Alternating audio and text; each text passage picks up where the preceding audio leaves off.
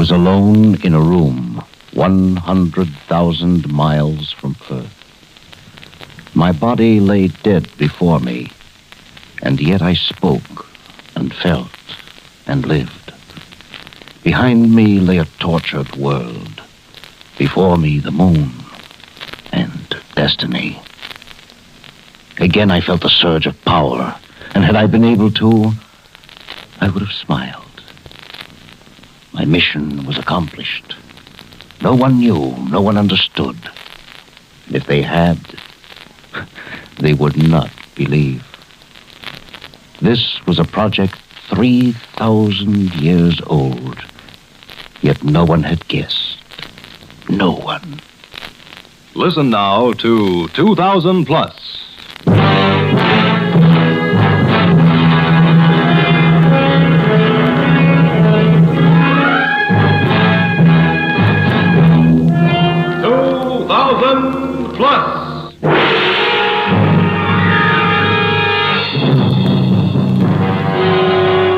Adventures into the world of tomorrow.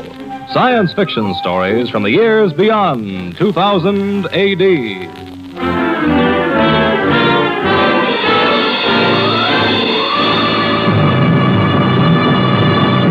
Today, a story entitled The Flying Saucers.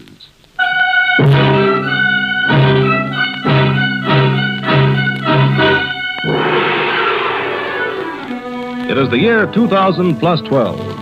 A blazing New Mexico sun shines down upon a great military installation, upon a vast, noisy field, and upon a silvery shape which seems to strain forward, ready to leap up into space. In an executive office, a man sits in his chair, his eyes on the great rocket. Behind him, a girl waits for him to speak. Better close that window, Eileen. The noise won't let a man think. Yes, sir. Ah, that's better. I'm ready, Dr. Bronson. Get this on tape as well as in shorthand.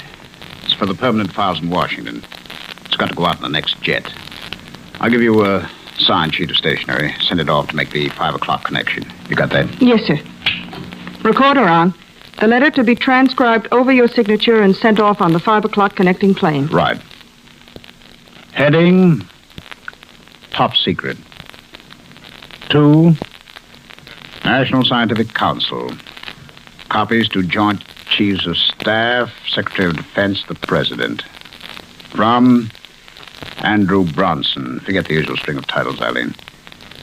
Chief Department of Extraterrestrial Research, White Sands, New Mexico.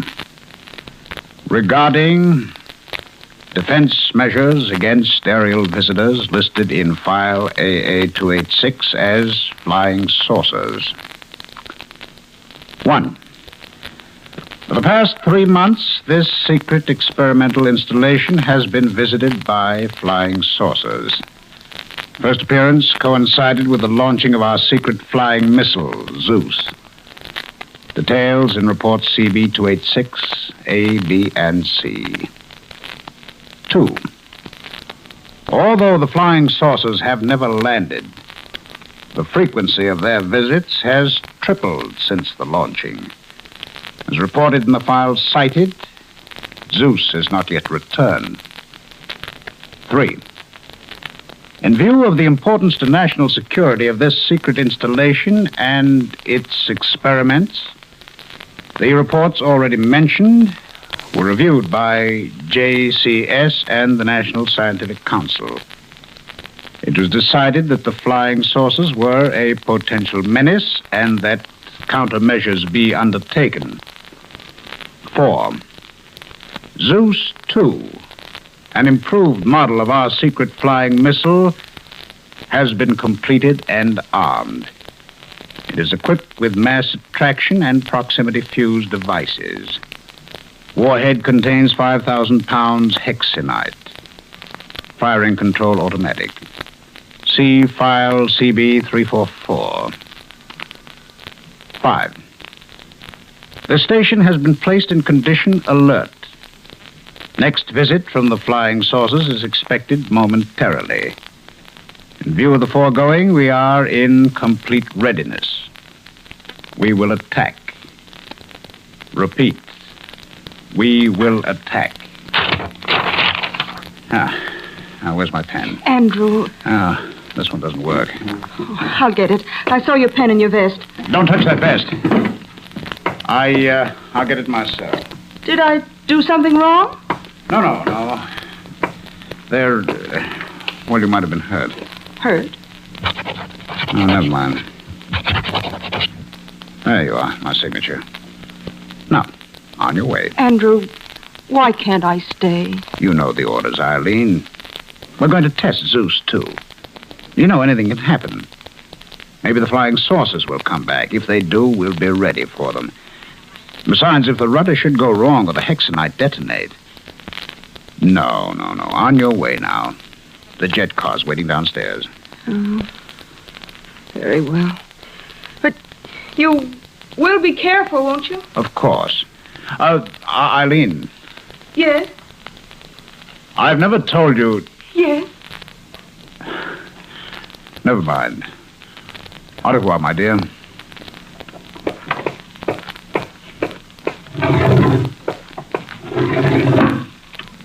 Au revoir, my darling.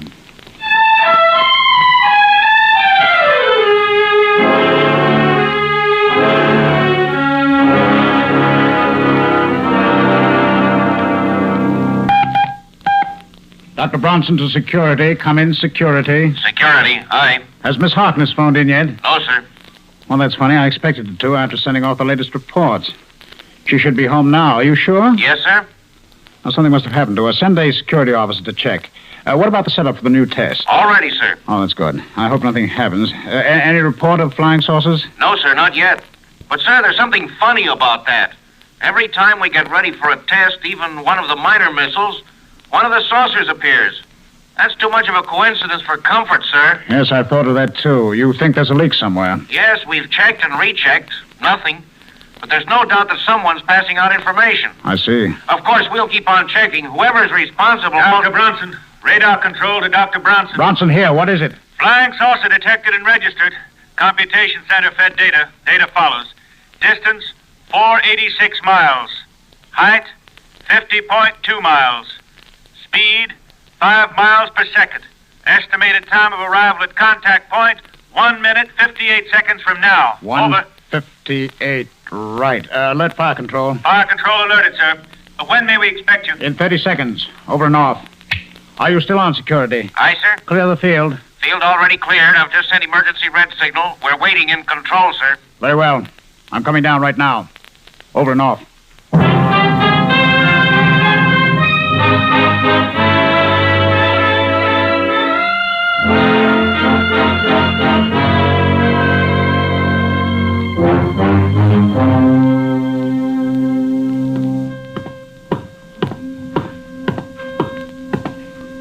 Let me have my headset and hand mic, Scotty. Yes, sir.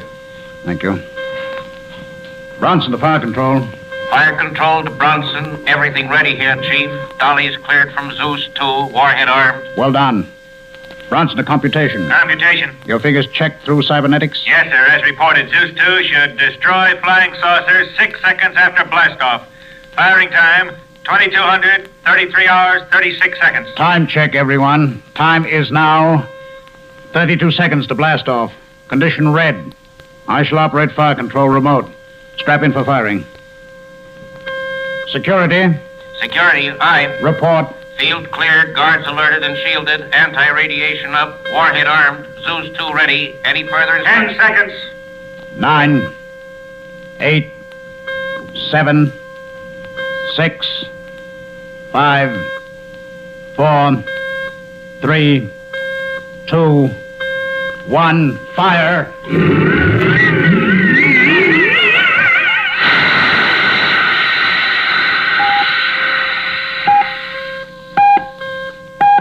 Get a bearing on that trajectory computation. Trajectory established and being fed EMAC. Trajectory correct, sir. Parabolic sound reflectors receiving.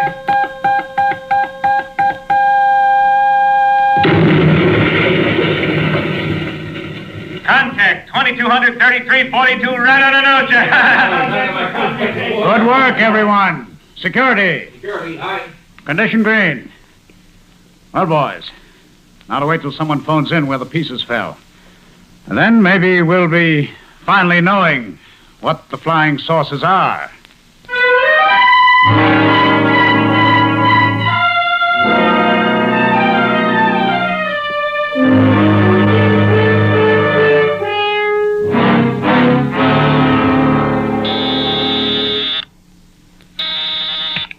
Yes, Scotty. Has security located Eileen Harkness? No, sir, not yet. Captain McDonald is here, sir. He has a man with him, says you should see him immediately. Well, all right, bring him in.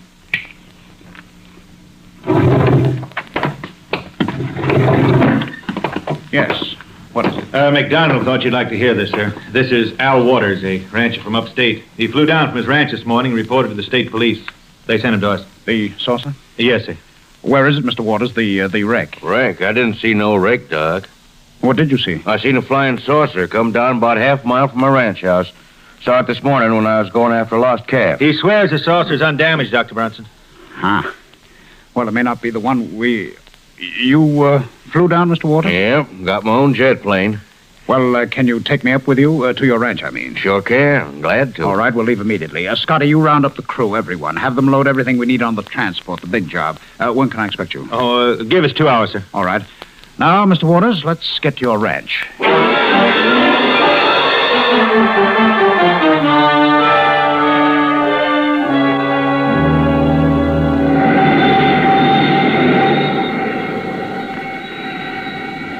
There's the flying saucer, Doc. Where? You see them 2 peaks?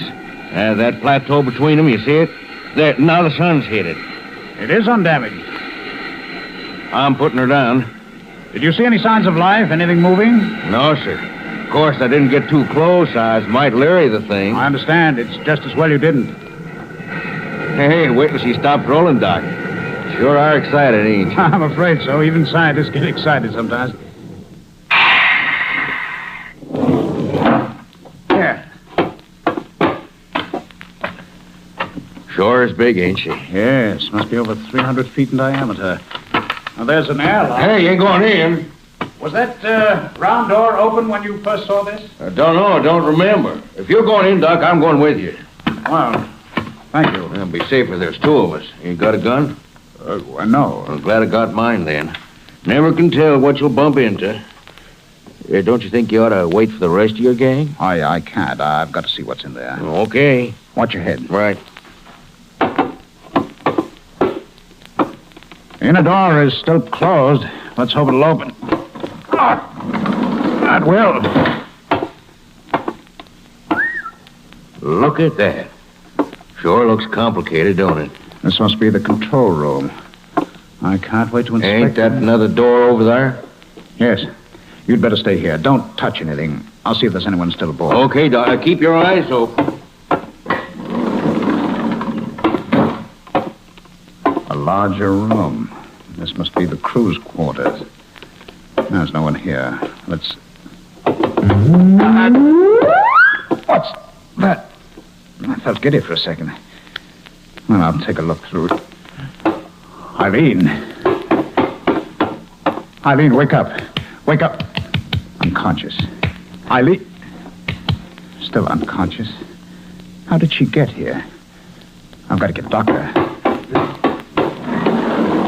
Waters. What are you doing at that control board? If you look through the porthole, Dr. Bronson, you'll notice that we're miles up and still accelerating. We would have been higher if I hadn't to take such care with my takeoff. Waters, are you crazy? Who are you? What are you taking me? Us? You were right when you guessed that this is not the saucer you destroyed. It isn't. You were wrong when you said there was no crew on board. There is. You see, I am the crew.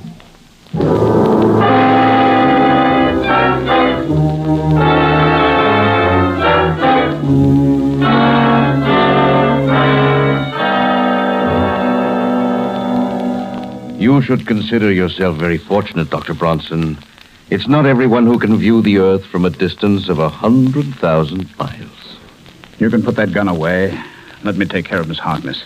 I've already assured you there's nothing wrong with her. Merely an advanced soporific. She'll recover quickly. Fact, here she is now. Andrew, Eileen, stay where you are. He has a gun. where are we? How did I get here? I think you'd better sit down, Miss Harkness. Who's he? I don't know. He calls himself Waters. Where are we? I looked out of a porthole. Don't be frightened, Eileen. We're on a flying saucer. A flying saucer? Yes. How did you get here? I don't know. I sent off the report, got into the car, and woke up here. One of my operatives. I shall now engage the automatic controls, and the ship will fly itself until we get to the moon. The moon? Yes, that is our first stop. You see, fast as this saucer is, it would take us centuries to get to our ultimate destination. So we must transfer to a matter converter at our base on the moon, and we shall be in core almost instantly. Core? What are you talking about? Perhaps a little explanation is due you. We core are the inhabitants of the solar system you know as Rigel. But that's 500 light years away. Exactly. Although the speed of what you Earthmen have been pleased to call our flying saucers is approximately that of light, even that speed would entail a round trip of 1,000 years. True, the core are almost immortal, but for efficiency's sake, we set up a matter converter to flash us, or rather, I should say, our operatives, through space, instantaneously. Our base is on the dark side of the moon. From there, we transship to the saucers. But why? Why are you so interested in Earth? Why haven't you let us know? Sent representatives to the World Council? One thing at a time, Dr. Brodson. I see you partake of your pulp writer's suspicions that we intend to take over the Earth. The truth is just the opposite. We want Earth left strictly alone for our research. How can we believe that? The truth is self-explanatory. We've been visiting the Earth for over 3,000 years. 3,000 years? Yes, Miss Harkness. But why? For what reason? A very simple reason. Our interests differ from yours. Without research, we become bored. To spend eternity in boredom, well, we are primarily psychologists, social psychologists, while you are engrossed in a mechanical civilization. Of course, we fostered that development. I still don't understand it. I didn't expect you to. However, in every society, there are certain problems, shall I say, which can only be solved experimentally. We have used you humans in our experiments. It's been extremely interesting. You mean you've been using us as guinea pigs, as experimental animals? You may put it that way if you wish.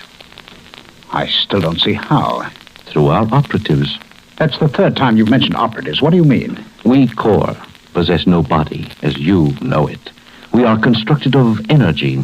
In order for us to visit Earth, it was necessary for us to construct human bodies and to inhabit them. We thereupon had an operative who could go to work on Earth. You couldn't have gotten away with it. Someone must have suspected you. Exactly. There were a few suspicions.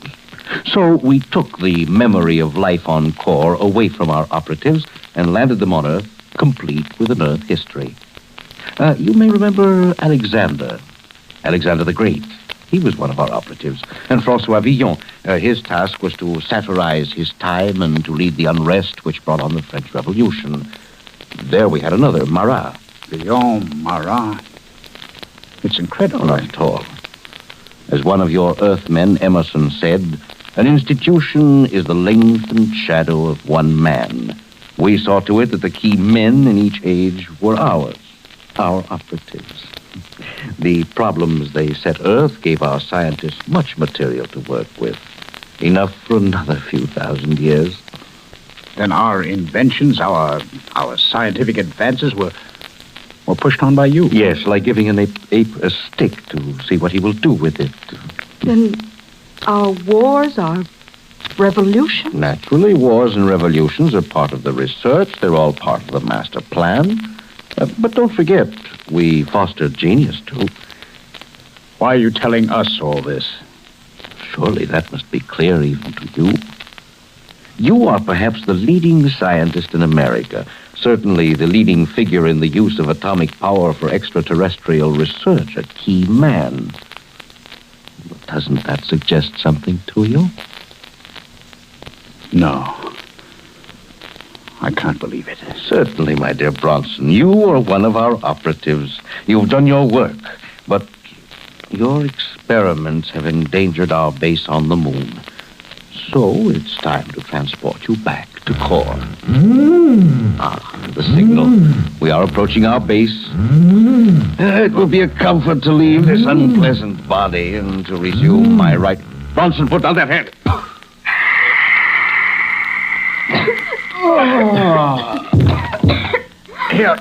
Here, put this handkerchief over your nose, Eileen. The gas will clear away in a moment.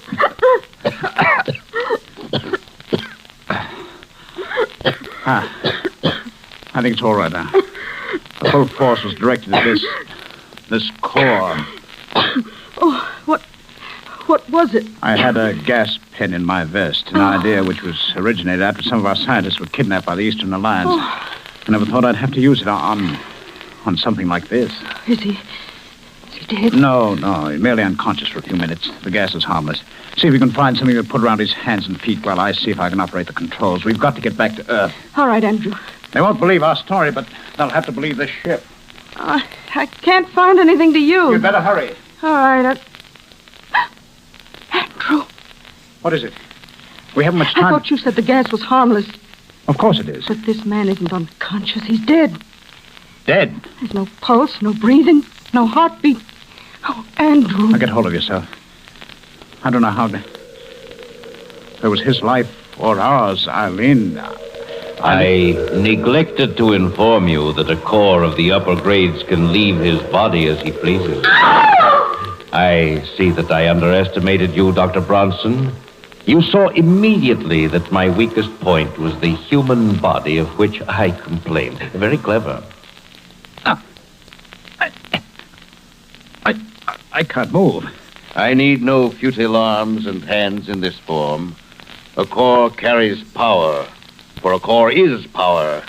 I take it you will rid us of our bodies, too. Precisely. Isn't there anything... If we promise to forget, you can make us forget. Unfortunately, the matter is out of my hands.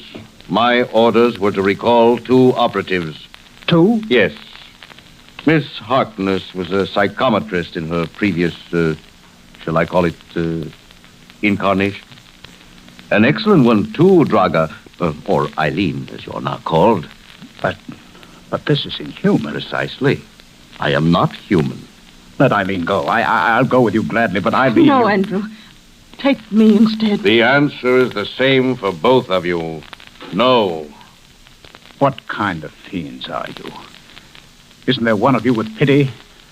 Just one who knows what we feel, who's felt the agony of the millions you've made your guinea pigs? You're speaking of sympathy? No. Yes, I stand corrected. There was one of Core who felt that strange emotion. Carter. An odd being, as I recall. And I suppose you killed him? No. A Core being energy cannot be destroyed. We captured Carter and exiled him to your planet. An enormous task. He was one of our greatest scientists. That makes it all the more strange, you see. He wished to stop our experiment. Well, we lost track of him, but no matter. The unfit must go. That is the paramount law of nature. Enough of these digressions. It is time... At least let me say goodbye. A little time must elapse before I can build up the energy to free you of your body. You may have the time. Besides, it is a new experience to me. Most interesting. Eileen, darling, it's too late now, but I want you to know I love you. I've loved you ever since you walked into my office 3 years ago. And I love you, Andrew. I always have. I always will. I'm very touching. Don't be afraid, my darling. This touching of lip to lip. Very interesting. Energy is undoubtedly transmitted. Very well, Dr. Bronson. It is time. No, take me first. Let him go.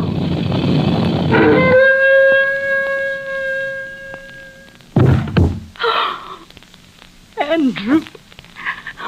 Your emotion is senseless. I'm merely returning the 2 of you to your true being. Oh, Andrew. My darling. My darling. So this is your odd emotion called love? This should make an interesting report. A minor report, it is true. But...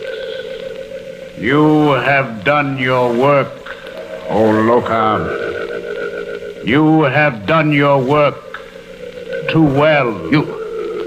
You are not the operative I was sent for? No. I am Carter, at last. But now, with 2 centuries of power I learned on Earth, there is no core who can withstand me now. Sympathy is the ability to feel what others feel. How do you feel now, Loka? I don't understand. Unscientific. No. Say mercy. Say it. Unscientific. Mercy. There shall be changes on Core. We must leave Earth alone to work out its destiny in its own way. Now, go to the converter and await me there. Draga. My Eileen. Andrew, Don't be afraid. The transition is painless. There is so much for us to do on Core, so much to teach them. Andrew, I can't. I'm so frightened. Don't be. Your power will soon be with me. For you too are Core. What those fools didn't know was that emotion, too, is power. With your love and mine, we can right the wrongs Core has done to Earth. There is eternity for both of us to spend together. Eileen, Draga, come. I'm ready. My darling. Now. And forever.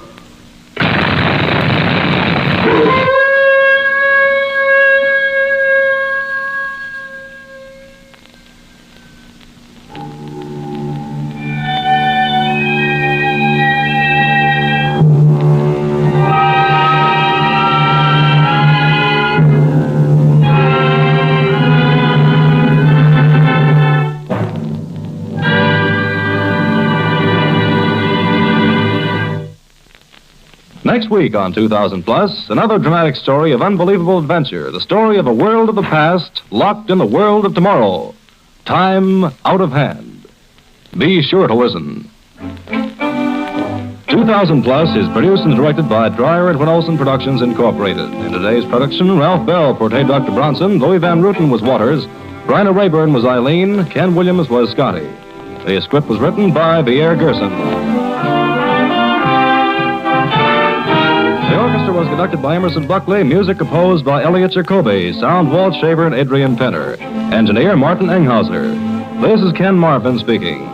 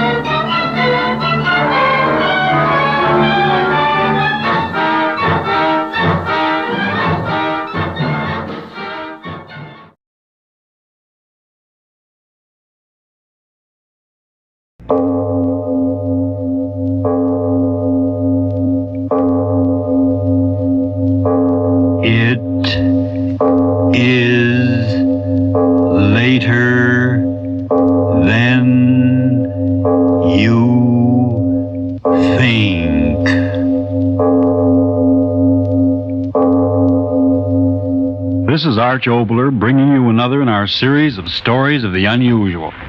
And once again we caution you, these lights-out stories are definitely not for the timid soul. So we tell you calmly and very sincerely, if you frighten easily, turn off your radio now. And now, If you haven't already done so, turn off your lights now and listen to Revolt of the Worms.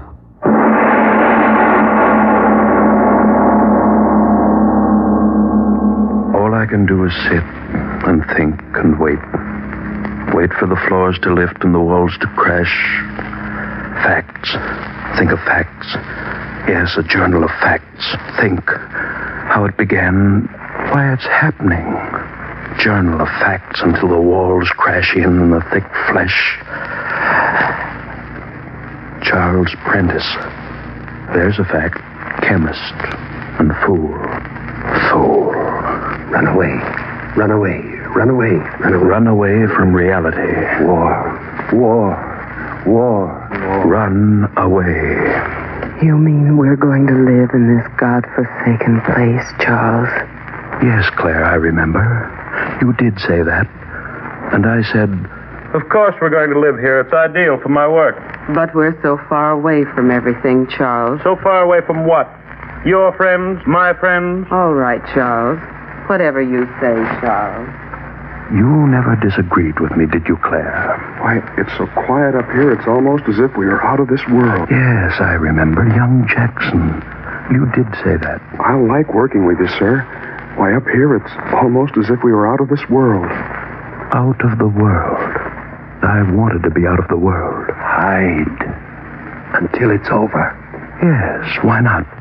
Why not? What are you going all the way up there for, Prentice? To do my work, of course. But who cares about propagating new varieties of roses at a time like this? The times have nothing to do with it. I'll do what I please. I'll do what I please.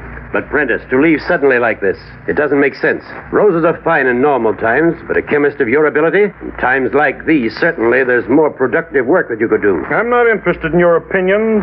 I'll do what I please. You hear me? Do what I please. Do what I please. Yes, sir. Everything's ready, sir. Greenhouse. All ready for you, sir. 1 week ago, Wednesday. Does the wind always blow up here, Charles? Eh? I said the wind. Does it always blow like that? Why? Frightening. Mighty less frightening than the things that are happening back in the city? I suppose so. I know so. Where's that boy? Jackson. Yes, sir. The phosphates, are they ready yet?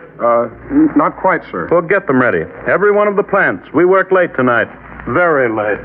Work late and hard. That was the answer to everything. Chemist of your ability.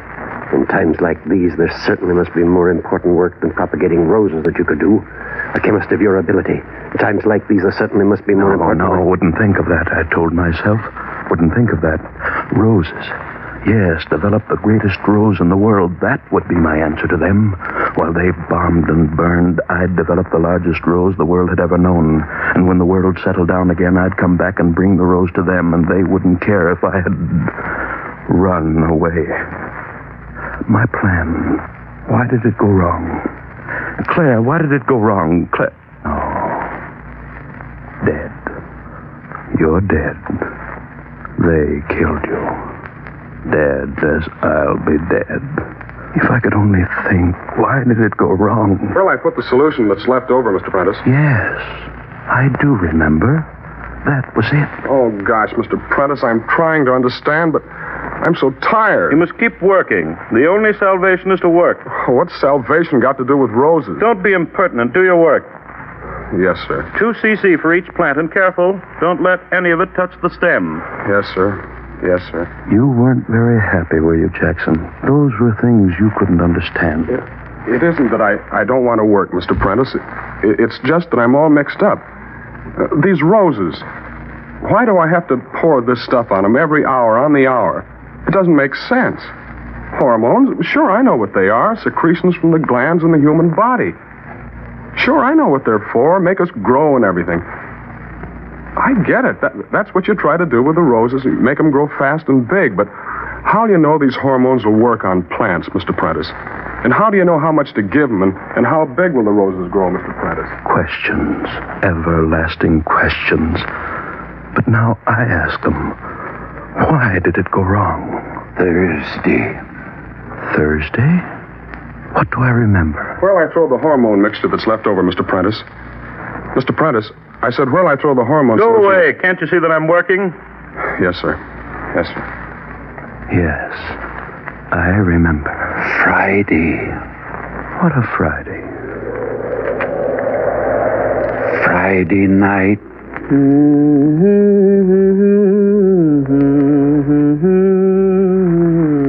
Claire?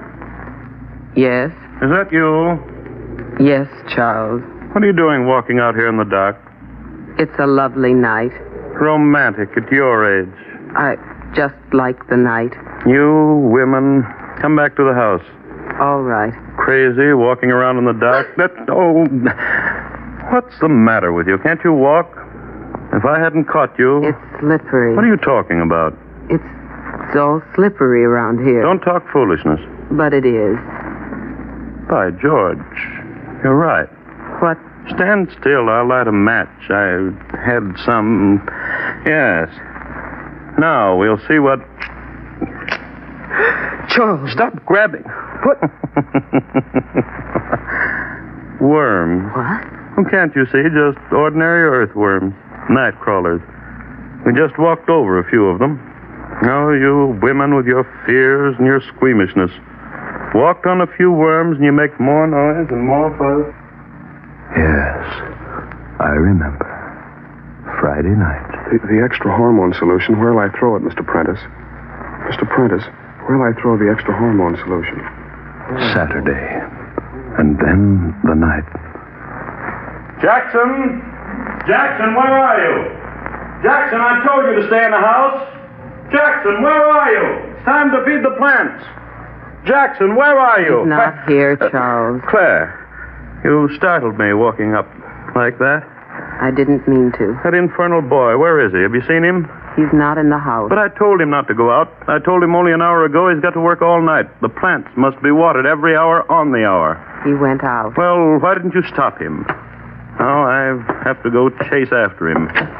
Jackson! Jackson, are you out there? Come in. Charles, what? What did you think it was? Thunder. It's starting to rain. Shut the door. Shut the door, I say. But the boy... If he hasn't the sense to come in out of the rain, it's just too bad. I've got enough to do with worrying about my roses without worrying about him. And don't you go out after him. He'll come back. He'll come back.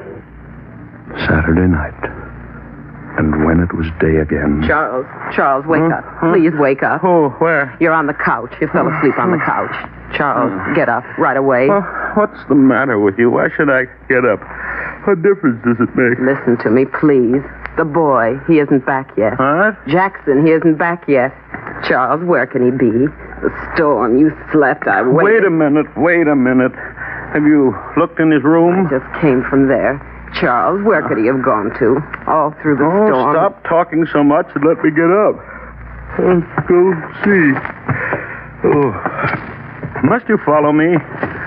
Why didn't you wake me up? Why did you let me sleep? I must have fallen asleep, too. I opened my eyes. It was day. Oh, Charles. Oh, stop Charlesing me. Crazy young fool, so he spent the night outside. So what's the difference? Teach him a lesson. Well, no wonder he isn't back yet. Fog like this, it's as bad as night. Charles, All right. What am I supposed to do? Go wandering through fog like a bloodhound, like a fool? Don't worry, he'll be back. He'll be back. But you never did come back, did you, Jackson? When the sun came out and that everlasting wind came up and lifted the fog. Charles, come here. Where are you? Back of the house, Charles. Come quickly. Oh, what is it? What do you want now? The boy isn't around. I've looked everywhere. Now, Charles, what's happened back here? What? Look at the ground. Well, who plowed this ground up? Plowed? Yes, certainly plowed. Can't you see? Some crazy, drunken fool plowed up the ground. But during the night? Charles, how could that be? You believe what you see, don't you? It's that boy. What? Yes, that Jackson went crazy, found a plow, tore up the ground, and ran away. Went out of his mind, that's it. The boy's gone crazy, tearing up the ground. Gone crazy. Gone crazy.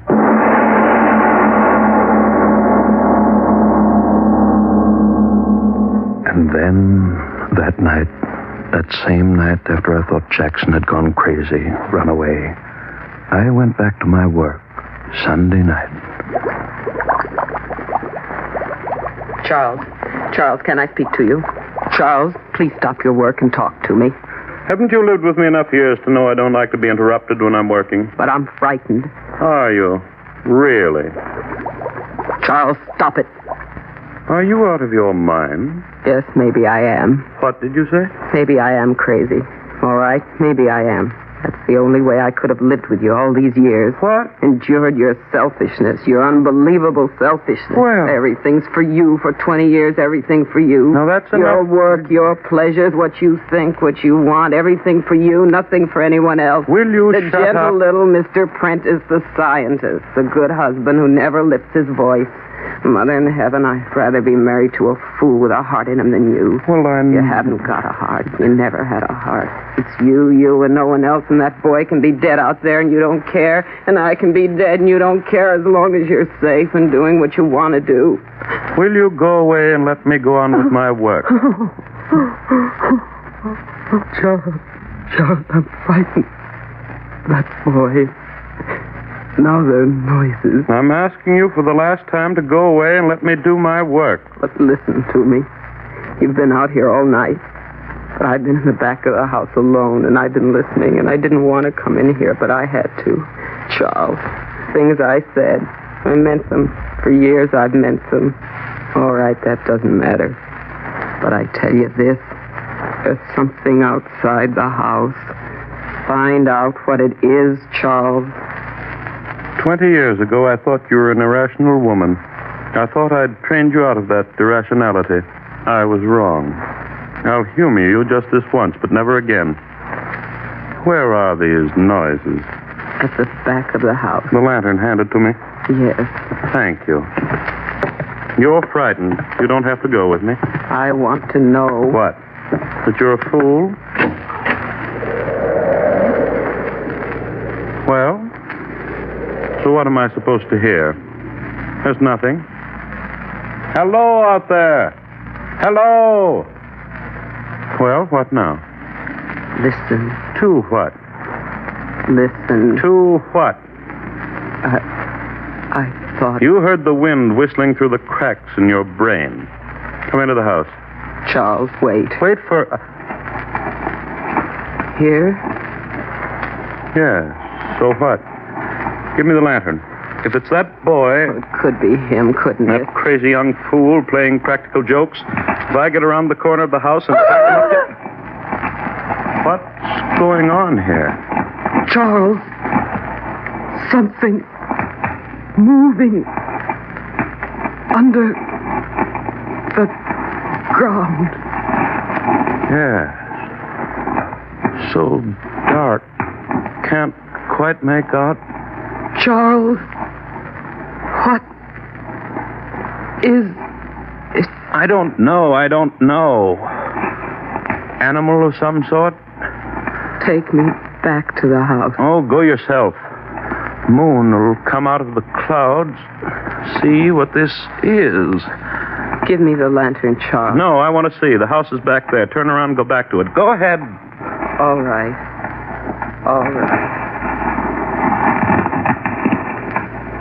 Yes. It is something burrowing. Infernal moon come out, I'd see there. Coming out. Now I'll see what... Holes in the ground all over. What are they? Bomb craters? But that isn't possible. No. Animal burrows. But what animal could make a hole 4 feet across? What animal? Claire! Where are you? Claire! So dark, I can't see you. Claire! Where are you? Claire! Claire! Where are you? Claire! Yes, Claire. Claire! I ran through the night looking for you. The echo of my voice is still in my ears. Looking for you, and the moon was under the clouds, and I couldn't see, and I couldn't find you. And then I did. You had fallen into one of those craters, into one of those holes in the ground. I couldn't see you, but I could hear you. But which one of the holes? They were all over, ground pockmarked with them. I ran around in the dark. I could hear you, but couldn't find you. And then the moon, it was out again. Oh, blast the moon. Why did it come out? If it hadn't come out, I wouldn't have seen. And my head... Stop it, Claire. Stop it. I can still hear you. I can still see you. Your body down in that hole. As I ran toward you, suddenly I saw that something else was coming toward you. Something that glistened, wet in the moonlight. Something long and slimy. A great twisting snake. Yet not a snake. Not a snake. And the fear in me made me fall to the ground, and I saw, as I lay there, I saw. The thing moved toward the hole in the ground as if you weren't there. As if it were blind and couldn't see. Like a great blind worm. It was a worm. A worm 10, 20, no, 30 feet long, crawling in fright to its home in the ground. And it moved toward you, Claire. Covered you. Crushed you. You're dead, Claire. You've been dead for 2 days. Why should I tear out of my memory all the horror of how you died? Of how young Jackson must have died? Where'll I throw the extra hormone solution, Mr. Prentice? Where'll I throw the extra hormone solution, Mr. Prentice? Yes. That's very funny, isn't it, Jackson? I ran away and I was going to bring back to the world the greatest rose. But I brought back the greatest worms. The hormones you threw away soaked into the ground, and into them, hundreds of little worms burrowing under the ground, soaking into their flesh, into their life process, miraculously increasing the growth of them, until overnight they grew and grew without limit into those terrible horrors. And they are still growing. I can hear them. For the last 2 days, squirming around the house and over it, great monstrous pieces of slimy flesh, squirming and writhing. Hundreds of them, thousands of them, burrowing under the ground and at night coming out of the ground.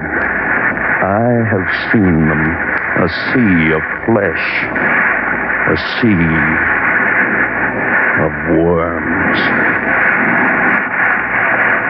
Yes, I hear you out there, you worms. You were under the ground, and now there's no room underground for you, so you've come out of the ground. The world was yours first, so now you're going to take it back again.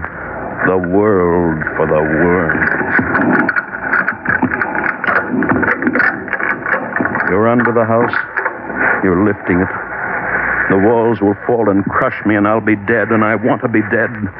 Yes, now I know why this is happening to me. I thought I could run away from the world and what is happening in the world. You hear that, you worms out there? I thought I could run away.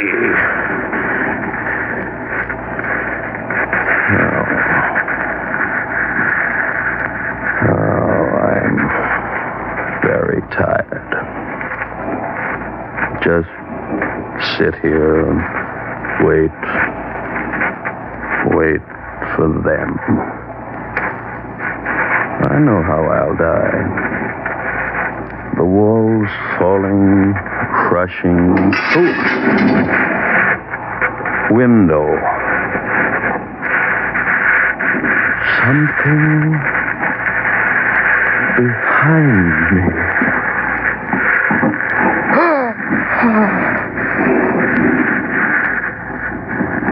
A worm. At the window. Head looking in. He's crawling in. And another following. And another.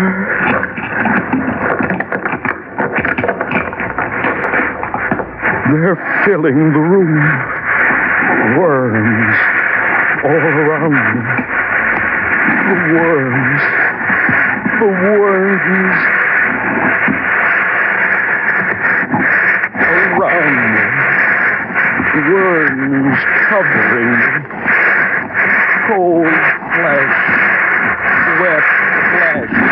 The worms. The worms. Covering me. The worms.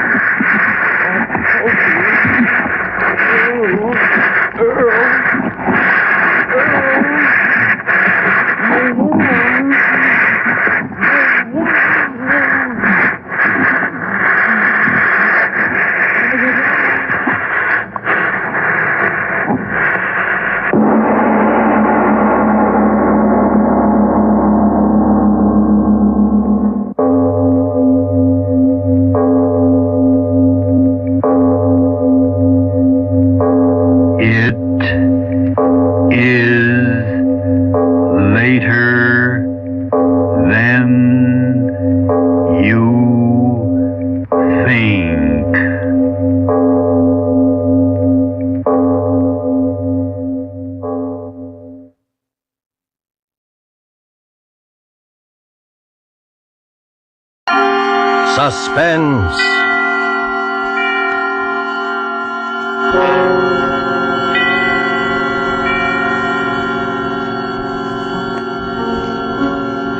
This is the Man in Black, here to introduce Columbia's program, Suspense. In Hollywood this evening, our two distinguished stars are the lovely actress Margot and the polished young actor from Holland, Mr. Philip Dorn. A story by John Dixon Carr dealing with strange, very strange happenings aboard an ocean liner, and called Cabin B-13, is tonight's tale of suspense. If you have been with us before, you will know that suspense is compounded of mystery and suspicion and dangerous adventure. In this series are tales calculated to intrigue you, to stir your nerves, to offer you a precarious situation, and then withhold the solution until the last possible moment. And so with Cabin B-13, and with the performances of Margot as Anne Brewster and Philip Dorn as Dr. Karl Heinrich, we again hope to keep you in suspense.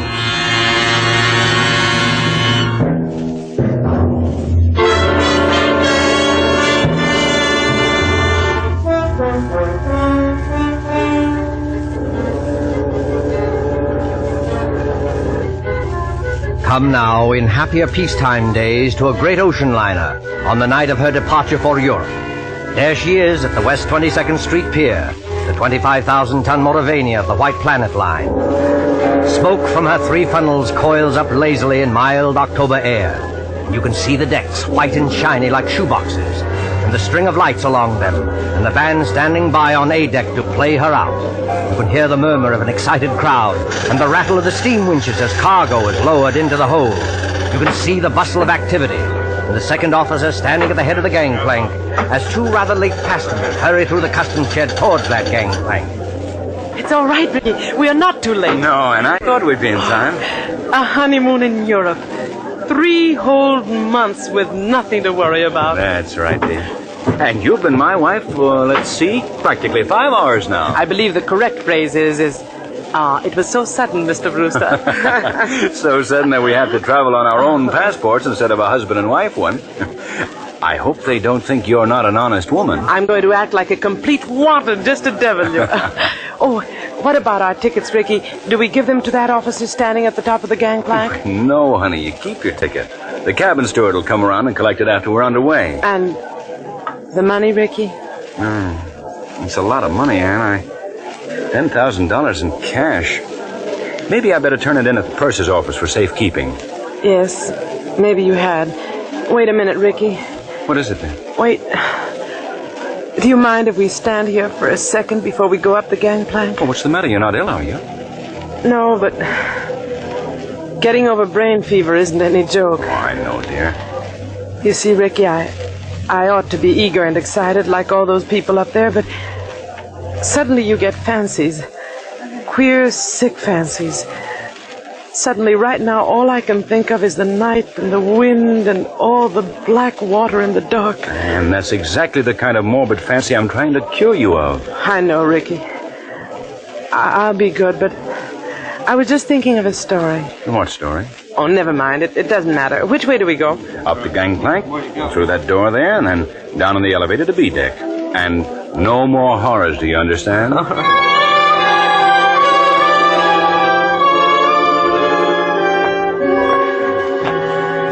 Here we are, Anne. B deck and cabin number... Good Lord. B13. B13. You're not superstitious, are you? Why, no, dear. Not about things like that. Open the door.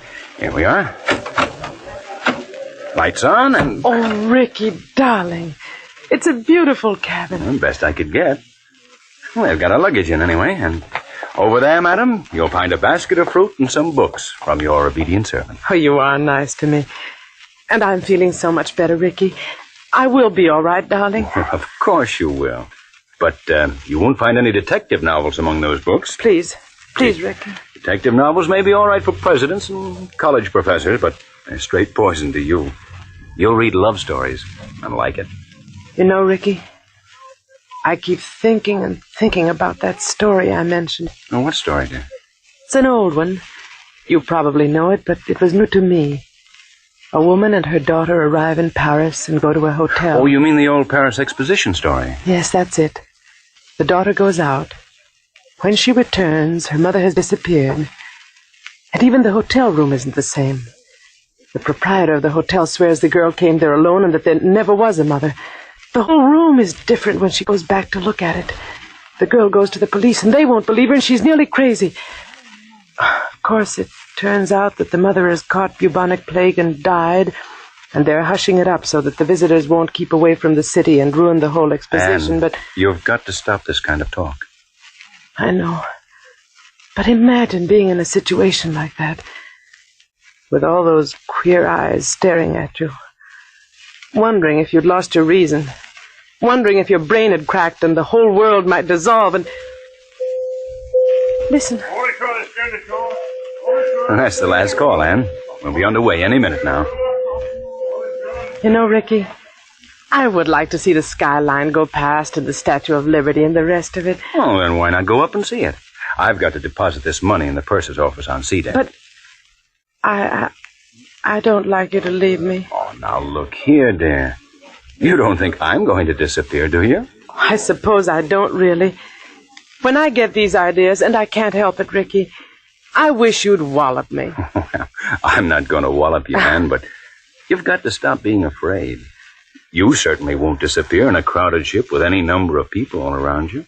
As for me, I defy Houdini himself to make me vanish. Don't talk like that. I'm not going to vanish, and neither is this cabin, dear. Now, run along. I'll join you on deck as soon as I can. All right, Ricky. I'll be good. In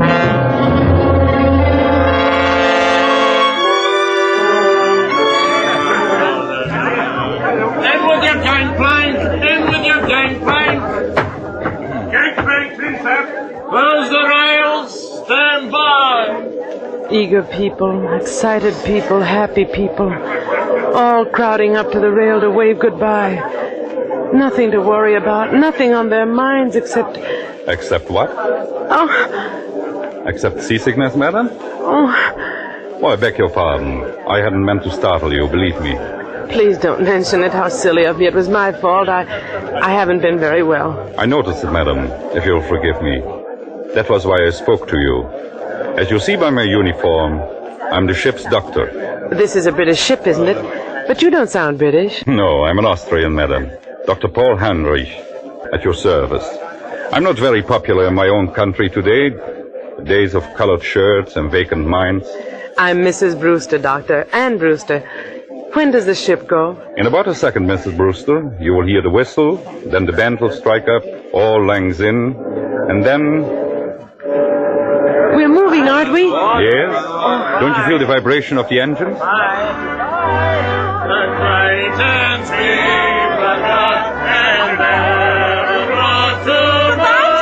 Take care of yourself, Come on, dear. I'll see you at Christmas. The key to the car is in the living room table drawer. If you go out with any blondes, Tommy, I'll kill you when I get back. Goodbye, Living room, Susie. Yes, dear, of course I'll behave myself in Paris. Say, what time does the bar open aboard this time,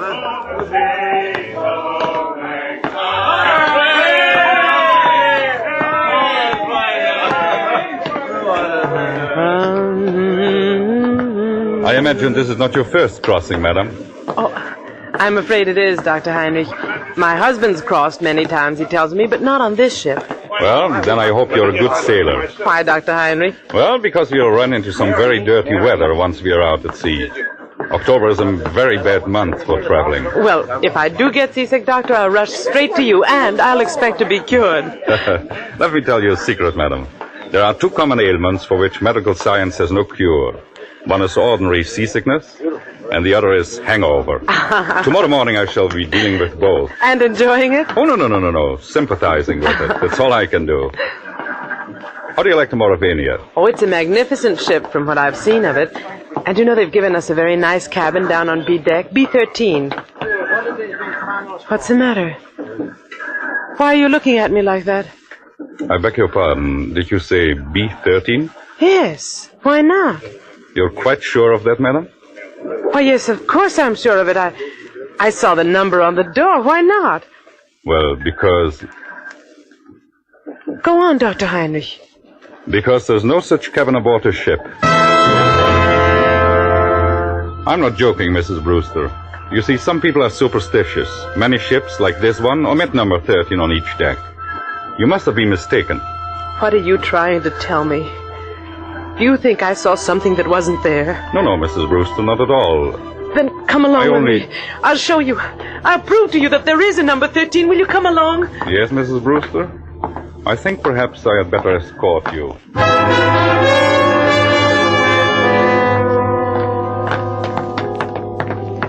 Stewardess! Yes, miss. Yes, ma'am. Come in straight away. Tell me, stewardess, this is B deck, isn't it? B deck, ma'am? Oh, yes, ma'am. No doubt about that. Dr. Heinrich and I have been all over this part of the ship looking for cabin number 13, but we don't... I've been trying to convince this lady stewardess that there's no such cabin number 13 on this ship. Why, there sure to heaven isn't, ma'am. And never has been. I've served aboard the Mauravania a matter of 8 years, and I ought to know. But I tell you, I saw it. I was in there. It was a big cabin with a private bathroom attached. The walls were paneled in light oak, and the furniture was rosewood and yellow satin, and the portholes were like real windows. No, that's not much good, ma'am. No, I'm afraid not. Most of the cabins hereabouts look like that. May I ask you, what name was the cabin booked in? Brewster, naturally.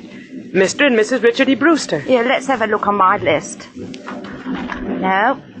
No, there's no Brewster here, ma'am. I tell you, I was in there. They even delivered the luggage. I saw it. Excuse me, ma'am, but I had a look-see in all the cabins I'm in charge of, just to see if the passengers wanted anything. And I don't remember any luggage with a Brewster label on it. Wait a minute. There may be a partial explanation of this. You see, that's better, Mrs. Brewster. I was hoping you might find one. Ricky, that's my husband. Ricky and I have only been married a very short time, and when my maid printed the baggage label, she must have made them out in my maiden name. I never noticed at the time. Oh, what name might that be, ma'am? Thornton. Anne-Marie Thornton. Oh, Lord, miss. Now, why couldn't you have said that before? I remember it well. 2 silk cases and a little trunk. They're in B16 now. Where's B16? Right behind you, miss. You're standing practically in front of the door. Oh, thank goodness for you. Oh, yes, but, what about my husband's luggage? There's no gentleman's luggage in that cabin, miss. Your husband's or any other gentleman's, if you know what I mean. I won't stand for this. Where's Ricky? What have you done with Ricky? Please, Mrs. Brewster. There's one easy way to settle this. Settle it? How? Just look down the corridor. You notice the man coming towards us? The man with the 2 gold stripes around the sleeve? Well? That's Mr. Marshall, our second officer. Did you ever see him before? Yes. Yes, of course I have. He was standing at the top of the gangplank when Rick and I got aboard. Exactly. So he might be able to tell us something. Oh. Mr. Marshall? Mr. Marshall? Yes, Doctor, what's up? Would you mind coming here for a moment? Well, not at all, old boy. Always glad to oblige a chap who may have to cut me up at any moment. What may I do for you? Take a good look at this young lady. And tell me, have you seen her before? Seen her before? My dear chap, if I had overlooked, the young lady will pardon me, I know, a passenger as charming as this lady is, I would be less of the gentleman than I fancy myself. You saw her coming aboard tonight? Oh, yes, certainly. And, of course, you saw the gentleman who was with her. The gentleman who was with her? Yes. But there was nobody with her, old boy. You're quite certain of that, Mr. Marshall? My dear doctor, she was the last of them to come aboard. I'll take my Bible oath there was no other passenger with her, or ahead of her, or behind her if it comes to that. You're lying to me. Please, Mrs. Brewster, lower your voice. I know what it is. It's the old Paris trick, like in the story. But you won't get away with it, do you hear? Now, look here, madam. I'll go to the purser, I'll go to the captain. Oh, dear Father in heaven, won't anybody believe me?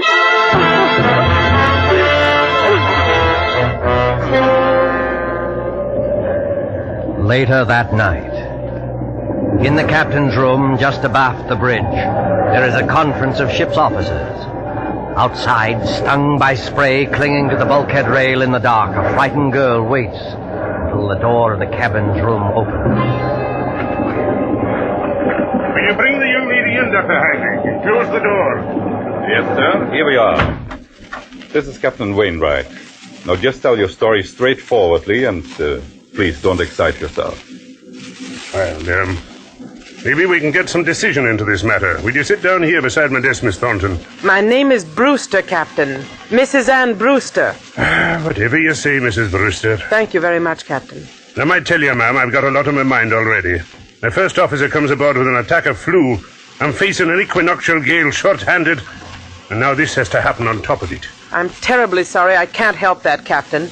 But I want to know what they've done with Ricky. Just one moment, please, while I get this straight. By this time, I understand you yourself have personally interviewed practically every single passenger aboard this ship. Is that true? Yes, it's true. But your alleged husband is not here. Is that true? Yes, that's true, In the meantime, the purser has sent a squad of men to search this ship. They've searched every inch of it. You can take my word for that. There's nobody hidden. Your husband's not here. According to Mr. Marshall, who's standing over there... I see him. According to Mr. Marshall, he never was here. Oh, hang it all, Miss Thornton. You needn't glare at me like that. We couldn't see the chap. He wasn't there, now could we? Be quiet, Mr. Marshall. Yes, I'm sorry. No, I'm not unreasonable, Mrs. Brewster. I think you'll admit that. But what can I do? What can I say? Can you offer any proof, even, that this husband of yours ever existed? Proof? Yes, of course I can. Excuse me for interrupting, but would you mind, Captain, if we ask a question or two? No, Doctor, go ahead. I tell you, I'm going daft myself. If you were married, Mrs. Brewster, you must be carrying a joint husband and wife passport. Where is that? Well, there wasn't time to get one. We each carried our own passport. Oh, I see. But still, there must be someone back in America who can confirm what you say if we got in touch by radio telephone. Your parents, for instance. I haven't got any parents. They're dead. What about relatives, then, or a guardian? My guardian is a trust company. The administrators don't even know I'm married. But somebody must have performed the ceremony of marriage. The parson, the justice of peace. Yes, of course. But... Oh, I can't remember the name of the town. You don't remember the name of the town? Hold tight to your chair, Mrs. Brewster. The ship is going to pitch again. How's the glass looking, Mr. Marshall? Barometer's rising, sir. This weather won't hold long. We shall be into fog before morning, though. We're in a fog now, if you ask me. This lady says she... I'm terribly sorry, but I'm trying to think of it. It was a little town in upstate New York where they can marry you at a moment's notice. Ricky kept the certificate. I was confused. I haven't been well. No, you haven't. You see, Ricky had been away, and he came back, and I was in love with him, and he sort of swept me off my feet, and... Oh, what's the use? Not much use, apparently. If you'll take my advice, ma'am, you'll go below to your cabin and get some sleep. I'll send the doctor down to mix you a sedative. You think I'm crazy, don't you? I I think you're a little overwrought, ma'am. What I can't understand is why. Why should you want to do this? It can't be the bubonic plague this time. Bubonic plague, ma'am? Who said anything about the bubonic plague? Never mind. But I'll show you. You're all against me, except maybe the doctor. But I'll show you. I'll prove it to you. I am going downstairs, and I don't want anybody to follow me. Good night. Good night, all of you. Well, I'm glad that's over. Look here, Mr. Marshall. Huh? You think it's quite safe to trust her out there alone? Well, I don't know, sir. She's mad as a hatter, if you ask me. You think she might do something foolish? Well, I think she might chuck herself overboard if we're not careful. What's your opinion, Doctor? I can give you my opinion, gentlemen, in a very few words. That girl is as sane as you are. What's that? Wait and hear what I have to say. I shared your own belief at first, but I've been talking to her all evening. I've heard the whole story, and there's not a psychopathic trait in her nature. She firmly believes in this husband. Yes, Doctor. A lot of people firmly believe they're Napoleon, but they get tossed into loony bins, that's the same. This matter is not a joke, Mr. Marshall. I tell you, this man exists. Or did exist. What do you mean, Doctor? I suppose he has been murdered. Perhaps he has been murdered and thrown overboard. Murdered? Thrown overboard? If you remember, Richard Brewster was carrying a very large sum of money in cash. His wife's wedding gifts. Practically all her inheritance. He meant to go to the purser's office. But he never got there. That money might have been a great temptation. To whom? To a stewardess, perhaps, or even to a ship's officer. Just exactly what are you getting at? Well, numbers on doors can be changed easily enough. Just print a small card and put it on the metal slot on the door. I still want to know what you're driving at. If you use your intelligence, gentlemen, I think you will understand how a man can be made to vanish into thin air.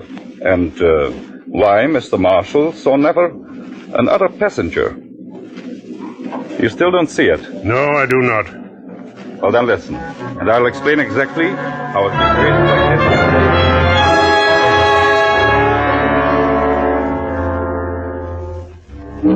4 o'clock in the morning. 4 o'clock, the hour of suicides and bad dreams. The gale has subsided, the sea is calm. The SS Mauravania creeps blindly at barely 8 knots through a thick and strangling fog. The whole ship is dark and sealed up in sleep. There's no sound in all that mournful dimness, except when the foghorn cries out a warning overhead. Even cabin B-16 is dark. And Brewster, still fully dressed, lies restlessly across one of the berths, her head almost touching the intercabin telephone. What was... Oh, I thought I heard... Telephone. Yes? Hello? It's me, Anne. Take it easy now. Ricky! Ricky, where are you? Quiet. Keep your voice down. Where are you, Ricky? What happened to you? Are you hurt? No, I'm not hurt, but he nearly got me. Who nearly got you? Listen, dear. I can't explain over the phone, and I don't dare go down there. Can you meet me up on deck? Yes, of course. Where? Do you know the boat deck? Boat deck? Which one is that? The top deck, where all the lifeboats are slung. Oh, yes, I know it. Well, go to the starboard side. Yes?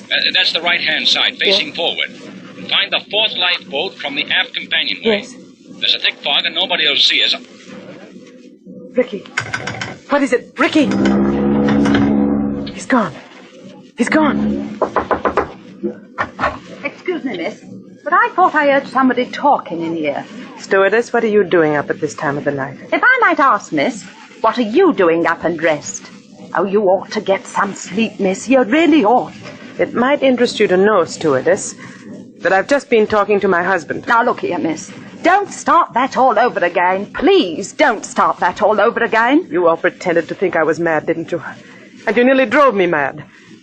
Ricky's beaten the whole crowd of you, and I'm going out on deck to meet him now. Out on deck, miss? That's what I said. Where's my coat?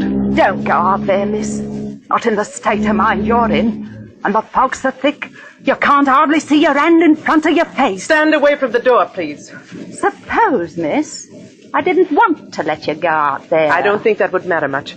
You've probably heard that mad people have 10 times ordinary strength, and I'm stronger than you anyway. Miss, I'm a begging you. Stand away from that door.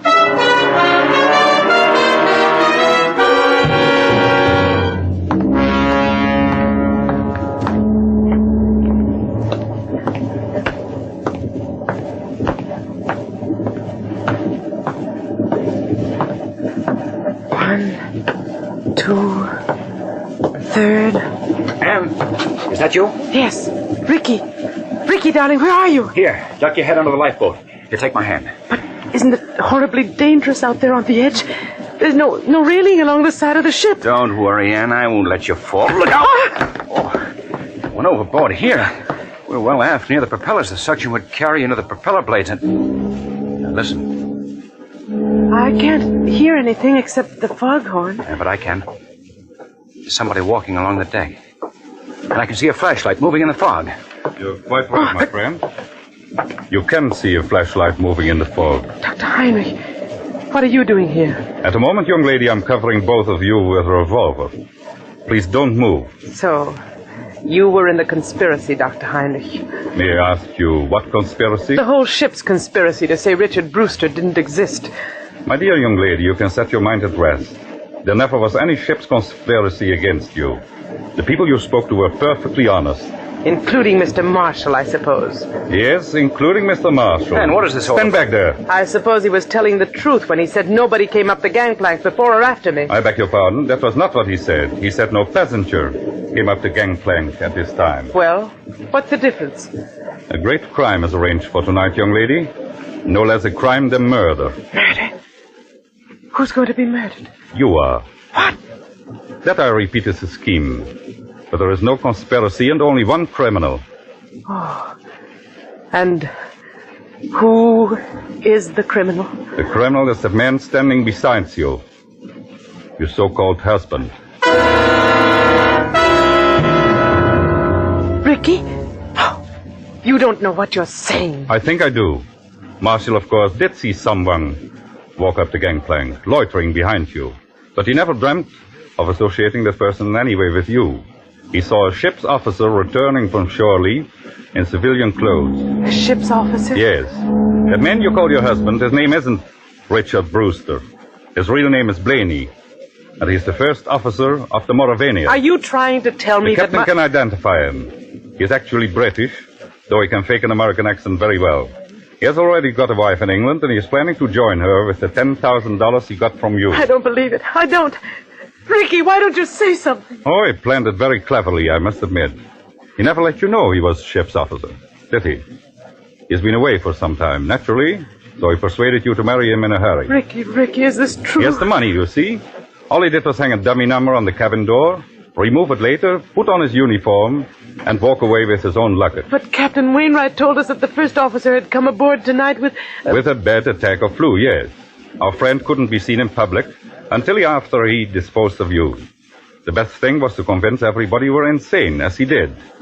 Then, when you went overboard tonight... They would all believe it was suicide. Exactly. But I began to suspect this Brewster, because you quoted him as telling such an obvious lie. He said he had never traveled in the Mauravania, yet he could direct you all over the ship, and even knew where the purser's office was. So I went to his cabin, found it empty, searched, and found your $10,000. Look out, Dr. Heinrich! Put it down, you fool! Put it down! Oh! He's overboard! You've shot him! You shot him! Your shot, my dear, never touched him. Never touched him? No. The weight of the iron carried him over backwards when he lifted it. It was the weight he was going to use to sink your body. Ricky! The propellers! The ship's propellers! Yes, they suck you under. Oh, Doctor. Doctor, I can't stand this. It won't be easy, my dear. It won't be easy, I know, but believe me, this way is better.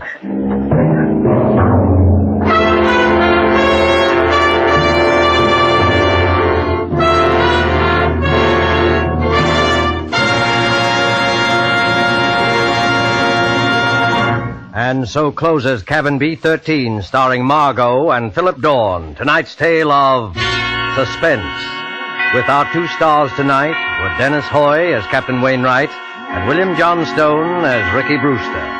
This is the Man in Black who conveys to you Columbia's invitation to spend this half hour in suspense with us again next week, same time, when our star will be one of the screen year's most sensational newcomers, Mr. Gene Kelly. Mr. Kelly will be supported by Hans Conried and William Johnstone.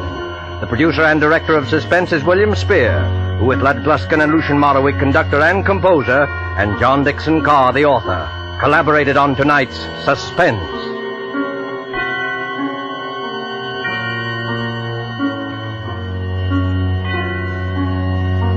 This is CBS, the Columbia Broadcasting System.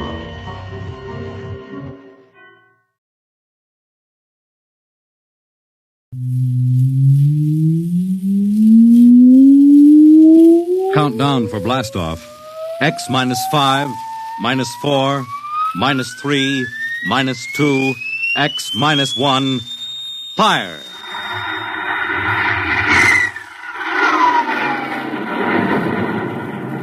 From the far horizons of the unknown come transcribed tales of new dimensions in time and space. These are stories of the future, adventures in which you'll live in 1,000,000 could-be years on 1,000 would-be worlds. The National Broadcasting Company presents X minus 1.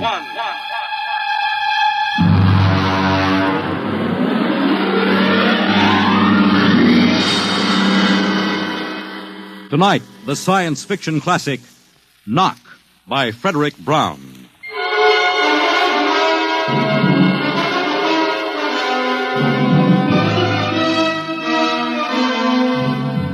Tonight we have a strange story to tell.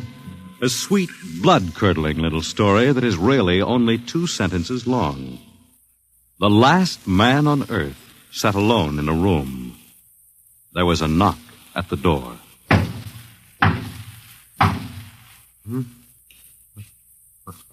What's that?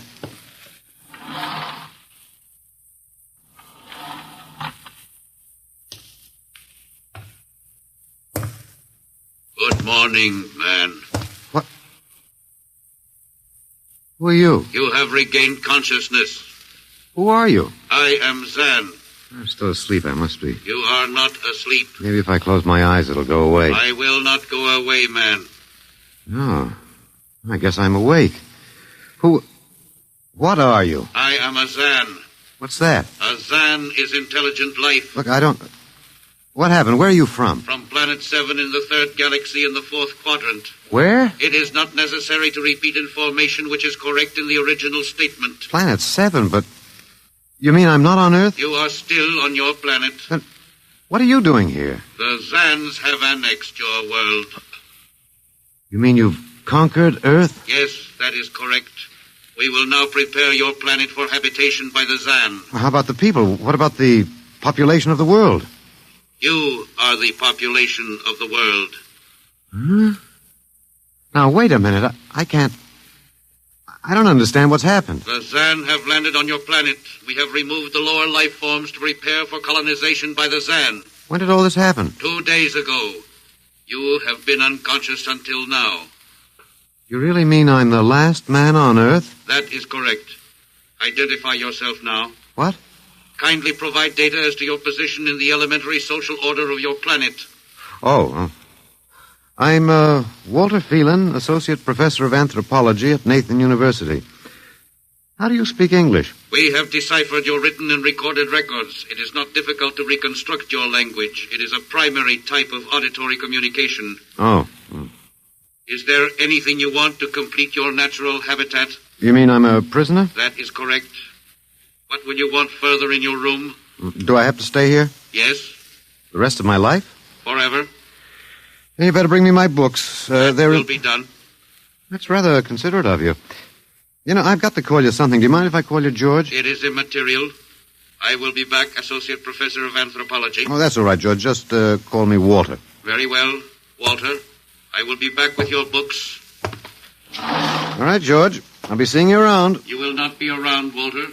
You will be here.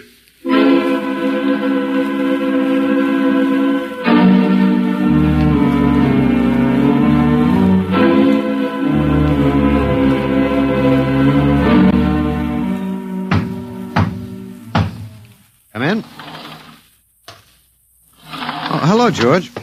Hello, Walter. Wait a minute. You're not George. You're different somehow. It makes no difference.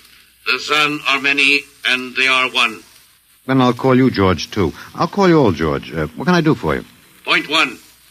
You will please henceforth sit with your chair facing the other way. Uh-huh. I thought so, George. That plain wall is different from the other side, isn't it? That is correct. It is transparent. Yeah, that's what I thought. I'm in a zoo, right? That is correct. How many other animals do you have in the zoo, George? 216. Not complete, George. Even a Bush League zoo could beat that. Did you just pick at random? Yes. All species would have been too many. Male and female, each of 108 kinds. Male and female, huh? Of all the animals? There is a female of your species among the collection. Anyone I know? Well, never mind. It doesn't matter anyway. Well, what do you feed us all, eh? For carnivorous species, we make synthetics. The flora was not hurt by the vibrations which destroyed animal life. Oh, nice for the flora. Well, George, you started out with point 1. I deduce there is a point 2 kicking around somewhere. What is it? Something we do not understand. Oh?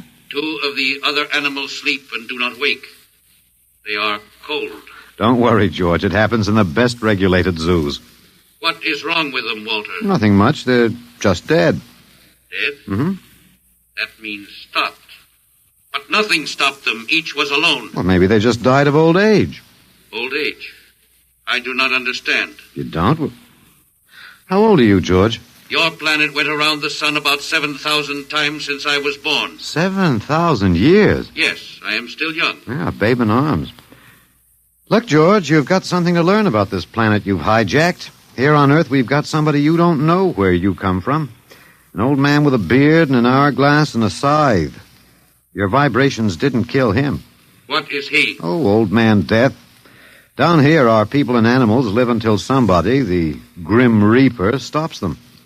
He will stop more? He gets us all, George. With your lifespan, it won't seem like a minute and we'll all be gone. Looks like you made a mistake, George. And I don't think there's much you can do about it. That is not correct. The Zan is a logical being. We will take action.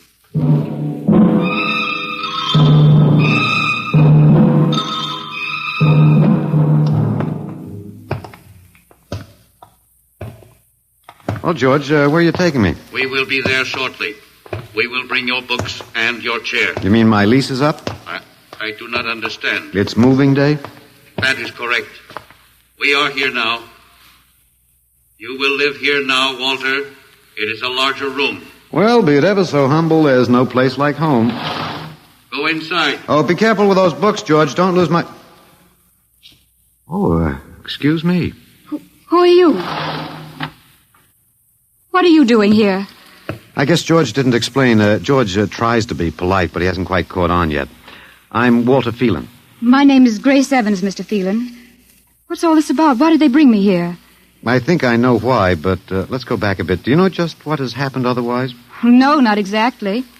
Well, I've been talking to George. George? Well, that's what I call them, all of them. There's no way to tell them apart anyway. There aren't many of them here yet. They come from outside the solar system, sort of an advanced scouting party. I saw their spaceship. It's as big as a mountain. Yeah, they're moving in on us. They cleaned off the Earth with some kind of vibration. It destroys all sorts of animal life. I don't know whether they did it all at once or if they had to circle the Earth a few times, but they killed everybody. No. I was afraid The cheerful note is that you and I and 200-odd other animals were picked up beforehand as specimens for the zoo. You do know this is a zoo, don't you? I suspected it. But I don't remember anything about being captured. I just woke up here. Well, my hunch is they used the vibrations just low enough to knock us all out. And then they cruised around, picking up samples at random. When they were all set, they turned the juice on full blast. How terrible. Yeah, well, they solved a lot of problems for us. Housing shortage, wars, even the atomic bomb. I don't suppose the human race, you and I, have to worry about anything now. It's awful. Only they made a mistake. They underestimated us. I don't understand. They thought we were immortal. That we were what? Immortal, like they are. Oh, they can be killed, but the Zans don't know what natural death is. They didn't know anyway until they lost 2 of us yesterday. You mean there are more than 2 of us? Oh, not more of our species, no. These were merely fellow animals, a rabbit and a canary. And by the Zans' way of figuring time, the rest of us are only good for a few minutes apiece. It's a joke on them. They figured they had permanent specimens here in the zoo. Well, didn't they even know we'd all die eventually? I don't think so. George, that is the second Zan I saw, told me he was 7,000 years old, and he's young by their standards. When they learned how quickly we die, they were practically shocked to the core, if they have cores. How can you talk that way about it? Academic detachment. I learned it at faculty teas. At any rate, they've decided to reorganize their zoo. 2 by 2. What, are they going to keep us locked up together in this one little room? Yeah, I'm afraid so. There's plenty of furniture, though, and George promised to bring me my chair. We've got to do something. Why? Well, I don't know. It just seems to me we owe it to the human race to do something. Oh, well, perhaps you have a suggestion? There must be some way. They can be killed, you said. Oh, yes, I've been studying them. They look horribly different, but I think they have about the same metabolic and digestive system as we. I think that anything that would kill one of us would kill one of them. But you said 7,000 years. Yeah, I think I figured it out. Now, George cut his, I suppose you'd call it his hand, when he brought in my books. Started to bleed, red blood.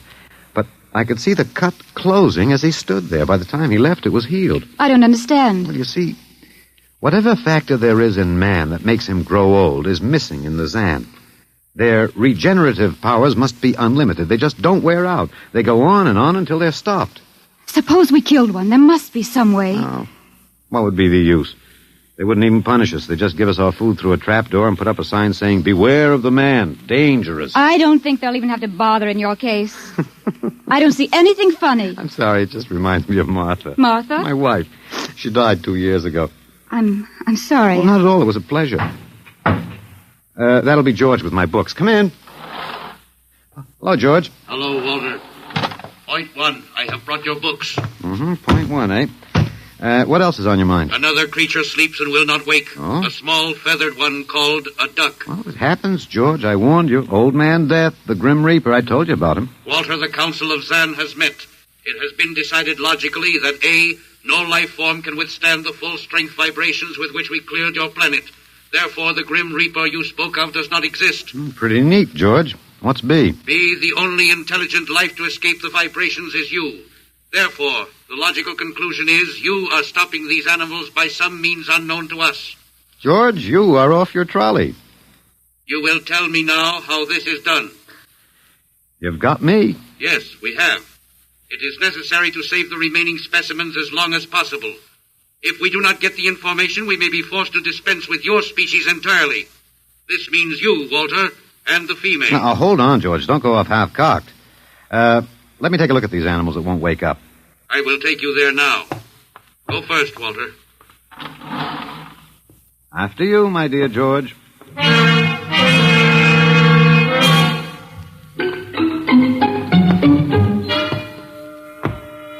This is the weasel. Now, you should have got him in the winter, George. The fur's worth more then. It's ermine. This is the reptile cage. Here are the ducks. That is the male. The female has been stopped. Yeah, lucky girl. What's the matter, fellow? Lonely? Walter, you will tell me how you stopped the female duck. Well, you got me, George. I didn't do it. Maybe she died of the Dutch elm blight. Walter, you are not being logical. We have concluded you are stopping these animals. Tell us now how it is done. I've told you, George. I haven't the foggiest notion. Very well. We will have to take further action. Oh, what are you going to do, George? We will go back now to your room.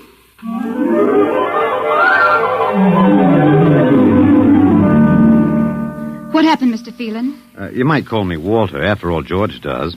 And we have more in common. Please, what happened? Oh, just a duck, a dead duck. George thinks I killed her by remote control. He wants me to tell him how. Did you? Look, I'm just an ordinary anthropologist. There's no telling what those animals died of. Just natural causes. But George can't see it that way. He thinks I'm holding out on him. Good. What? At least we can get back at them some way.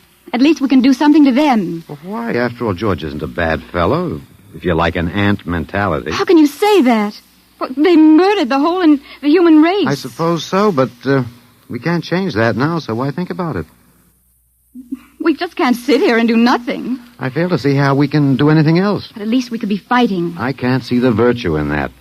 I was more or less content with my books, and we've got George to talk to. Of all the men in the world they had to pick, don't you want to fight back? Don't you want to keep on fighting to the end? It hadn't occurred to me. But we've got to, Walter. Why?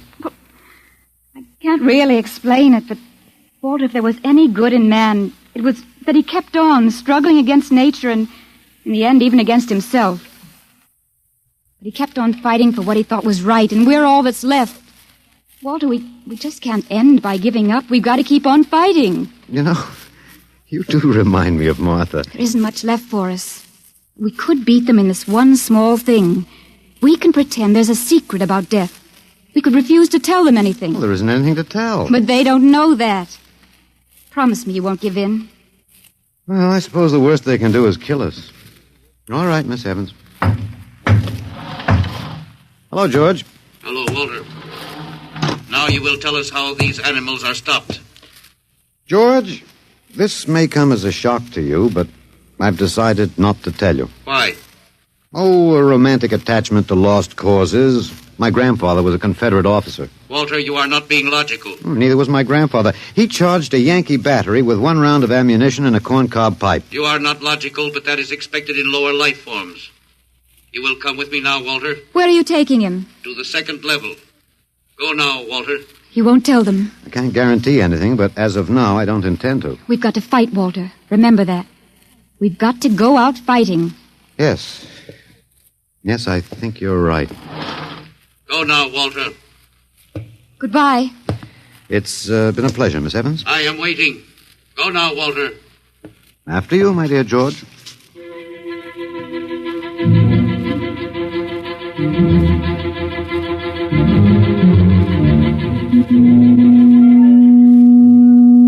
You will tell us now, Walter? That was the 1st level of vibration. There are many more.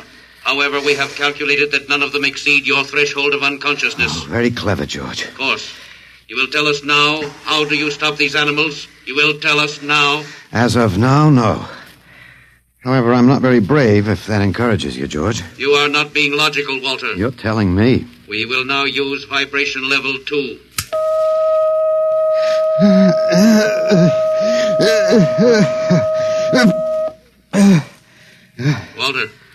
Walter, you are still conscious.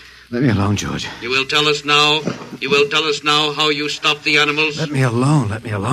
We have had vibration levels 1 and 2. There are still 15 more before your threshold of unconsciousness. No. Let me alone. Walter, listen to me. Another creature sleeps and will not wake. We must know now. It's tough. You better start vibrating again, George.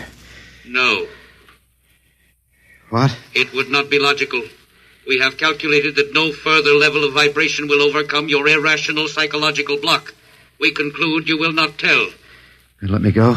That is correct. That's real nice of you, George. I appreciate it. We have calculated that the resistance of the female of your species will be lower. We will now place her under the vibrations.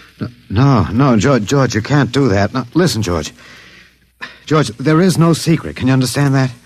There is no secret. Those animals died from natural causes. I'm telling you the truth. That is not a logical answer. We will get the woman. I've told you the truth. Can't you understand? We must know now. The female animal cage next to the duck has been stopped.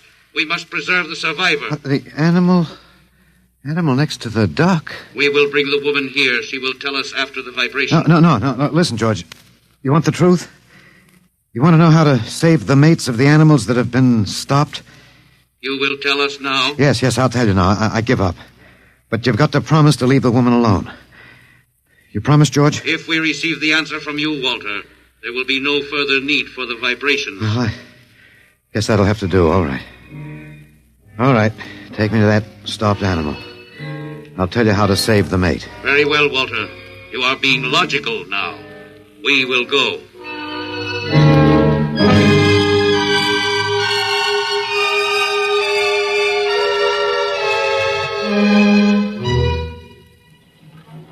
Walter, are you all right?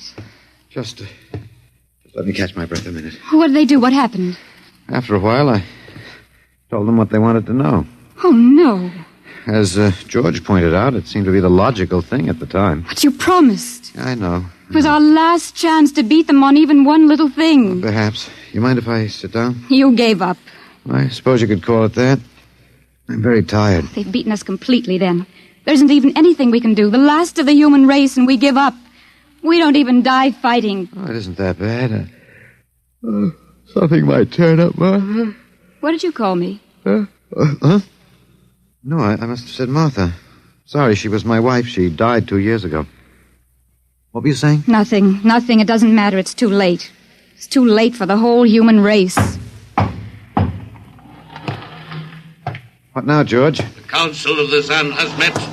No? Something wrong, George? A Zan has been stopped. What? Zan is dead? That is correct. Well, you didn't believe me, George. But you can die. You can really die. You'll have to get used to that if you're going to stay here. The Council has decided. A, you have in some way stopped this Zan. B, you and the woman must be eliminated. Walter. No, you've got it wrong, George. The Council has decided. This time you will have the full vibration. This time? Walter, what did they do to you? Oh, they have a rather effective 3rd degree. They tortured you, Walter? Yes. And I thought... Oh, Walter, it was all my fault. I wouldn't even have tried without you. I suppose we have a last chance now to end with some dignity. I think you're a very brave man, Walter. No, not very. There isn't much else to do. Do we go now, George? Now, Walter. Wait. What's that? I have been told another Zan has died. Now, will you believe me? The Council of the Zan meets now. 2 gone already, and you were with me, George. You know I didn't kill this one. What stopped him then? I told you, it's Old Man Death. You came to the wrong planet, George. Your immortality doesn't go down here. He can stop you, but you can't stop him. And you'll all die if you stick around. What now? The Council has decided. This is a place of death. We will leave your planet. Leave? You mean you're giving up? It is not safe for the Zan. Oh, Walter, they're leaving. They're really going. Come on then, George. And don't hurry back. It would not be logical to do so. We are leaving the Earth now. Goodbye, Walter. Goodbye, George.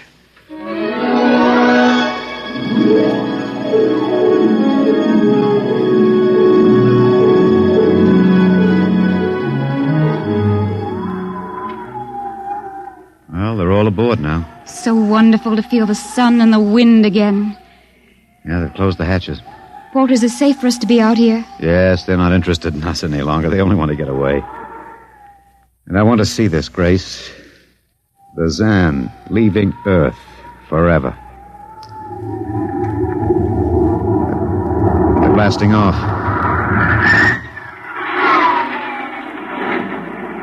There they go.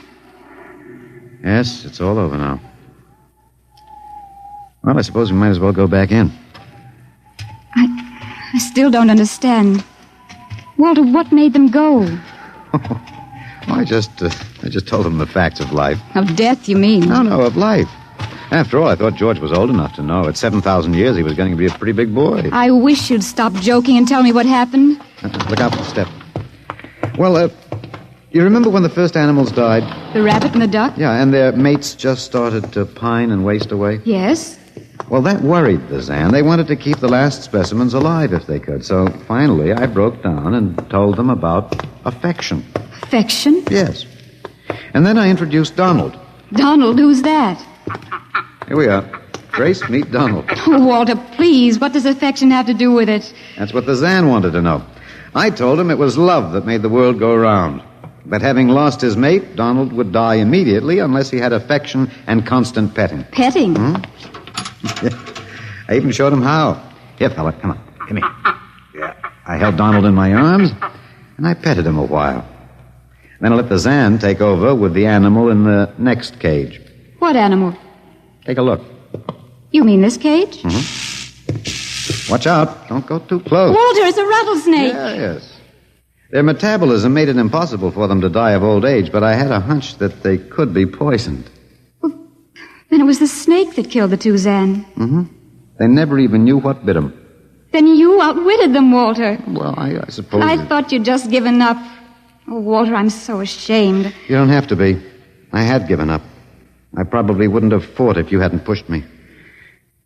Well, we've got a world to plan. A new world, Grace. I know. We'll have to decide which animals to let out of the zoo and which ones it'd be safer to keep in. But first, there's a bigger problem. What's that? The human race. Oh. We've got to make a decision about that. Pretty important one. Yes, but... It's been a nice race, even if nobody won it.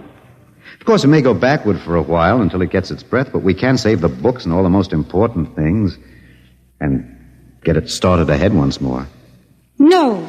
It's the Garden of Eden all over again. But, Eve, you'll have to watch out for that snake. Now, don't be ridiculous, Walter. You know, funny, you even blush like Martha. Only, you're stronger than she was. Prettier, too. I wish you'd forget about Martha. I think I will, my dear. If you'll give me time. Now, Walter Phelan, you listen to me. If you think for 1 minute that I thought it would never happen to me again. But it is love that makes the world go round. So, Grace, if you could only... No. I wouldn't marry you if you were the last man on earth. But that's exactly what I am. I don't care. I don't even want to talk about it. I'm going out. All right, my dear, but think it over. And please come back.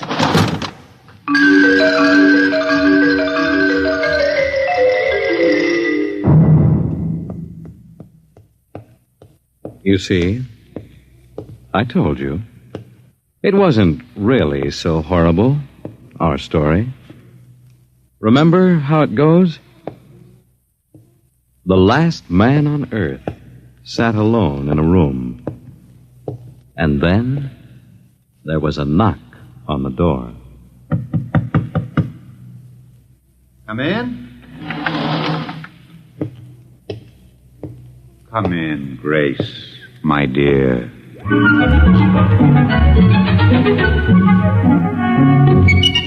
You see, it wasn't horrible at all.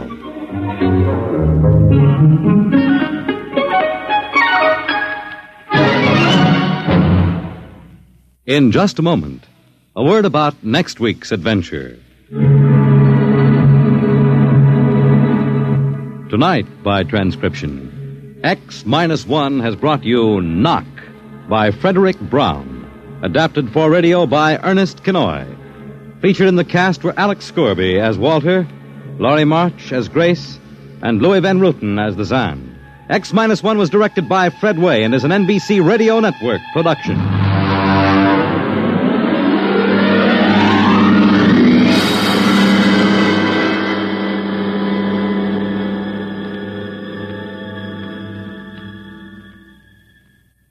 And now, next week.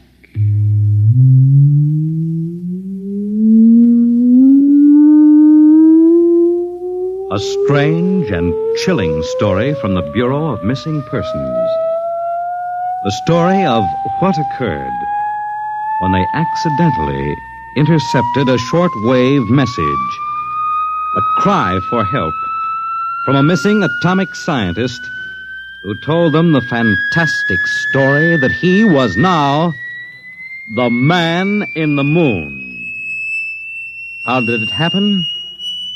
You'll hear next week at X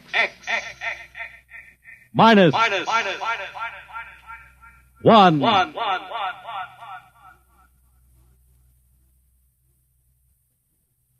Join the Abbotts on another baffling mystery tonight over most NBC radio stations.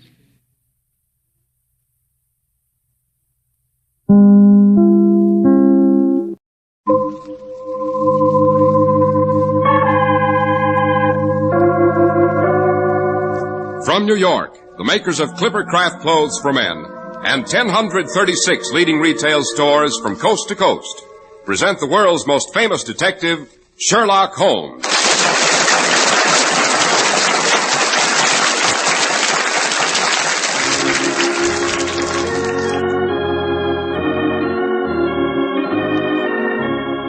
Our stories are based upon the character of Sherlock Holmes, created by Sir Arthur Conan Doyle. Sherlock Holmes is played by John Stanley, Dr. Watson by Alfred Shirley, and the dramatizations are by Edith Meiser.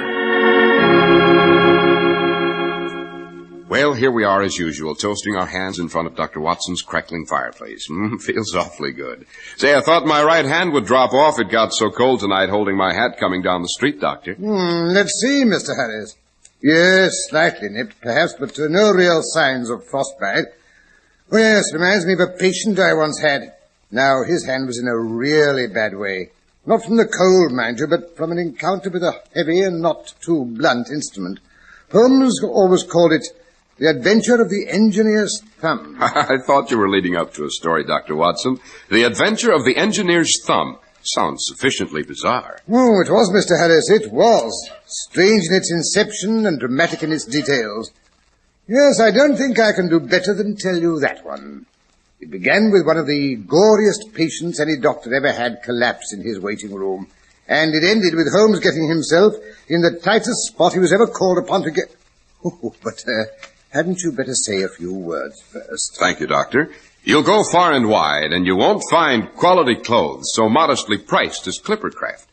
Because even in the face of rising markets, Clippercraft has kept its prices down. This has been possible for just one reason, a big reason. The famous Clippercraft Plan. The Clippercraft Plan concentrates the buying power of 1,036 of the nation's finest stores from coast to coast, providing year-round economies in manufacturing and distribution. Cost of production is cut way down, and you are the gainer.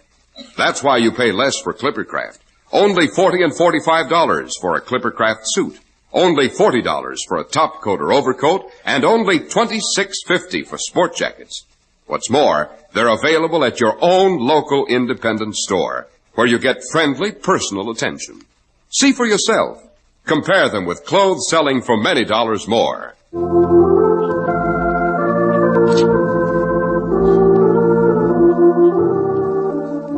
And now, Dr. Watson, will you go on with your story? It was in the summer of '89, Mr. Harris. Some little time after my marriage. After that important event, you remember, I abandoned Holmes and our Baker Street rooms and returned to civil practice. Oh, I still dropped in on him, of course, and now and then I even persuaded him to forego his bohemian surroundings and come and partake of a respectable Sunday dinner with Mary and me. And how did he and Mrs. Watson get along? Splendidly. She adored him, Mr. Harris. Well, I had settled down and become a respectable married man. Practice steadily increasing and all that. My house was no great distance from Paddington Station, and I had a few patients from among the officials. One morning, a little before 7, I was awakened by the maid rapping frantically at my door. Dr. Watson! Oh, Dr. Watson, sir! Oh, hello, yes, come in. Oh, Dr. Watson, come quick. What's up, Millie? What's happened? An accident, sir, a nasty accident. Here's his card. Mr. Victor Hatherley, hydraulic engineer, 16A, Victoria Street, SW. Yes, sir, walked over from the station, he did. I'll let him in. He's downstairs now in the consulting room. Looks like death, he does. Well, it can't be too serious if he had the strength to walk over from the station by himself. Looks like he's in pain, sir. It's his hand, his left hand. Bandaged up with a handkerchief it is. And it's all dripping with blood, sir. Oh, dear. Sounds more serious than I suspected. Millie, you might go and heat some water. I'll go right down to him. Yes, sir. Severe hemorrhage. Wonder what the accident was. Oh, Mr. Victor Hatherley. Good morning, sir. Good morning. I'm sorry to wake you up so early. I had a serious accident during the night. I came in by train this morning. They told me at the station that you were a good doctor. I came here. A night journey? That in itself is a rather tiring and monotonous affair. You couldn't call my night monotonous. Monotonous? I never had a less monotonous night. Stop it. Pull yourself together. I'm sorry. I've been making a fool of myself for the relief, you understand. I apologize. Oh, no, not at all. Often happens in a case of shock. Here, take a swig of this brandy.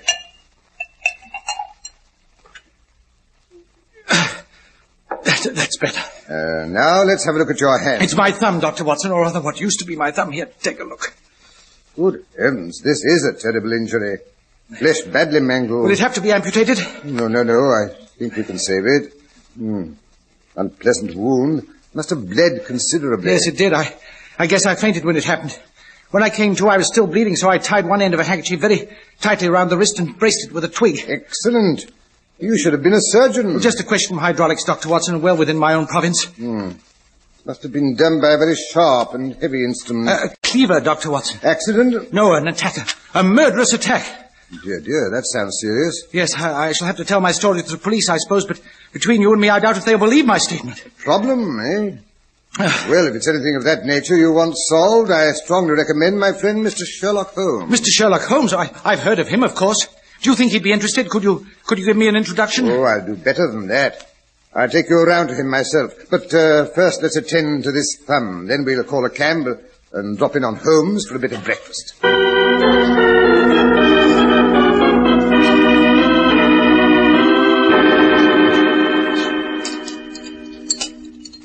Another bit of Mrs. Hudson's omelette, Mr. Heatherley. No, thank you, Mr. Holmes. I feel a new man since Dr. Watson bandaged my hand, and your excellent breakfast has completed the cure. Good. Now you can tell us your story if you're sure you feel strong enough. Well, I'll take up as little of your valuable time as possible. To begin with, I must tell you that I'm an orphan and a bachelor residing alone in lodgings here in London. By profession, a hydraulic engineer, I had 7 years' experience with the firm of Venner and Matheson before I decided to go into business for myself. Well, the start of any new firm is always rather slack, I suppose. So far, I've had 3 consultations and 1 small job. Not what you'd call a rushing business. Well, no, not exactly. Every day from 9 till 4, I waited in my little den until at last my heart began to sink and I began to feel I should never have any practice at all. Well, I know that feeling. Would you believe it? The first 2 months after I resumed my medical practice, I hardly knew... Watson, don't interrupt. Oh, sorry. Go on, Mr. Heatherley. It all began yesterday, just as I was thinking of closing up for the day. My clerk came in to say that there was a gentleman waiting to see me on business. His card gave me the name of Colonel Lysander Stark. Well, I told the clerk to show him in by all means. Colonel Lysander Stark. Picturesque name, eh, Watson? What sort of man did he turn out to be? Slightly over middle height and exceedingly thin. I don't think I've ever seen a thinner man. His whole face sharpened away into nose and chin, and the skin was drawn tightly over his protruding cheekbones. An invalid? No, Mr. Holmes, I should say just naturally emaciated. His eye was bright. A trifle too bright, I thought. His step brisk and his bearing assured. He spoke with a slight German accent.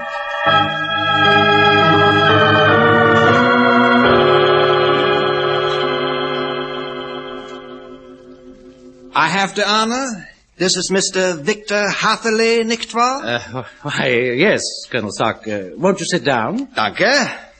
You are recommended to me, sir, for a young man who is clever and also discreet. Well, thank you. Not at all.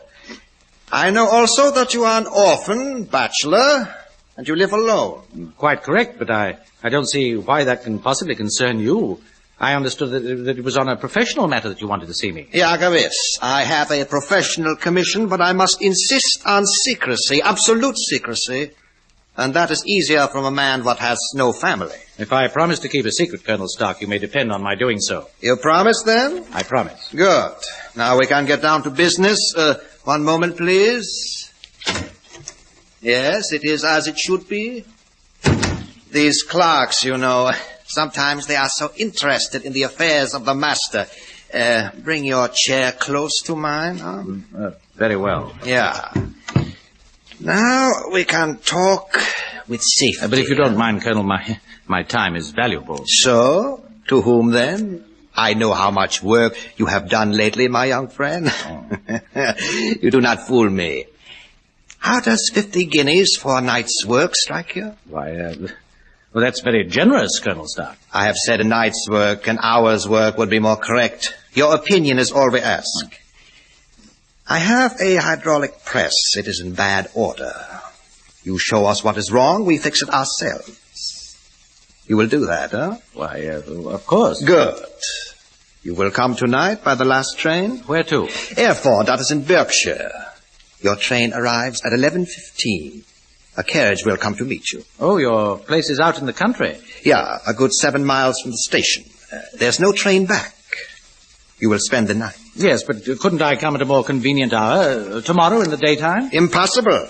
It is for your inconvenience that we pay the 50 guineas. And for the secrecy. Of course, but perhaps if you could explain the reason for all this caution. Very well, I explain.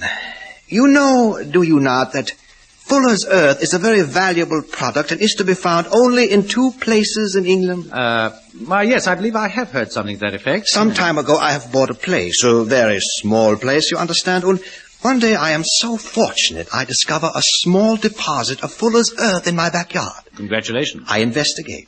I find it is a link between 2 so much larger deposits, but in the property which belongs to my neighbors. These people, they do not know the value of their land. So you bought it up? No, Mr. Hatherley. I am not a rich man. I have not the money. So I speak to some of my friends, and we work our little deposit in secret, so we can earn the money to buy the land near us. Yes. But I don't understand what use you can make of a hydraulic press in excavating Fuller's Earth. We compress the earth into bricks so we can remove them without showing what they are. That is a detail, a mere detail. So, I have taken you into my confidence. I expect you tonight, Mr. Hatherley. I shall be there, Colonel Stark. Good. Not a word to a soul. It is best you do not even tell anyone that you are going away. Very well, if you wish it. I not only wish, I insist. Here is 20 guineas in advance. Well, auf Wiedersehen, Mr. Hatherley.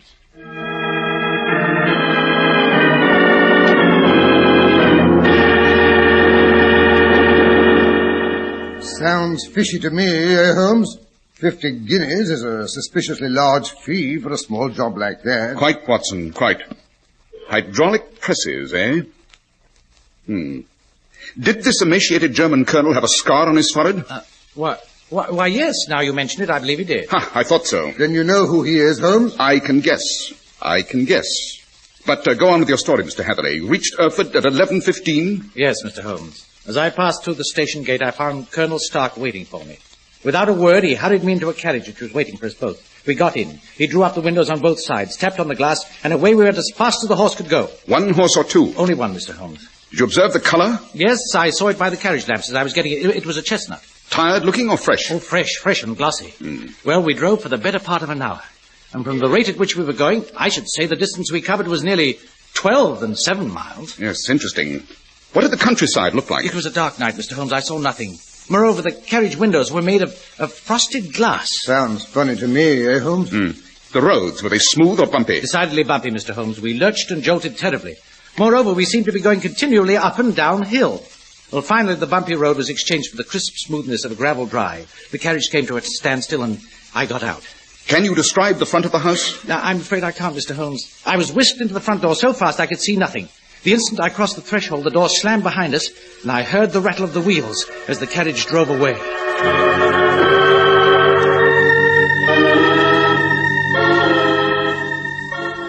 Minna? Ja, ich komme. Bring a lamp. That is better. It is not nice to keep our guests standing in the dark. So, ist gekommen. Gewiss. Take the lamp into my study. Now, Mr. Hatherley, if you will be so good, come with me. Minna, you can go now. Ja, ich gehe. My sister, Mr. Hatherley, a good girl. She does what she is told.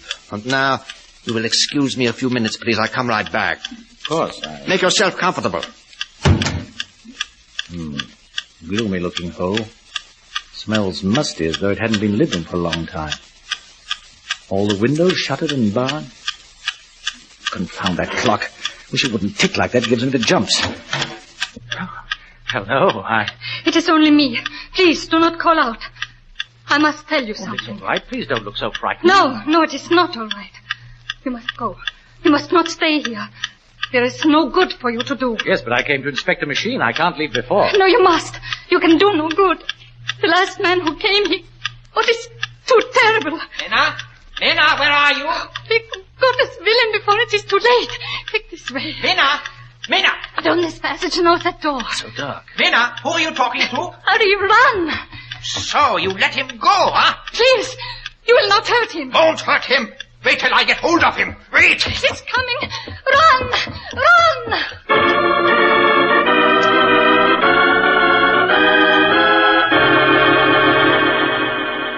Well, I got a glimpse of him coming after me with a cleaver, and I ran for dear life. but he ran too. I just managed to scale the garden wall before he got to it. Even so, I wasn't quite quick enough. That cleaver came down on my left hand before I could get away. What a filthy blackguard. I crawled over to some bushes as best I could and then promptly fainted. Funny he didn't come after you and finish the job, eh, Holmes? Well, the bushes hid me, I guess, but someone must have found me sooner or later. It must have been the girl, or perhaps she bribed the coachman to help me. What makes you say that? Well, when I came to, the sun was just rising. I was lying in an angle of a hedge along the high road, and just a little lower down was a long building. The Erfurt Station. Well, I'm blessed. Half dazed, I went to the station. The early morning train was just pulling in. I boarded it and returned to London. What I can't understand is why I should have been lured to that lonely spot, and what reason Colonel Stark can have had for making his murderous attack on me. Yes, interesting little problem. We shall have to look into it. Oh, by the way, I have a newspaper clipping I think might interest you. Watson, hand me last year's index. That's a good fellow. Right, There you are. Let me see. January, the Limehouse Plague, Lady Waterfield's Pearls, February, March. Ah, yes, here we are. Read this. Lost on the 9th of May, Mr. Jeremiah Hailing, age 26, hydraulic engineer. I say, that's a coincidence. Left lodgings at 10 o'clock at night. Has not been heard of since. Was dressed in grey tweeds, soft hat, black boots. Yes, I suspect that represents the last time the Colonel's machinery needed overhauling. Then that explains what the girl was trying to tell me. Undoubtedly, your Colonel is a cool and desperate man, Mr. Heatherley. He lets nothing stand in the way of his little game. And, like some of our early pirates, he believes in leaving no survivors behind from a captured ship. Good heavens. Oh, I have had a narrow escape. Quite. He'd have killed you sooner or later in any event. Well, Holmes, what are you going to do? I think I shall run down and have a look at that machinery for myself. But, Holmes, that's just putting your head into the lion's mouth. Yes, I only hope the lion hasn't run away. Well, at least let me go along. Well, you can come as far as Erfurt Station if you like. I may need reinforcements. Then I'm coming too. But your wound... Oh, rubbish. I feel 100% improved. After all, this is my problem, and my curiosity, if nothing else, won't let me take a passive part in its solution. Very well. Come along, both of you. We've barely time to catch the 10:45 train.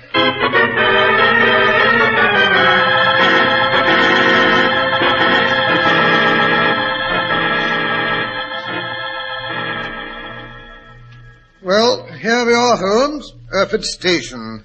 Now what? First of all, we must find Colonel Stark's house. I mentioned the name to the station agent in passing. Said he never heard of it before. Yes, it's an assumed name, of course. The gentleman in question is famous for his aliases. Well, then, how are we to find the house? I brought an ordnance map of the surrounding country. Of course. I drove 10 miles, at the most 12 in that carriage. All we have to do is draw a circle with a radius of 12 miles, and this station is its center, then visit all the places within that limit. Yes, rather a tiresome job. I think I can lay my finger on it without all that bother. Oh, you formed your opinion. I bet I know it's in the south. The country's more deserted there. No. I'd say east. I seem to remember driving east. Wrong again. Then it was west. There are several quiet little villages over there. No, it wasn't west. Well, then I'm for the north. There are hills there. Mr. Hatherley said he drove up and down hills. Well, you've completely boxed the compass between you. You're both wrong. What? That's impossible. Not at all. This is my choice. It's here we shall find the house in the center of the circle. The starting point itself. What about the 12-mile drive? 6 miles out and 6 miles back. Then that drive was just a hoax. And there, if I'm not mistaken, is the house. Almost across the road. You're right, Mr. Holmes. I'm sure you are. Look, that's the very same wall I vaulted last night. And there, further down the road, are the bushes I hid in. I thought so. Well, I'll go over and have a chat with our friend Colonel Stark. Mr. Hatherley, you and Watson stay here. Why can't we go with you? Impossible, my dear Watson. I don't want to frighten Colonel Stark off before I have a look at that machine of his. Yes, but you're not a hydraulic engineer, Mr. Holmes. You wouldn't understand it. He'll suspect you immediately. I have a fairly good knowledge of hydraulics. I think it'll see me through. However, if I'm not back inside of 15 minutes, you may come and get me. I may need assistance.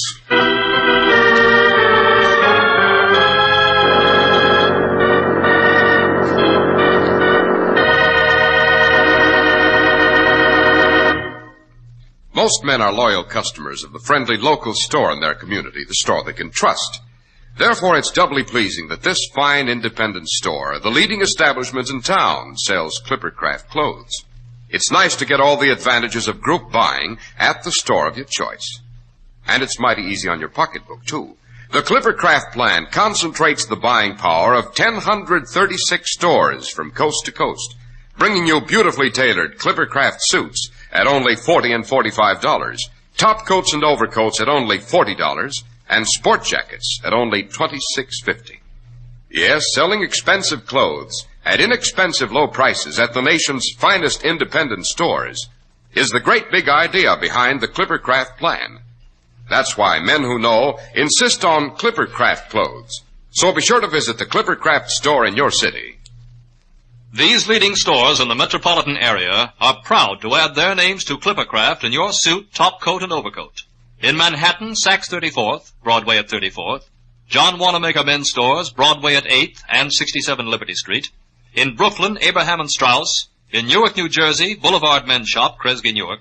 And in Jamaica, the B&B Clothes Shop, 16408 Jamaica Avenue.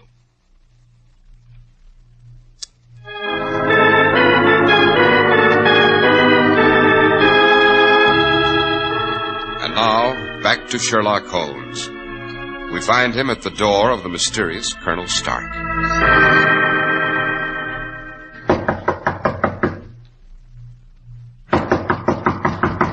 Confound it, you don't suppose he's made his getaway. Who are you? What do you want? Oh, how do you do? Colonel Stark, I presume? I've come to repair your hydraulic press. How dare you? Well, you see, a friend of mine, Mr. Hatherley, told me of his experience here last night. I said I thought he was a fool to run away like that you must have mistaken him for someone else last night when you chased him in the dark. Yes, that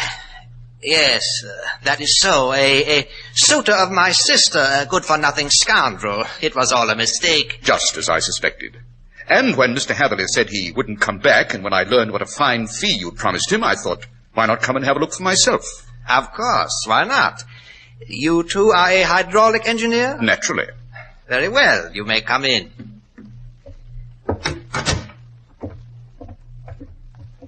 Ah, trunks and boxes in the front hall. We're about to leave this neighborhood? Yeah, the English climate, it is bad for my sister's health. We go to the south of France. I wonder if I might see your sister. So sorry. She is in her room. She is not well. Oh, just for a moment. Hatherley seemed to be worried about her, said he thought you might have mistreated her last night after he got away. Ridiculous. Of course, but if I could just see her, I could reassure him. He, seemed to want to call in the police. The foolish young man. But come, I'll let you see her. This way. She shall tell you herself that she is all right. That's very good of you, I'm sure. I wouldn't dream of troubling you myself, but you see, young Hatherley is... This is her room. Minna? Minna? Yes? See, Minna, I bring a gentleman who is anxious to know if you are all right. Tell him how you feel, huh, Minna? I'm well, thank you. I'm delighted to hear it. You see, my friend Mr. Hatherley was worried about you. Mr. Hatherley? The young gentleman I mistook for someone else last night. Oh, how is he? He's all right. Why, yes, of course. Oh, I'm so glad. Hold on a minute. Look here. Those bruises on your neck and arms. Has anyone been treating you badly? That was from falling downstairs. Minna? Yes. I see. Well, Colonel Stark, suppose we take a look at your hydraulic press. Certainly. Of course. This way, please. Goodbye, Fräulein Stark. I hope you'll enjoy the south of France. The south of France? Yes. Lovely climate. Well, goodbye. This way. The press is on this floor. Here we are. Gigantic affair, Colonel. Yes, it is capable of exerting enormous pressure. The sides are all of iron. Yes, very impressive. I pull the lever so. The water flows into the cylinders, you hear? But there's a leakage somewhere. Yes, loss of power. Yes, that third driving rod, the rubber banding around the top, seems to have shrunk. It doesn't quite fill the socket. Of course, how stupid of me not to notice for myself. Yes, it would have saved you a lot of trouble, wouldn't it? You can stop the machine now. Let's have a look at the inside. Very well, if you wish. You can enter here. Very impressive. Like a prison. Hello, what's this on the floor? Metallic deposit.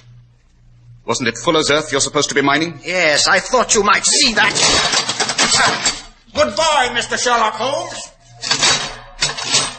Great thunder, he's locked me in. Started the machine. The ceiling's coming down on me. Well, Sherlock Holmes, you let yourself in for something this time. Closer. Closer, you wouldn't think it could move so fast. In a few minutes, it'll grind me to a helpless pulp. Better not think about it. I can reach it now. Down. Down. No good trying to push it back. I've found it. I can't stand up any longer. Well, then, sit down, Sherlock. Lower. Lower. If I lie on my face, the weight will crack my spine. No, the other way will be less painful. Please, mister. Minna, where did you come from? Here, near the floor. A panel, it's open. By Jove, another outlet. Hurry, hurry, do not talk so much. You can get out? The opening's pretty small. Quick, quick. Yes, I can just squeeze through. There. God thank you are safe. Pretty close shave. Hear that? The presser has just hit the floor. Another minute in there, and I'd have been ground to a pulp.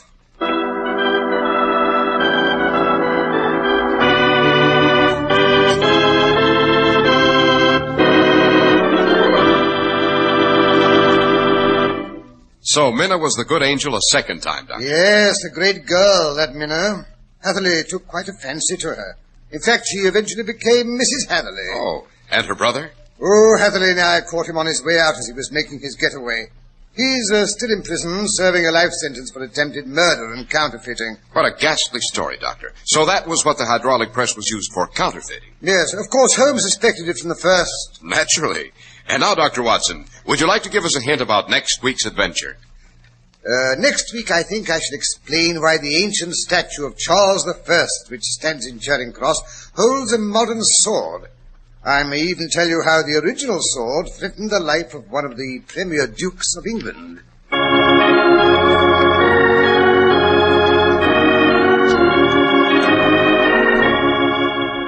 The makers of Clipper Craft Clothes and 1,036 leading stores from coast to coast have brought you another in the new series of broadcasts featuring the world's most famous detective, Sherlock Holmes.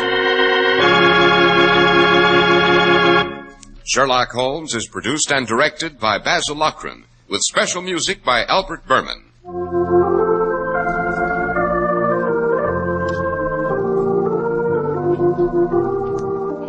If you don't know your Clippercraft dealer, write Clippercraft, 200 Fifth Avenue, New York City. Give your child a run for your money. Join the March of Dimes. Send your dimes and dollars to your local March of Dimes headquarters. Keep your kids in the running. Join the March of Dimes.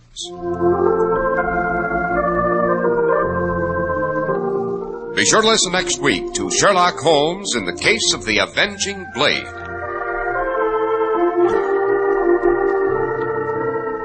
If you'd like to attend the Sherlock Holmes broadcasts in New York, see your local Clippercraft dealer, and he'll tell you how to obtain your tickets.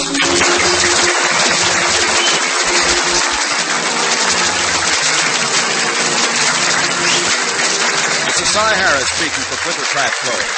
This is the world's largest network serving more than 450 radio stations with mutual broadcasting system.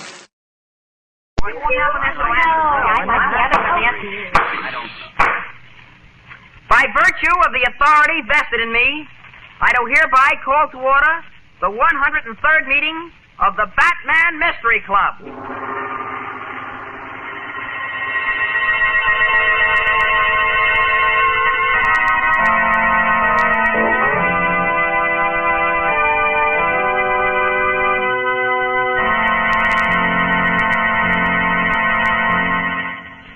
And now it is my privilege to introduce our friend Bruce Wayne, otherwise known as the Batman. Thank you, Robin. Good evening, everybody.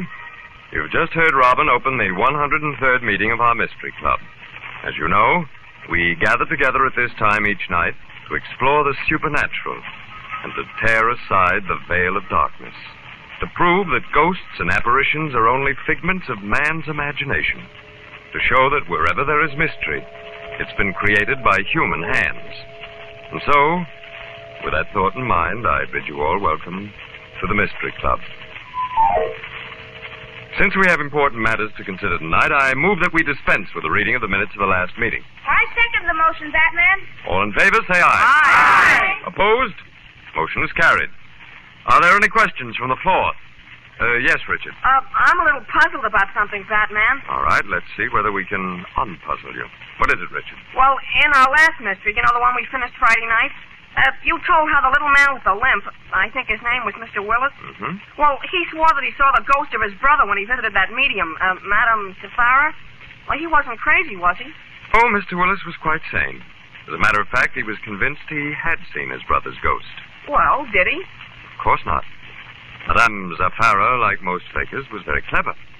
Before setting up the seance for Mr. Willis, she managed somehow to secure a photograph of his dead brother.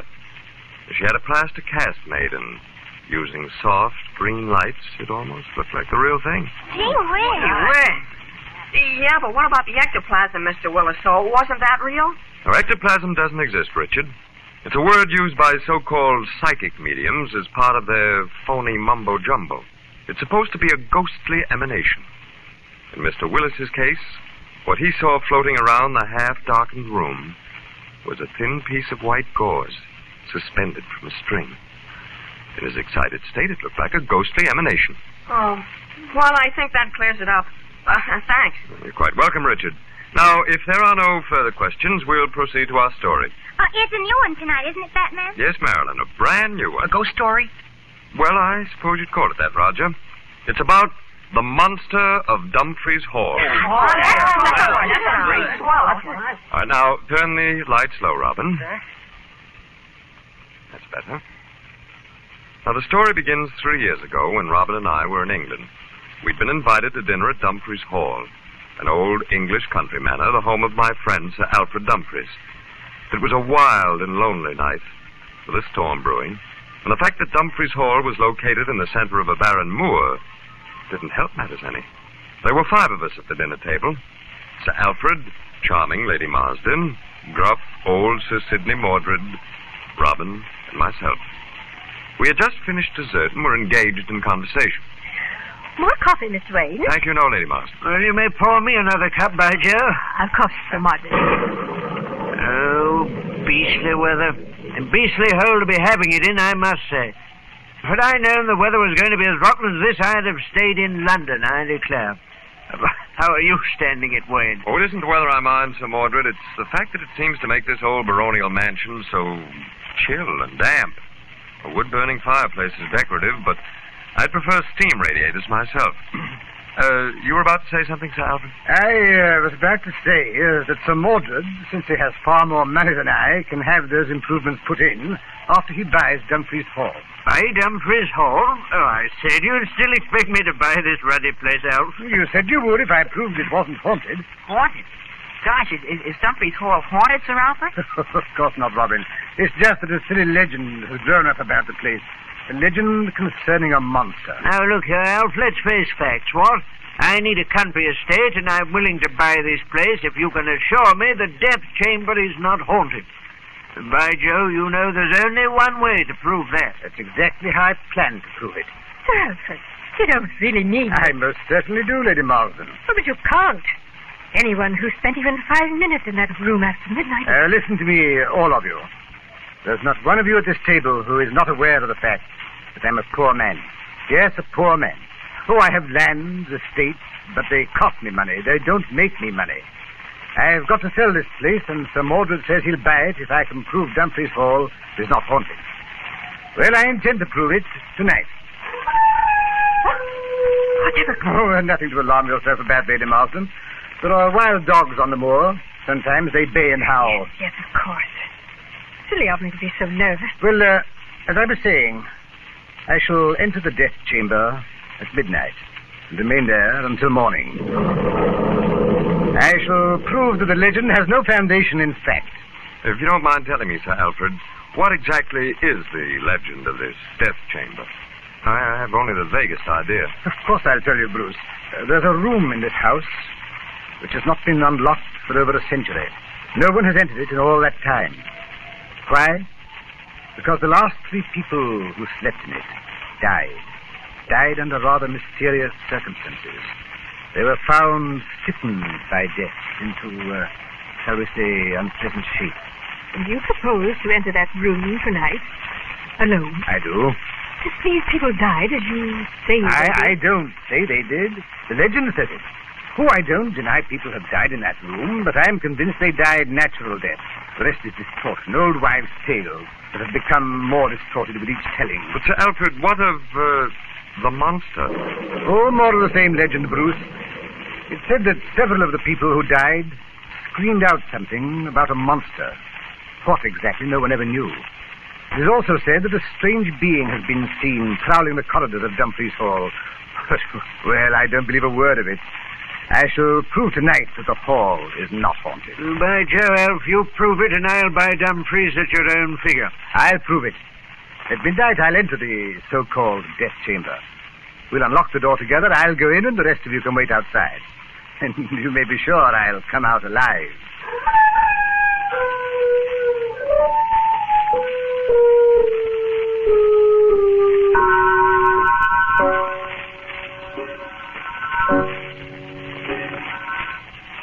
Well, it's midnight, Sir Alfred. Yes, I wish you'd stop standing there and staring at me, Sir Mordred, as though you were seeing me for the last time. Nothing's going to happen, I assure you. I'm merely going to explode a silly and stupid legend. Oh, look here, Alf. I'll buy the blooming place. Now, you needn't prove it's not haunted. I'll either keep the death chamber locked or call in a firm of London chappies and have the ghosts exterminated. That's slightly extorting of you, Sir Mordred, but I can't let you do it. Oh. Now, look here, everything is ready, so don't try to stop me. Here's the death chamber before us. Here in my hand is the ancient key to it.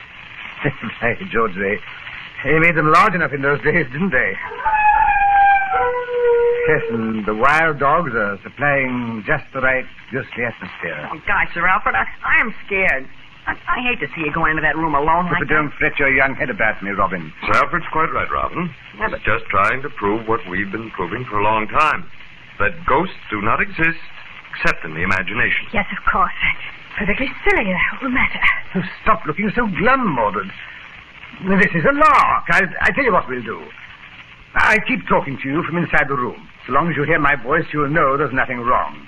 And let's open the ruddy room. I'll just insert the key. So. Turn it. So. Turns easily enough, eh? Now then I'll just open the door. Now, if you'll just hand me that lighted candle, I'll go in. Alfred, by Joe, are you sure? Oh, come now, not another word, Mordred. Candle. Thanks. Well, here I go. Wish me luck. Good luck, old boy. Oh, I don't know why, but I have a feeling I could use a stimulant. Nonsense, Sir Mordred. And anyway, we must all of us stay here now. Yes, and keep talking to Sir Alfred. Mr. Alfred, everything all right? Top hole, Bruce. Rather a musty old place, to say the least. Hardly enough air in here to keep the candle burning. But quite safe. Don't worry. Gee, sir, is he going to stay in there all night? Oh, no, laddie. If he remains in there half an hour, it'll be enough. According to the legend, death always occurred between midnight and the half hour following. I say, Alf, quite comfortable, are you? Oh, yes, quite. I'm enjoying it, as a matter of fact. Bring on your monsters. It really sounds as if he is enjoying himself. Why shouldn't he? As he said, it's nothing but a lark. Oh, that dog again. Every time it howls, my blood runs cold. Hey, by Joe, Alf, I'll drive aboard this place. The first thing I'm going to do is clear the moor of those blasted dogs. You care to take on the job yourself? You're a good shot. I say, Alf, would you care to take on the job yourself? Oh, he doesn't answer. No, it can't be. Just a moment. Sir Alfred, this is Bruce Wayne. Sir Alfred. Not a sound. Don't move, anyone. I'm going in there. No, Mr. Wayne, you mustn't. Don't move, I said.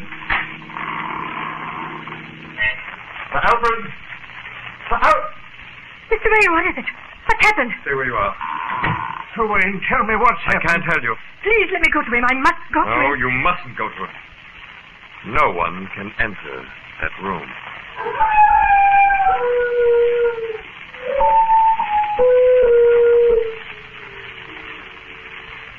All right, Robin.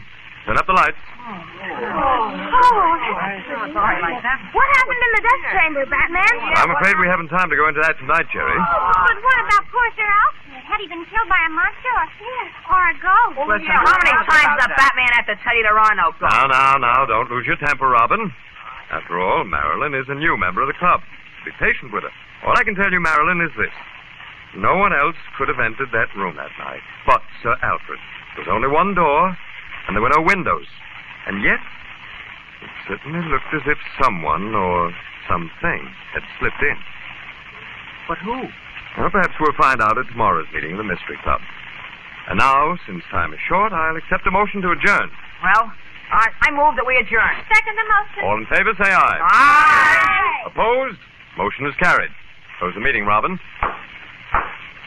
By virtue of the authority vested in me, I do hereby adjourn the 103rd meeting of the Batman Mystery Club. The 104th meeting will take place tomorrow night at the same time over the same station.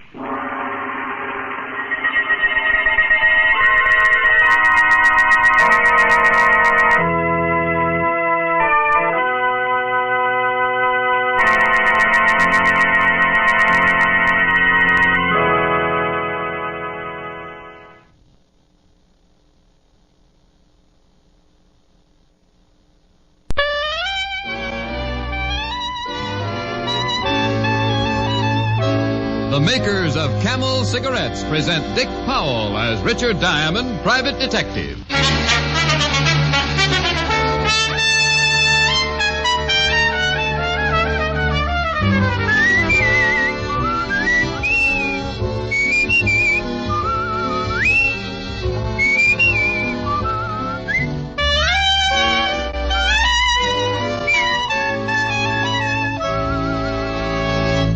What cigarette do doctors themselves smoke? In a nationwide survey a few years ago, 113,597 doctors in every branch of medicine were asked, What cigarette do you smoke, doctor? The brand name most was Camel. Again and again, in repeated surveys, the same preference was shown. Yes, these surveys show that more doctors smoke Camels than any other cigarette. Why don't you smoke Camels, too?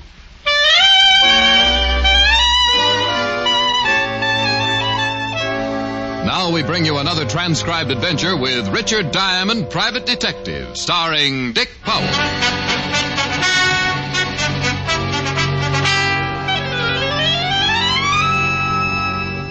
Now, let's see. I play the red 9 on the black 10. Move the 8 of spades off this pile and put it over here. That gives me another king. Now, where's the 3 clubs? I'll sneak a look under here. No, ain't there. Hello? No, I'll be with you in a minute. Now, where do you suppose that 3 club? Oh, well. Diamond Detective Agency. Anyone for Pinochle? Rick, don't tell me you're still at it. You told me an hour ago you'd quit as soon as you'd won one game. Won one game? That's nice and confusing, isn't it? Helen, baby, I wouldn't admit this to anyone but you, but I haven't even come close. I was afraid of that. Have you tried stacking the deck? Helen, that's cheating. I know, but have you tried it? Well, just once. But only in self-defense, and even that didn't help. I still lost. Well, then I'm afraid you're hopeless. Why not give it up and come over here? We could play some gin. Oh, no. I owe you 1,369 toothpicks now. At that rate, I'll have to buy a lumber camp. You there on the telephone. Me? Yeah, you the boss? Well, no, not exactly. I'm just the owner. That's good enough. If that's somebody wanting to hire you, tell him to call back. Rick, is that man ordering you around? He's trying. You hear me? I said tell him to call back. Now, just a minute. That's right, killer. Stand up to him. We don't have to take no guff. Well, honey, I wish you were here so we could get a look at the size of it. You gonna hang up or not? Yes, sir. Yes, sir. Richard Diamond, did you say yes, sir? Yes, sir. I mean, yes, ma'am. I mean, bye. Bye, Helen, dear. Okay. You said you were the owner of this outfit? That means your name's Diamond? Yes, sir. My name's Ed Barton, Diamond. Don't bother shaking hands, because I got a hunch you ain't going to go for the deal I'm laying down. That way there won't be any hard feelings. Reason I say that is because I've already been to 3 or 4 of you guys, and they didn't go for it. For my money, you're all a bunch of lilies. Well, look, Mr. Barton, Now, don't get me wrong. That ain't saying you're like the rest of them. Truth of the matter is, I hope you ain't. The deal I got to offer takes a guy with a little backbone. Well, suppose you tell me what the deal is before you get too involved with my sacrilege. You've heard of the Barton Metal Works? Well, that's me. I'm the boss. Started out 15 years ago with a forge and an anvil. Today, I got over 40 men working for me, turning out some pretty big jobs. Contracts a lot of these guys around town would give their eye teeth for. If it's made of metal, Barton will make it. That's my motto. Well, that's as good as some of mine. Go ahead. Diamond, it took me a long time to get this thing going the way I want it, and now somebody's trying to mess it up for me. Trouble is, I don't know how much longer I can hold out. Loyalty is one thing, and staying with the sinking ship is something else again. Very well said, Mr. Barton. Now, would you like to tell me what it means? 4 men quit on me yesterday, Diamond. 6 the day before, and no telling how many today. Word's getting around that the plant is jinxed. Must be a pretty good reason for it, Mr. Barton. Men don't give up their living over a superstition. Of course there's a reason for it. Why do you think I'm here? You tell me. Because I've had 2 accidents down at the plant in the past 4 weeks. 2 men killed in less than a month. That's a lot of accidents, Diamond. Yeah, does seem to be stretching things a little. So now, just because of that, the whole plant's supposed to be bad luck. Diamond, my production's beginning to slack off. Mm-hmm. Well, just how accidental were these accidents? Craziest things you ever heard of. Mike O'Brien tripped and fell over a steel rod. Larry Martin got in the way of the big hammer. Just one fool thing after another. Somebody's out to do me dirt, Diamond, and they're trying to get at me through the plant. Yeah, but why, Mr. Barton? How do I know why? They just are, that's all. Don't ask me if I got any enemies. I probably got more enemies than any man on the face of the earth. People just don't like me. Can't understand that. Soft-spoken fellow like you. So, the idea is you want to hire me to go down there and see who's out to get you, huh? That's right. Got a job already picked out for you down at the plant.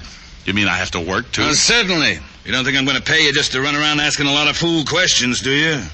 No, I guess you wouldn't, Mr. Barton. Well, how about it? You going to back down, too? Mr. Barton, thanks to you, my girl already thinks I'm a coward. Looks like there's only one way to change your mind.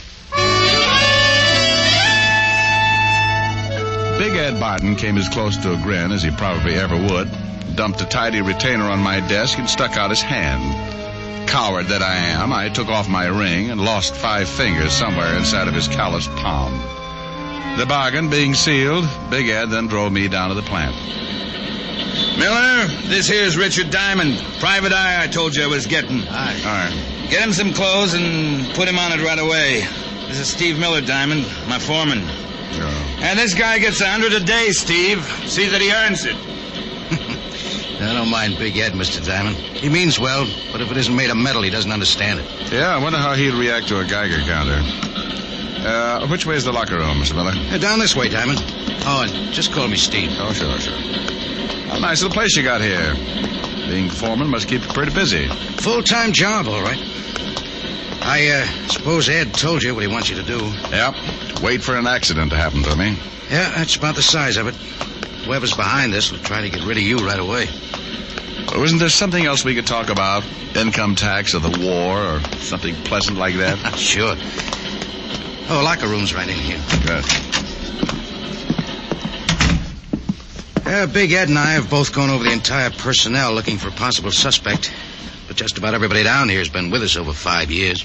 With the plant, that is. Well, Big Ed seems to think he's got a lot of enemies, Steve. Oh, it's just his way, Diamond. Ed hasn't any more enemies than the next fella. Oh, here's some stuff that ought to fit you. Oh, thanks. That's quite a uniform you fellows wear. Uniform? Oh, the overalls, you mean. Oh, not so bad after you get used to them. Oh? How long you been wearing them, Steve? Most of my life, I guess. I was practically born in front of a forge. My father was a blacksmith. All right. How long have you been with Big Ed? From the beginning. Since before he moved out of the old shop into the plant here. Of course, I haven't always been foreman. That's only happened in the last... Oh, hi, Fred. Come in for a smoke. Diamond, meet Fred Larson. Hey, what's the matter, Fred? I'm quitting, Steve. Quitting? That's what I said. Oh, now, wait a minute, Fred. Save your breath. My mind's made up. Oh, I see. So it's even got to you. Look, Fred. Who's he? Someone who isn't afraid to get down into the furnace room and take over Larry Martin's spot at the Hammer. Diamond here knows the place isn't jinxed, don't you? Well, Better not answer that until you've been here a while, brother. I just about had it a couple of minutes ago myself. You? How, Fred? What happened? Railing gave way up on number 5 catwalk. Right there where the plates are stored. What? That's what I said. If it hadn't been for that scaffolding, I'd have cashed in right then. But those railings are always given out, Fred. You know that. It's been happening for years. Yeah, but this one just came too close. I ain't stopping to pick up my check, Steve. Mail it to me. Those railings aren't indestructible, Diamond. They just wear out. Mm-hmm. What was he talking about? Plates? Oh, I'll show you when we get up there. Number 5 catwalk's right above the big Hammer. Oh, all right. Well, I'm all dressed.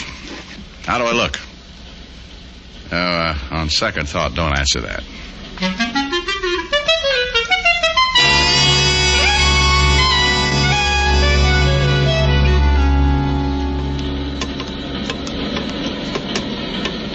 Oh, here's the place Fred was talking about, Diamond. Guess I can't blame him for quitting. It would have been a nasty fall. Yeah. Hey, what's this stuff under the catwalk, Steve? Oh, those are the plates. They're too heavy to lug back and forth, so we just store them up here on the scaffolding. Oh, I see. You mean I'm going to work down there under these things? That's where Big Ed told me to put you, Diamond. He's the boss. I guess that's right. If I ever forget it, I guess he'll come around and remind me. Well, that hammer's a pretty big piece of equipment, isn't it? Sure is. But the work you'll do isn't hard. The plates come out of the furnace hot. It's your job to flatten them out. All you have to do is flip a switch on the hammer and roll the plates. Roll the plates? Well, after that climb, I may not even be able to flip the switch. Otto! Yes, Stevie? That's Otto Schmidt. He'll handle the furnace for you. Looks like he can handle the whole factory. Hello, Stevie. Is the fellow going to take Larry's place? That's right, Otto.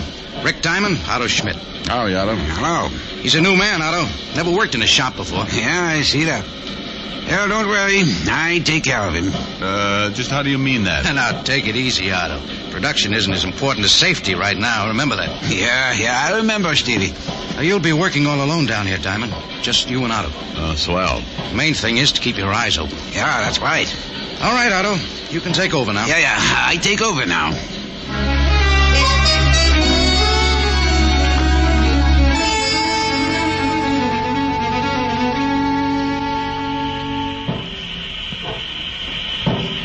You like it, yeah? Yeah? Just don't get too close to Hammer.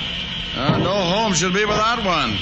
It's great for straightening nails, pounding out meat. Yeah, maybe pound out home, too.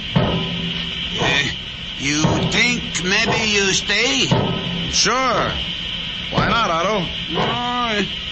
You not scared, huh? Should I be? Yeah, maybe not. What kind work you do before? Delivered telegrams. Say, you pull Otto's leg? With these gloves on, don't be silly. Hey, you better heat up this plate again. Hey, this hammer's going crazy or something. Look out, Diamond! Look out! Where? What? Up there! Look out for those plates! Jump!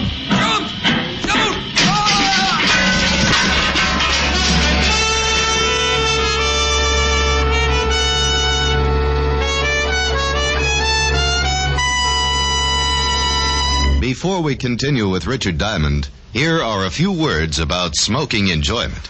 Among the many stars whose voices, whose throats are their fortunes, is Maureen O'Hara. Maureen O'Hara's cigarette must suit her taste and throat, and that's the reason camels get Maureen O'Hara's vote. Yes, Miss O'Hara tried the different brands and chose Camels. Beautiful Maureen found that Camels agree with her throat. And Miss O'Hara's only one of the many famous stars who regularly smoke Camels. Some of the others are Dick Hames, Dennis O'Keefe, Linda Darnell, Henry Fonda, Vaughn Monroe, and our own Dick Powell. Why don't you take a tip from the famous people whose throats are their fortunes and who smoke Camels? Make your own 30-day Camel test. Smoke only Camels for the next 30 days. Enjoy Camel's rich, full flavor, pack after pack. See how well Camels agree with your throat, week after week. Camels, smoke Camels, and see how mild a cigarette can be. And now back to Richard Richard Diamond, Private Detective, starring Dick Powell.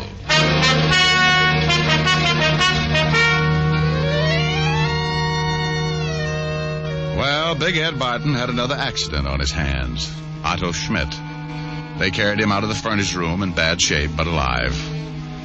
I went up to have a look at number 5 catwalk. And it took me about 20 minutes up there to decide that it hadn't been any more accidental than my working for Big Ed. Oh, come on in, Diamond. I'll need your signature on this accident report. You know, Steve, I don't think it was an accident. That scaffolding didn't come loose all by itself. Yeah, but I've still got to make out the report. Well, have a chair. I'll have this finished in a minute. Okay, thanks. You handle the paperwork too, Steve? Yeah, most of it. Anything concerning the plant itself usually falls in my lap. Ed doesn't care much for office work. Well, I guess he would look a little out of character to that. And incidentally, how come that railing on number 5 catwalk hasn't been fixed yet? Seems to me if Fred Larson quit on account of it. Whose department is that anyway? I reported it to Big Ed as soon as I could. Oh? Well, where's Ed now? Home, I guess. Want me to call and see if he's there? No, that's all right. I think I'll just run over and surprise him. What's the address? 105 East Parkview. Big mansion, you can't miss it. 105 East Parkview, right. I'll sign that report when I get back, Steve. So,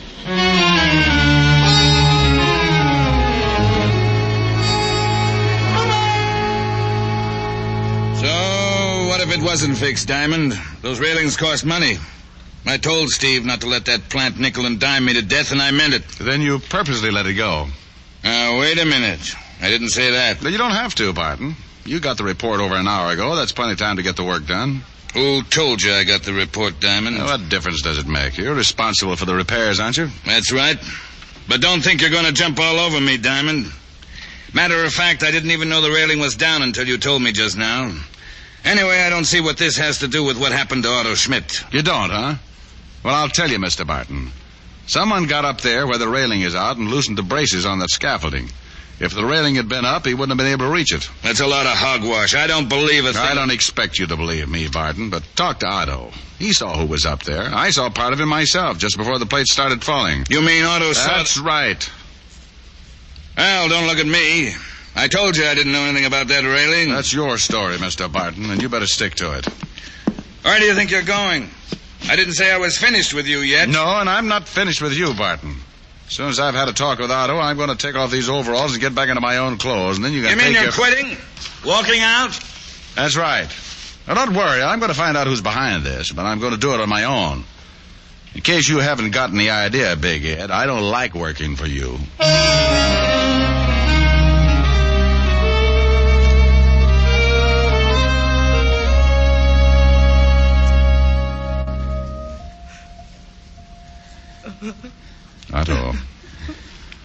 Otto, open your eyes. I want to talk to you. No talk. Why? It wasn't an accident, Otto. You know that. No, it was accident. Don't you want whoever's responsible for this to pay for it? No. What are you afraid of, Otto? Who are you hiding?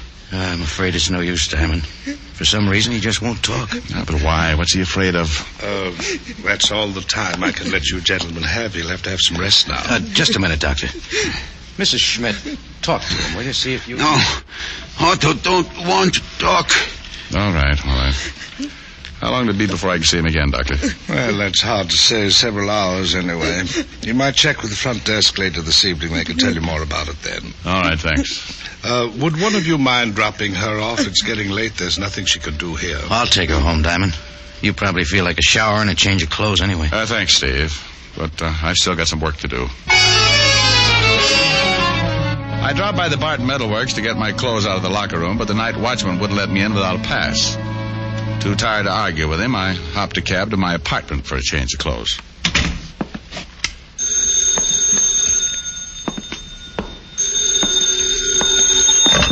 Diamond?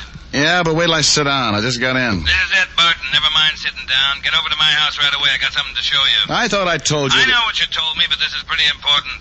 All right, what is it? A note. It was in my mailbox. No stamp, no address, nothing. Just the note. A note? What does it say? Well, the fellow used up a lot of words he didn't need, but the gist of the thing is I'm supposed to close down the plant or suffer the consequences. Maybe that isn't a bad idea, Mr. Barton, if it'll stop these killings. Well, it'll be a cold day in the furnace room when I close up. Of course, I might get out from under. Work some sort of deal so I wouldn't lose any money. Yeah, you might do that. But...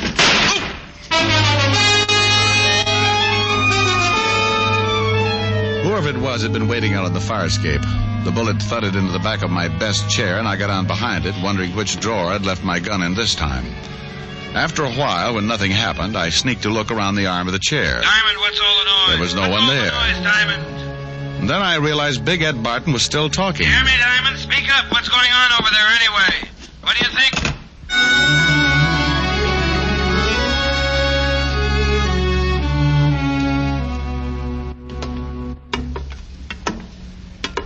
Oh, this place gives me the creeps at night, Diamond. Especially way up here. No one around. Just a lot of machinery. Yeah. And what are we looking for, anyway? Oh, I just wanted to have another look at this railing, Steve. Oh, by the way, where were you when I dropped by your place? Just getting some air. I didn't know you were going to come by. Hey, couldn't we let this go till morning? I don't like it around here when it's quiet like this. Why not? I just don't, that's all. You know, you look pretty good in a suit, Steve. You ought to wear one more often. Oh, thanks, Diamond. You really think so? Yeah. Never know to look at you now that you were just a foreman in the factory. Just a foreman? That's your job here at the plant, isn't it, Steve? But, doesn't it ever bother you working so many years for a guy who doesn't appreciate it? Especially now that the big contracts have started to come in, Ed's pulling in all the gravy, and you're still nothing but a foreman. Quit saying that, will you? Quit saying I'm nothing but a foreman. Why not? It's true, isn't it, Steve? There's nothing wrong with being foreman. It's a very important job.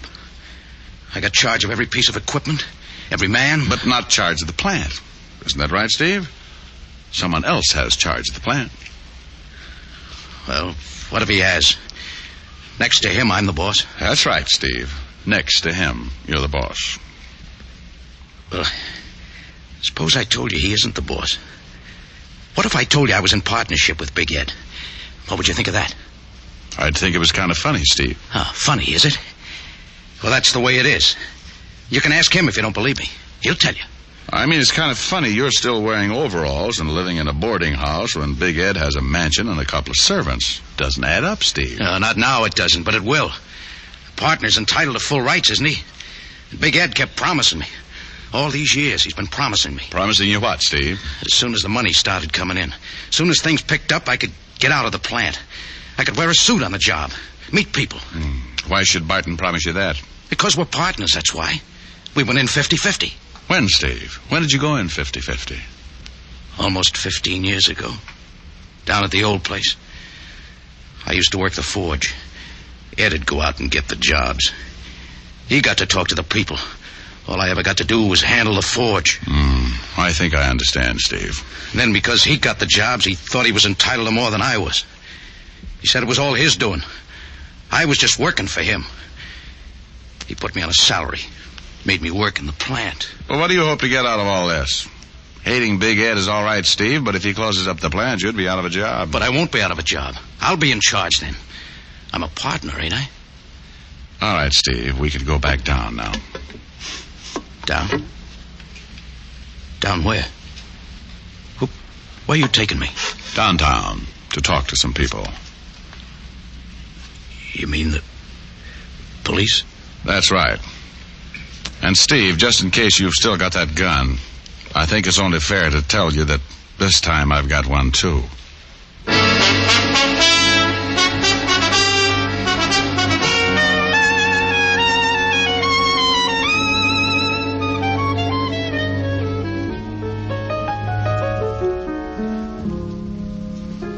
Kinda quiet tonight, Rick. Yeah, kind of quiet, Helen, honey. Is it because you owe me 1,369 toothpicks? Well, that could have something to do with it. Then I'll get the cards and give you a chance to even the score. Are you kidding? We'll be here for 6 months. What's wrong with that? Come to think of it, nothing. Well, then leave us get the show on the road. While you sing me a song, I'll set up the card table. Oh, Helen, you are just too good to me. Ain't it the truth? Fella comes home from the office. He's tired, needs comforting. And there you are. I just don't deserve someone like you. Wait a minute. You're reading the wrong part. Oh. Maybe you'd just better sing, huh? Yeah, maybe I better. I cried for you.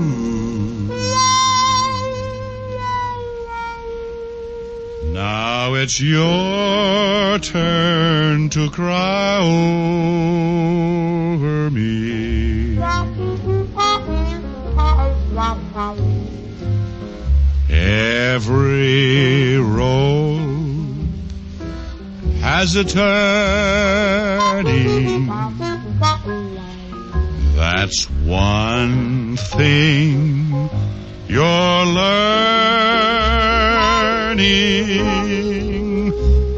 I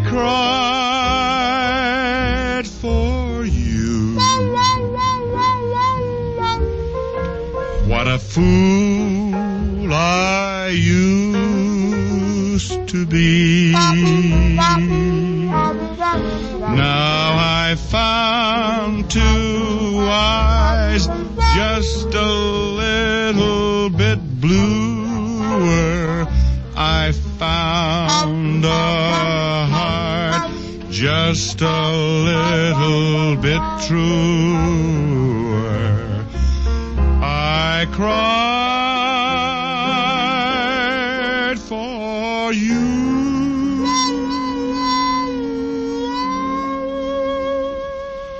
Now it's your turn to cry over me.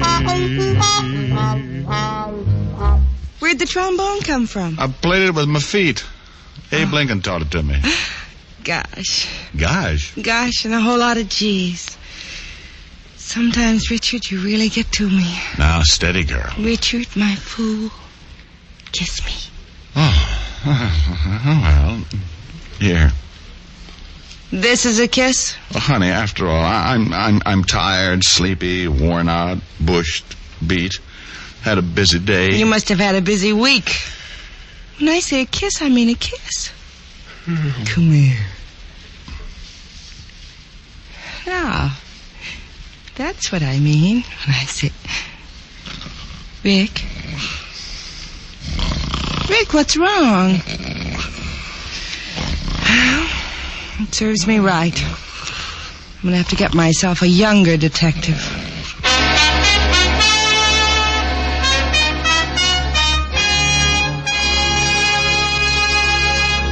Dick Powell will return in just a moment.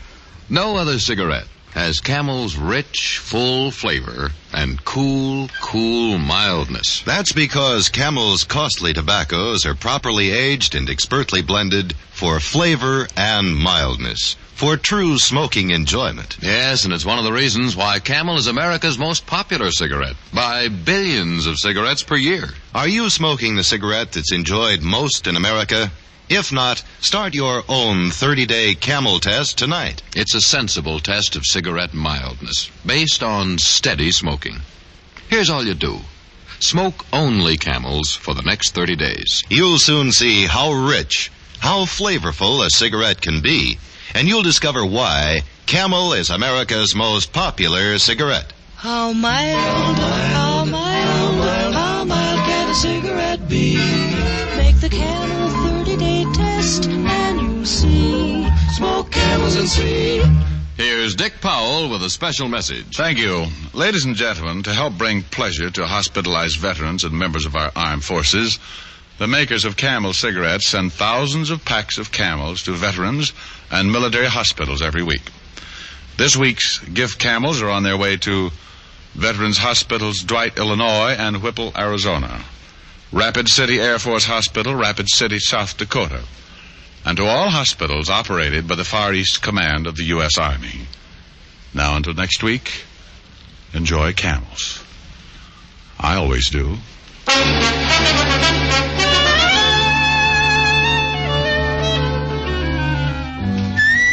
Tonight's adventure of Richard Diamond was written by Ty Cobb with music by Frank Worth. Virginia Gregg was heard as Helen Asher. Others in the cast were Raymond Burr, Jack Moyles, Jess Kirkpatrick, Joe Duval, and Alan Reed.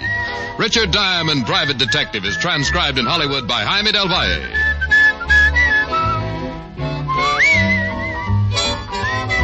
Be sure to listen to another great Camel show, Vaughn Monroe and the Camel Caravan, every Saturday night. Many, many millions of Americans enjoy cigarettes regularly. One thing about cigarettes that many smokers may not realize is that more than half the money we pay for our smokes goes for taxes. Yes, that's right. 8 cents of the price of every pack we buy goes to the federal government, and 3 or 4 cents more in most states goes for state or city cigarette taxes. So that actually means that better than half the price you pay for cigarettes goes for tax.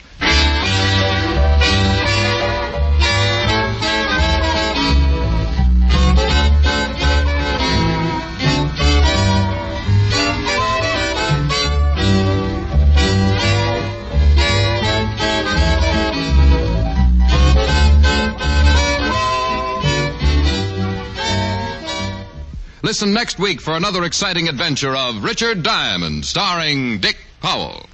Now stay tuned, for This Is Your FBI, followed immediately by Ozzie and Harriet over most of these stations.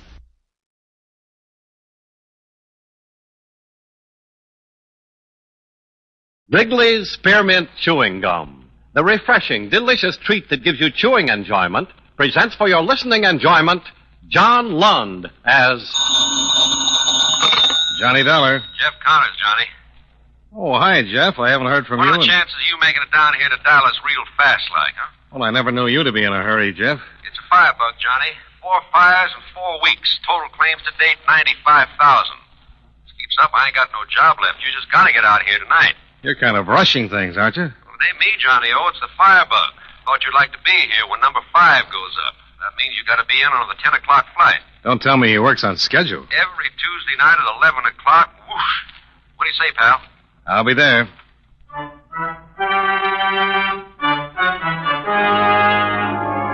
the makers of Wrigley's Spearmint Chewing Gum bring you John Lund in another adventure of the man with the action-packed expense account, America's fabulous freelance insurance investigator. Yours truly, Johnny Dollar.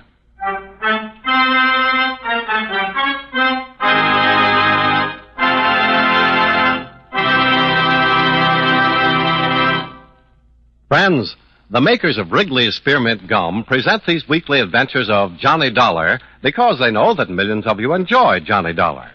That's true of Wrigley's Spearmint Chewing Gum, too. It's enjoyed by millions, day in and day out. People find that chewing on a smooth, delicious piece of Wrigley's Spearmint Gum somehow makes time pass more pleasantly. Whether you're working, driving, shopping, or just taking things easy, that good, tasty chewing gives you enjoyment and satisfaction. So always keep a package of Wrigley's Spearmint Chewing Gum handy.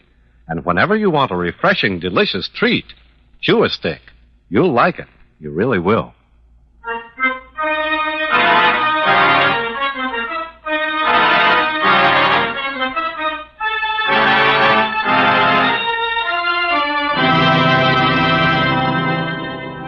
Expense account submitted by Special Investigator Johnny Dollar to Home Office, Eastern Indemnity and Fire Company, Hartford, Connecticut. The following is an accounting of expenditures during my investigation of the Punctilious Firebug matter. Expense account item 1, $113.20. Airfare between Hartford and Dallas, Texas. Your Southwestern States manager, Jeff Connors, met the 10 o'clock flight at Love Airport and drove me down to your offices on South Acard Street. There they are, Johnny. Number 1, candy store out northwest. Number 2, 2 family residence on the east side. 3, small factory out on Commerce Avenue. And 4, garage and repair shop out southwest. Grand total of claims is $95,000, and it's all yours. These all follow the same time pattern. Huh? Every one. Comes Tuesday night around 11 o'clock, and that firebug just naturally lights up. All new policies, Jeff.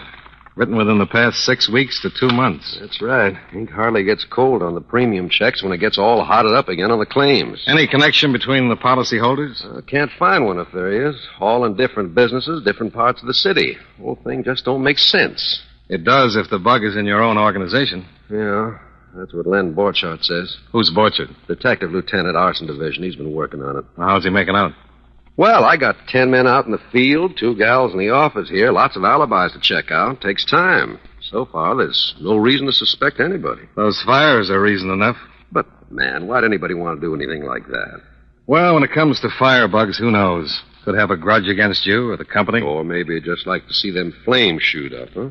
That's as good a reason as any. Well, whatever it is, we sure got to get this boy, Johnny. If this kind of thing keeps up, I'll be losing my job, my home, my wife, and everything else I... Mm-hmm. What's the time, Johnny? It's 4 minutes after 11. Wouldn't want to lay a little bet why this phone's ringing at this time of night, would you? Eastern Indemnity, Connors. Mm-hmm. Yeah, that figured. Where till I get that address? That's, wait a minute. That's 725 East Westchester. Yeah, I got it. Yeah, thanks, Lieutenant. Be seeing you. Number 5? Yep. Big apartment building out in Westchester. You're sure it's one of yours? Wrote the policy on it myself 4 days ago. Well, let's get out there and have a look, huh?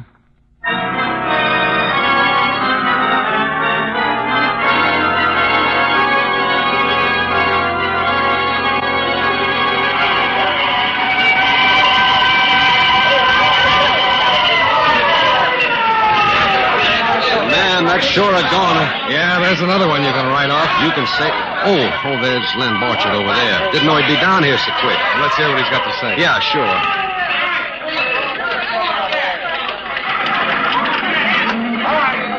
Hi, Lieutenant.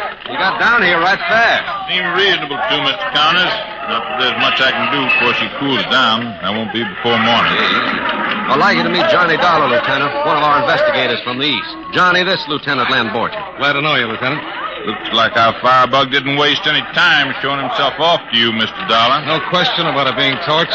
Well, like I said, I won't be able to get in there until morning. But when you figure the pattern, the way that fire roared up and took hold, no doubt in my mind. Who reported it? A fellow by the name of Hendrickson at the second-floor apartment west. Called in from a hallway telephone. What kind of a story did he give you? He didn't. Got trapped up there on the second floor, suffering third-degree burns and shock. He's not in any shape to talk to anyone. Don't know that I care to be around when he is fit to talk, though. Oh, why's that? His wife and 2 kids.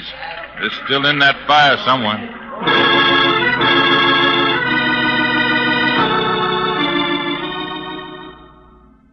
Jeff Connors went back to the office to wire his preliminary report to Hartford, while I stayed around to see if anything would turn up. By 1:30 a.m., the only thing we learned was that our only possible witness, Hendrickson, had died en route to the hospital. A preliminary check of the records seemed to indicate that the fire had started in the basement, but it was still too hot to check into thoroughly, so Lieutenant Borchardt drove me back downtown. I'll dig into it in the morning, Dollar. I can tell you right now what I'll find. Oh, what's that, Lieutenant? There'll be 4 or 5 hot spots indicating the use of kerosene, gasoline, something like that. Amount of paraffin drippings. Sounds like a candle's used for a slow fuse. That's what we figured. Found the same drippings in all the other fires. Any idea how slow a fuse it is? Looks like an hour and a half to 2 hours.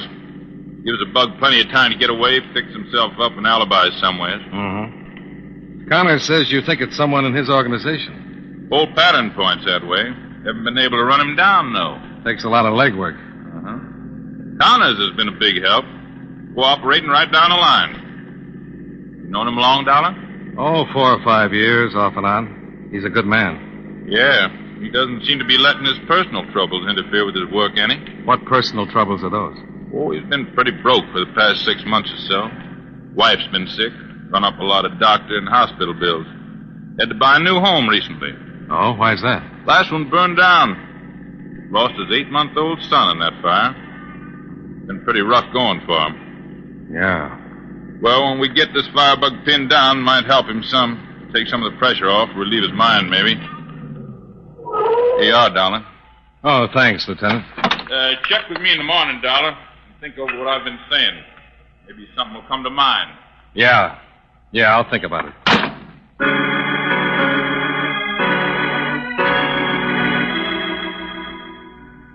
I had Borchardt drop me off at your office building.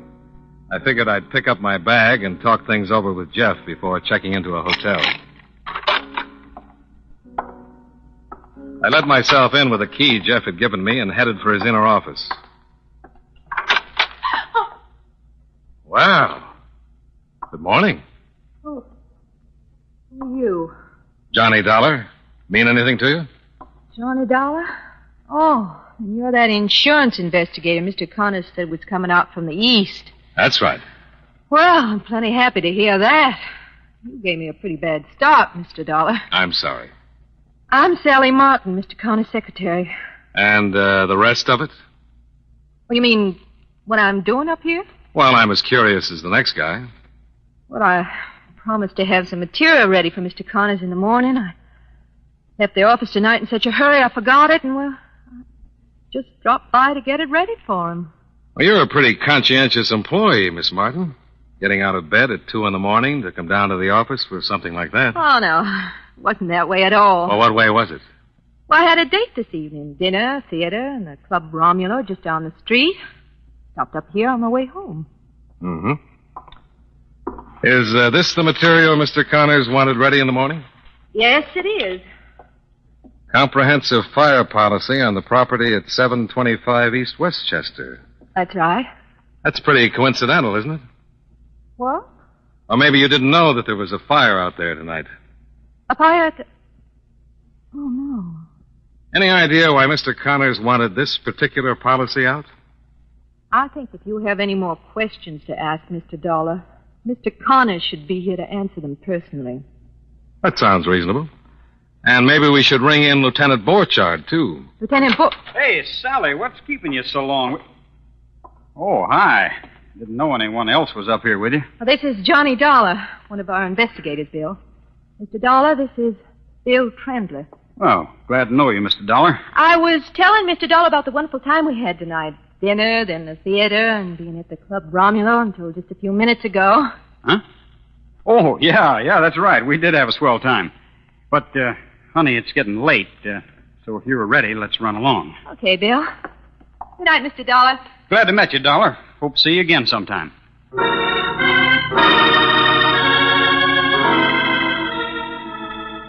Being a firm believer in the ability of my subconscious to resolve any knotty problems, I checked into the Baker Hotel for the night.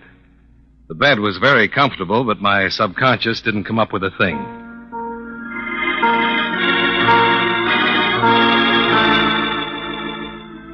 Expense account item 2, $3.75. Texas-style breakfast, including steak and pan-fried potatoes. That supplied me with enough energy to walk over to City Hall and look in on Lieutenant Borchardt. There was a little hit-and-run accident at the corner of Westchester and Gates about 9 o'clock last night, Dollar. It's just half a block away from where the fire was. Seems a 53 Ford stand parked down the street there suddenly took off without lights. Spun around the corner and tore the fender off another car coming up the street. You think there's some tie-in between that and the fire? Well, one of the boys in traffic thought so, after a witness gave him the license number of the Ford. He checked it through motor vehicle. Who's it registered to? Jeff Connors.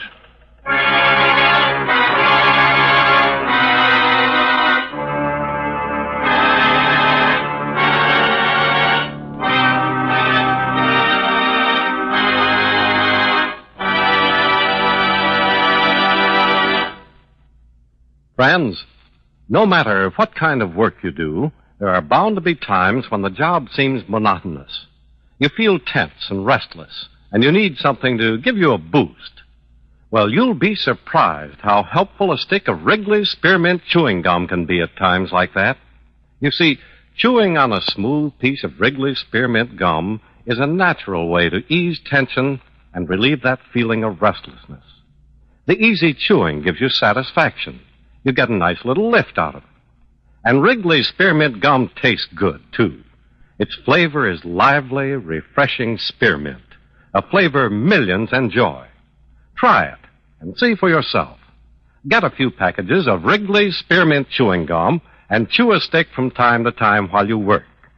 Chewing this delicious gum will make your job seem easier and pleasanter.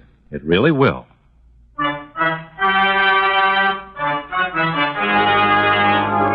And now, with our star, John Lund, we bring you the second act of Yours Truly, Johnny Dollar.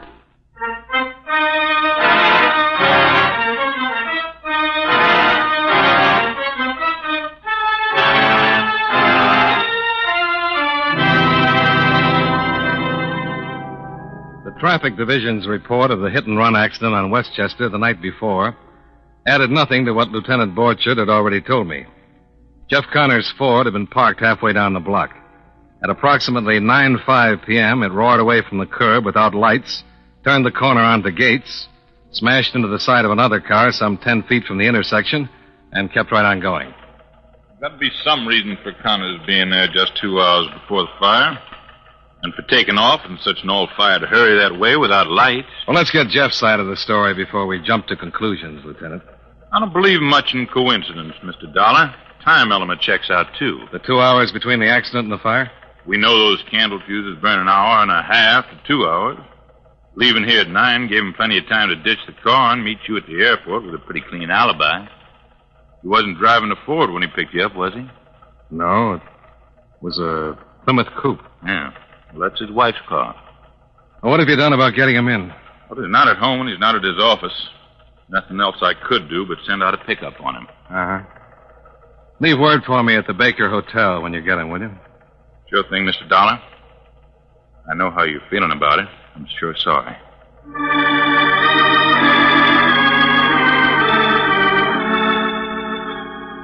Expense account item 3, $2.25. Cab fare out to the modern subdivision where Jeff Connors had his new home.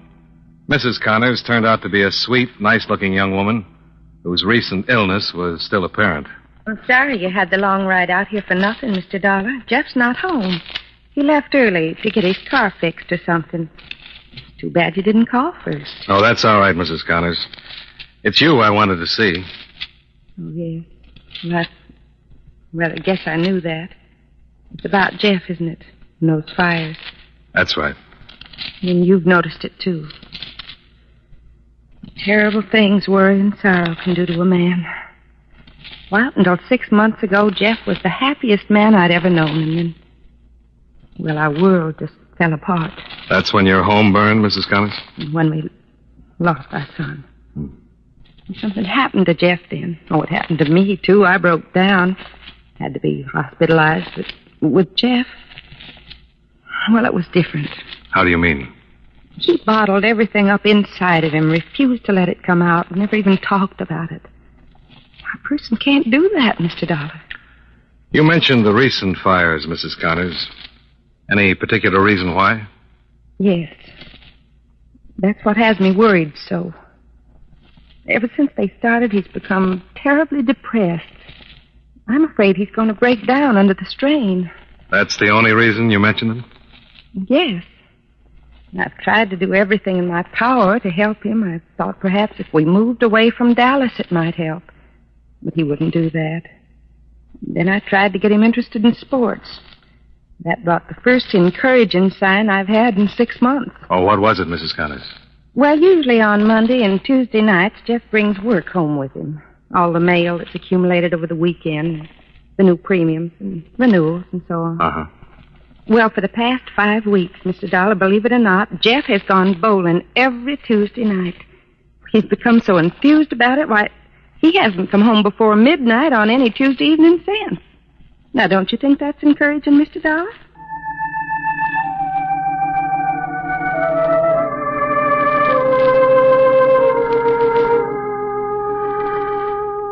Expense account item 4, $15.75.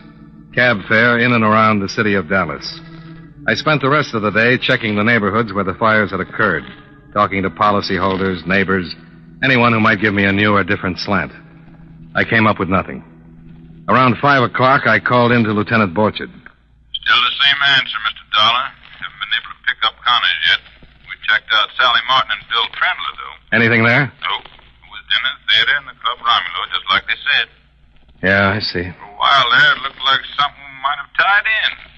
Trendler used to work for Connors, you know. Trendler was with Eastern Indemnity? Until about 2 months ago, yeah. Left then, started a business of his own, a bowling alley.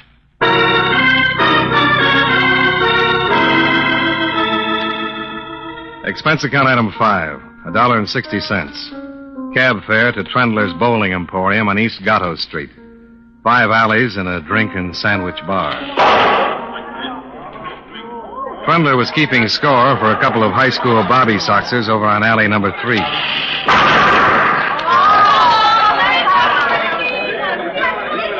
Don't let it get you down, honey. It happens to the best of us. Pick off one of them anyway.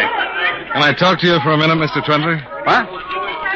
Oh, it's you. The insurance man, Johnny Dollar, isn't it? That's right. What's on your mind, Dollar? I'd like to talk to you for a minute. About the fires? Yeah. Take over for the girls, Jim. I'll be right back. Let's go in the office, Dollar.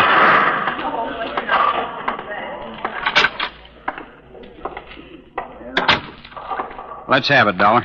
You used to work for Jeff Connors at Easton. Yeah, sure. Up until 2 months ago. Why did you quit? I just wasn't cut out to be a good insurance salesman. So you opened this bowling alley. Anything wrong with that? Well, they tell me it takes money to open these things. I had a few bucks saved. From not being a good insurance salesman? Why the interest in my finances, Dollar? Oh, I'm just curious.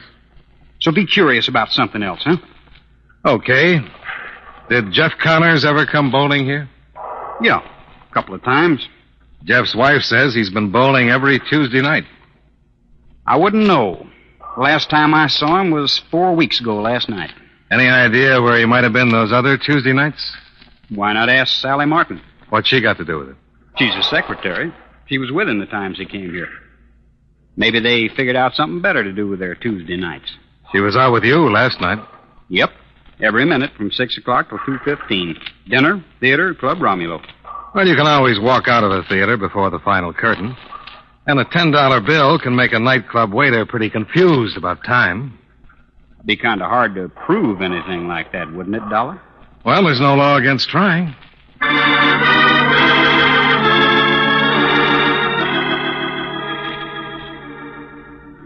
Expense account item 6, $1.80.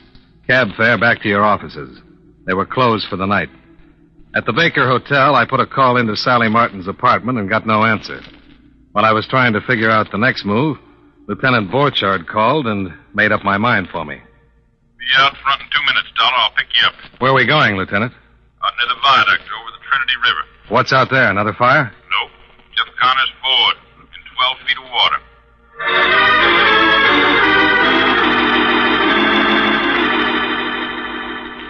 Took about an hour for a mobile crane to get there, and another 35 minutes before the grappling hooks got a solid hold and swung the car up onto dry land.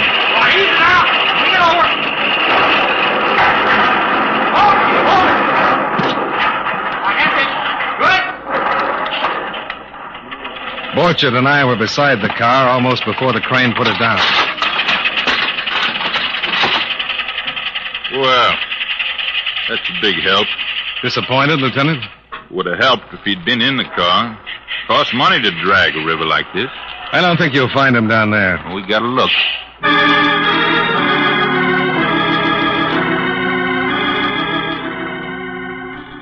On his way back to City Hall, Borchardt dropped me off at the hotel. On a hunch, I went across the street and had a little talk with the night elevator man in your office building. Well, now, let's see. Seems to me somebody went up to Eastern Indemnity since closing time. Yep, here it is. Checked in at 8:17, out again at 8:23. Sally Martin it was. Anyone with her? Come to think of it, there was. A fellow waiting outside in the car. Say, now, I'm just wondering. Could it be it was Mr. Connors himself?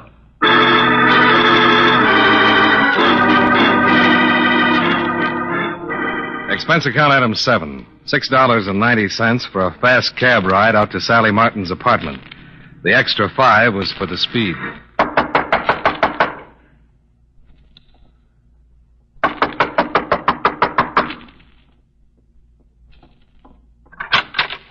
Yes, what? Mr. Dollar. Where is he, Sally? Where's who? Jeff Connors. Is he still here? Then you know? That he was hiding here today? Let's say I guessed.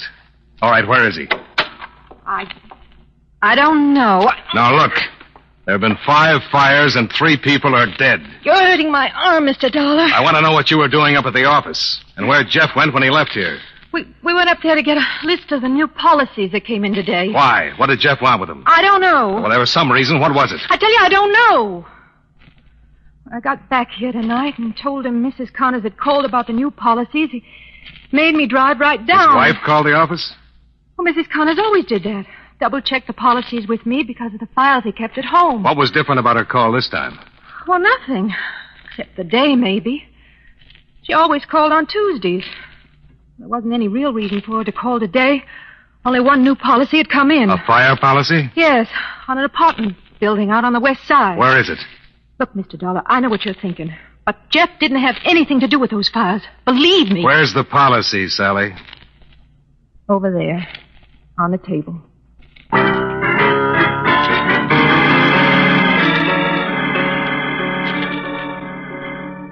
Expense account item 8, $7.50. Cab fare with speed to the newly insured apartment building on the west side. I called Lieutenant Borchard from Sally's, and he was there waiting for me.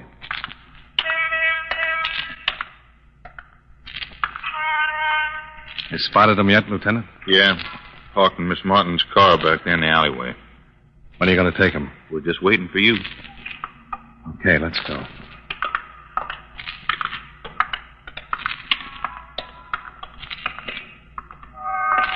There it is, Dollar. Yeah. Keep your hands on the wheel, Connors. Don't worry, Lieutenant. I won't try anything. You expecting us, Jeff? No. Matter of fact, I was hoping you wouldn't show, Johnny. I wanted to handle this myself. You've been handling it that way too long, Connors. Yeah, I guess I have. I wasn't really sure till I saw the car last night. Read about the hit run in the morning papers. Is that why you dumped it in the river? Didn't make much sense, I guess. Trying to cover up that way, just getting kind of desperate. Where is she, Jeff? What? Your wife. Where is she? In the basement? Yes. She must be through by now. I was waiting for her to come out. Trying to delay it until the last minute, I guess. I'll have to get her, Connors. You'll treat her gently, won't you, Lieutenant? Don't worry. I'll treat her gently. Sally Martin's not mixed up in this, Johnny boy. She was just trying to help her boss out of a jam. Didn't even know what it was. Don't worry about it, Jeff. Doesn't make much sense, does it, Johnny? My own wife. Firebug. I suppose maybe it was our home burning. Boy, I don't know. This doesn't make much sense. She was a lovely girl, Johnny. I wish you'd known her that. She was such a lovely girl.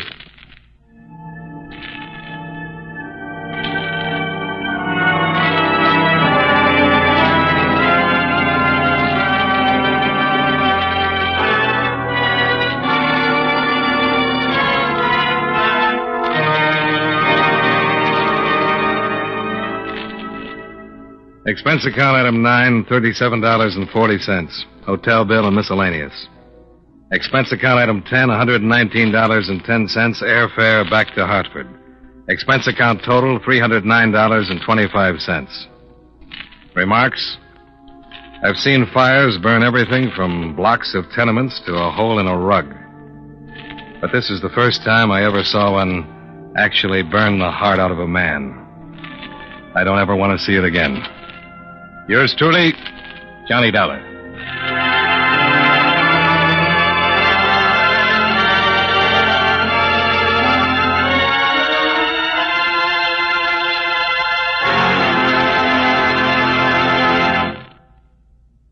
Friends, next time you chew a stick of Wrigley's Spearmint Gum, notice how cool and fresh it makes your mouth feel.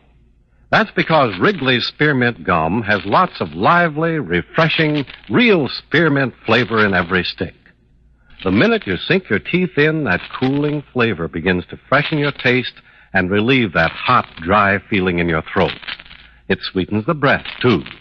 Millions of people carry Wrigley's Spearmint Gum with them wherever they go for quick, long-lasting refreshment and for real chewing enjoyment. Next time you're at the store, get some Wrigley's Spearmint Chewing Gum. Enjoy its refreshing flavor and good, pleasant chewing often, every day.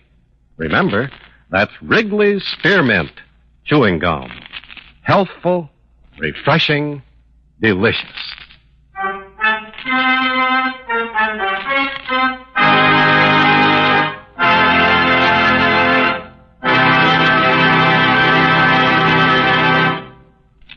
Yours truly, Johnny Dollar, brought to you by Wrigley's Spearmint Chewing Gum, stars John Lund in the title role and was written by Sidney Marshall with music by Eddie Dunstetter. Featured in tonight's cast were Hal March, Barney Phillips, Gene Bates, Sam Edwards, Virginia Gregg, and Jim Nusser. Yours truly, Johnny Dollar, is produced and directed by Jaime Del Valle.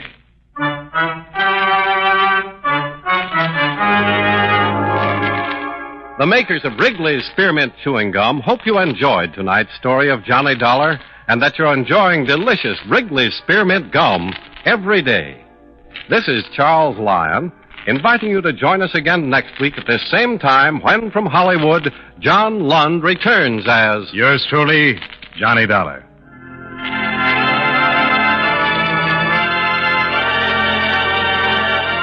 This is the CBS Radio Network.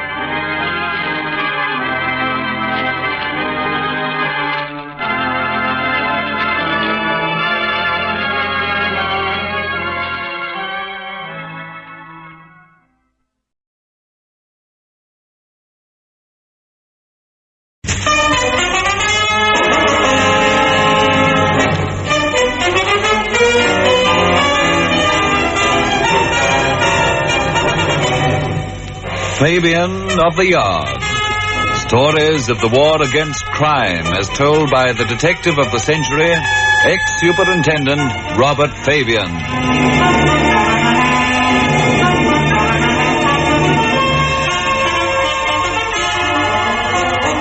Here is another factual crime detection story drawn from the personal records of ex-detective Superintendent Fabian of Scotland Yard.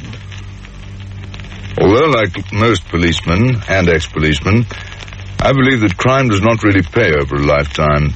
The basis for this belief is largely my knowledge of just how efficient the police machine can be in tracking criminals. Unfortunately, it is almost invariably only in fiction that fate ever steps in to deal out poetic justice to criminals.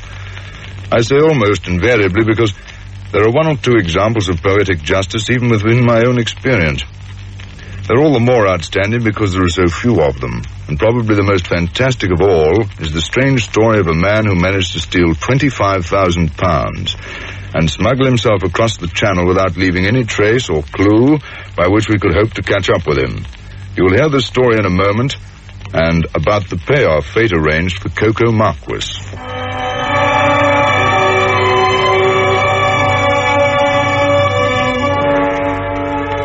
Everybody liked young Mr. Marquess.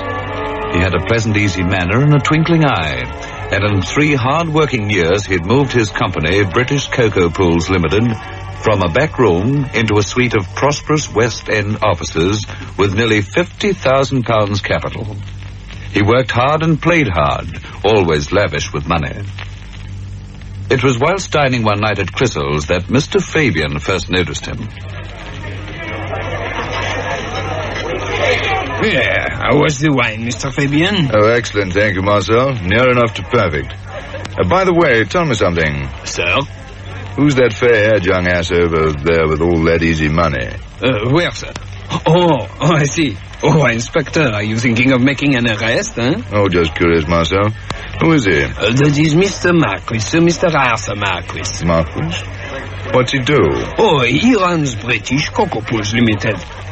Don't look at me like that, Inspector. I tell you, you may save your time. Since 2 years now, I invest my savings in Cocoa Pools and always I get the dividend. That sounds very interesting. How does it work? Oh, you buy a unit certificate for £20. And with all the money, Mr. Marquis makes big purchases of cocoa at a discount. Then he sells the cocoa and makes a profit, and with the profit he pays the dividend to the certificate holders. What sort of a dividend do you get? Oh, every 3 months I have been getting £3 for each certificate I hold. £3? That's £12 a year for each £20 you invest. That is correct. A dividend of 60%. First time I've ever heard of anything like that. It's fabulous.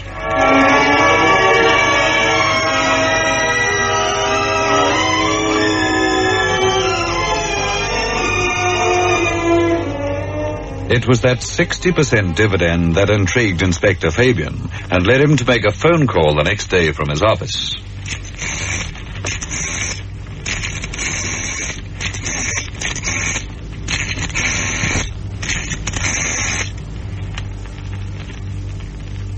Hello?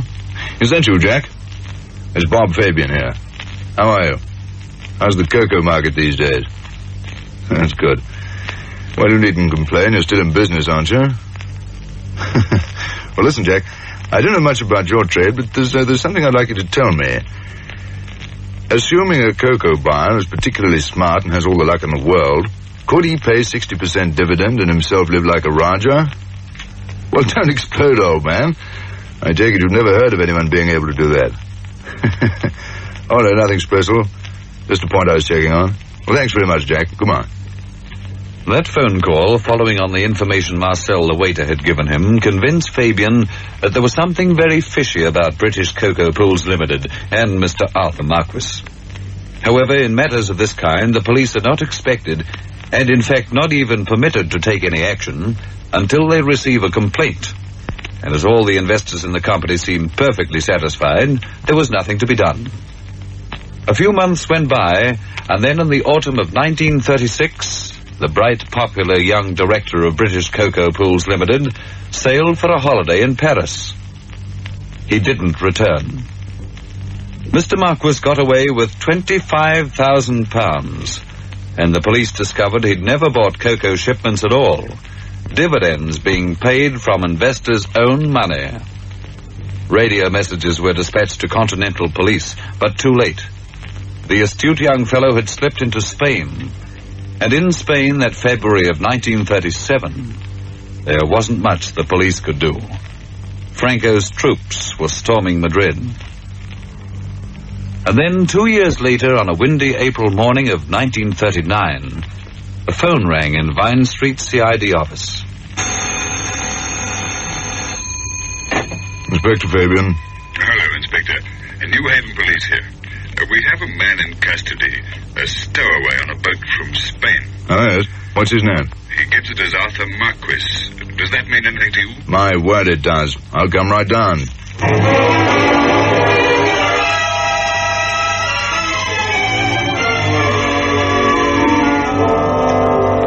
Well, where's the golden boy? Golden boy? You can't mean Arthur Marquess, surely. I don't envy you your job of taking him back to London. A little cold doubt swept over Fabian. The description didn't sound like the man he was after. The New Haven inspector led the way to the cells and unlocked one of them. Inside was a man wearing dilapidated trousers and a filthy grey jersey, from which his shriveled neck stuck out like that of a tortoise. His hair was tangled, grey and lifeless as cellar cobwebs. His eyes beneath, which sagged resinous lids, were crisscrossed by ruptured veins. Good Lord. You sure this is the man? Quite sure. Arthur Marquess. He stowed away on a ship from Santander. But how on earth did he get like this? How do you mean? Wasn't he always like this? No. Look, there's a photo of him taken 3 years ago. Great Scott! Yes, it's the same chap, all right, but what a change. I'm hanged if I know what happened to him. He won't give us any information except his name. Well, anyway, we'd better try to clean him up a bit. Well, what's happened to his fingers? Good Lord. The ends of them look like blobs of sealing wax. Marquess, what happened to your fingers? My fingers... I lifted my nails out with a knife blade.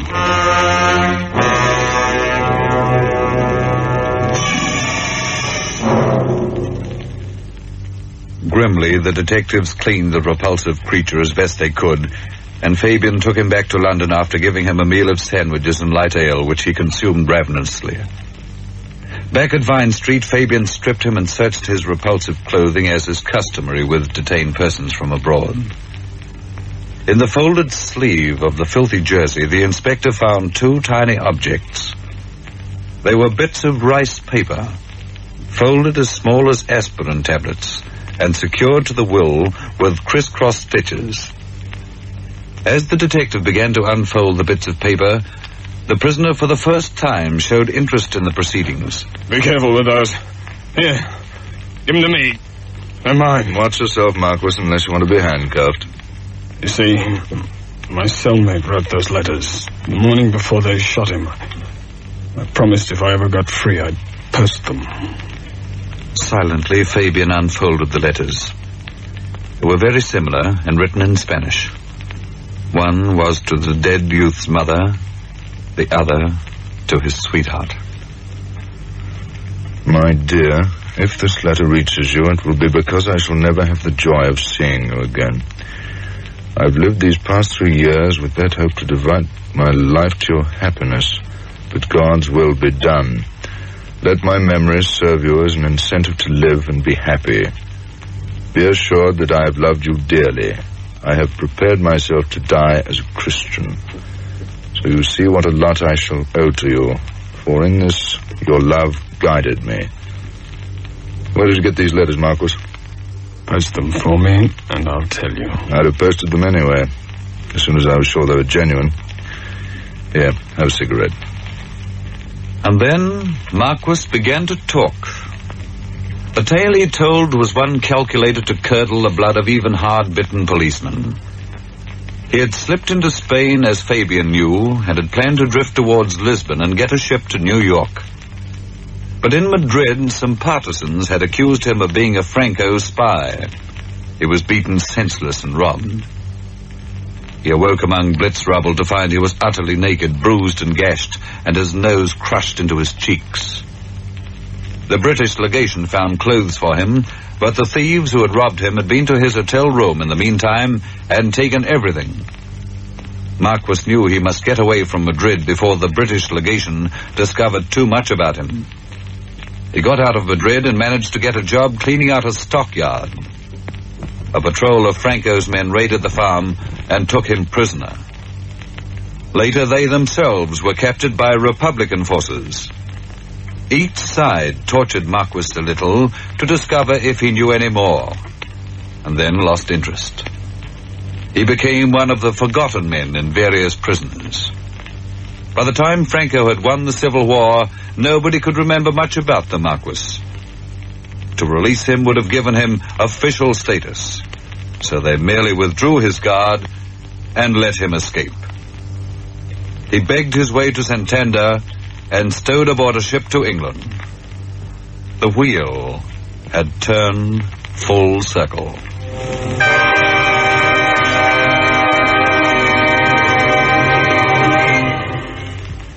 And here is Mr. Fabian's footnote. If somebody knows of a more poetic justice than that which fate meted out to Arthur Marquess, I should be interested to hear it. Needless to say, we were all shocked by his story, but none of us felt like wasting much sympathy on him. Although he'd been submitted to most ghastly physical ill-treatment, one wonders if his suffering could really counterbalance that of his victims. Mostly people like old Marcel with a few £100 life savings to invest. The story is completed by the sentence of 3 years penal servitude passed on Marquess at the Old Bailey. But personally, I couldn't quite help feeling that after what he'd gone through, the jail sentence was something of an anticlimax. Next week, I will deal with a particularly tragic type of murder case. It is the case of the black butterfly.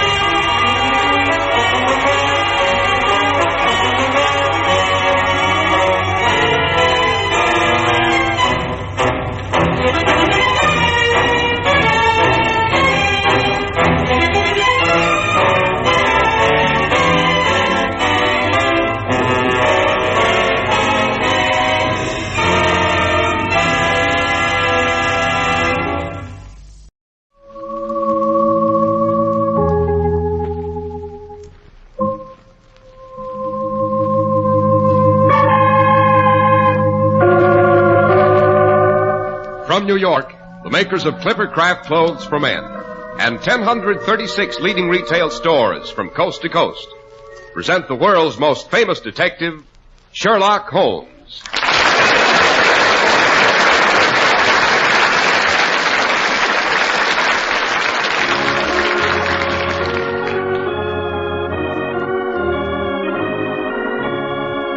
Our stories are based upon the character of Sherlock Holmes, created by Sir Arthur Conan Doyle.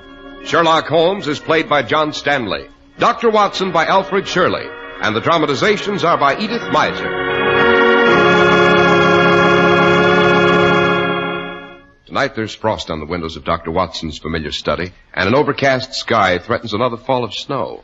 But as we sit snug and warm in front of a glowing fire, our thoughts turn to Sherlock Holmes and his immortal exploits. Well, which one are we to have tonight, Dr. Watson? Tonight, Mr. Harris, I think I'll tell you the case of the Avenging Blade. One of the most touch-and-go, not to say hair-raising adventures it was ever my privilege to share with the sage of Baker Street. Meaning Mr. Sherlock Holmes. I was certainly not referring to Mrs. Hudson. Yes, when I think how close that sword came to decapitating the person we both... There I go, anticipating again. But before I become further involved in the attempted murder which occurred at the base of the equestrian statue of Charles I, suppose you stop me long enough to say a few well-chosen words on another important subject. I'll do my very best, Dr. Watson. You may have noticed that Clippercraft clothes are never on sale at reduced prices. There's a reason for this. It's that Clippercraft clothes are so low priced in the first place, for such remarkable quality, that sales just aren't necessary. What makes these amazing values possible? Right in your own local independent store, the store you can trust. Well, it's the famous Clippercraft plan. The plan that concentrates the buying power of 1,036 great stores across the country, creating year-round economies in manufacturing and distribution costs. You're the gainer through the efficient Clippercraft plan. That's why you pay only $40 and $45 for a Clippercraft suit, only $40 for a top coat or overcoat, and only $26.50 for sport jackets. That's why your eyes will pop with amazement when you see the fine tailoring and the rich, long-wearing fabrics at these low prices. Yes, compare Clippercraft with clothes selling for many dollars more.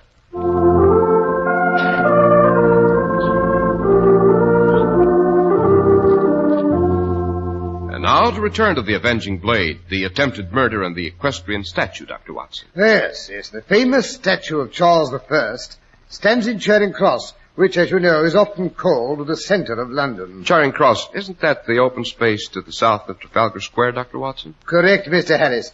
But to begin at the beginning, it is one of those clear, rare days in late January which now and then surprise the city of London. The sky was a brilliant blue, and the light, powdery fall of snow reflected the dazzling sunlight outside. Holmes was lounging on the sofa in a brilliant purple dressing gown, his pipe rack within his reach, ashes scattered on the floor, and the crumpled morning papers littering the room in all directions.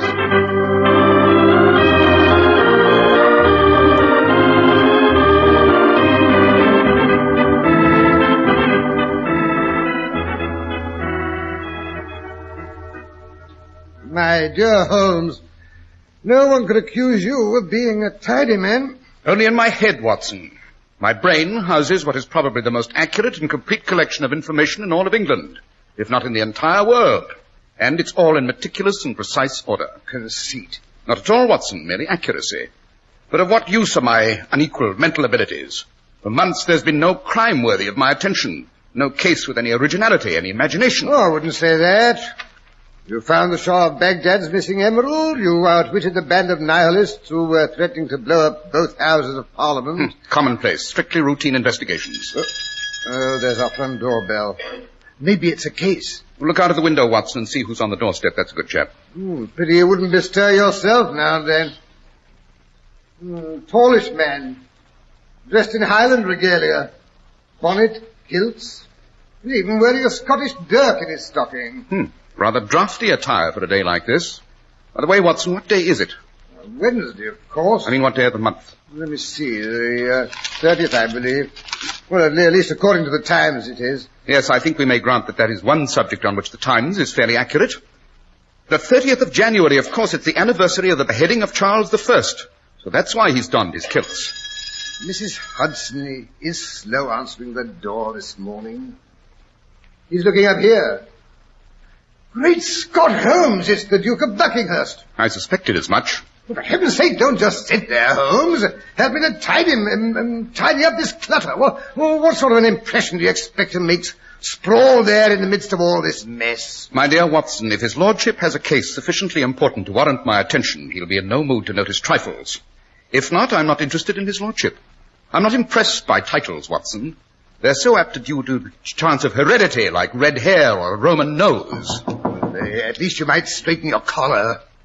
Oh, come in. Oh, Lord Buckinghurst, this is an honor. Won't you sit down? Thank you. No, not that chair. I think you'll find this one more comfortable. May I relieve you of your bonnet? Would you like a drop of brandy? Watson, if you'll stop playing the palpitating hostess, Lord Buckinghurst might like to explain why he's called to consult me. Thank you, Mr. Holmes. It's all so fantastic, I really don't know where to begin. If I had received this note at any other time, I'd have put it down to some poor demented half-wit. Persons in my position, Mr. Holmes, are unfortunately the recipients of a great many curious communications. Everything from begging letters to blackmail. There's nothing fantastic about blackmail in your position, Lord Buckinghurst. Consequently, that is not the gist of the letter that brought you here. Good Lord, no. It's incredible. I hardly know how to describe it. Suppose you allow me to view the letter and judge for myself. That would be the most sensible procedure, I suppose. Here you are, Mr. Holmes. Paper, excellent quality. An educated script. Half English, half continental. Notice the final S's, Watson. Well, yes, but to blaze it with the S's, what does it say? You must pardon my friend's lack of restraint, Lord Buckinghurst. He will never realize that the writing paper and general appearance of a letter often give me more information about the sender than the contents of the message. I think you will agree that the contents of this letter is of no small interest, Mr. Holmes. Yes. Let's see. To the late Duke of Buckinghurst. Interesting. Beware the blade of the martyr king. Brief but bewildering, eh, Holmes? Not entirely. Lord Buckinghurst, you are, if I'm not mistaken, descended from the Duke of Buckinghurst, who was the favourite and boon companion of the ill-fated Charles I. Correct, Mr. Holmes. As the eldest of my family, it thus devolves upon me to attend the memorial services which are held every 30th of January by the Royal Martyr Society, and place a commemorative wreath on the pedestal of the statue. Designed, if I'm not mistaken, by Grinling Gibbons. Really? I had no idea. It's not so old as the statue, I believe. The pedestal, I mean. Quite. Tell me, Lord Buckinghurst, does this expression, the blade of the martyr king, have any particular significance to you? Why, yes and no. I presume it refers to the ancient superstition which concerns the sword in the statue's hand. Which is? It seems that after the monarchy was restored, Charles II witnessed the execution of Thomas Harrison and the other regicides at Charing Cross. After the bloody event was over and his predecessor had been avenged, he made a proclamation to his followers.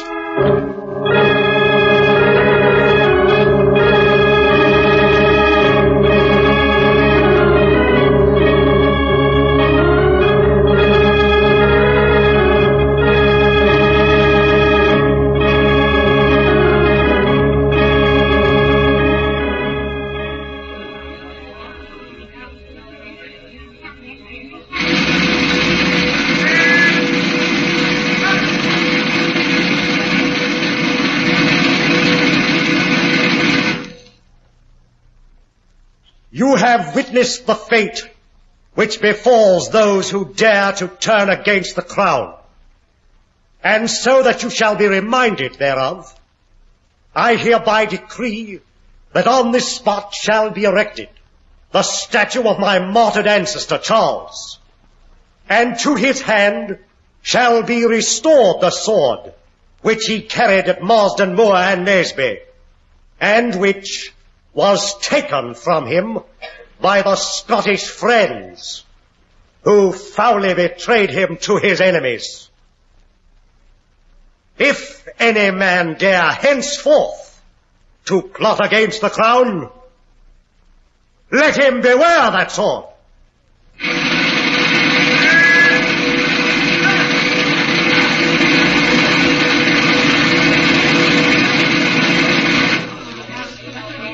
They say, Mr. Holmes, that when a traitor to the crown approaches the statue, the sword trembles and cries out for vengeance.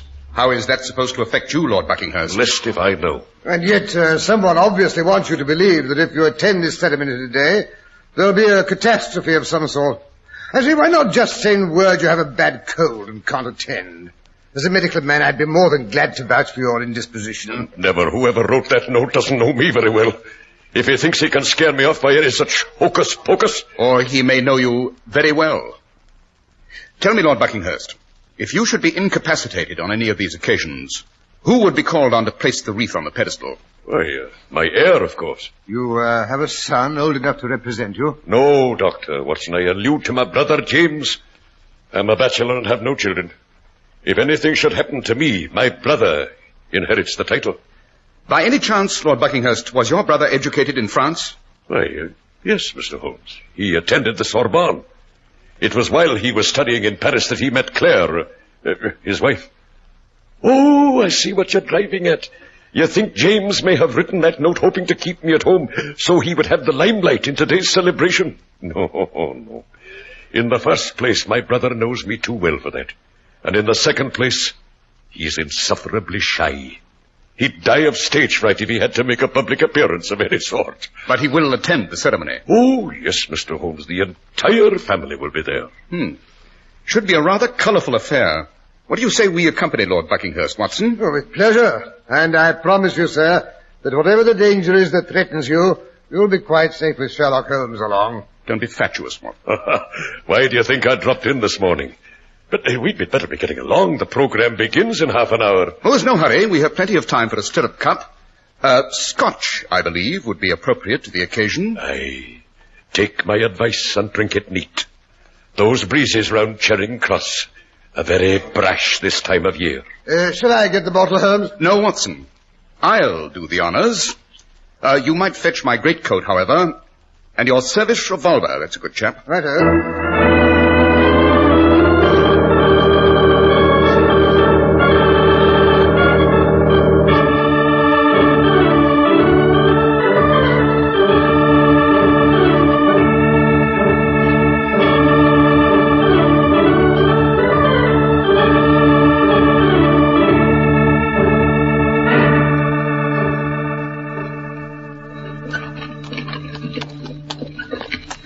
I don't know whether you know it, Lord Buckinghurst, but the statue of Charles I you are about to decorate has a rather ironic history. Really?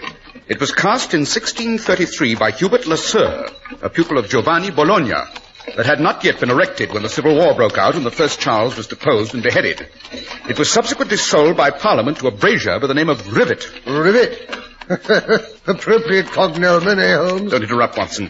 Mr. Rivet was ordered to melt the statue down. Rank vandalism. That's the trouble with people always wanting to destroy someone else's handiwork. Calm yourself, Watson. Remember, the statue does stand in Charing Cross today. You mean old man Rivet didn't destroy the silly thing? He announced that he'd done just that. And for years, he made a tidy living out of selling fragments of metal as souvenirs to both cavaliers and roundheads. However, when the Restoration came along, he sold the statue back to the government at a neat profit. It was subsequently erected on the spot where it now stands. Oh, the old scoundrel.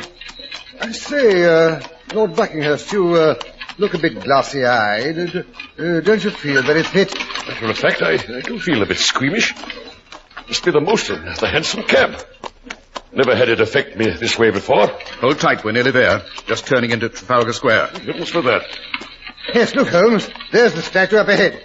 Quite a group of people gathered around. Lots of them wearing kilts, and there are bagpipers. I do enjoy a Highland air on the doodle sack, you know.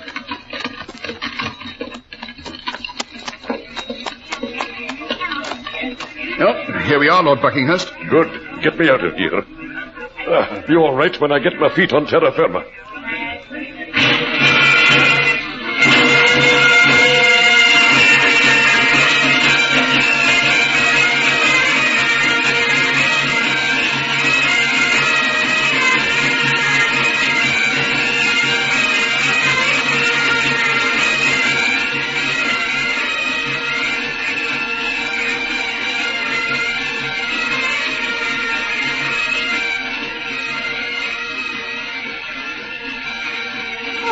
There you are, Robert. We thought you would never get here. They've been waiting nearly half an hour to begin the ceremonies. The pipers have blown themselves practically out of breath keeping the crowd entertained. Sorry. Claire, my dear, may I present Mr. Sherlock Holmes and Dr. Watson? Gentlemen, this is my brother James and his wife. How do you do? How do you do? How do you do? This is Mr. Sherlock Holmes, the detective. Quite. Oh, how delightfully exciting. But, Robert, why a detective at a time like this? Just a precaution. Precaution? Precaution against what? Do not tell me there is something of which my brother-in-law, the indomitable Duke of Buckingham, is afraid. Yes, you do look a bit wonky, Robert. Is anything wrong? Matter of fact, I do feel a trifle under the weather. Oh. There, that Finn and Haddie I had for breakfast must have upset me. James, if I should have to retire suddenly, you take over when it comes time to place the wreath. Oh, but I couldn't. I couldn't really. Why not? Everyone would be looking at me. I wouldn't know what to do. You don't do anything but carry the wreath, escorted on either side by bagpipers playing a dirge. But when you reach the statue, you place the wreath at its feet, and the pipers break into a Scottish battle song. That's all there is to it. Am I right, Lord Buckinghurst? That's all. James, No, I can't let him do it. James is just out of a sick bed. He would have to remove his overcoat. And in those kilts in this icy wind, it would probably kill him. The wind, Lady Claire? I say, look, the ceremony is nearly ready to begin. The minister's about to read the benediction. You'll have to excuse me. Oh, Robert, you can't leave now. I have to, James. I think I'm going to be sick. I know I'm going to be sick. Holmes, what did you put in that scotch you gave to Lord Buckinghurst?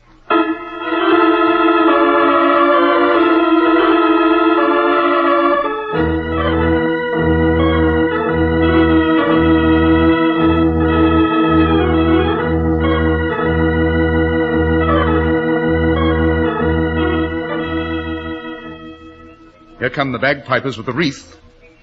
Well, Lord Buckinghurst hasn't come back. Looks as though you'll have to carry on, Sir James. Oh, dear, I do wish Robert would come back. I'm not at all good at this sort of thing. James, I forbid you to do it. You can't take off your overcoat. Let someone else place the wreath. Let Mr. Holmes do it. Thank you, madam, but it's an honor to which I'm afraid I cannot aspire. My ancestors were mostly Roundheads, you know. I'm afraid King Charles wouldn't approve. I wouldn't want to come within striking distance of that famous sword. Oh, you are joking. Such an amusing man. Am I? Oh, dear. Yes, they've noticed Robert is missing. They're bringing the wreath to me. Here, somebody hold my coat. Oh, no, James, no. Sorry, madam. You know the expression noblesse oblige. Carry on, Sir James. Yes, I suppose I shall have to. Oh, dear, I wish I'd stayed in bed. James, you fool, you idiot.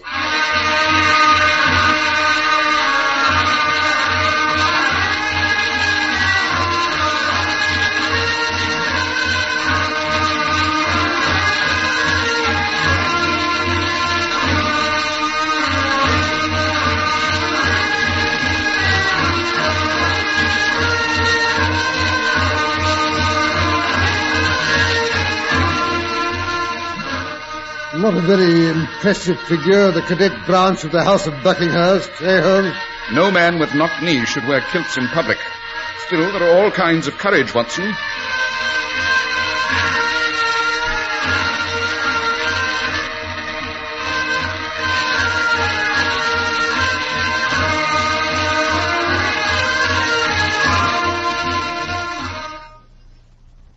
James, if he's reached the statue, he's kneeling to place the wreath. Watson, quick, hand me your revolver. Yes, but what will... I don't like the angle of the statue's sword over his head. Oh, Holmes, have you taken leave of your senses? You'll know when they start to play the battle cry. Yes, the pipers are filling their lungs. Here they go.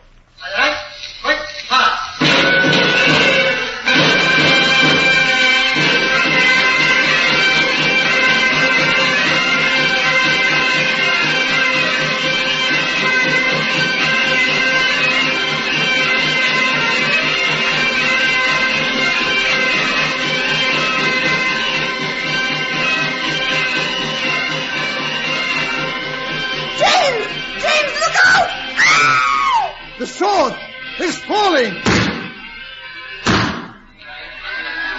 Good Lord, Holmes! The sword, you hit it in midair. You've broken it to bits. I prevented it from impaling Sir James's body. No, this is too much. It's killed him. He's lying on the ground. He's dead. Calm yourself, madam. Your husband's only fainted. The sword missed him completely. Oh. Watson, will you go and revive Sir James? I'll attend to her ladyship here. Very well, Holmes. And now, madam, Now what, Mr. Holmes? why did you attempt to kill your husband's brother?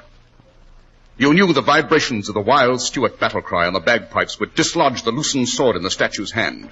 You knew it would probably pierce the back of anyone kneeling below. You screamed to warn your husband before the sword fell.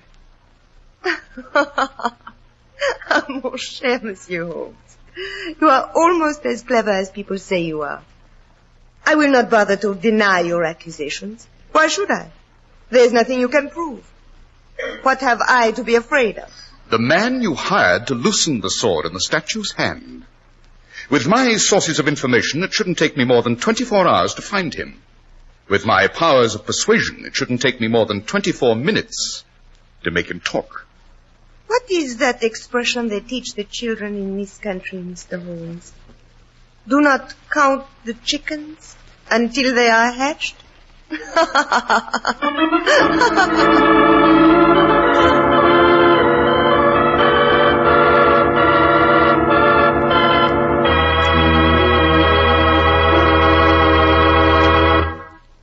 It's no trick to make ordinary clothes at low prices, but it takes real manufacturing genius to produce really fine clothes that not only look far above, but are far above the modest price you pay for them. That's why we say try on a Clipper Craft tomorrow. It'll be hard to believe you're getting so very much for so very little. Such expert tailoring, smart styling, and superb long-wearing fabrics. This tremendous feat is accomplished through the renowned Clipper Craft plan, which concentrates the buying power of 1,036 of the nation's finest stores from coast to coast. It brings you Clipper Craft suits at only $40 and $45, top coats and overcoats at only $40, and sport jackets at only $26.50. Yes, selling expensive clothes at inexpensive low prices at the nation's finest independent stores is the great big idea behind the Clipper Craft plan. That's why men who know insist on Clipper Craft clothes. So be sure to visit the Clipper Craft store in your city. These leading stores in the metropolitan area are proud to add their names to Clipper Craft in your suit, top coat, and overcoat. In Manhattan, John Wanamaker Men's Stores, Broadway at 8th and 67 Liberty Street. Saks 34th, Broadway at 34th. In Brooklyn, Abraham and Strauss. In Newark, New Jersey, Boulevard Men's Shop, Kresge Newark. And in Jamaica, the B&B Clothes Shop, 16408 Jamaica Avenue.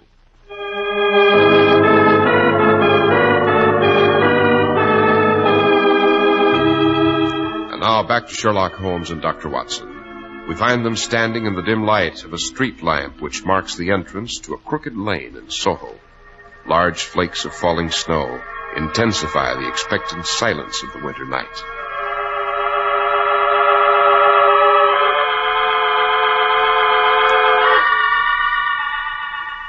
How much longer do we have to wait out here in this confounded snow, Holmes? It's after midnight. We shall wait here, Watson, until the Lady Clare arrives to pay a visit to the artisan who loosened the sword for her.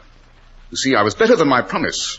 I tracked him down in less than 24 hours. What makes you so sure she'll come? She must, Watson.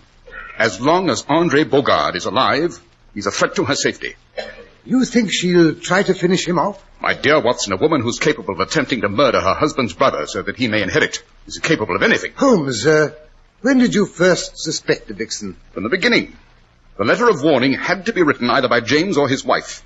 They were the only two who'd benefit by the death of Lord Buckinghurst. They were the only two who knew him well enough to know the effect the letter would be bound to have on him. You mean he'd attend the ceremony come hell or high water? Exactly. James didn't duck when the bagpipes burst into that violent squalling. Claire, however, screamed to warn him. Hence, she was the guilty party. QED. Here comes a four-wheeler. Yes, it's turning down this alleyway. Down behind these barrels, Watson.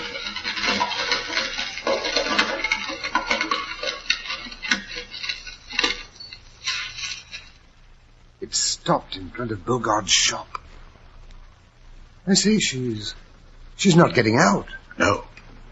She's seen Andre's shadow on the blind. Yes, She's lowering the cab window.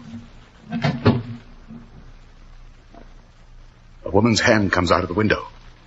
It's holding a revolver. Very well, Lestrade, you have your proof. You may come down from the driver's seat and arrest the lady. Sherlock Holmes. Yes, better you use handcuffs on her, Lestrade. By the way, madam, this should teach you. Never, when on a secret mission, never take the first cab that presents itself. You never know who the coachman is. Oh, and thank you so much for your display of marksmanship. I think it'll persuade Andre to tell us all we wish to know. Oh, no, Mr. Holmes. I never miss. It is too late for Andre to tell anyone anything. I'm so sorry to disillusion you, but it wasn't Andre's head your bullet hit. What? Merely a cleverly arranged silhouette of the man. I cut it out of cardboard myself only an hour ago. Oh. You see, Lady Claire, I have artistic blood in my veins. Or didn't you know? You... I think you are the devil himself. No, madam, only his second cousin. All right, Lestrade, you may take it away.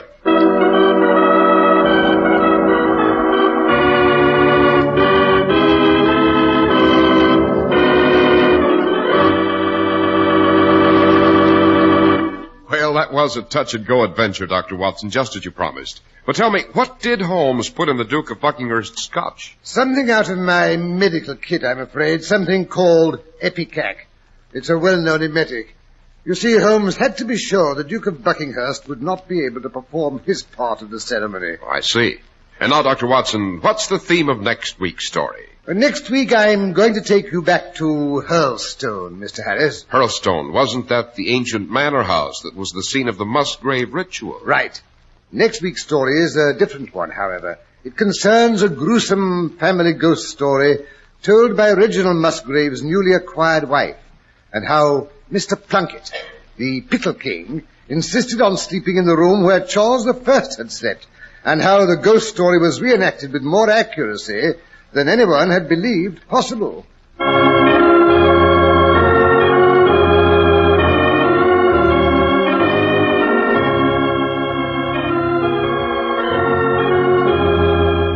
The makers of Clippercraft clothes and 1,036 leading stores from coast to coast have brought you another in the new series of broadcasts featuring the world's most famous detective, Sherlock Holmes.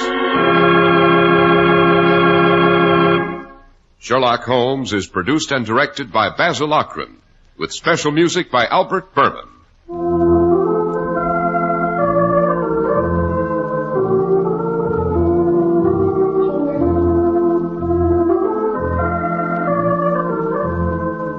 If you don't know your Clippercraft dealer, write Clippercraft, 200 Fifth Avenue, New York City.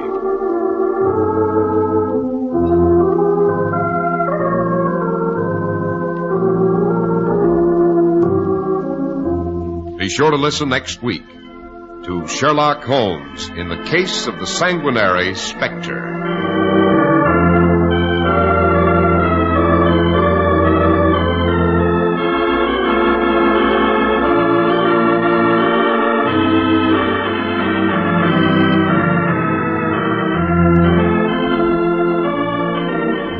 If you'd like to attend the Sherlock Holmes broadcasts in New York, see your local Clippercraft dealer, and he'll tell you how to obtain your tickets. This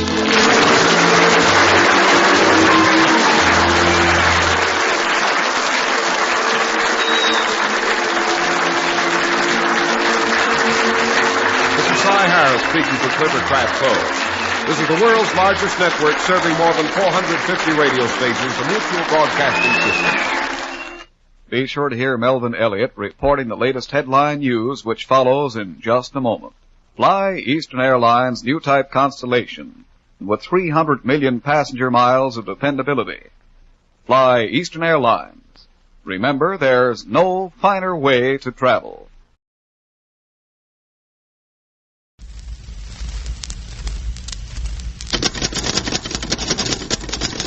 The Illinois Commercial Men's Association presents that well-known Chicago columnist who knows everything and everybody, what's happening and what's going to happen. Here he is in person, Nate Gross. Hi, all you pretty people. This is Phil Town Tattler Harris telling all you Chicago folks, if you don't read Nate Gross for the latest scoop, You've got to wind up the droop of the loop. Pardon me, Phil. This is my program. I'm the star here. Just a second. This is my program at ICMA Star here. Say, Nate, who's this corny character? What's he want? Well, if you two gentlemen will at least allow me to be the interlocutor of this wandering minstrel show, I'd like to proceed with the introductions. Well, proceed with the introductions. Proceed. Fine. Phil Harris, meet Everett Clark. Everett is the accident insurance salesman around these here parts, partner. Yeah, well, tell him I don't want any. I know all about you, Catfish Clark. Catfish? Yeah, Catfish. Lum and Abner out in California told me all about you and your insurance policies. Oh, yes, Mr. Harris. We do sell insurance, but we never approach our guests on such a commercial basis. For instance, I know that you wouldn't be interested in ICMA broad coverage personal accident insurance, the one that gives you protection from now until the beginning of next September for only $2. You can bet your life on that, Clarksy. Hey, wait a minute. Come again with that, Everett. $2 for protection until next September? Come now, Mr. Harris. Let's not mix business with pleasure. Let's get on with the show. Oh, no, you don't. Look, I'm a friend of Nate's, and I demand to know more about the $2 policy. Please, Mr. Harris, you're hurting my arm. Hey, Nate, make this guy sell me one of them policies. All right, Phil, all right. But look, this is my program, and I haven't even had a chance to say good evening to my listeners. All right. So it's your program. Now, what do we do next? I want to introduce the feminine contingent of this evening's program. The distinguished and most beautiful motion picture star, Alice Wait a Faye. minute, Bob. Hold it. This may be your program, but that happens to be my wife, and I'll introduce her. Ladies and gentlemen, Miss Alice Faye. Hello, Nate. The three of you sounded like a gabby cup of tea. I never did think I'd ever get a chance to say hello. Well, you know Phil and how impetuous he is. Indeed I do. But really, Nate, all the folks in Hollywood are wondering when you are coming back. I'm not coming back, Alice. I've had enough of Hollywood. I was out there the last time for 4 weeks and couldn't even get a date. Oh, why, of course you could. Little Alice Jr. was just dying to go out with you. Oh, don't give me that. Alice Jr. stood me up last July because I couldn't remember the words to onesie, twosie. He couldn't remember the words. You mean you can't even count? Hold on there, partner. I heard Jack Benny say that you can't count over 10 without taking your shoes off. Now, wait a minute, Nate. You and Phil have been friends for a long, long time. Gosh, that's right. Gee, Phil, remember the College Inn? Yeah, Nate. Remember the Shapery? Uh-huh. Say, remember the Midnight Frolics? Sure I do.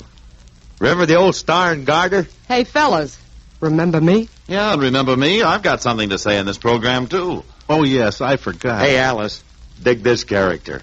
Ta-ta-ta-ta-tom-tom. Go, Everett. Hold that down, Pete, Phil. Now, here's Everett with a message from R.A. Kavanaugh, Secretary of the Illinois Commercial Men's Association, concerning a simple and practical means by which sons and fathers can show continued interest in mother's welfare. Yes, Nate, there is something every son and husband can do to make the beautiful sentiment of Mother's Day a matter of practical reality. Extend your thoughtfulness to provide assured financial protection against that day when you, as well as any other man, can become the victim of an unkind fate. 54 years of accident insurance experience makes the ICMA plan of Dollant's personal accident insurance especially well suited to the situation of the average man. It provides the right kind of coverage. You are protected against the day-by-day frequent hazards as well as the infrequent but more spectacular accidents that gain wide public notice. You get the right amount of coverage, substantial benefits for death or dismemberment, or weekly benefits that continue up to 2 full years. You get this in ICMA at a cost of approximately only $12 per year. Now, while it is in your mind, make a note to send a card to ICMA in care of WBBM for further facts about ICMA balanced personal accident insurance. And now here's your genial reporter, Nate Gross, with news about people you know best.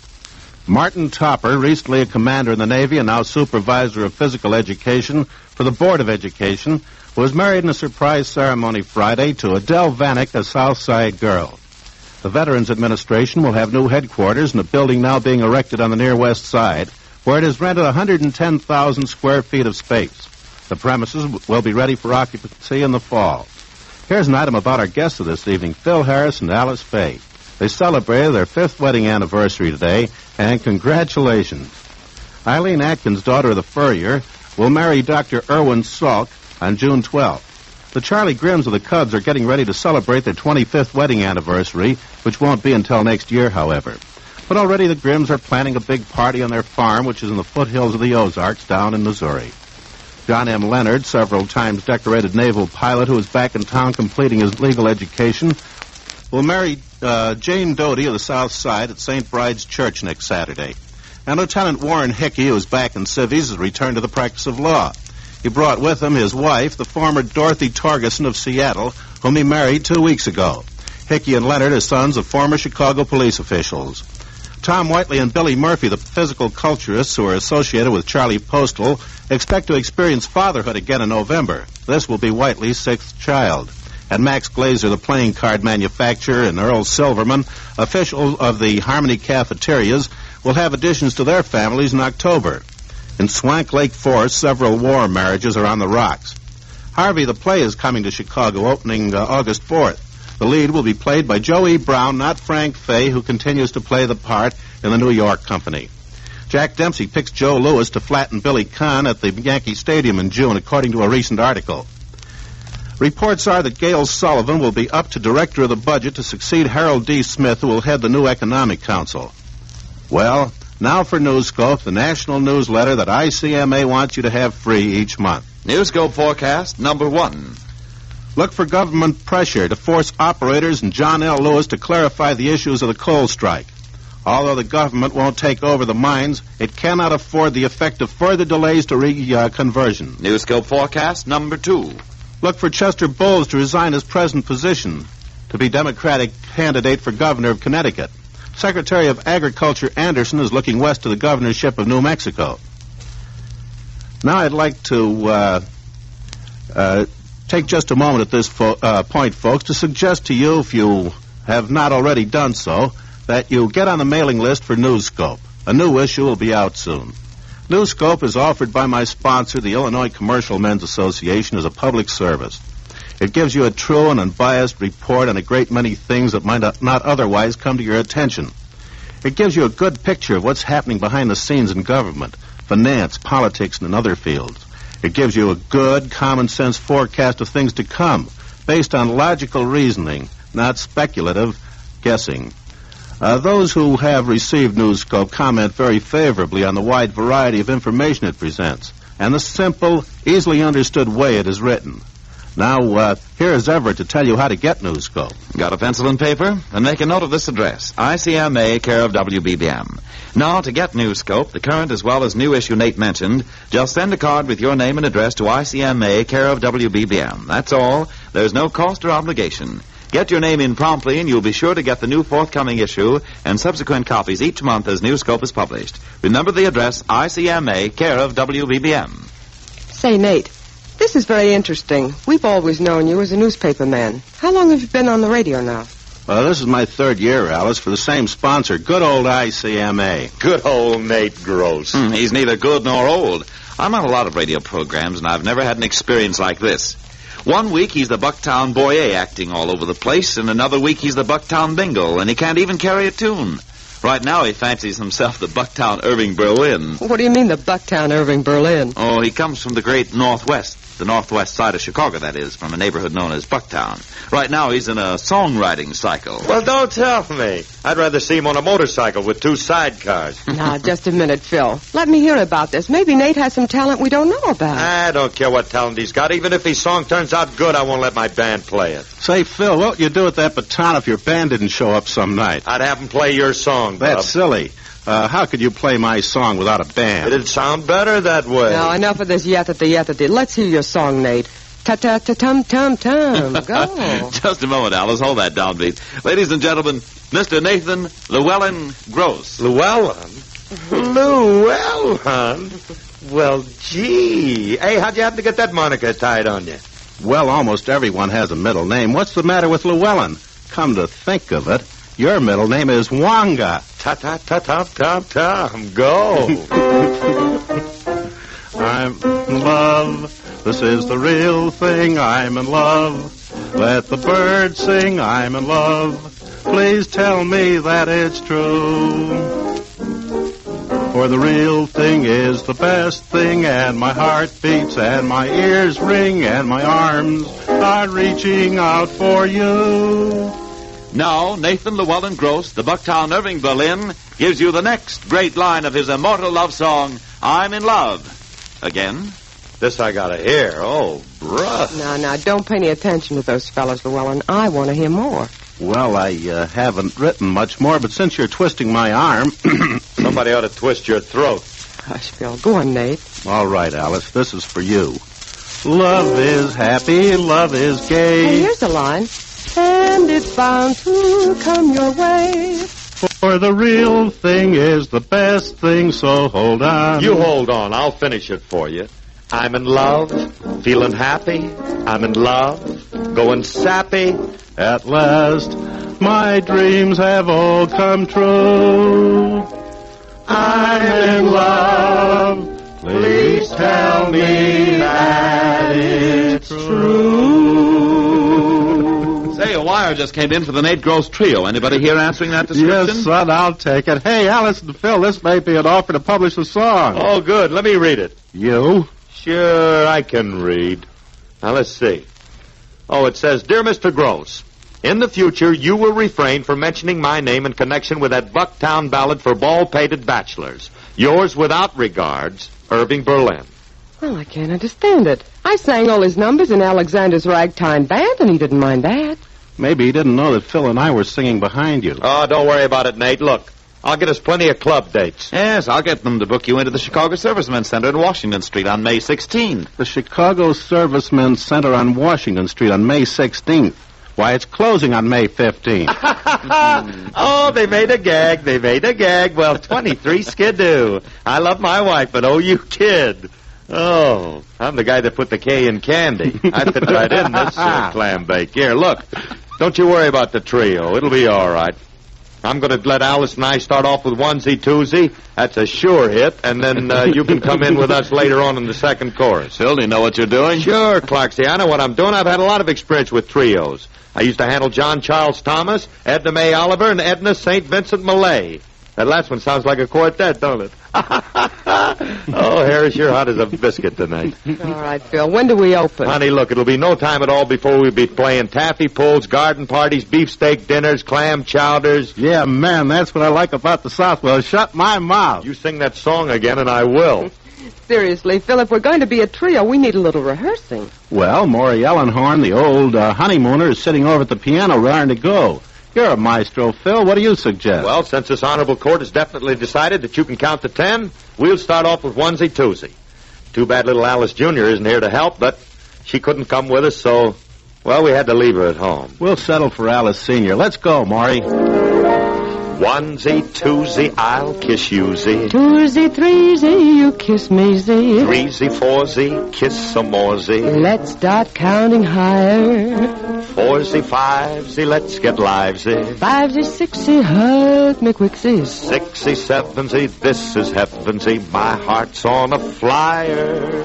Keep the numbers going till the song is done. Love will keep on growing. We're having so much fun. Sevensy, eightsy, you're my datesy. Eightsy, ninesy, ain't this finesy. Ninesy, tensy, kiss againsy. Onesie, twosie, I love you-zy. You're my what-not. You're my hotshot. Onesie, twosie, I love you-zy. All right, Nathan Llewellyn, this is your chorus. Look, Alice, start him off. Onesie, twosie. I love you. Wait a minute, hold it, wait a minute. That did it. I love you-zy. Hold the music. Stop it, hold it. Hey, Groves, look, that's my wife. Ta-ta-ta-ta-ta-tum. Go, Alice, go. Thank you, Phil Harris and Alice Faye. This has been one of the most delightful experiences I've ever had on the air because I feel not only a profound professional admiration for you, but a sincere and deep-rooted affection such as I bestow on members of my own family. Until next Sunday night, folks, remember our ICMA date. Good night. To be sure to get on the mailing list for New Scope, write your card to 9. Mail it on your way to work in the morning. Just address ICMA, care of WBBM. This is the WBBM Air Theater, Wrigley Building, Chicago.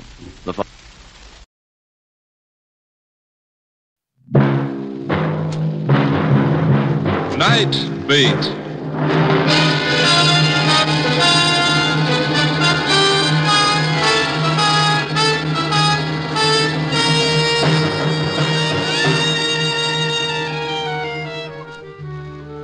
Hi, this is Randy Stone.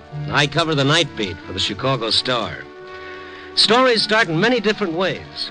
This one began when I bumped into a little old man who claimed he was dead. and proved it.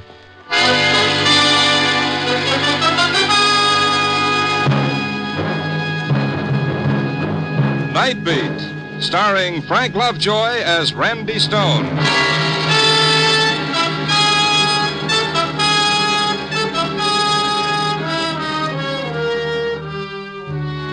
My job is to prowl Chicago at night looking for that ever-loving story that's always out there in the darkness waiting for me. But, like most working stiffs, one day a week, I'm a free man.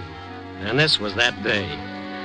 It was one of those hot spring days that come at you out of nowhere. Hot like only Chicago and one other place can get. I woke up late in the afternoon and went outside for a breath of humidity. I opened my collar and rolled up my sleeves. Man, it was sizzling. There was a little park ahead. I was just going to stretch out on the grass when I saw him. My first thought was, pass the salt tablets quick, the sun's got me and I'm seeing things. But no, he was real, all right. Sitting on a park bench on this boiling day, a fat old guy in a heavy overcoat with muffler, galoshes, and gloves. I went over to him. He looked up and smiled. Good afternoon to you. Good afternoon. Sit down. Sit down. You look tired. Thank you, yeah. Nothing is worth getting tired for. Man is here for such a little while. Yeah. Look, forgive me for bringing this up, but I think it's only fair to tell you, at this moment, the temperature in this city is pretty close to 100 degrees. Oh, is that so? Yeah. For 2 cents, I'd trade everything I'm wearing for one heart shafter and Mark's fig leaf. You are lucky, young man, to feel the good sun. Yes, that is something fine. As for me, I am chilled to the bone. In that overcoat and that muffler? Yes. How could any living thing be cold on a day like this? I suppose that is just it. What? I'm not a living thing. No, I'm afraid I'm quite dead. I think I'll walk around a bit. Goodbye. Say. I suppose I'm just inquisitive, but you see, that's my business. I'm a newspaper man. Oh, yes. An honorable profession. Oh, thank you. Why do you think you're dead? Think? So you don't believe me either? Yeah, it's silly, isn't it? When did you die? The funeral was last week. A very nice funeral. I regret only that there were no plumed horses. Plumed horses? In the old country, that was a requirement for the head of a family. But in America, of course, such customs seem foolish. Yeah, foolish. You still don't believe me? Well, let's say that I'm just an old skeptic. All right, young man. To doubt everything in this life is to miss so much of life's true magnificence. You need a lesson. Come with me. So I went with him, this strange man so comfortable in an overcoat on this oppressive day. We stopped at the first large office building and went into the lobby. The old man took me to the directory on the wall. Can you find the name of a doctor? A doctor? Why do you want a doctor? You will see. Yes, there's a Dr. E.M. Herrick, Suite 706. Is he good? I don't know. He's the only one listed. He doesn't have to be too good. Come on.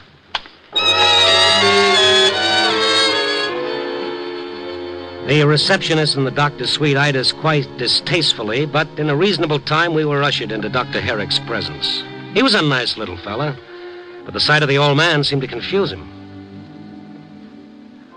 Now, just what seems to be the trouble, Mr. Henry Kazarian. Yes. Well? I want you to examine me and tell the newspaper man what you find. Newspaper man? Well, I'm afraid I don't understand. And I'm afraid I can't help you, Doc. Why not examine him and let it go then? Yes, please do. But what seems to be the trouble with you? What are your symptoms? My symptoms were discovering the world no longer needed me. That can be very painful. Oh, but this isn't anything to... Oh, come on, Doc, will you? It's my day off. Let's get it over with, All right. Now, Mr. Kazarian, take off your overcoat and shirt. The old guy undressed to the waist. His skin looked yellow and faded, but I figured that could happen to anyone his age. The doctor smiled, fastened his stethoscope to his ears, and began his examination. I put a cigarette in my mouth, but I never lit that cigarette. I was watching the doctor. I was watching the color drain from his face. I was watching his fingers start shaking like he was trying to make 9 the hard way. The doctor touched the stethoscope to a dozen parts of the old man's chest.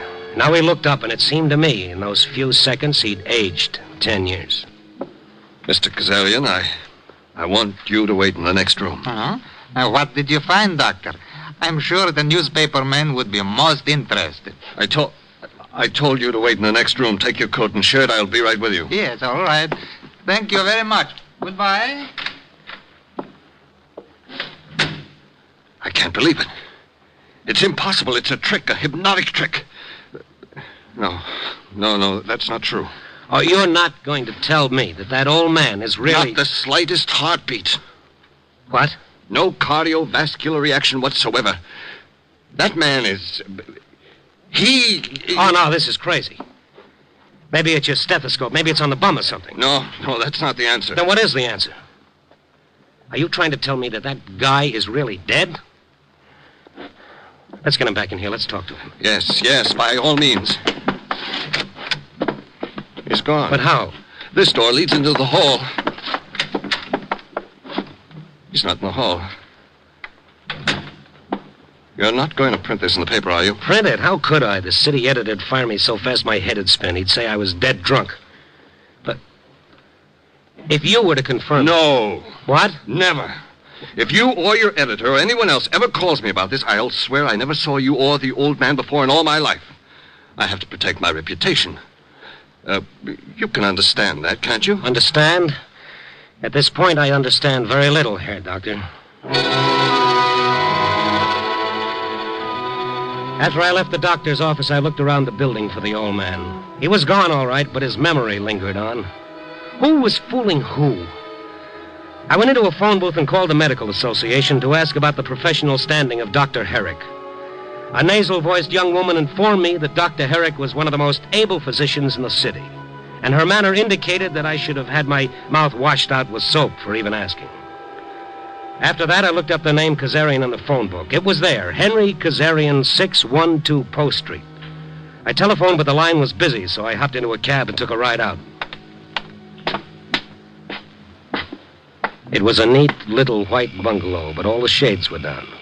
I rang the bell for a long time before the door opened. Yes? What is it? I'd like to talk to Henry Kazarian. Who? Henry Kazarian. Oh, what's wrong? You have not heard about my Henry. Hmm? He is dead. But, lady... We buried him 2 days ago. But that can't be. Oh, I can't believe it myself. It seemed like I suddenly wake up and there would be Henry saying, "All right, Mama, get up. Get up, you're lazy and not for 3 wives." He was buried 2 days ago? Yeah, from Carell's Temple of Rest. A very wonderful service. All that was lacking was the plumed horses. The plumed horses? Papa, he would have been so mad if he knew there was no plumed horses. Yes, he certainly was. I mean that, Mrs. Kazarian, I'd like to talk to you. May we go inside? No, but we are in mourning. If you want to know about the funeral, talk to Mr. Carrera.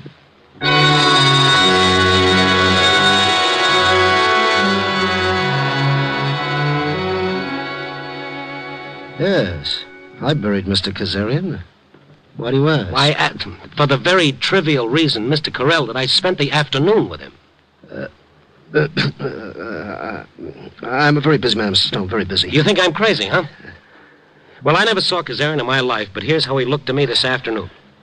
A short, fat guy, about 65. Looks like he ate too much good food all his life. A mustache that just about drooped down to his chin. You look a little pale, Mr. Carell. You saw his picture somewhere? No! I tell you, he's alive. I even went with him to a doctor. Oh, really? Well, my goodness. And what did the doctor say? He, Yes, Mr. Stone. All right. Where is he buried? At a cemetery at the edge of the city. I've got to go there on Well, another matter if you care to come along. Yes, indeed I would, Mr. Carell. Indeed I would.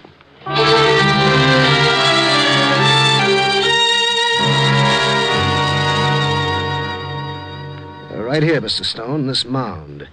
You see, the earth is very fresh and the flowers have hardly wilted. But listen, Mr. Carell, it can't be him. Mr. Stone, the only reason I'm doing this is to avoid any stupid, sensational publicity. Carell's Temple of Rest is one of the most highly respected... Yes, and Dr. Herrick is one of the most highly respected doctors, and Mrs. Kazarian is a grieving widow. There's got to be a logical answer to this. There's just got to be.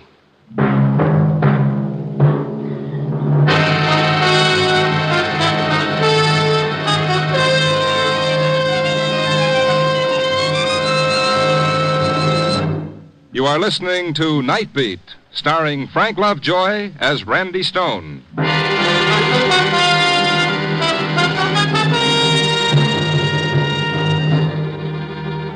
When the undertaker brought me back to town, I called an insurance clearinghouse to find out if anyone had cashed in a policy on Mr. Kazarian.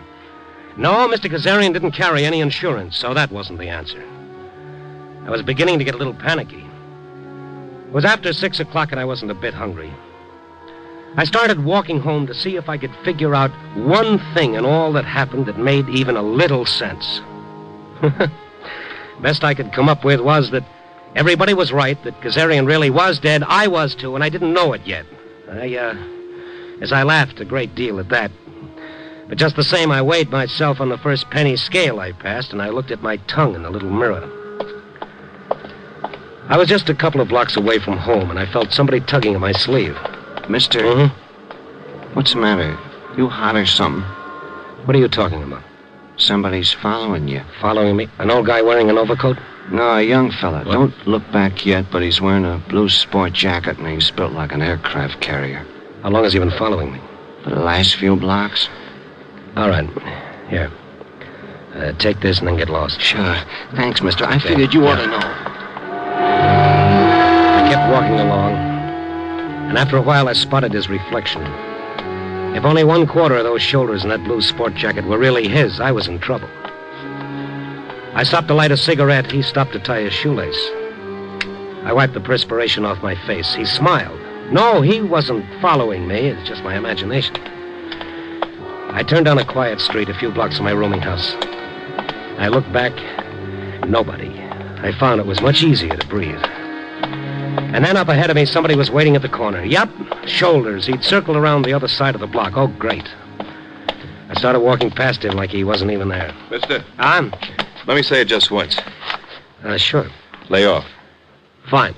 Goodbye now. I mean it. Lay off. Now you've said it twice. Leave it alone. It's none of your business. I presume we're both talking about the same thing. The little man who wasn't there, Kazarian. What's the story on this guy? What's the gimmick? How can he be dead and buried? Mister, I ask you real nice and polite. Yeah, I know. Emily Post couldn't have done it better. But still, I'm going to find out. You're not going to find anything. You're not going to find a thing. After a while, I started climbing out of the fog. And the way I felt, I wanted to climb right back in. All I had to worry about was history's most promising headache. It was after 9 o'clock when I got to my room. I took a couple of aspirins, flopped across the bed, and tried to relax. Only the street lamp kept shining in my eyes. I got up to pull down the shade. Then I saw the gray sedan parked across the street. 3 guys piled out. They started toward the rooming house. And leading the way was my old pal Shoulders, back for an encore. I headed for the back stairs. I went across a couple of backyards, came out on a side street, and now I was starting to get sore. I found a taxi and headed back for Kazarian's house. Taxi let me out about half a block down the street. Kazarian's house was all dark except for a tiny window in back. I went around to the window and looked in. And there was the old man. He was sitting in a leather chair smoking a pipe. I tapped on the window. He turned, recognized me, and smiled. And someone out in front of the house spotted me. There he is! Where? I started running toward the backyard. They were right on my tail. I came to a fence. I found the gate. It was locked. Shoulders, who was heading the pack, was the first to reach me. You just won't stop, will you, Mr. Snoop? No, I just not. I tore away from him. Ran down the length of the backyard fence, tried to find an opening. The others were coming up fast. I told myself I could never jump over that fence, but with those guys closing in, I was a hard man to convince. And the next thing I knew, I was crouching behind a couple of garbage cans in the alley. And I thought, what a fine way to die, behind a garbage can, my lifeblood draining out on some old melon rinds. He couldn't have gotten away. He must have. I told you to stop him. And then the footsteps passed me. My heart decided it was okay to start beating again. And then I went back to the house, and I found the old man's window. It was dark now, like the rest of the house, but the window was open a few inches. I started pushing it up some more. Who is that? It's me, Randy Stone. I'm coming in. I would not advise that, young man. Really, it is quite foolish. Yeah, nobody knows that better than I. I'd appreciate it if you didn't call for help. Why should I? Where's the light switch? Oh, yeah. I see you're not wearing your overcoat now, nor your gloves. You're not so cold now, huh? No. Isn't that strange here in the house? I do not feel it nearly so much. Yeah, that is funny. Why are you coming toward me like that? I want to shake your hand, Mr. Kazarian, just a gesture of friendliness. But somehow you do not look at all friendly. Your hand. Surely. I thought so. It's as warm as mine. Very nice pulse, too. What's the story, Mr. Kazarian? Oh, you are mistaken, young man. I am dead. How were you able to fool that doctor? Why did the undertaker swear he buried you? Why is your wife in mourning? Why was I slugged? But these are questions I cannot answer. I'm an old man and I'm very tired. Would you say I was impolite if I asked you to leave? Oh, sure, I'll leave. Would you say I was impolite if I asked you where I could find the nearest police station? Because that's where I'm going. You're not going anywhere, Stone. Papa, I told you to holler for us if he bothered you. I knew there would be trouble. I just knew it. Dr. Herrick. Life is full of trouble. Death is endless peace. If this gets in the paper, it'll be the end of everything. Oh, and Mr. Carell of the Temple of Rest. What a spot for a chorus of Auld Lang Syne. You keep real quiet, Stone. Oh, that's a deal, Shoulders. Well, I wish you would all leave. In my lifetime, I saw none of you. Now that I am dead, you crowd around me like vultures. Yes, Papa, we leave just so you shouldn't get excited. Come, boys. Well, leave me in peace. Leave me in peace. Papa likes to sit by himself sometime. George, you stop looking so tough. Nobody's afraid of you. Peter, why you just stand here and all? Go to kitchen, put up hot water for tea. Yes, Mama. Mama? Carell, you call her Mama? Of course, Go to the kitchen, Peter, all of you. Go. I will explain to the young man. Perhaps I should do it, Mama. Mama again, you too, Dr. Herrick? Yes. I explain, Armand. You only use big doctor words. Nobody understand. Now, all of you, go. I said go to the kitchen. And, George, the bread boxes and baklava you serve with the tea. Yes, Mama. Mama. And you, young man, you come in here, into parlor. Yes, Mama. And we will close the door. Now, I will tell you everything. So they're your sons? Yeah. Well, fine, boys. Though Papa and I, we would have liked at least one girl. The doctor and the undertaker. Now it begins to make sense, but their names. For their work, they said they need American names. The whole country to name Kazarian. Young man, that was a name. Meant something. But here it's got to be Carell and Herrick, Tell me about Papa. Yeah, excuse me. 1910, Papa and me and the kids, we come to America. Even though an old country, Papa's head of whole Kazarian clan, we come, so kids go to school. Become more than gold herders, rug merchants. And they do. My boys do. But they marry, they drift away. Soon Papa and I are alone. And if the kids come over once every 2 months to see Papa, we think we are lucky. Imagine that, Papa Kazarian, head of whole family. And then last week, it started with Papa. I heard alarm clock go off. I got up like I always do, sleepy, thinking whole country exists for so many thousand years without alarm clocks. Why we need, huh? Why I shut alarm clock? Oh, Papa, where are you? I hurried to the house, and I found him in the kitchen, sitting at table in overcoat. Papa, so here you are. You feel all right.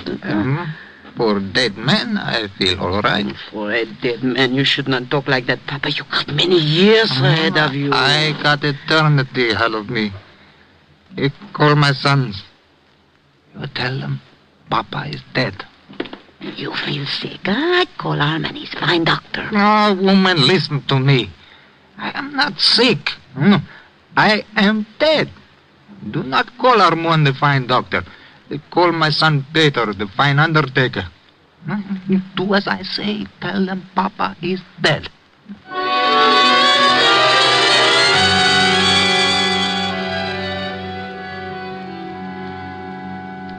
Papa, this is nonsense. I've given you a complete examination. You're not dead. You're in perfect health. You I do not need any more. Peter, you give me a good funeral. I want plumed horses. Papa, don't talk like that. You don't need any funeral. What am I to do? Just sit here? A dead man? Oh, you see, boys, you see how it is, eh? Sometimes happens in a man of his age. Might be only temporary. I think we should put him in a sanitarium. No! Huh? Are you forgetting who Papa is, the head of whole family? Mama, in his present All condition. through the old country, here in America, everywhere, the Caucasians, he's the head. Oh, just think what happened if they heard Papa had gone crazy. But we could keep it quiet, Mama. No. News get out somewhere. It would be the end of everything. But, Mama... wait, Mama's right. I've been thinking of something else. Yes? What about us, you and me? We've got our careers to think of. But I told you, these things are only temporary. All the more reason for not putting Papa away. If it's only temporary, then why can't we care for him here? Well, I suppose we could. Papa, where are you going? Where can the dead man go? To walk the streets? Don't let him out. Humor, do something, Armand. Papa, I don't think you'd better go out. After all, maybe you really are dead, like you say. And in that case... Papa, I'll give you a wonderful funeral. You'll see the best in town. With plumed horses? Yes, Papa, plumed horses, if you'll only do what we tell you. And stay in the house.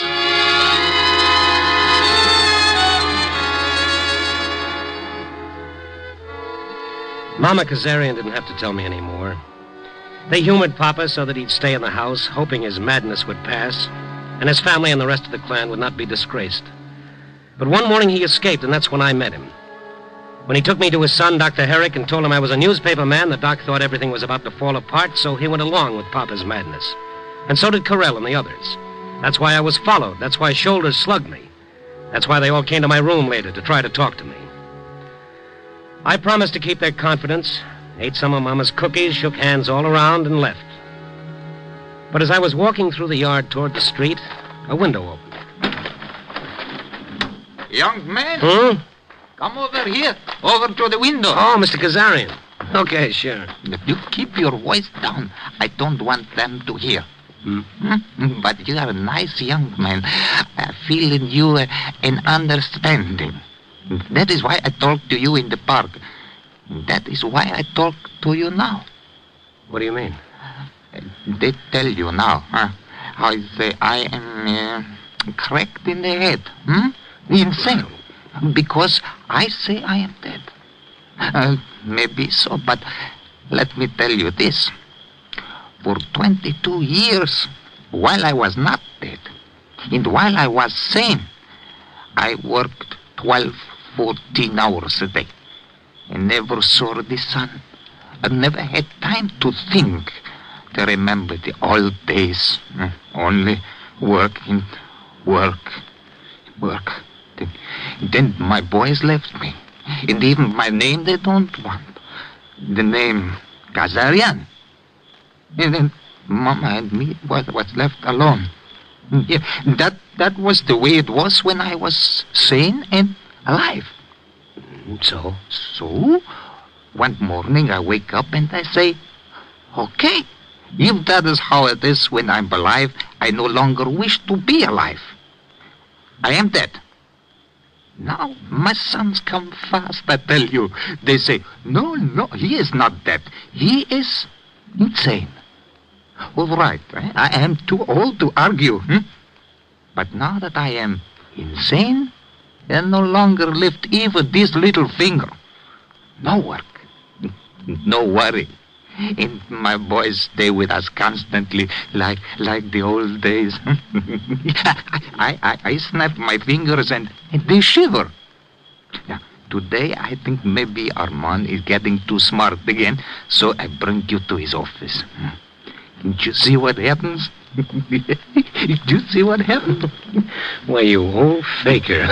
So, what do you say I should do?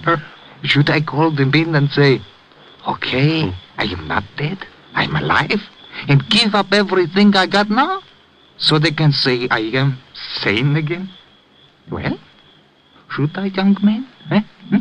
Should I? Oh, Papa, if you did that, that would only prove one thing. And what is that? Well, if you called them in and told them the truth, you'd be the craziest man alive.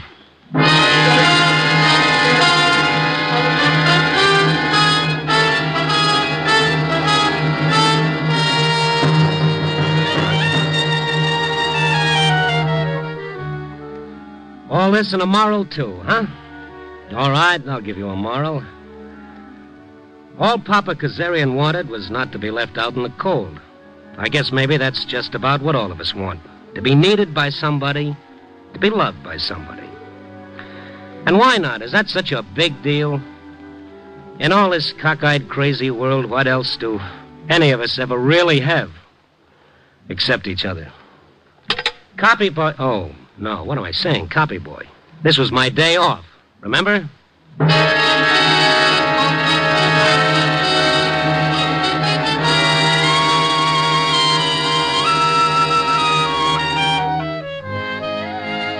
Nightbeat, a new dramatic series, stars Frank Lovejoy as Randy Stone. Nightbeat is written and edited by Larry Marcus and directed by Warren Lewis. Music is by Frank Worth. Papa was played by Ben Wright. Betty Lou Gerson played Mama. Others in tonight's cast were Jeff Corey, Lou Krugman, and Paul Duboff. Frank Lovejoy will next be seen in Milton Sperling's production Rock Bottom, released by Warner Brothers. Listen next week at this same time and every week as Randy Stone searches through the city for the strange stories waiting for him in the darkness. The stories that come out of the shadows to find their way into Nightbeat.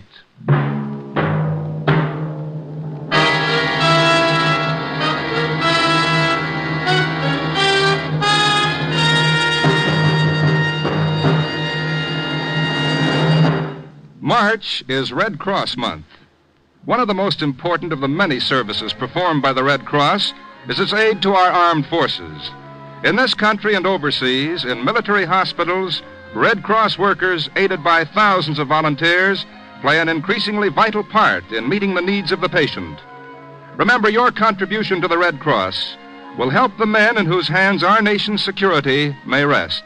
There's more great action-packed entertainment for you throughout the week on NBC.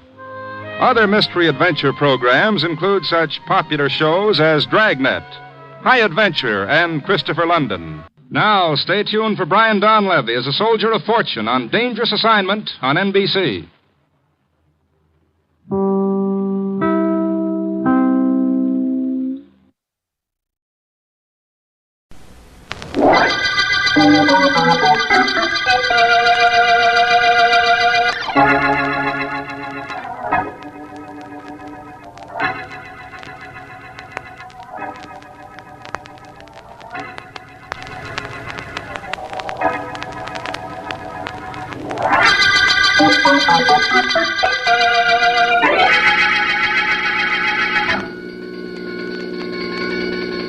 Nothing much wrong with the guy we're carrying, is there, Doc? Oh, not too much, Steve. Fracture of the right arm and right ankle. I had more trouble with his wife and two partners. They wanted to ride along to the hospital in this ambulance. That's all I need, passengers. Yeah. What happened to the guy we got back? Auto accident. He had his wife and 2 partners in the car and tried to wrap it around an elevated pillar. He's a funny guy. He fought against my giving him a hypodermic. Wonder why? No reason. No good reason, that is. He kept saying, "No hypo. Please, doctor, I'll be murdered before I get to the hospital if you give me a hypo." That's nothing, though. Shock hysteria brought on by the accident, that's all. Wonder why a guy would think someone was going to kill him. He didn't know what he was saying. Kept mumbling about no hypo right up to the time we closed the doors in the back. Don't you remember? I remember him saying something, but I didn't pay any attention. Well, here we are. Yep. I'll have this back door open in a jiffy and our friend fixed up before he knows it. He thought somebody was trying to murder him. EW, Doctor? Emergency ward, Steve, sure. What else could it be? Well, I'll hop in and grab the top part of the stretcher. Now, stay right here and get ready to grab it, Steve. I'm ready. Shove it down. Oh, Steve. Steve. Yeah, Doc? What is it, Doc? We don't mark this case EW for the emergency ward. He's got a knife stuck in his right side. He's DOA. What? Yeah. Dead on arrival.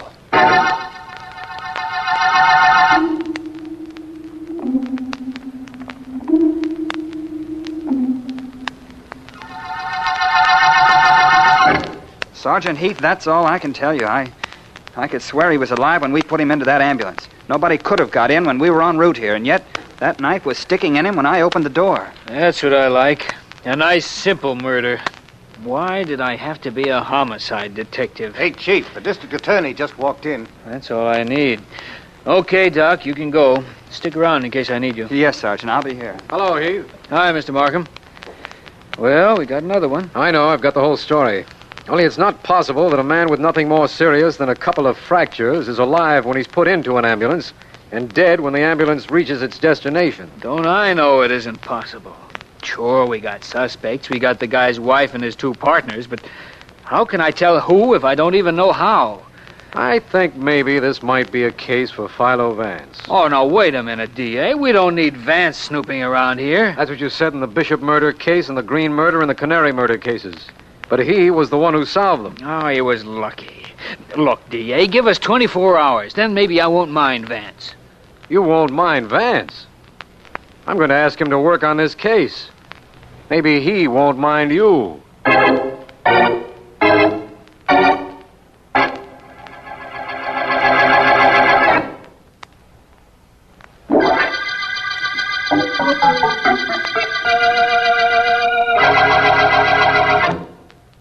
What time is it, Miss Deering? 1 minute to 5, Mr. Vance. Thank you, Miss Deering. Are you through with the letters I dictated? They're on your desk, Mr. Vance. Will that be all? For the next 30 seconds. And then? And then, Miss Deering, it'll be 5 o'clock, and a coach and 4 drives up. I remember to call you Ellen, and you forget to call me Mr. Vance. Well, 30 seconds are up. I'm glad, Vance. Now we can be ourselves. Where are you taking me tonight? Well, to dinner, for one thing. I never starve my women. No good private investigator would. It might lead to a private investigation. Hello, is anybody home? Oh, sounds like your friend the district attorney's in the outer office, Vance. Markham, we're in here. Hello there, you 2. How are you? Hello, Markham. Well, Ellen, I see it's after 5 o'clock. Because I'm sitting on Vance's desk, I always sit here. Chairs are so uncomfortable, Markham. And incidentally, how are you? Incidentally, I'm fine. Actually, not so good. Problems? A problem. Vance, will you help us on a case? Police are puzzled in mysterious murder? Now, look, Vance. A man named James Dalton was driving his car this afternoon when he had an accident. In the car were his wife and his 2 business partners, Ed Edwards and Bill Graves. Mm-hmm. Dalton was the only one injured, and an ambulance was called. That's easy. The butler did it. Go on, please, Markham. My secretary will be applying for unemployment insurance if she interrupts again. Well, the ambulance doctor says Dalton was alive when he gave him a hypodermic and put him in the ambulance. But he was dead with a knife in his side when the ambulance arrived. I don't suppose it could have been suicide or anybody hiding in the ambulance. You know better than that, or I wouldn't be here, Vance. No, suicide is out because the man's right arm was fractured and the knife was in his right side. There were no fingerprints.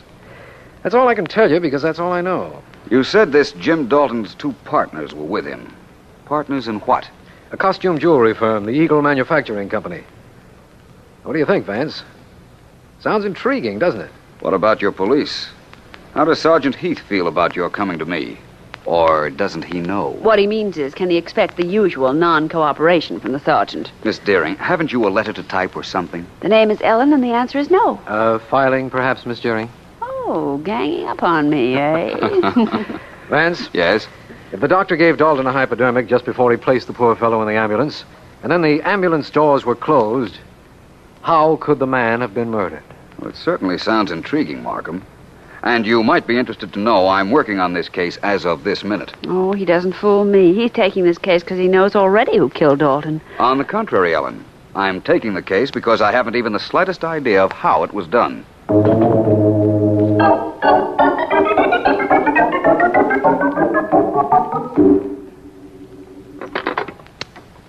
Mr. Edwards and Mr. Philo Vance would like to see you. Yes, sir, right away. You may go in. That door there. Thank you. Mr. Vance? Yes, Mr. Edwards, I suppose. How do you do? How do you do? And, how can I help you, Mr. Vance? Mr. Edwards, you're one of the partners of the Eagle Manufacturing Company. That's right. I'm investigating the murder of your partner, Jim Dalton. Well, what do you want of me? Just some information, that's all. I'm trying to figure out how he was killed. I've told all I know to the police, and all I know is nothing. I told the cops I had no idea who could have killed him, and I don't. The police inquired about partnership insurance. Sure, and we had it. A lot of it. But Jim had life insurance, too, and, Mrs. Dalton gets that. And I didn't tell this to the police, but the Daltons haven't been getting on for years. Well, it seems I'm getting somewhere. I hope you are. Do you mind telling me just where you're getting? Not at all. I'm getting myself out of your office and over to see Mrs. James Dalton.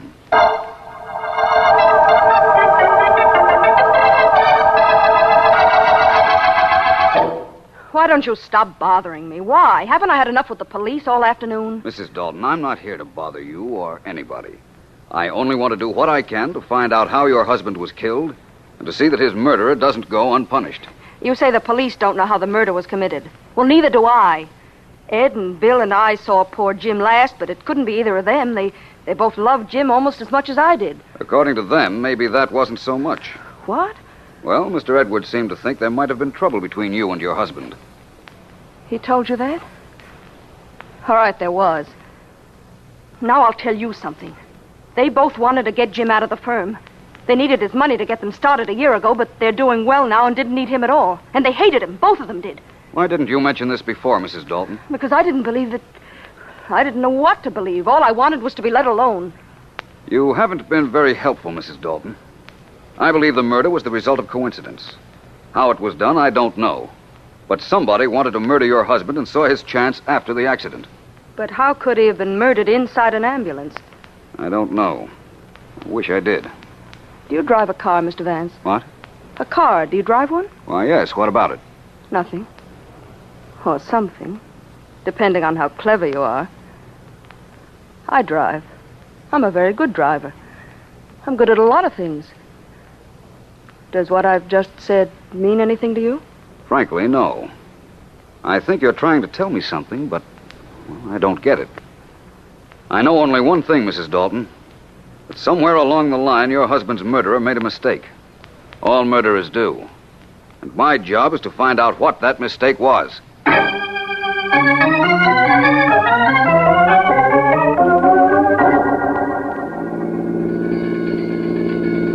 Does Steve always drive this fast, Doctor? Well, ambulances are made for speed, Mr. Vance. You're not nervous, are you? Nervous? No. Anxious. Anxious to get some information and then get out of here before we have an accident and need an ambulance. Well, you grabbed me just as we got this emergency call, Mr. Vance. It was your idea to come along, you know. I know. The least I should get out of this mercy messenger, which rides more like a roller coaster, is some information. Well, I don't know a thing, Vance. Nobody seems to know anything on this case. Doctor, you're interning at the hospital, aren't you? Yes, part of my training before I go out to practice. You don't make much money, do you? That's a pretty stupid question. Of course I don't. And look, Vance, you're wasting your time with me. All right, you don't know how this murder was done. Well, neither do I. Nobody knows except the murderer, and you've got 3 pretty good suspects, if you ask me. I wasn't aware that I had asked you, but go ahead. Well, there's those 2 partners, Edwards and Graves. All you have to do is take a look at either one of them. And you'll know he'd think nothing of shoving a knife into somebody. And they're both smart enough to have figured out a trick way, too. Agreed. Then take Mrs. Dalton. I watched her when she came down there to the hospital. She's a manic depressive if I ever saw one. Or has all the symptoms, anyhow. Psychopathic? Definitely. Intervals of exaltation and depression, clever mind, superiority complex. Changes from one subject to another without reason. And maybe you don't know this, but manics are potential murderers. That's very interesting, Doctor. Thank you very much. But getting back to your not making a lot of money and that question I asked you, which you thought was stupid. Yes? Maybe it isn't so stupid, Doctor. Jim Dalton's death meant a lot of money to several people. One of them might have been willing to spend a little of it on you to make sure Dalton died.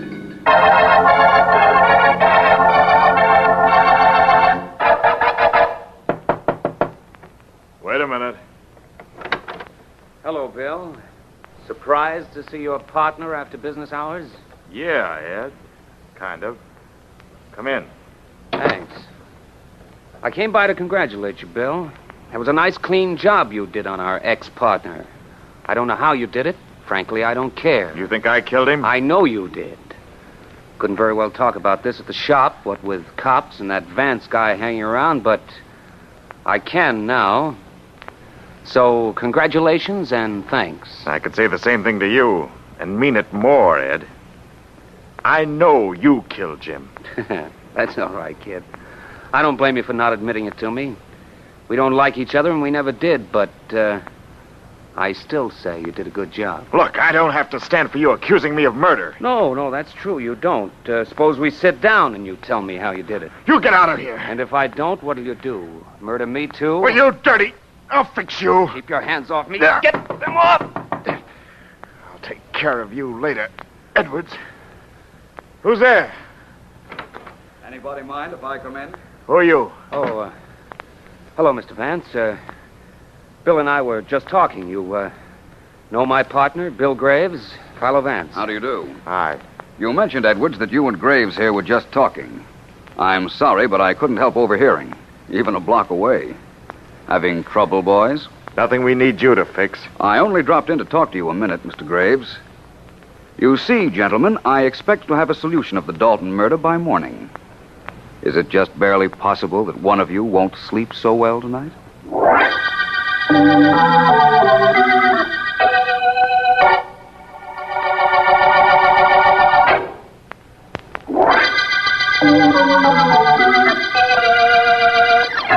This is District Attorney Markham.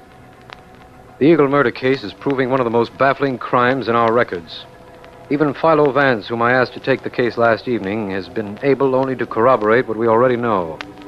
That James Dalton was injured in an auto smash-up, that his wife and two business partners were in the car but were unhurt, that an ambulance doctor administered a hypodermic against Dalton's wishes, that he was alive when placed in the ambulance, and dead with a knife in his side when it reached the hospital. Vance told me he was going to spend last night reading up on the case, but I haven't any idea what he meant.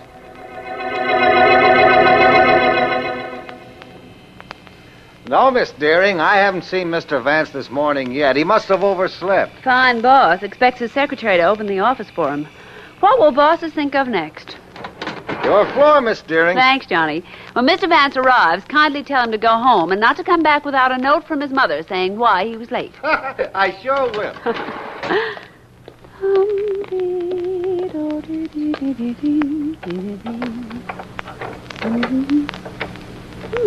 It's unlocked. Oh, Vance must be getting forgetful. Wow.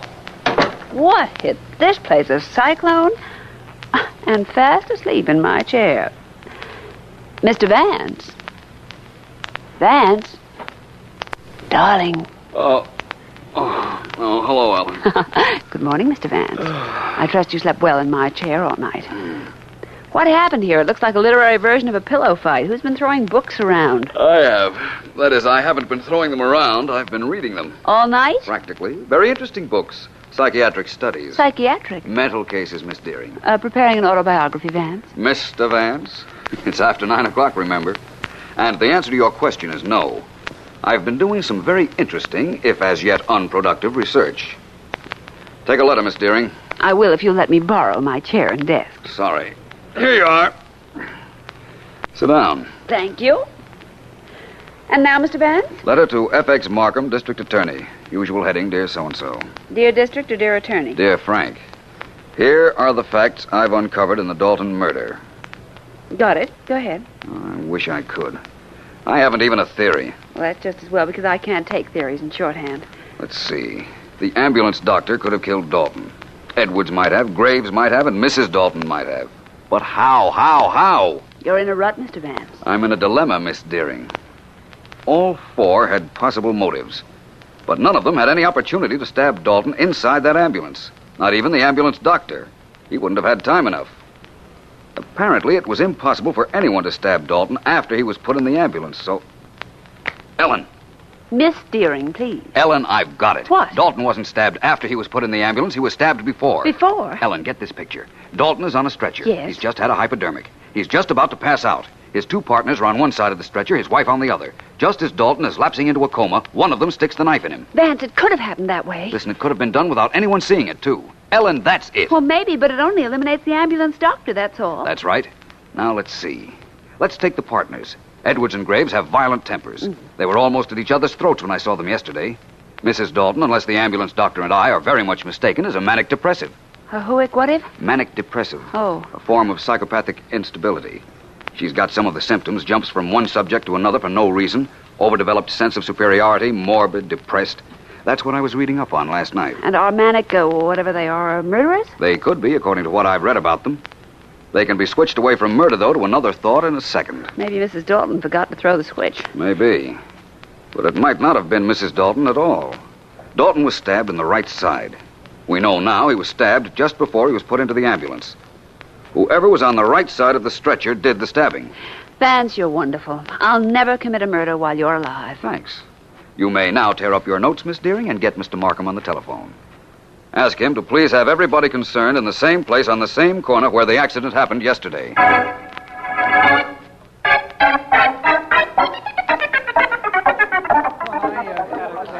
Sure, Mr. Vance. This is just the way it was. The ambulance was parked right there where it is now. Only there was a crowd around. The doc and the driver had the stretcher in their hands just the way they have now. Thanks, officer. Look, Vance, you know this is a lot of nonsense, don't you? Maybe you're going to wish it was, Mr. Edwards. Maybe you're going to wish you hadn't started any of this, Vance. Somebody's going to wish that. But it won't be me, Mr. Graves. Mrs. Dalton? I'm here, Mr. Vance. Now listen, all three of you. I want you to take the positions alongside the stretcher that you were in yesterday. Now, please. Doctor. Oh, yes, Mr. Vance, I'm here. You were carrying the back end of the stretcher just as you're doing now? Exactly, sir. Okay. Now, Mrs. Dalton. Yes? And you, Graves and Edwards. Yeah? Is that the position you were in yesterday while the stretcher was being carried to the ambulance? Mrs. Dalton on the right side and the men on the left? Yeah, that's right. I believe that's right. You'll remember Mr. Dalton was stabbed in the right side. Did you get that? The right side. Wait, I wasn't on the right side at all. I was on the other side of the stretcher. I walked alongside the stretcher on the other side where Edwards and Graves are now. That dame's crazy, Vance. We were on the left side, Bill and I, weren't we, Bill? Don't listen to them. They're trying to make it look like I killed my husband. I was on his left side, I swear it. Doctor, please, you must remember. You must believe me. I swear to you, I was standing on the left side of the stretcher. What about it, Doctor? I think she's right, Vance. Yes, I'm sure of it. When we were putting Dalton into the ambulance, Steve had the head part of the stretcher, and I had the foot part, and yes, I remember Mrs. Dalton on my left. You're sure you were there, on the left side, Mrs. Dalton? I'm positive. Edwards and Graves were on the right side. And that proves they murdered my husband. On the contrary, Mrs. Dalton. It proves that you did. So you figured that out, did you, Mr. Vance? All right, nobody move. Nobody, I said. That gun of yours might go off. I'd be careful if I were you, Mrs. Dalton. I'd be more careful if I were you, Mr. Vance. Or any of you. Turn around. All of you, turn around, I said. That's better. I'm getting away from here, and I'll shoot the first one that turns his head. Remember, I'll shoot the first one that moves. What'll we do, Mr. Vance? You can make your own plans, officer. Personally, I'm not moving.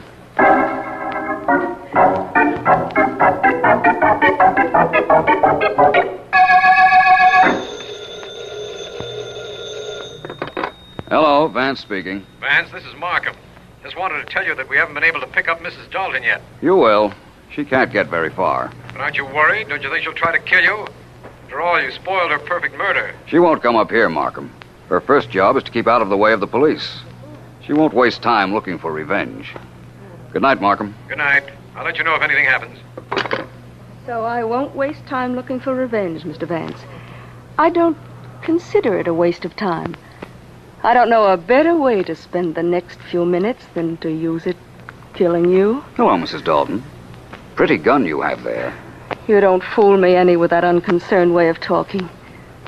I'm going to kill you, and you know it. You know, of course, that people who are going to commit murder don't generally talk to their victims. They just shoot. I don't care about people generally. I'm an individual. Smart enough to have committed murder and gotten away with it if it hadn't been for you. And smart enough to have slipped in here, kill you, and still get away. It wouldn't do any good for me to say I don't think so. Not a bit. I didn't think so, but it was worth a try. Your hands are shaking, Mrs. Dalton. They're as steady as a rock, and you know it. I have complete control over my nerves. Manic depressive. Exactly what I thought. Overdeveloped sense of superiority. Manic depressive? Certainly, all the symptoms. You're insane, you know. What? Oh, it's true. Manic depressive. Singleness of thought on one subject. Can't get it out of her mind. Acute concentration. You mean if I came here to kill you, I couldn't change my mind? You couldn't even talk about anything else. Fashions, for instance. What about fashions? That dress you're wearing. It's an original. I designed it. You know, at first I wanted it to have pleats down the right side. See? I can talk about something else. I'm not insane. I'm not, I tell you. I hear you, Mrs. Dalton. This dress is my favorite. I designed it first with pleats on the side. I'll show you how it would look with them, but you won't like it. I'd planned them down here. I won't need this gun. And you can see for yourself that it throws the lines of the dress off. There. Admit it. The pleats wouldn't be right, would they? Your gun's on the floor, Mrs. Dalton. Of course it is. I threw it there. Those pleats, Vance, they wouldn't be right, would they? They wouldn't really be right, would they? Mr. Vance, those pleats wouldn't be right, would they? Answer me. In a second, Mrs. Dalton, as soon as I pick up your gun. There. Now about the pleats. I'll tell you what I think about them on the way downtown. You won't answer me. You tricked me. I came up here to kill you and you tricked me. But it doesn't matter. You can take me to the police, but I'll find a way of getting out of jail. I'm clever. Believe me, I can do it. Can you? Well, the sooner we get you into jail, the sooner you can try. Shall we go, Mrs. Dalton?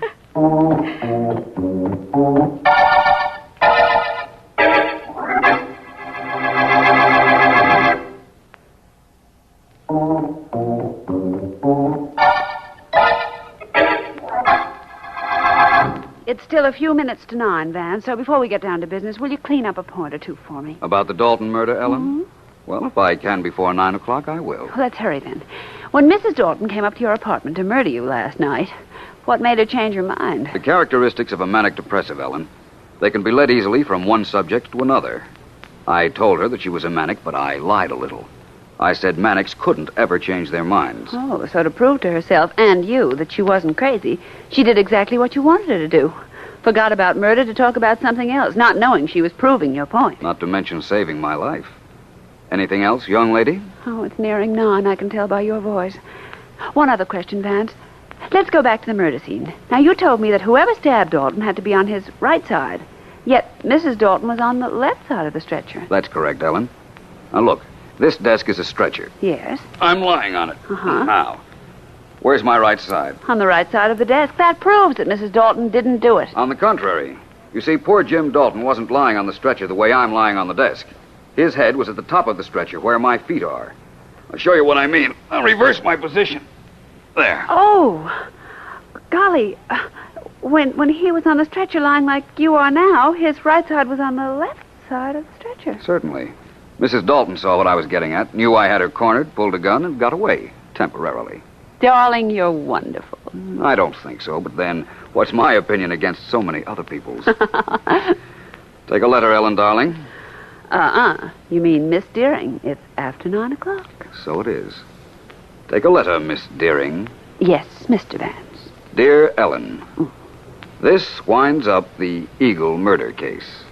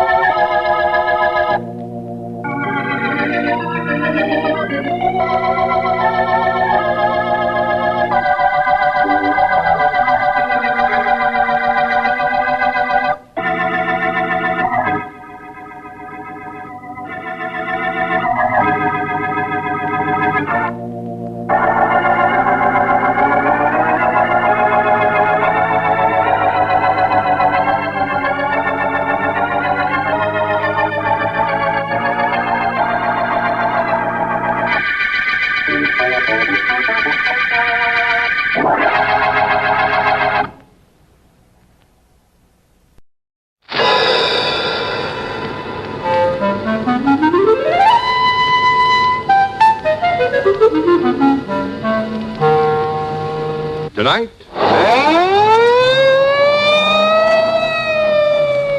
Police Blotter, starring Bill Zuckert as Sergeant Brad Peters. Name? Harry Dennis. Address? 543 Larson Street. Charge? Suspicion of murder.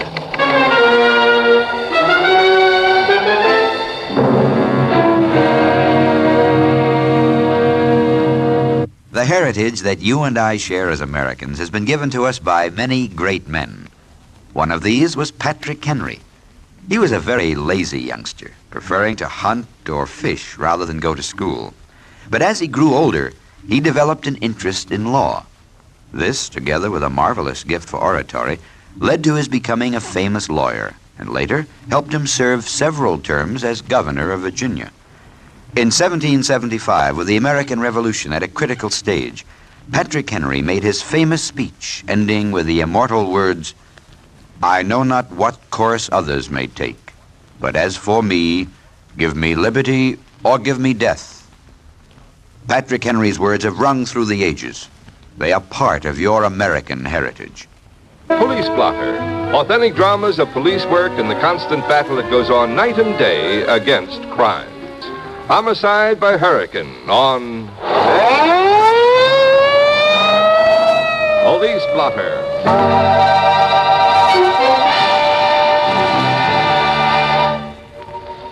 I'm Brad Peters, Sergeant, Homicide. Been inside a police station. Phone rings. It might be anything from disturbing the peace to murder. Whatever or whoever it is, rich or poor, innocent or guilty, sooner or later I get to know them all.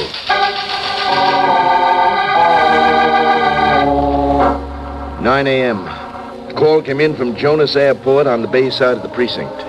Small field for private planes. A man named Costa, working on experimental plane, was found dead in the wind tunnel.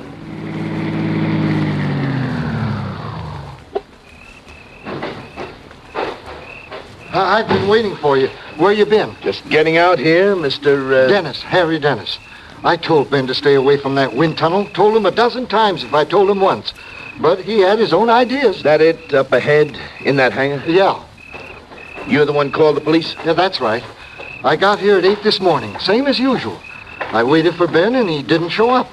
I began to wonder. Finally, I looked in the wind tunnel. Why that? Because that's where I left him last night. Costa and I are working on an experimental plane, a flying platform kind of gadget. Uh-huh. We were making wind tunnel tests. But last night at midnight, I had it. I told Ben the project was a flop, and why throw good money after bad? You were partners? Up until last night. How did the argument end? What? What argument? Dissolving a partnership usually means an argument. Not with Ben and me. We've been friends for years. I just threw in the sponge, that's all. Look, why do you guys always figure there had to be an argument? Yeah, it's just force of habit, Mr. Dennis. Never mind, let's see the body.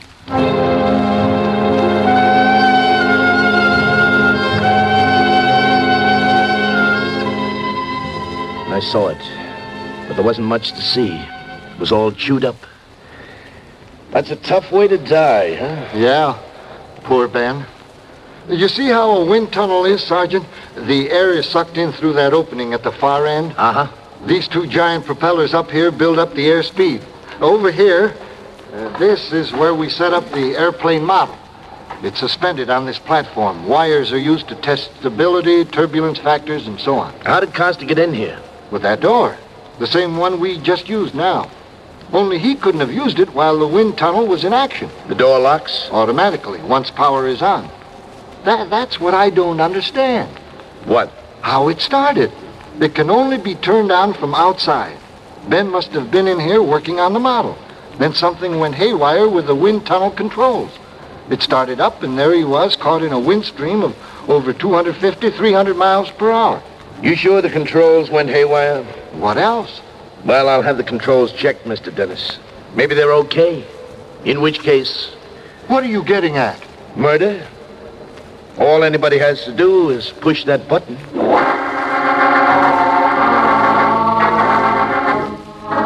controls were checked. They worked perfectly. At 10:30, the medical examiner reported on cause of death. Body battered by sledgehammer wind inside the tunnel.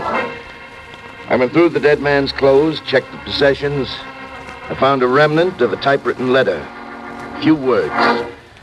Must have money by Thursday next, or will file for... And that was all. I spent the next half hour questioning personnel at the airfoil. Me?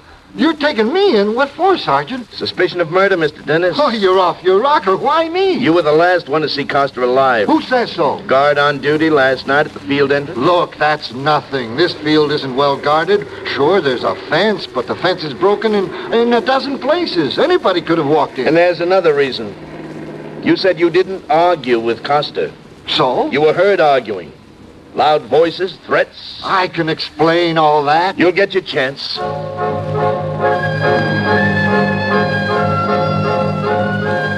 Dennis was taken in, booked on suspicion of murder. 12:15 p.m., I went over to Costa's apartment, the 800 block Shoreham Street. Furniture was being moved out. I found a woman supervising. Dark hair, good-looking, well-dressed. Who am I? Helen Costa, that's who I am. Mrs. Ben Costa? Not for any longer than I can help. And why shouldn't I take this furniture out? I paid for it, not Ben.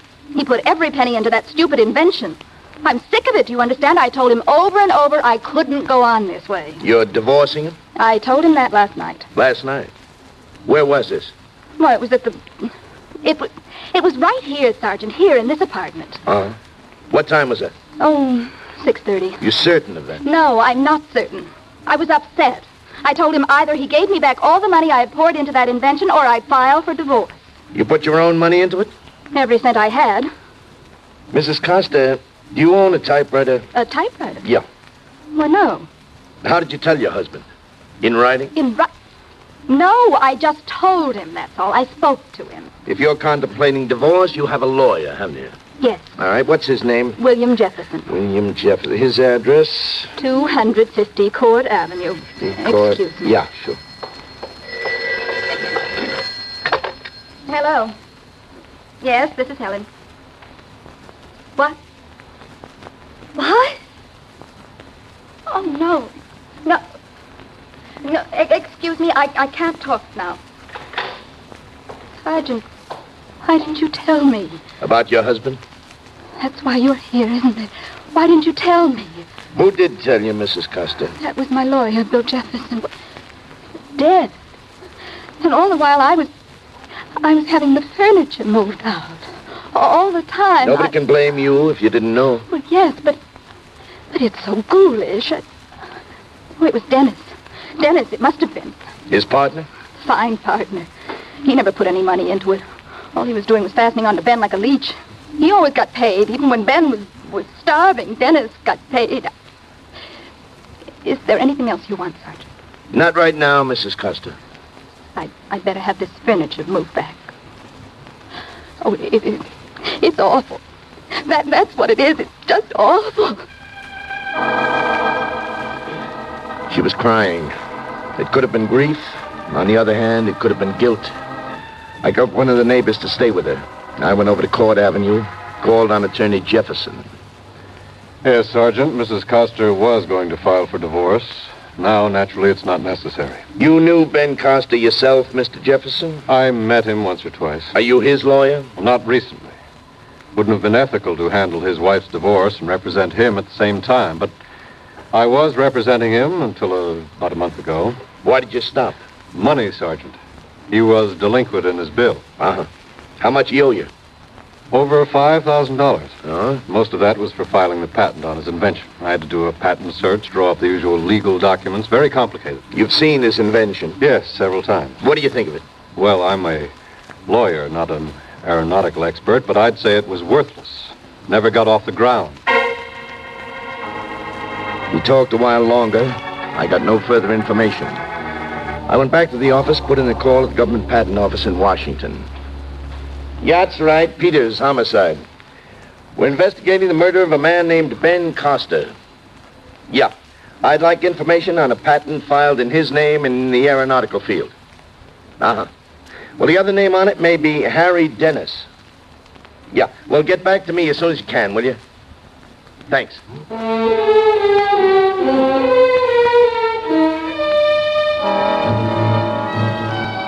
3:30 p.m. Got the information from the patent office. Only 2 names on the patent. Ben Costa, Harry Dennis. I held further conversation with Dennis in my office. Now, you know you can't hold me. I didn't have anything to do with it. What happens to that invention with Costa dead? The invention isn't any good. It's worthless. Well, as surviving partner, do you get it? Look, that happens to be my business. How much money was invested in that invention? All told? Mm-hmm. Well, I should say $60,000, $70,000. What was your share? That's my business, too. You ever see this? Must have money by Thursday next, or we'll file for... Where's the rest of it? That's all. It's not familiar to me. Whose is it? We found it in the wind tunnel. Must have been Ben's.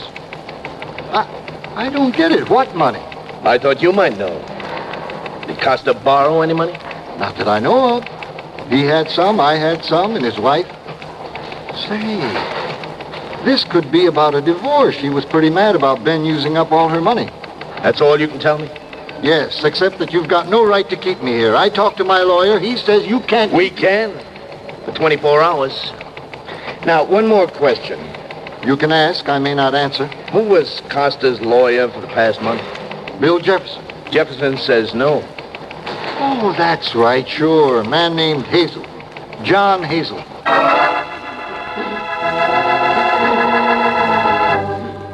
I thanked Dennis, then checked the phone book for Hazelton. Lawyer. The address, 2850 Mandrake. I went over there at once. Excuse me, miss. Yes. Oh, yes, Sergeant. I'd like to see Mr. Hazelton. Well, he's very busy right now. Doesn't want to be disturbed, but if it's important... It could be. What's it about? Murder. Oh. That got her. She disappeared at once. While I waited, I checked the typewriter. I found a sample in the basket. Put it in my pocket. 5 minutes later, I was talking to Hazelton. Yes, I heard about it. Terrible tragedy, terrible. Anything I can do at all, just call on me, Sergeant. I am. Not that I can give you much help. I've only known Costa a month. And Dennis? Same. Not very well in either case. This invention, were affairs in a tangle? Tangle? Sergeant, you've heard of the Gordian knot. Yeah, I think so. Oh, this was worse. Well, just 2 days ago, I learned that Costa had borrowed $20,000 and was being threatened with a lawsuit. $20,000? Well, that's the figure he gave me. Who did he borrow it from? I don't know. You're his lawyer and you don't know? Well, I know that sounds odd, but it's not really. You see, he told me that on the phone 2 days ago, very much upset. Said he'd drop in and discuss it with me. Mm-hmm. Well? He died before he could. So all I know is there's someone around whom Costa owed $20,000. And there's one other point. About the debt? Yes, I shouldn't violate a client's confidence, but since Costa is dead, he kited the figure, Sergeant. Kited the figure? Well, that's what he told me. The original note was for $2,000. He changed it to 20? Yes. That's criminal offense? Yes, so I told him. He said he was desperate for money. He said his invention was close to becoming practical. He'd been testing out the bugs. He had blueprints of an improved model. An improved model? Well, that's what he said. Of course, I have no way of knowing whether that was true or not. Where did Costa have his office? Office? Mm-hmm. Well, the only office he had, as far as I know, was out at the airport. I asked some further questions, but that was all he knew. I went back to the office, gave the lab the original typewritten sentence, gave them the sample from Hazelton's office. And I arranged for searches for other samples. From the other lawyer, Jefferson, from Dennis, from Mrs. Costa. She had denied having a typewriter, but in a murder case, a lot of people deny a lot of things. At 6 p.m., Dennis was sprung by his lawyer. Okay, Mr. Dennis, you're out on bail. Just don't leave town. I have no intention of leaving town. Any more thoughts? About Ben? Yeah. I don't know why I should help you out. Me, Mr. Dennis? Yourself. You're the suspect. But I tell you... Okay. I guess you were just doing your job. Okay. Ben and I did have a quarrel. Last night? Yes, every day for the past week. Sergeant, did you know what that darn fool had done? I'm listening. He stole $18,000. 18? He had taken a personal loan for $2,000. He hiked the value to $20,000. He told me all about it. He was worried sick. The lender had threatened criminal action. You were involved? I'm his partner. In a partnership, each is responsible. Who gave him the loan, Dennis? I don't know. Your own partner and you don't know? I told you no. Well, if it was a personal loan... Personal? It wasn't. He forged my name to it, too. Now, if there's nothing else... Yeah, there is one more thing. Yeah? I hear that invention was close to success. What? Where'd you hear that? Is that true? Don't you think I'd know if it was? It's not true, Sergeant. It can't be true. Unless... Yep. Ben worked there a lot, alone. Without you? Yeah. Many nights I knocked off at 5 or 6. He kept going. I never thought of that. A man who would alter a check and forge another signature, he might be completely unscrupulous. Would that flying platform be worth anything? Worth anything? Sergeant, if it worked, it would be worth millions. Millions!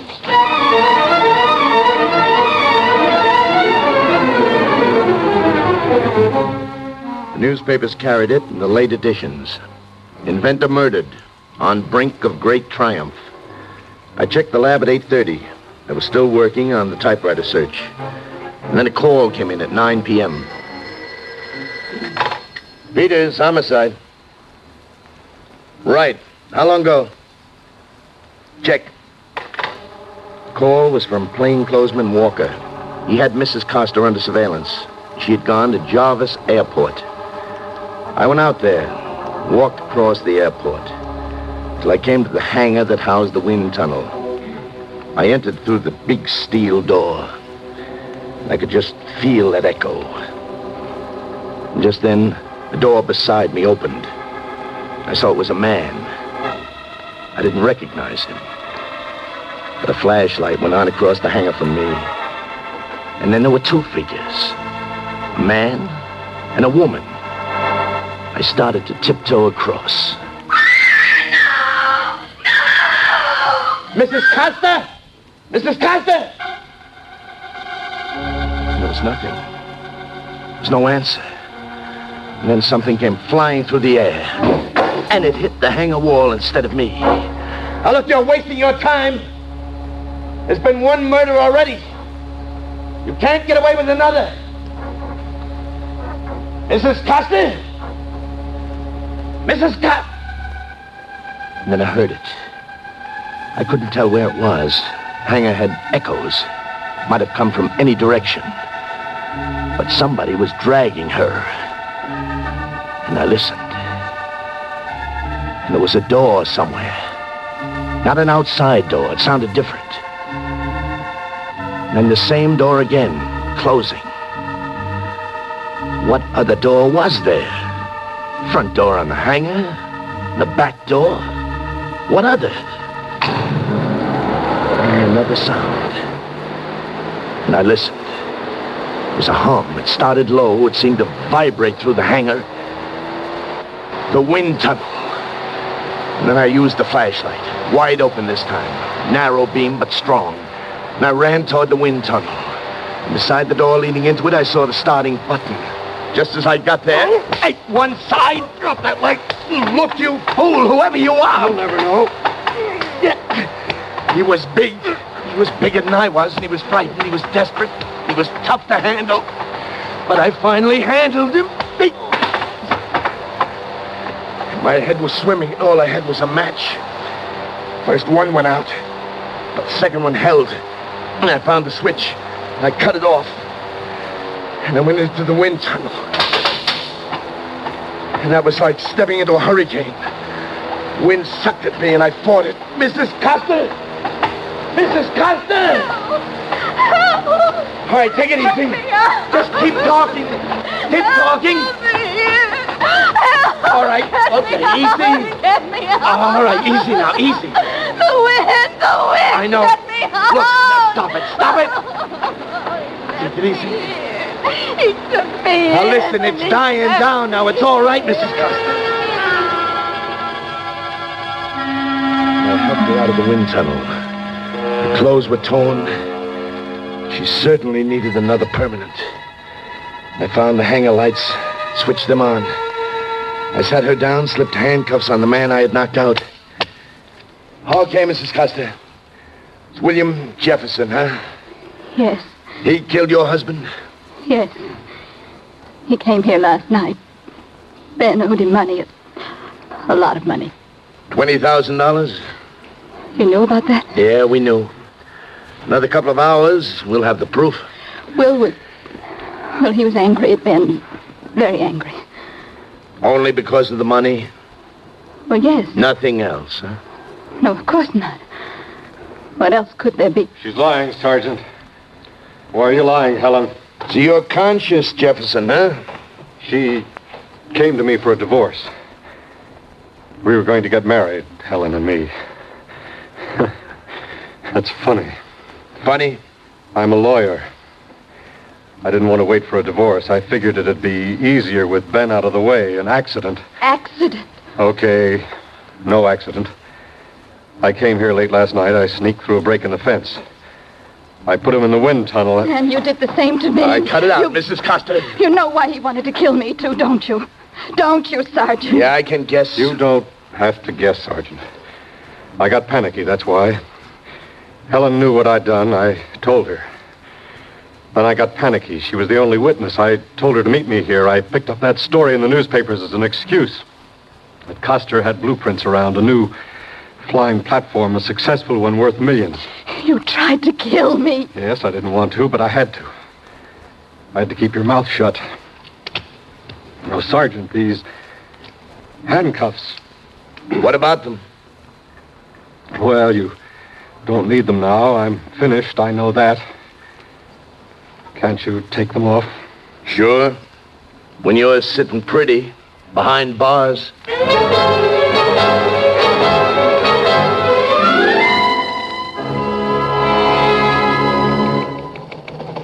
Name? William Jefferson. Address? 1304 Elmwood Place. Charge? Murder. Remarks. Mrs. Costa turned state's evidence. The laboratory found the piece of letter had been typed on Jefferson's machine. Jefferson, indicted and tried, found guilty. Executed for murder, first degree. Signed, Sergeant Brad Peters, homicide.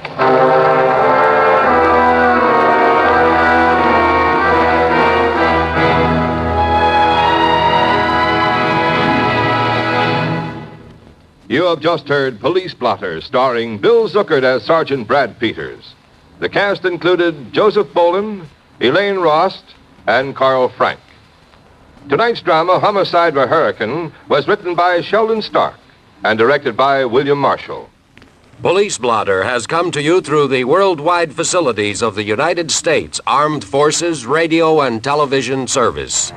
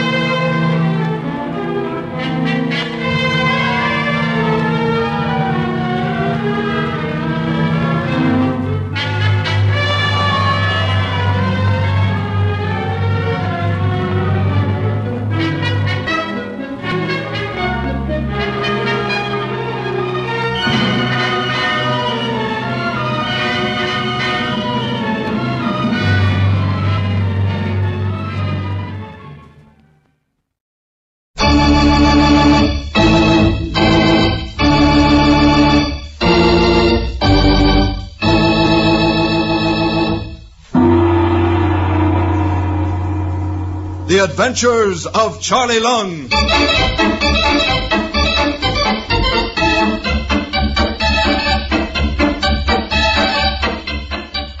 All the voices of all the characters you're about to hear come from the throat of one man, Charlie Lung, the man of 100 voices.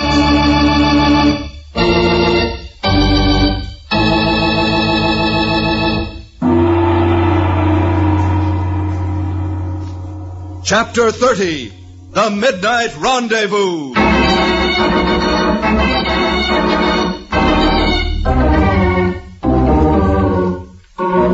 And now for the adventures of Charlie Lung.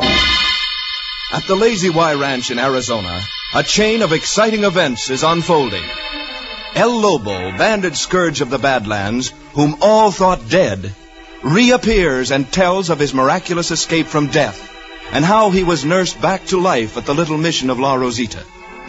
He then promises to dedicate the life given back to riding on the side of law and order. Goldpan Jeffers and his riders, believing El Lobo will keep his promise, return his magnificent mare Lorena. Then Goldpan Jeffers receives a message from his ex-foreman, the double-crossing Steve Cody, a challenge to meet him in an open gun battle at Tico City. The gray-haired Jeffers prepares to leave for the gun duel, but is tricked by El Lobo, who, wishing to show his gratitude, rides in Jeffers' place. Upon arrival at the little cow town of Tico City, El Lobo sends the blacksmith to tell the bull-necked Steve Cody he is going to have to face him instead of old Jeffers.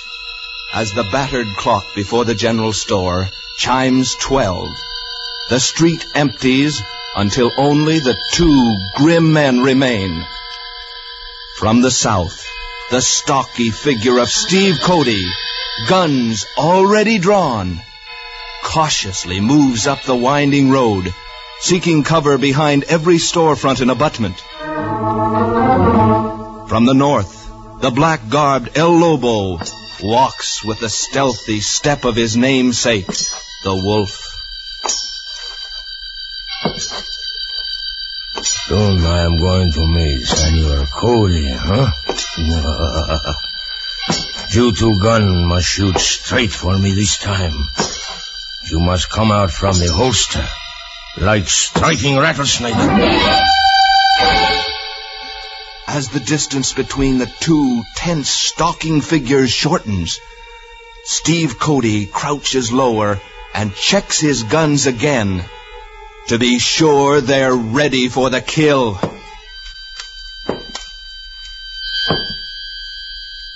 Well, it ain't gonna be long now, Mr. El Lobo, before you're gonna be buzzard bait.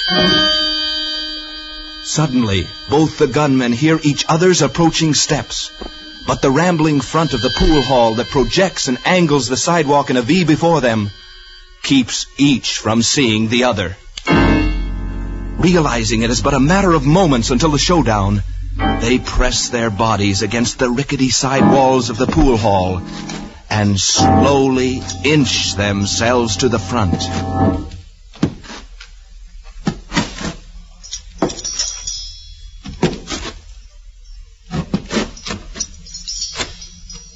Then they come face to face.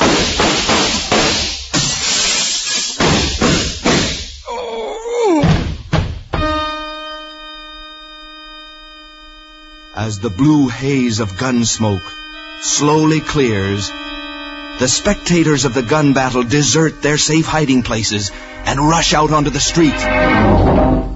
Before them, both smoking guns in hand, El Lobo stands motionless, while stretched on the narrow walk a few yards away is the still figure of Steve Cody. First to reach him is old Doc Rafferty, who stoops for a quick examination. As he looks up, El Lobo walks toward him. Senor Doctor, this is Steve Cody. How bad is he hurt, huh? Well, the saints be praised, as near as I can see. He's just got a bullet grazed alongside of his head. Sure, and he's not going to die, I can tell you. Bueno, I do not want for him to die. By all the lakes and islands, you don't want him to die. No, senor. I only tried to wing him. I could have easily killed him. Now, I give him to Goldpan Jeffer, and he will turn him over to the law. And I've got a gun in your back, El Lobo, that says you have a bill to pay to the law, too. Get your hands up. Caramba! Whoever you are, you have drop on me, but only because you fight from the back. Now your guns. Yeah. Thank you. So, you are Tico City Sheriff, huh? That's right. Sheriff Cornell, better known to my friends as Gentleman Cornell. Your friend make one big mistake, senor. Indeed. See, gentlemen do not fight from the back. We'll discuss that when I get you to the jail. Why'd you throw me in jail? Because you can't come to Tico City and shoot people in cold blood. That's why. Caramba.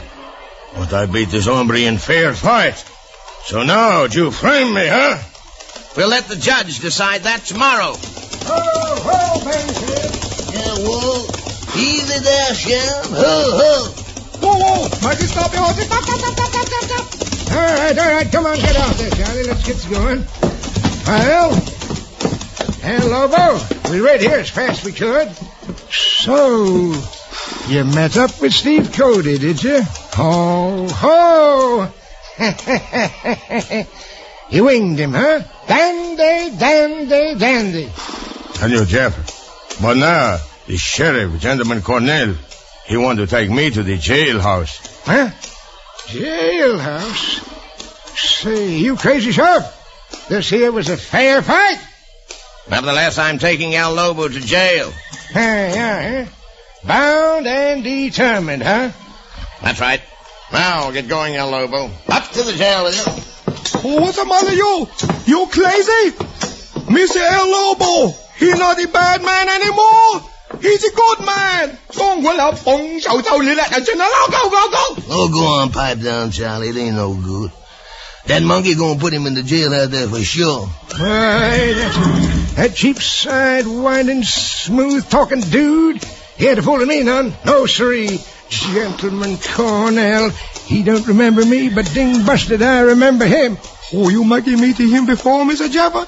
That burn right I did. And furthermore, he weren't no sheriff. No, siree. Say, what was it then, sir? He was a cheap gambler. Why, they run him out of Los Guamas in New Mexico for crooked dealing. And now he's a-dealing a crooked hand to El Lobo. Well, El Lobo had the gizzard to ride down here to fight Cody for me, didn't he? Now I'm going to stay right here and put El Lobo to rights. Yes, siree. Gentleman Cornell has just dealt the last crooked card he's going to deal for a long, long time.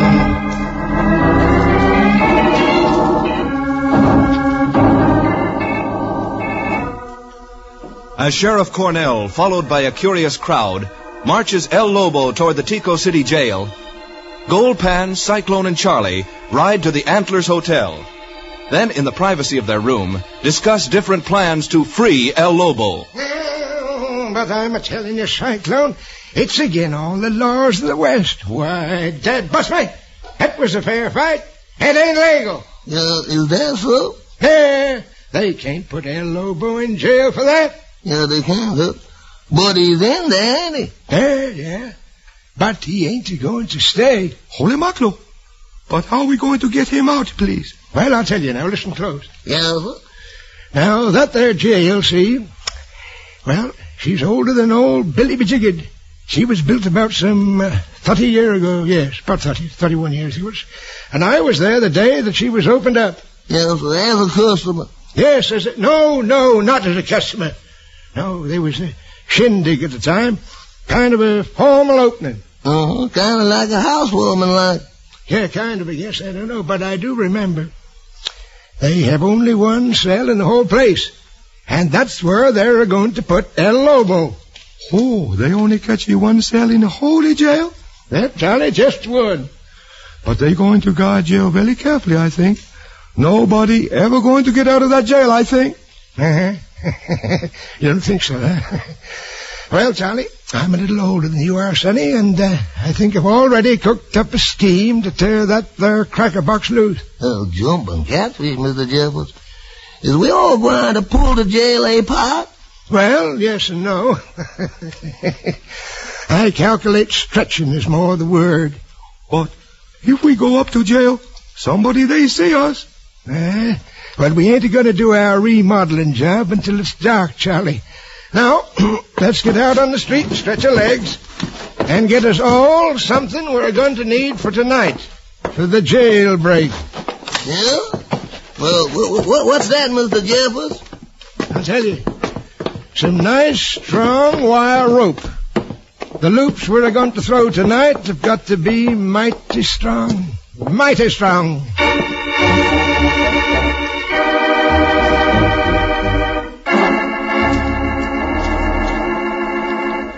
Quickly, Jeffers, Cyclone, and Charlie leave the hotel and walk to the hardware store. Goldpan buys 3 pieces of wire rope, each the same length as a lariat. Then they return to the hotel to discuss his plan to stretch the Tico City jail. Meanwhile, back at the Lazy Y Ranch House, Professor Beerstone and Mr. Fitzmaurice grow anxious as the hours slowly pass and Goldpan, Cyclone, and Charlie don't return.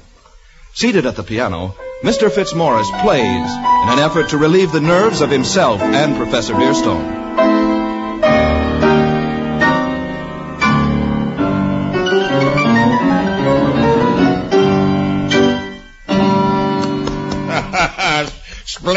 Splendid, Mr. Fitzmaurice. You are an excellent piano player. I always enjoy your music. Well, thank you, Professor, but I've been here in the West so long now.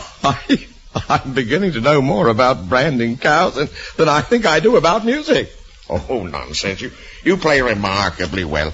Will you play us some more? It steadies our nerves. Well, I'd like to, but I have the weirdest feeling that, well, I just seem to be sure that something's gone wrong at Tico City. Here it is getting dark already, and they still have not come back. You're right. They should have returned hours ago. Well, I hate to sound gruesome, but I have a premonition. Something seems to tell me that El Lobo is not walking around. Great Scott, you are not trying to suggest that Steve Cody beat El Lobo to the draw. Why, Mr. Fitzmaurice, what is it you are thinking? Try and explain to me. Well, Professor, it's something in my mind. Seems to be trying to tell me something, and it keeps buzzing like a bee. Like this. Buzz, buzz, buzz, buzz. Of course, it may be nothing.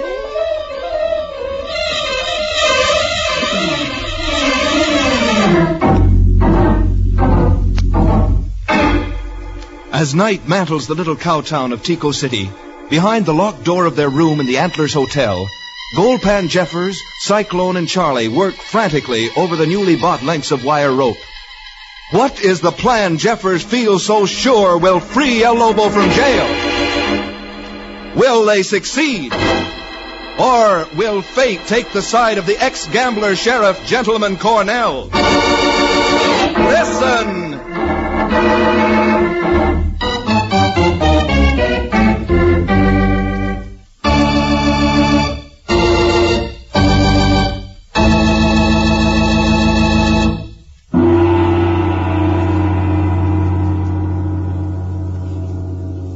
In just a moment, we'll return to the adventures of Charlie Lung. Now, pretty quick, schools will let out for the summer, and most folks will be going on vacations.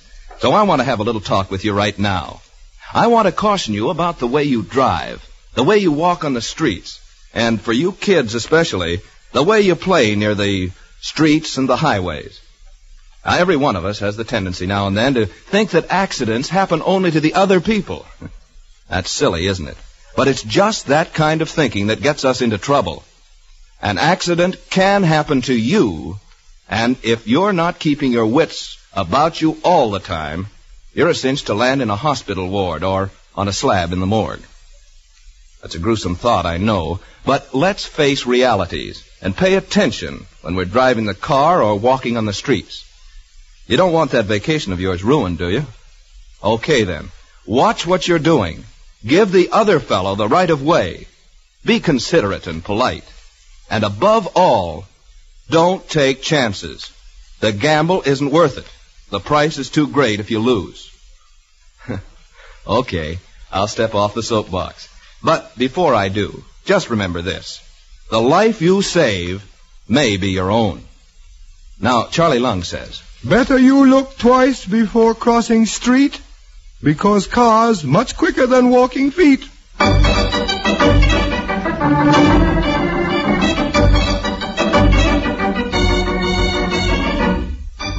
And now back to the adventures of Charlie Lung.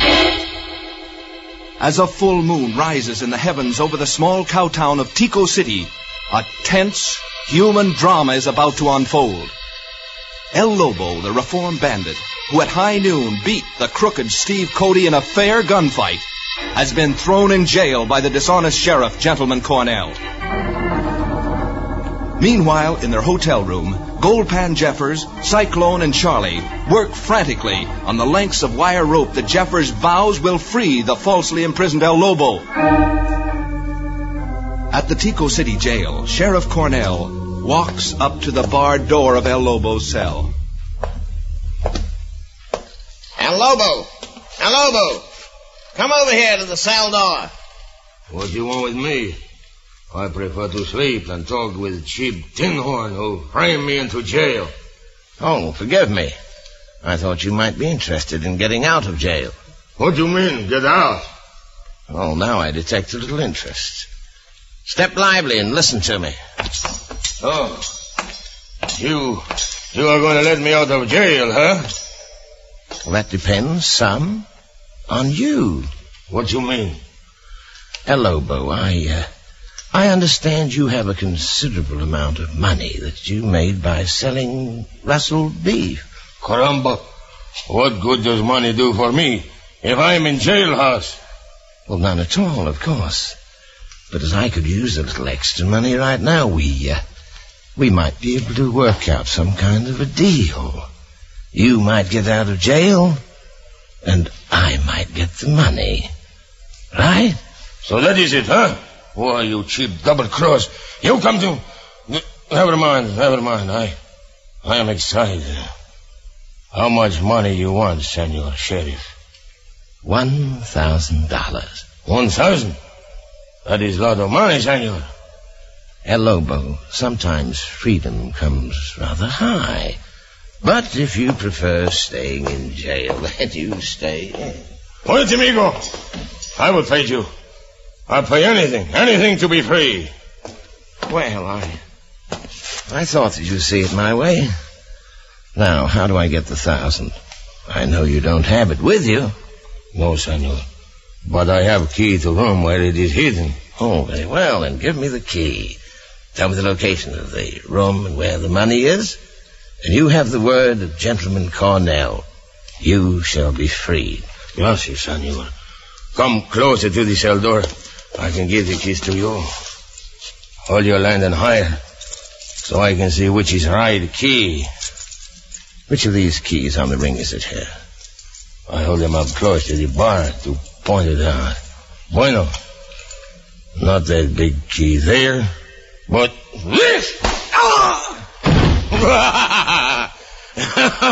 You do not think I will hit you through cell door, huh? Why, you cheap double-crosser! You'll live to regret that trick. Why, I'll frame you to stay in jail for the rest of your cursed life. Oh, you fool. You think because I am reformed, I am soft like old woman, eh? I would not give you money if I were to be hanged tomorrow. You'll pay for that punch, El Lobo. You'll rot in jail for that, I promise you. I promise you!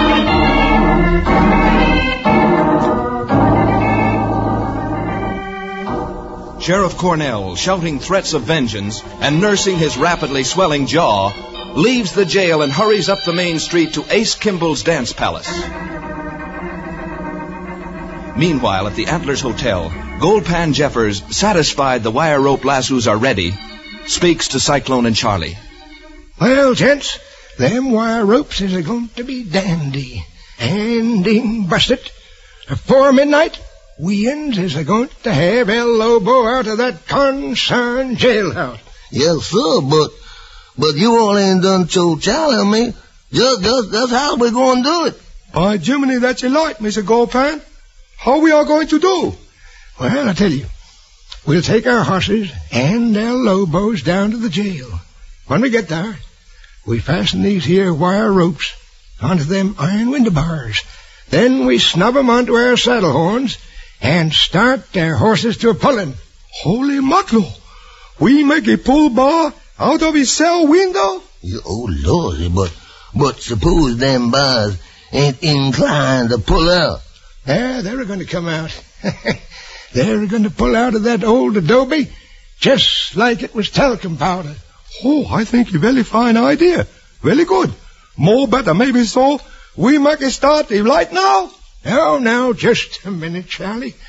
First, we-uns have got to be sure that mangy sheriff, Gentleman Cornell, is kept busy and, more important, away from the jail. Oh, how we do that, please? Well, that's going to be your job, Charlie. Oh, my job? What I am going to do? We're going to fix you up so you look like a bandit with a big handkerchief around your face and 2 6-guns.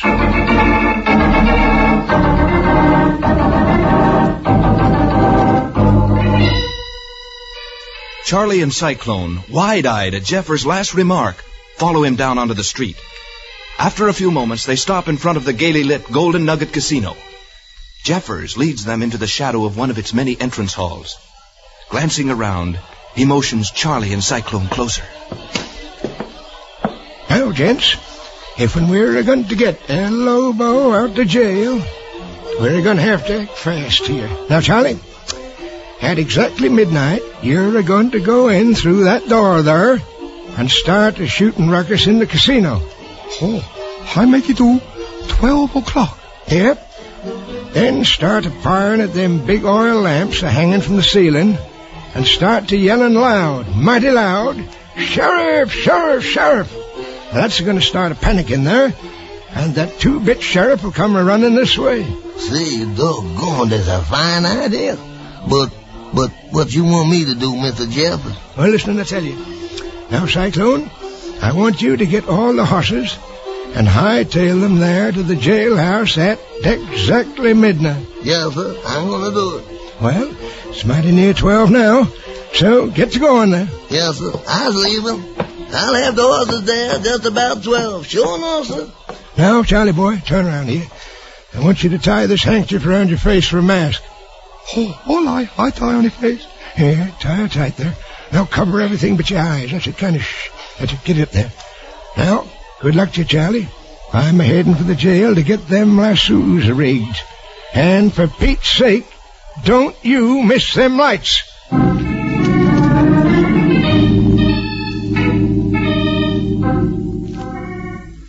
Charlie crouches in the dark hallway, face hidden by the big bandana handkerchief, his 2 guns drawn, waiting for the first stroke of midnight.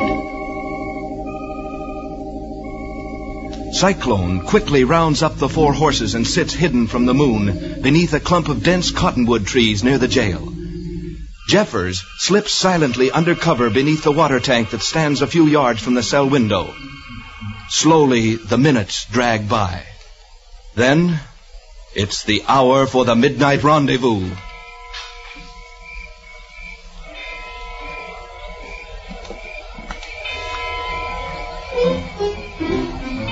Oh, by golly. Now 12 o'clock. Oh, I go in the dance hall. Then I make a shoot out all the light and he yell sheriff. Oh, this place all full of people. More better hurry or they make a shoot at me. Now I make a shoot at...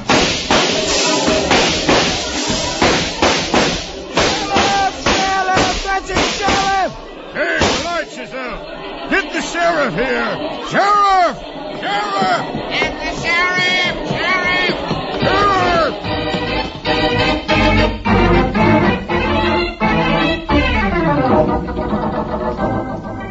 Lady Luck is with Charlie. Long before his blazing 6 guns are emptied, the big lamps that lit the Golden Nugget are out. His call for the sheriff is taken up by the crowd who mill around in the casino. Charlie rushes back through the darkened hallway and runs for the jail. Goldpan Jeffers, with the wire rope lassos rigged on the iron bars of the jail window, waits anxiously outside El Lobo's cell for his 2 companions.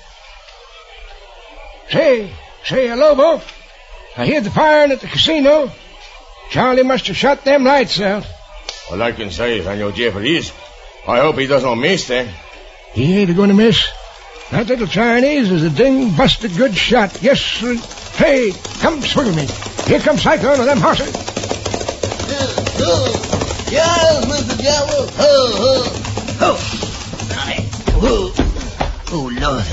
Is everything ready? I done hear Charlie firing there at the Golden Nugget. Yeah, it's all ready. Now get back on your horse. Snub this wire rope to your saddle horn. We ain't got a minute. Yes, sir, sure. Steady now. I put it on you. I've got it fast. All right, then I'll join you. Now, easy there. Say, here comes Charlie. All right, I come. Oh, I know can make you believe. Oh, I loading very fast. Hey, Dad, burn it, Charlie. You got all them lights out, did you? Oh, all the lights out and everybody calling for the sheriff. Oh, good. Now grab that last rope hanging there from the window bars. Mount and tie her to your saddle horn. Oh, hold on, I do. I get on the horse. Oh, steady. Now I make it fix it up. He fix it. All right, now, gents, tighten up on them ropes. Yes, sir. Oh, come on here. Easy. Ho.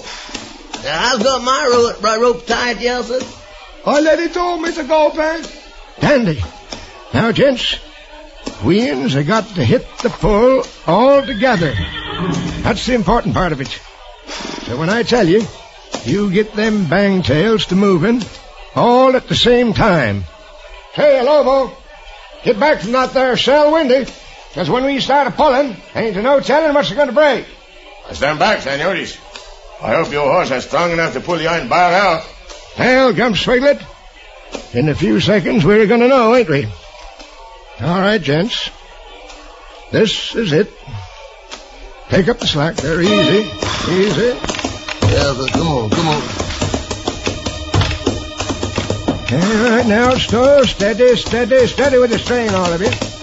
Get up alongside me there, Charlie. Hold on, all ready. Well, fellas, it's now or never. Oh, hut!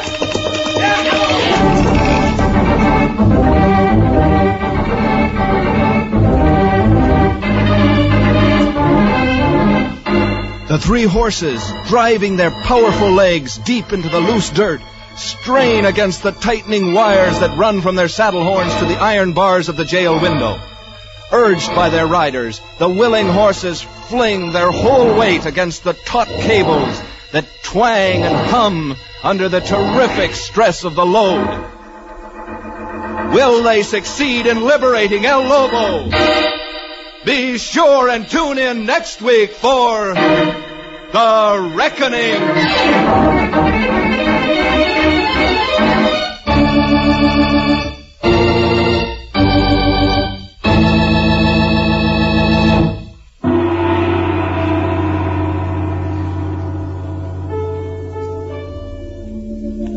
The Adventures of Charlie Lung is written and portrayed by one man, Charlie Lung, the man of 100 voices. This is Jerry Hendigas saying stay tuned for more of these great old radio classics.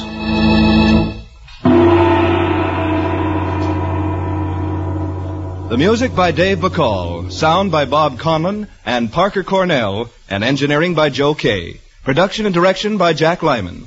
This is Bruce Anson speaking for Hal Gibney from Hollywood's Radio City. This is NBC, the national broadcasting company.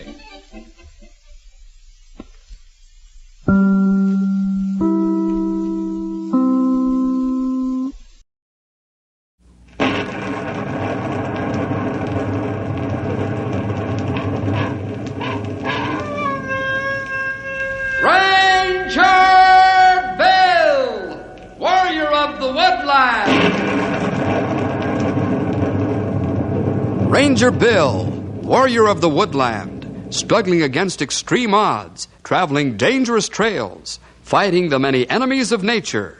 This is the job of the guardian of the forest, Ranger Bill. Pouring rain, freezing cold, blistering heat, snow, floods, bears, rattlesnakes, mountain lions. Yes, all this in exchange for the satisfaction and pride of a job well done.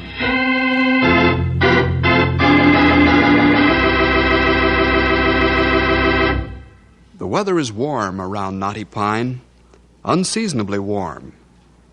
In the southern part of the state, the snow's melted and the forests are dry, tinder dry. A weather change is coming across the south end of the state. A cold front is trying to push its way through. The warm front resists, and the warm and cold air mix it up but good. A huge out-of-season thunderhead forms. The storm giant rises 30,000 feet into the air. Suddenly, the monster lashes out at the dry forests with bolts of lightning. Savagely, rangers in their fire towers hold their breaths because they know what this savage attack of lightning could mean. The raging monster stops its fury for a minute, as if gathering all its strength for the final punch. Then the haymaker comes racing out of the sky, a blinding streak of fire. Rangers watch with eyes filled with apprehension. The smoke begins to rise skyward. The Rangers jump to their instruments to make a fix and grab their phones. Hello, Kurt. That last one did it. Splashed fire all over the valley. Get the boys rolling. Kurt, there are 3 fires from what I can see here. One at F6, the second at H3, and the third at C15. That last bolt really slapped at us hard. Hello, Kurt. I can count half a dozen fires now. You remember that 90-foot tree we used for landmark? Well, it's gone. Fire. Forest fire. 6 separate blazes. 3 more makes 9. Then 1 makes 10. 10 fires in a dry forest with a good wind fanning the fire like a bellows. Soon Bill and his Rangers are going to be right in the thick of the biggest forest fire they've ever fought. And for one of them, it's almost the last one. Right now, the fellows are gathered around the teletype machine at Ranger headquarters in Knotty Pine. Great jumping horn toad, Sonny! That there bolt of lightning kicked up 10 fires. Those boys downstate are going to have their hands full, I'm afeard. Look here. Positional fires show 25 square miles covered. Well, it'll be 50 before they can do anything about it, Grey Wolf. I'll get it. Ranger headquarters, Bill Jefferson speaking. Bill, this is Kurt Douglas. Oh, yes, Kurt. How are things down there? Pretty bad, Bill. We need help. Can you come? Yeah. We'll come down right away, Kurt. How much help do you need? Every man and all the equipment we can get. And hurry. The fire's rapidly getting out of control. We'll start loading the flat cars right away. Get going as soon as the train's loaded. Oh, it sounds good to me.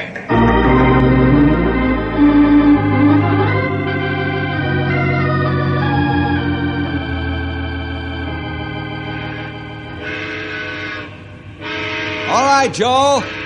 Pull your bulldozer up on that car and bring it forward so Matt can bring his behind you. Okay.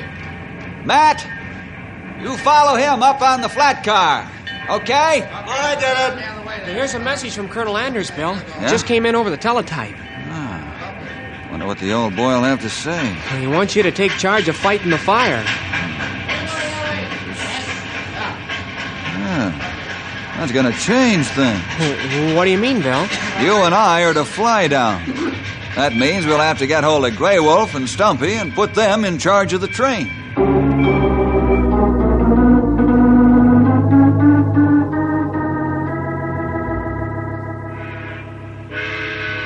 You fellas understand what you're to do now?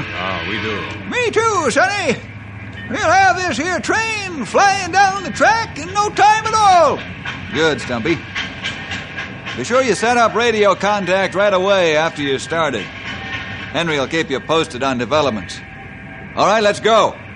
Don't get that flying machine too close to the fire, Bill. You might get your wings singed.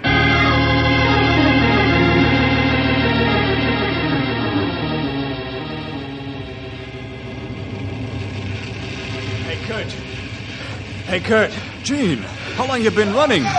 You better sit down and rest before you have a heart attack. Later. Listen, people in Silver Springs and Clayton are trapped. They can't get out now, and we can't get in. I just come from as close by as we could get. Are you sure about this, Gene? You think I'd run all this way if I wasn't? Well, no, I guess you wouldn't. What can we do? I can't send the men through a wall of fire. If only Bill and his men were here. You've got to at least try to help those trapped folks. There's women and children in there, too. Don't you think I know it? What would you suggest? Send the men through in asbestos suits. They'd never make it. An exploding or falling tree would get every one of them. And if they did get in, how'd they get the people out? Yeah, how? All we can do is stand by and let them burn. I don't know, Gene. Right now, I wish my name was Solomon.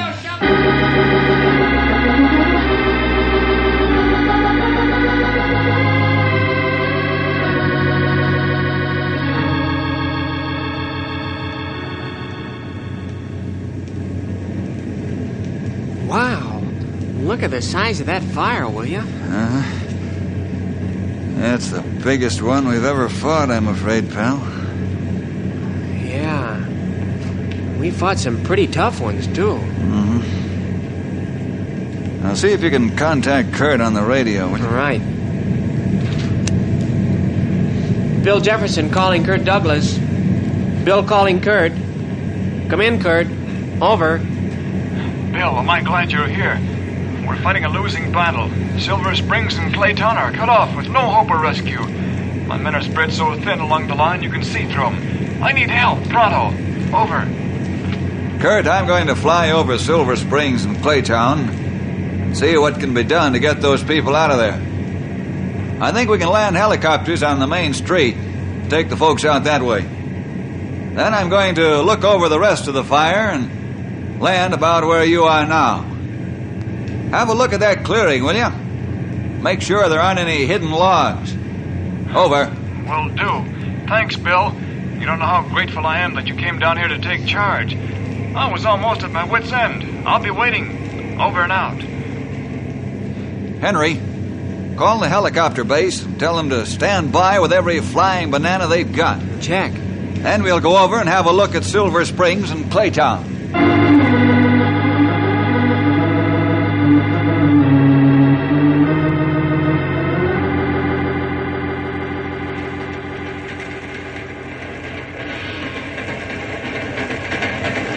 Look at that iron horse shoot smoke out its nose, will you? The engineer's really leaning on the throttle. That's plenty good. We need all speed we can get. Yep. Hey, have you got that there talking machine set up? Yes, it's ready. Hey, Brakeman, what you got your hand on that signal cord for? The hot box on one of the middle cars. Hot box? You ain't gonna stop this here train, are you? Got to, right away.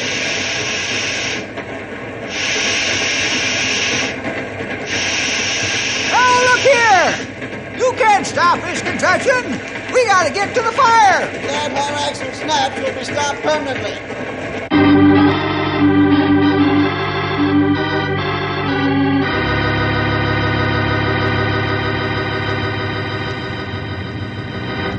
The flying bananas can land on the main street all right, Bill? Yeah, I'm sure they won't have any trouble, Henry. Oh, look at those poor people waving at us. I'll call the copter base and tell them to take off. You got the bullhorn ready to announce that rescue is on the way. How long do you think it'll take the copters to get here? 20 minutes. Bill Jefferson calling copter base. Ranger Bill calling copter base. Take off. Take off. Let me have your reply. Copter base calling Bill. Copter base calling Bill. The boys are lifting from the field now. We'll be at the town in 20 minutes. Over. Thanks for your help. Over and out.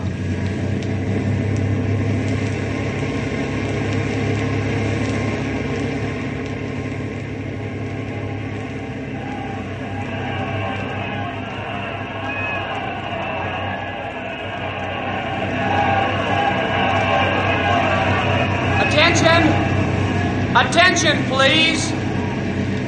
In 20 minutes, helicopters will land on your main street for rescue. keep off the street where the copters are landing. There will be enough room for everybody.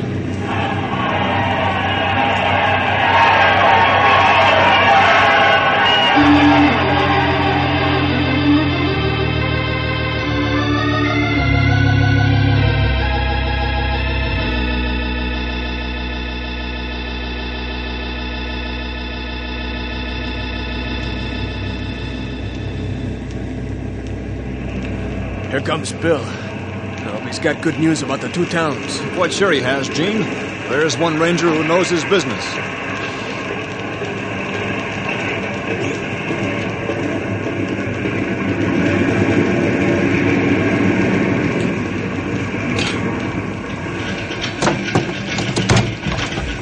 Bill, how'd you make out in getting rescue help for Silver Springs? Everything's all right, Kurt. Helicopters are landing now and taking the folks out. Oh, wonderful, Bill.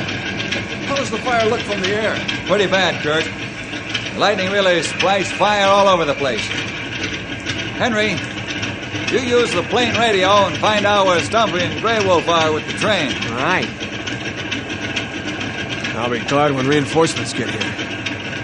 The men are getting tired. I can understand, Gene. You've got heavy equipment, too. You got the map? Yeah, here it is. Take just a few minutes to draw the fire fronts in, and then we can see just where we are.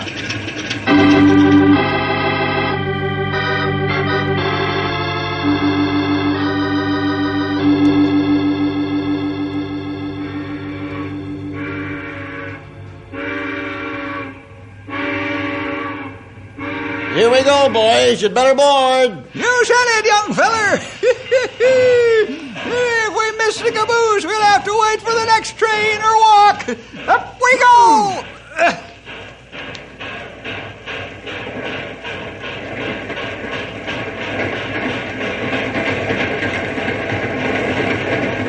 Hey, the light's flashing on your radio. Now, step inside, men. Closed door, please. It's either Bill or Henry. Grey Wolf and Stumpy. Henry calling Grey Wolf and Stumpy. Come in, fellas. Over. Hello, Henry. You try and get us long. No, I just started. Why? Train have hotbox, and we stop for hour to let axle cool. Train just start again now. Wow, that's tragic. We need you fellas back. And the equipment, too. How long before you be here? In about 4 hours, Henry.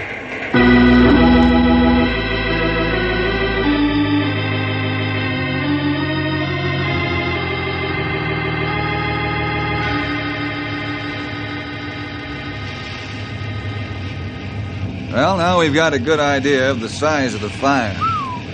And it was bad, but not this bad. Yeah. How many men have you got fighting now, Kurt? 95. Not nearly enough. I should say not. Hey, Bill. Bill, Yeah? I just talked with Stumpy and Grey Wolf. How soon will they be here, Henry? 4 hours. 4 hours? Hey, what kind of train have they got? One of the cars threw a hot box, and they had to wait an hour to cool it. Henry, 4 hours from now, the fire is liable to be halfway across the state. That train's got 150 men and heavy equipment that I could use right now. Can't use helicopters this time. That's right. But we're going to give it the old college try just the same. You got some ideas, Bill? Yeah. Now listen closely. This might work if the wind doesn't shift. Go ahead, Bill. Anything's better than standing around here with our hands in our pockets. Kurt, pull your men off the left flank and take them up this valley. Work your way up this ridge and cut a fire lane as you go. That'll hold the fire on the left flank. Right. Now, Gene, take your men and do the same thing on this ridge over here. I get your idea, Bill. We'll have the fire hemmed in on both flanks. That's the idea. Meanwhile, Henry and I'll take the rest of the men, work our way around in front, and try to backfire. I'm not sure we can do it in this wind, but at least we'll have the fire hemmed in on both sides. Let's get a move on, Gene. Right. See you later, Bill. Okay, fellas. Hey, Bill. Hmm? Why the peculiar look on your face?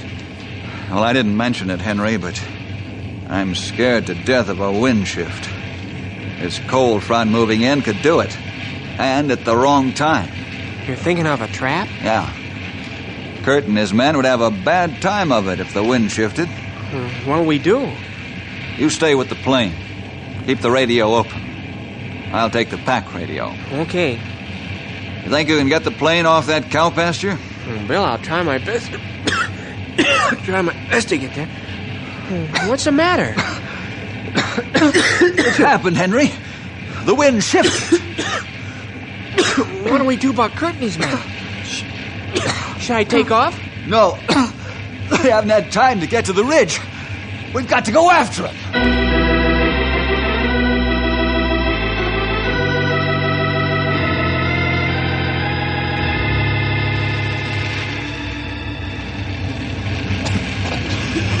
Oh, what do we do now, Bill? That wind change is driving the fire right towards the forested mountain. Well, there's nothing we can do right now, Kurt. Let's pull the men back. They look exhausted. All right, boys. We're gonna get out of here. Back. Fresh air. Nothing we can do now. I'll call Gene. This boy's in, too. They're wasting their time now. The fire's taking the left flank by storm. Guess you're right. Henry, find out how the boys in the middle sector are doing.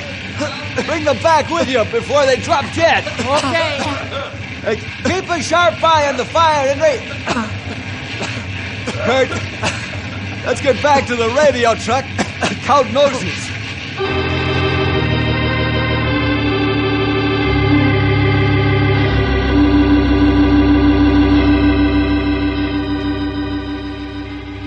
All your men here, Kurt? Yeah, except those in the middle sector. They'll come back with Henry. Bill, I'm beat. So are the men. And how?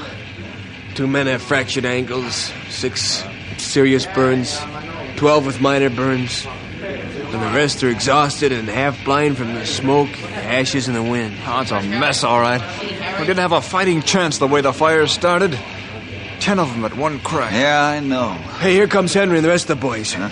They got casualties, too. Henry's heading this way, and by the look on his face, he's got bad news.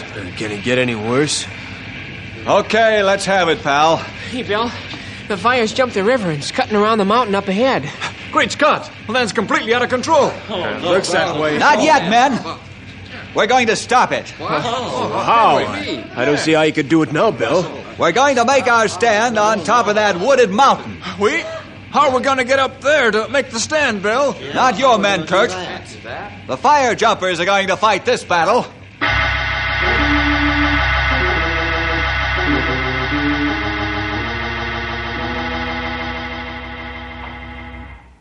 Understand your orders, Thad? Sure do, Bill. We'll bring all the dynamite we can. That's fine, Thad. Get your fire jumpers rolling. Over and out. All right, lads.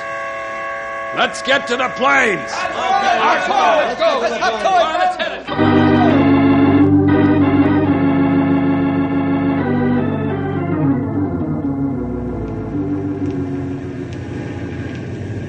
There they are. The Fly Boys. This is the 3rd time they've circled. They usually jump on the 2nd pass. Maybe something's wrong upstairs, Bill. Yeah, that's what I was thinking. We'll soon find out. Bill, we can't jump on that mountaintop. Fire's completely surrounded it. That's right, Thad. That's at the foot of the mountain. You've got the whole top to land your men and gear on. That's right, Bill. The only hitch is that the fire's creeping like mad up the mountain from both sides. It's a death trap. Thad, what are you talking about? That's no death trap. Set your dynamite charges and blow the sides of the mountain down on the fire. That'll divide the fire and roll it back. Then we can put it out with the ground crews. You've jumped into situations like this before. Not when we've been surrounded by fire, Bill.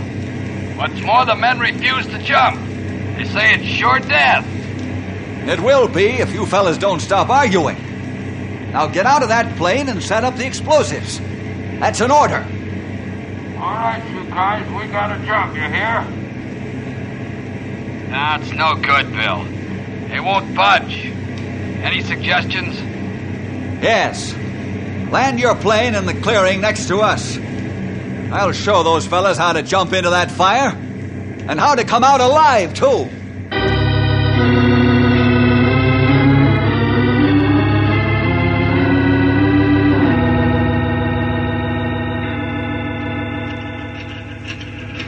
Bill, are you sure you should make the jump?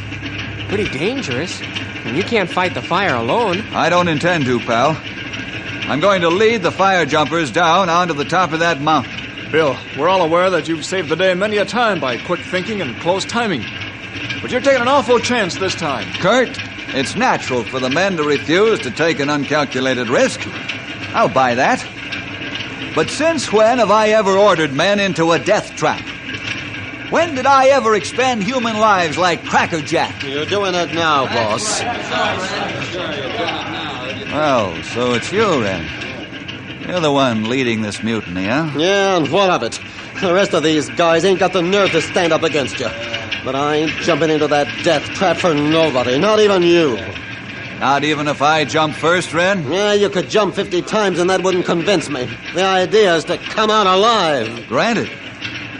Then how about the two big towns on the other side of the mountain? There are hundreds of people in there who haven't got a chance. If the fire gets past the mountain, it'll sweep right into those homes in half a day. The fire will spread 100 miles wide. We couldn't possibly get all those citizens evacuated. Yeah, Red, how about that? You've got to have a conscience. I got a conscience, all right. Don't let me murder the men I've been working with for years. I think Red's right, Bill. It's too risky. Here. I've got something to chip in here. What's the matter with you guys? Bill's only trying to do the job he's promised to do. Remember the oath you fellas took when you came into the Ranger Service? We never promised to sacrifice our lives, to be willfully murdered. Red, you'd better read the oath over again. Our job is to protect human lives and private and public property, even if it does cost us our lives.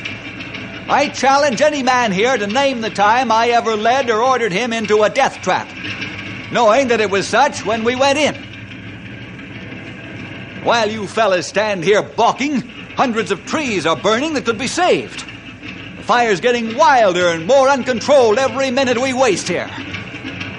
Thad, what do you say? I'll jump with you, Bill. Don't listen to him, fellas. The bosses are all scheming up against us. They'd kill us to make their own name look good. Red Smith, you get into that plane with the rest of the fire jumpers or face immediate dismissal from the Ranger Service. Why, I could have your badge right now for the slanderous remarks you made. Now, either you're a man and willing to live up to your oath, or you're not a man. And if you're not a man, the Ranger Service has no further need of your services. Now, get this straight, Red Smith, and get it real straight. I order you and the rest of the fire jumpers onto that mountaintop.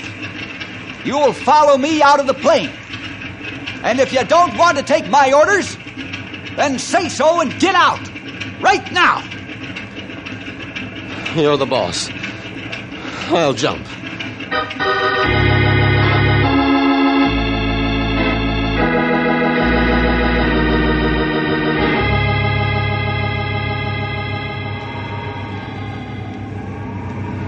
Thad, there's no time to waste.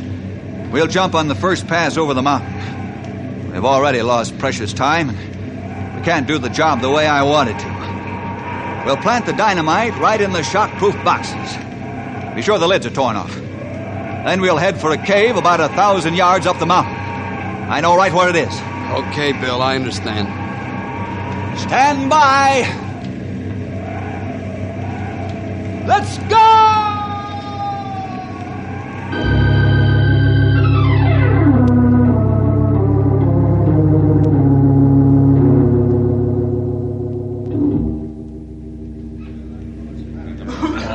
There they go. Right down into that furnace. I sure hope Bill isn't making a mistake. If Red hadn't taken up so much time, the fellas would have a better chance. About an hour, we'll know what happened. I guess everybody has to make a mistake once in a while. Only this one may cost Bill his life, and those under him. I agree. Nobody lived long on that mountain top.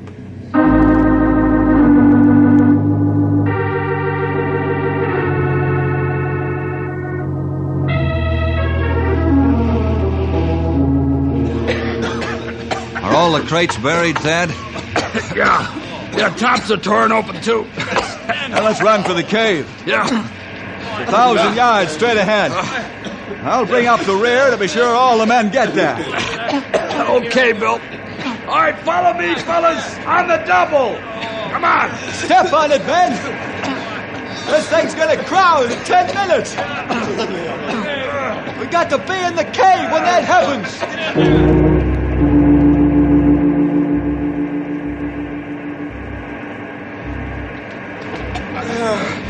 We got them all, Thad? Yeah. 30 of them, Bill. We'll each keep watch over half. Okay. Make them lie down now on the floor of the cave. When's the dynamite going off, Bill? Won't be long now, Thad.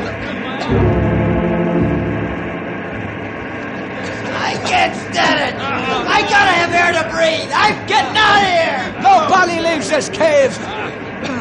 And you're not gonna die either! You lied to us, boss! You lied! I'm getting out!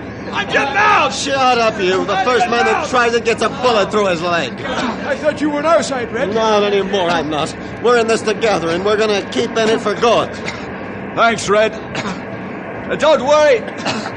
We're all coming out together, too.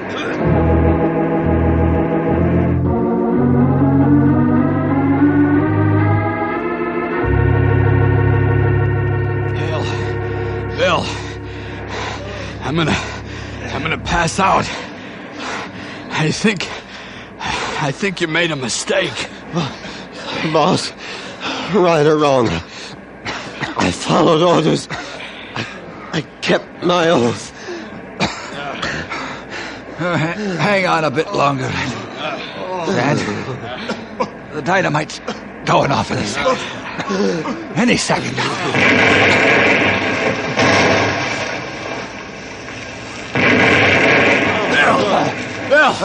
Bill, it worked! I can breathe again! Hey, Thad, let's get the men outside. Where they can breathe fresh air again once more. We've won!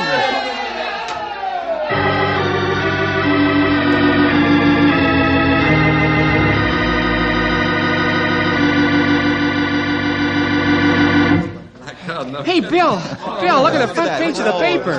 They've written the whole story up. What? You fellas are heroes. Hey, who gave the papers that story? We were just doing our job. They've got no right to put something like... Bill. Red. Yep, I gave him the story. But why, man? For the simple reason that anybody who can figure as close as you did, get the job done and come out alive, well, he deserves some credit, that's all I gotta say.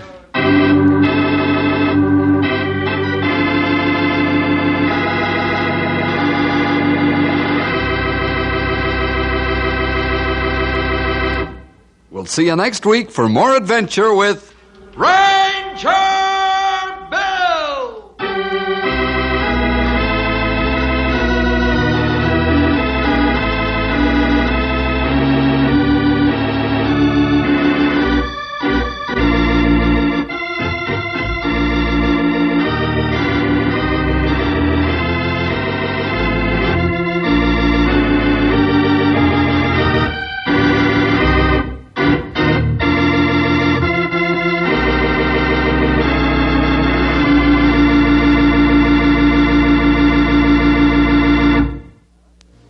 Hi there, boys and girls. This is Ranger Bill back again for just a third of a minute with an extra word of thanks to you for joining us today. Hope you'll team up with the Rangers every week at this time when your local station gives us this chance to get together. See you then. The CBS Radio Mystery Theater presents...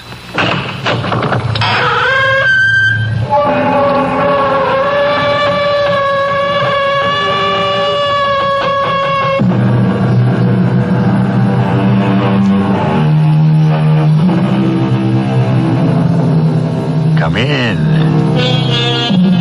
Welcome. I'm E.G. Marshall. walking delegate of this union of demons, devils, shades, and spirits, plus other assorted practitioners of the outre and the macabre. The truest maxim, perhaps, of them all is the one that says, you can't get something for nothing. Not only is it true from the ethical point of view, it is also a demonstrable scientific fact. Well then, with both science and morality on its side, why is this self-evident principle so universally disregarded? Why do so many of us try to make a full-time career of reaping without sowing?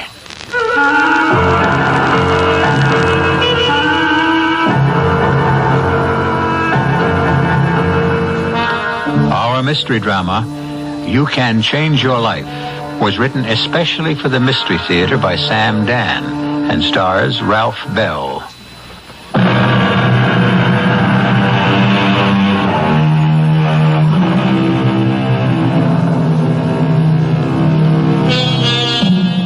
The curfew tolls the knell of parting day. The lowing herd winds slowly o'er the lea. The plowman homeward plods his weary way and leaves the world to darkness and to me. As it happens, the darkness is not only left to the poet. Darkness is available to whoever cares to make use of it. By their very nature, some deeds can only be performed in the darkness, such as one you're about to witness. Maria Concepcion Valdez gets off the bus. She stands on the dark, fog-shrouded street corner. Where is Arturo? He always meets her here when she works late. Neither he nor she is happy that she must walk a long, lonely block at this hour. Maria smiles, and her smile is something to see. At 40, she is still slender, trim, and beautiful. Perhaps Arturo has forgotten. But how could he forget? He didn't. Arturo, did you fall asleep? Oh, excuse me. I thought you were my husband, Arturo. Excuse me. Are you Mrs. Maria Concepcion Valdez? Oh, that's Maria Concepcion. Oh, I stand corrected. My name is Eugene Parmenter. Yes? And I wonder, Mrs. Valdez, do you remember me? Oh, do I remember you? Mm-hmm. No, I cannot say that I do. This would go back 11 years? 11 years ago? Mm-hmm. Oh, my. For me, that would have been another world. For me, too. Well, Mr. Parmenter, what is it you wish? Well, it's, I find it inconceivable that you wouldn't remember me. Well, sir, perhaps if you were to tell me... You changed the entire course of my life. Oh, me? Yes. But how? You judged me. Oh, no, that cannot be. No, you are making a mistake. You are confusing me, perhaps, with someone else. No, there's no mistake. But I have never been a judge. Indeed, I would never be a judge. Think back. 11 years. A night filled with music, with laughter, in a great hall with brilliant lights. I really... Parmenter. Eugene Parmenter. Do you remember me? Think. Oh, please, sir, if you will excuse me... You judged me. I must be on my way. Say my name. Eugene Parmenter. Say it. Eugene Parmenter. Now, do you remember? Do you remember judging me? And do you remember condemning me? I never condemned anybody, never. And now it is my turn. Senor, please. My turn. Please. Don't kill me. Not with a knife, no.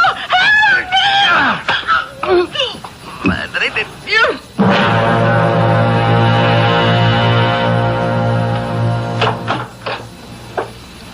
What do you want? I want Mrs. Gussie Valkovska. And now that you found me... I'm Police Lieutenant Weiss. And you want to come in and talk to me. Well, since I can't stop you, let's get it over with. Leave me save you a lot of time. You want to talk to me about the murder of Maria Concepcion Valdez last night? It happened just down the street. Now, did you hear anything? I didn't hear nothing, because I wasn't home. Well, where were you? What's the matter? Do I need an alibi? I only wanted to ask you. Who killed her? Go ahead. Ask me. I thought you said you weren't here. It's open and shut.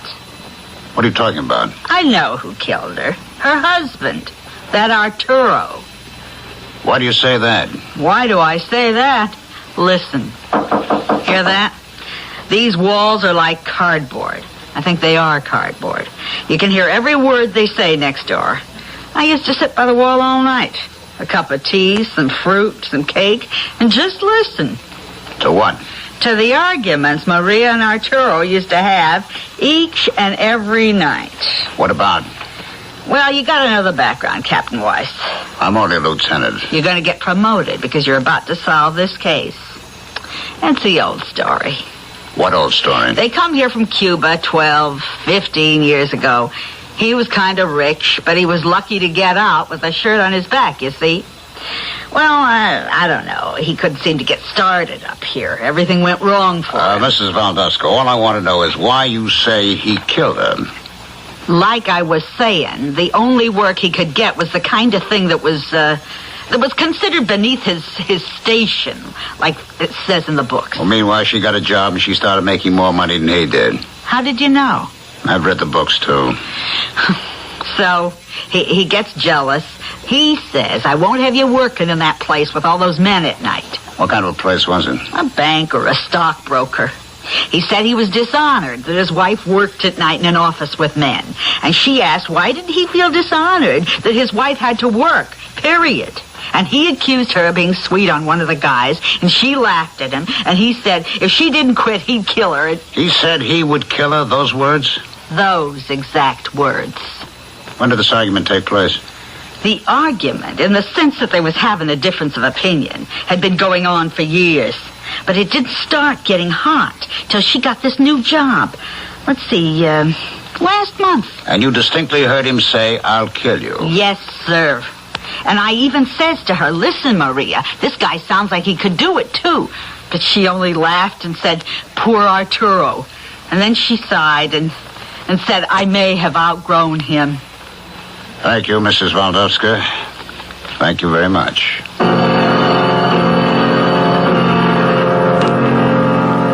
But, Lieutenant, why would I kill Maria? Why would I kill my wife? Mr. Valdez, is it true you fought? Yes, we fought, but all married couple fight. Continuously, bitterly? What did you fight about? There are those things between a man and wife which need not be discussed with strangers. We are investigating a murder. Investigate. But why question me? Mr. Valdez, your wife was murdered near the bus stop. By some subhuman monster, some thief who... Her money was still in her purse. She still wore her rings and bracelets. We must discount robbery as the motive. What'd you fight about with your wife, Mr. Valdez? I am not required to tell you. All right, shall I tell you? She was making more money than you. You resented it. And she was beginning to resent it, too. Your marriage was coming apart. That's a lie.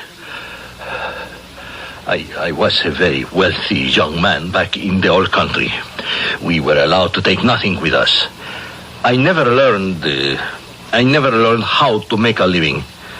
She said, you must change your whole attitude. You must go to school, learn a trade, a profession, anything. I could not do it. Do you understand? Frankly, no.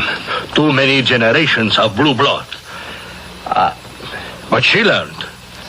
And she was becoming another person, a stranger. I tried to keep her, but she... And so you killed her? No. You would meet her at the bus stop every evening? Yes. But last night you didn't? No. Why not? I must have fallen asleep. I was awakened by the police who rang my bell to tell me that... Yes, I know. I'll tell you what sounds more logical, Mr. Valdez. Last night you went to the bus stop, as usual, to meet your wife. And you had the usual argument. And in a fit of anger, you killed her. But it's not true. I wouldn't. I couldn't kill Maria Concepcion. Where were you? I was home. I told you I had fallen asleep. Had it ever happened before? Had you ever missed meeting her at the bus stop? I was very tired. I just fell asleep. Which means you have no alibi.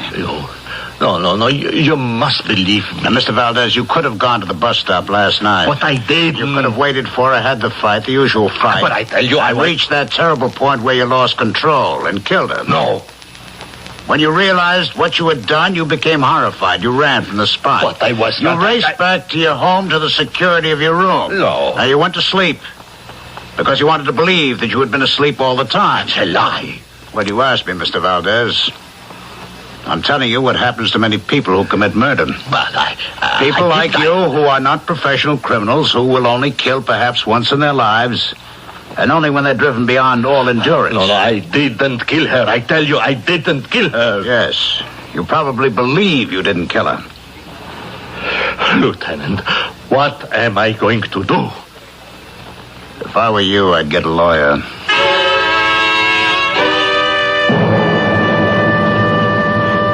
Well, Mr. Parmenter, I can promise you, in less than 1 week's time, you shall be an acceptable bridge player. Oh, that's fine. Oh, yes, indeed. The Borden School of Bridge guarantees results. I mean, provided you can count to 13. Oh, I think I can handle that, Miss Borden. Oh, good. Well, it's been a pleasure to meet you. Oh, excuse me. Hello? Oh, yes, darling. Well, I'm closing right now. The new student is here. Oh, well, I just have to get his name and everything. I won't be long. Sure thing. Bye, dear. Well, now, just let me fill out this form. You said it's been a pleasure to meet me, but we have met before, you and I. Oh, have we? Oh, yes. And I remember you very well. Are you sure? Oh, yes. It was 11 years ago. 11 years? Oh, that's ancient history. Well, to you, perhaps. But to me, it's real, living, vital history. I'm trying to place you. Remember me now? No. And my name? Eugene Parmenter? Means nothing? Oh, I'm sorry. I suppose I should. You changed the entire course of my life. Oh, well, how can you say that? Yes, you sat in judgment. Now, I'm afraid I can't follow that at all. You judged me and found me wanting. Well, how is it I don't remember any of that? To you, it meant nothing. Oh, no. But to me, it was my life. You condemned me. Mr. Parmenter, are you sure you have the right... Look at me closely. Look at me. Now, look at me. Sir, I'm afraid I must ask you to leave. Now, look at me, you stupid woman. No, see here. No, don't. Please don't point that knife at me. I'm going to kill you. Why? Because you sentenced me to misery for 10 years. You won't get away with it. Or perhaps I wouldn't if I used a gun. Help! You know as well as I do there's no one here. You'll be caught. With a gun, they can identify bullets. A knife leaves no trace at all. Why? Look at me closely. Now, do you remember? Eugene Parmenter. Yes, I remember. Good. Now you won't die in ignorance. But I didn't do anything. You condemned me. No, don't.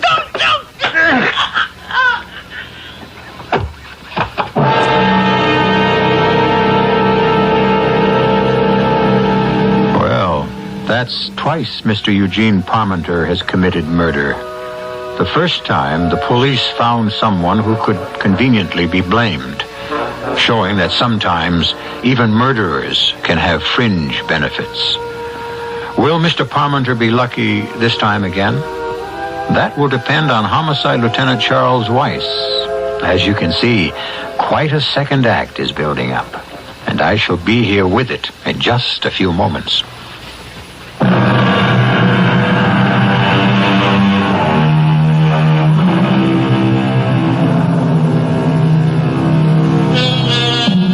Mr. Eugene Parmenter has been busy recently, settling what appears to be some old grievances.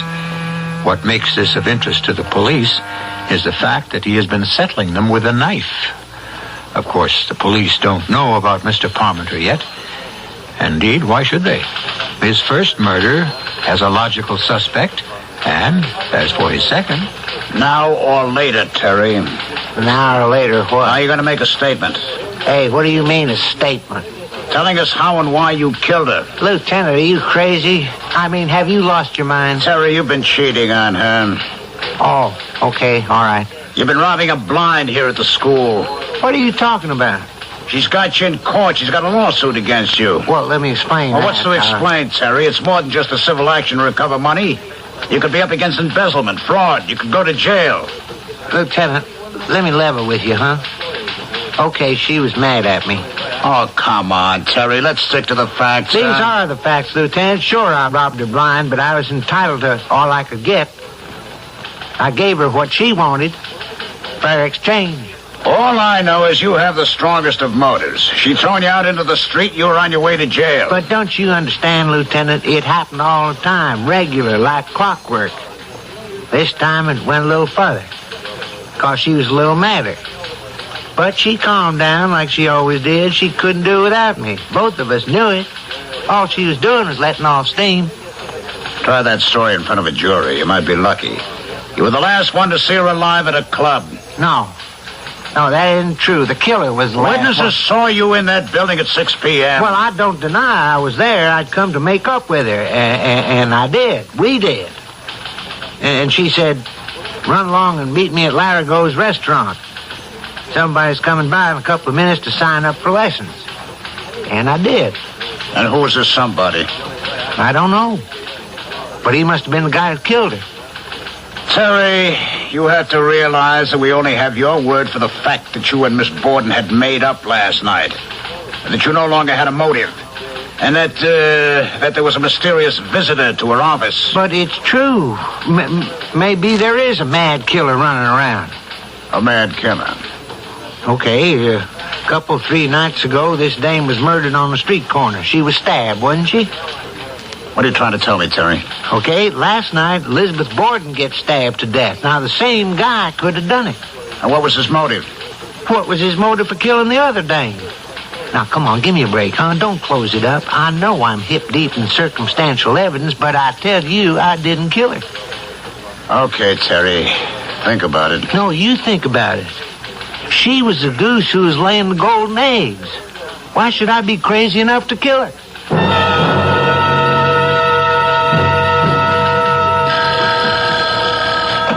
Homicide, Lieutenant Wise.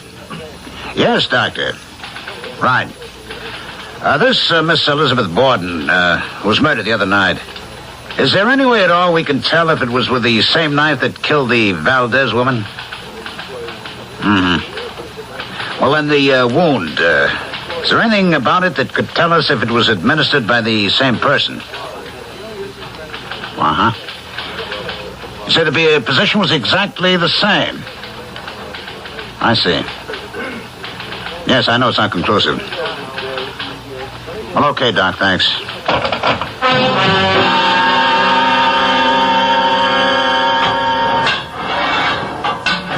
Mr. Valdez, I'd like to talk to you.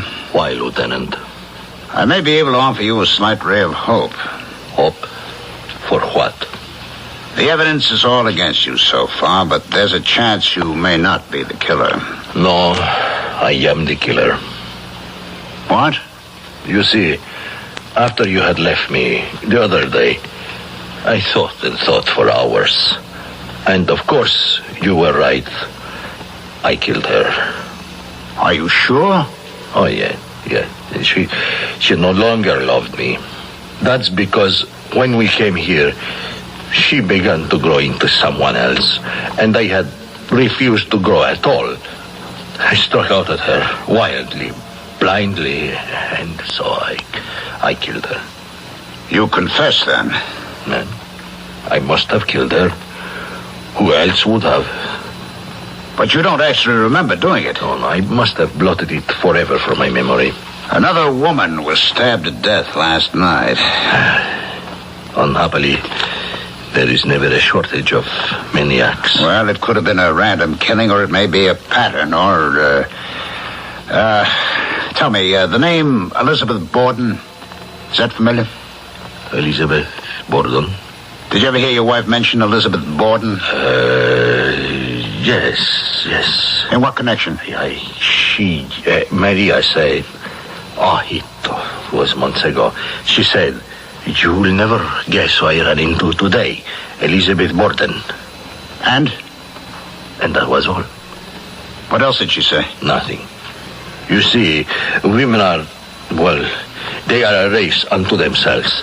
She said, I ran into Elizabeth Borden as if I knew who she was. Elizabeth Borden and your wife were both stabbed to death. Possibly by the same man. No, Lieutenant. I am sure I killed my wife.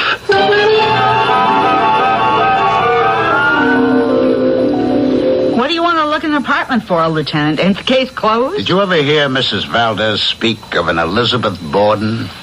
Elizabeth Borden. Say, ain't she the one that was murdered? Hey, you figure the same guy... But, well, I could have sworn old Arturo was the culprit. You never heard her mention Elizabeth Borden? Never. What are you looking for? Anything that might give me a lead. You ain't happy with Arturo, huh? As long as there's a possibility that... You think she was good looking now? Here's a picture. I can tell by the hairstyle and the dress. It's got to be 10, 11 years ago. Look at her. Wasn't she gorgeous? Who are these other two dames in the picture? Now, wait a minute. The one in the middle. Why does she look familiar, too? The one in the middle? Yeah. I've seen that face before. Yeah, so have I. Wait a second. In the paper. Just recent. Well, she's a good 10 years younger, but that's got to be. Elizabeth Borden. The two of them. They're connected. Sure. The one on the left, that's Maria Concepcion. The one in the middle, that's got to be Elizabeth Borden. But the third one, the lady on the right, who's she? Hello? Are you Penelope Simpson? Well, my name is Eugene Parmenter. I hope you remember me. Oh, you don't? Well, look, we're having a get-together of the You Can Change Your Life alumni. Well, I guess alumni is not quite the word. Oh, hey, do you remember any of the other girls? Look, I happen to be at the Rathskellers. It's just a block away from your office, and, well, I know this is short notice, but it's 5 o'clock. Could you meet me here for a drink on your way home, and we can talk about it? Oh, don't worry. No, I remember what you look like. How could I ever forget? Now, Mr. Valdez, I know you told me you never heard of Elizabeth Borden. Now, this is her picture. Does she look familiar? No, Lieutenant. The other woman in the photograph? No, Lieutenant. Mr. Valdez, this is a picture of 3 women. 2 of them have already been murdered. I have to find out who is the third lady. But, Lieutenant, you have convinced me. I must have killed Maria Concepcion. No. Now, evidently there is someone who was out to kill your wife and this Elizabeth Borden woman, and now maybe this other. You don't know how much I wanted to kill her. You see, I am no longer a man. She supported me. Look closely at the picture. Do you know where it was taken? I don't remember. Isn't there anything about her that's familiar? I shouted at her. I yelled at her. What do you mean? The dress. What dress? You see the dress in the picture. She bought the dress. It cost too much money. We were poor. Why did she want a dress? Because she's a woman. And women are vain. Okay. Now, this is maybe 10 years ago. You had an argument with your wife about a dress, but she bought it. And she's wearing this dress in this picture. Oh, please. Now, try to remember the argument about the dress, please. Why did she want the dress? Why? Yes, because she said millions of people would be looking at her. Where? Where? On the television, that's where. It was a program, how you call it, a giveaway program. It was called, I don't remember. All right, tell me everything you do remember. Yeah. She had written a letter. I did not hold with such foolishness. She had applied to be a judge. What kind of a judge? A judge who would judge the people, the contestants. And she was accepted, and that is why she wanted the dress. Is it possible that these women were also on the program? Is it possible? Here, let me look again. Oh, let me try to remember. She was sitting behind a huge desk with 2 other women. And she was wearing this dress. Yes, it could be. These might have been the other women. Hold it a minute. Lieutenant Wise. Yes. What's her name? Penelope Simpson. Same kind of wound, huh? All right, I'll get right on over there. The name Penelope Simpson Valdez, does that mean anything to you? No, Lieutenant. Are you going to put me back in my cell? Now, Mr. Valdez, how many times must I tell you you did not kill your wife? You're free. Now, there's no point in your coming around here anymore. Nobody's going to arrest you.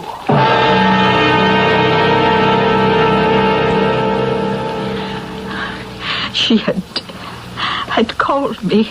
She said she had a date for cocktails. Did she say with whom? Well, no. But you see, she was in a hurry. Mrs. Simpson, I have a photograph here, and I wonder if you... No, I couldn't. Well, I want you to identify, if you can, two other ladies who were posing with your daughter. I'm sorry. I can't help you. But why not, Mrs. Simpson? Because I'm blind. But you... Because I'm in this room, which I know so thoroughly, every square inch. I see. Well, this is a photo. It's very good. Must have been professionally done. It's in color. We have here your daughter and a woman named Maria Concepcion Valdez. Is that name familiar? I don't think so. And the other is Miss Elizabeth Borden. Would you know of her? Oh, Elizabeth Borden. No. Oh, wait. Oh, I should remember Elizabeth Borden. Why? Why should you remember Elizabeth Borden? Had your daughter ever mentioned that name? I think so. In connection with a television show? Oh, a TV show. Oh, no. I think... well, perhaps if you were to tell me the name of the show... Oh, I don't know the name. It was a giveaway kind of thing. What were they giving away? I don't know exactly. Well, what were they doing on the program? This is rather peculiar, you know. You're the police officer, and I'm asking the question. Well, sometimes you find out more that way. I don't know what they were giving away, but it had to do with judging. Judging? Oh, I remember. It was called You Can Change Your Life. Thank you, Mrs. Simpson. Thank you. I'm so sorry we didn't know all this much sooner.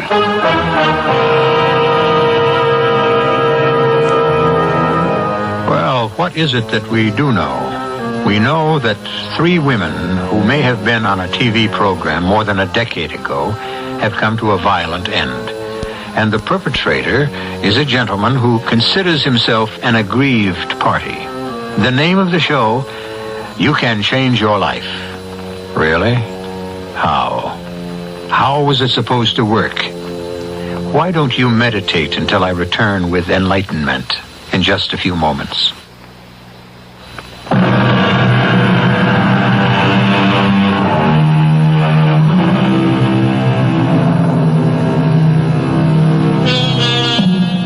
Three women of completely different backgrounds murdered.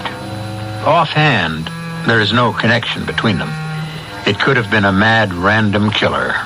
But Police Lieutenant Charles Weiss realized that there is always a method to madness and an order to randomness. And he has succeeded in placing all 3 women in the same place at the same time. And your daughter was on this program, Mrs. Simpson? Yes. She had written in and she had asked to be a judge. They paid each judge $500. Oh, the floodgates have opened. I remember everything. But What does this You have to can do? change your life. Now, who was the Star. Oh, you don't remember Ted Tinker? No, I can't say that I do. The show went off the air, 8-9 years ago, because Ted Tinker had a stroke. Oh, he was such a lovely person, so gentle, so kind, so humane, so involved.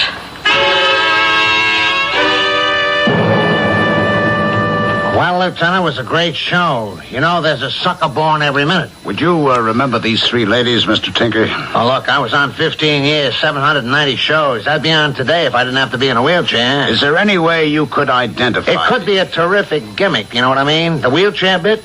Look at the career Lionel Barrymore had for himself. But the agencies don't buy it. About these three ladies, Look, Lieutenant, I'm organized. Organization, that's how you run show business. Each one of my judges, she gets a picture, $500, a smile, a sincere thank you. There's a letter and a number on the back of that picture. Yes, K1. All right, in back of you, that row of drawers, the one marked K. All right, I got it. Now, there's a folder marked 1. Take it out. All right, hand it over. So, what do we got here?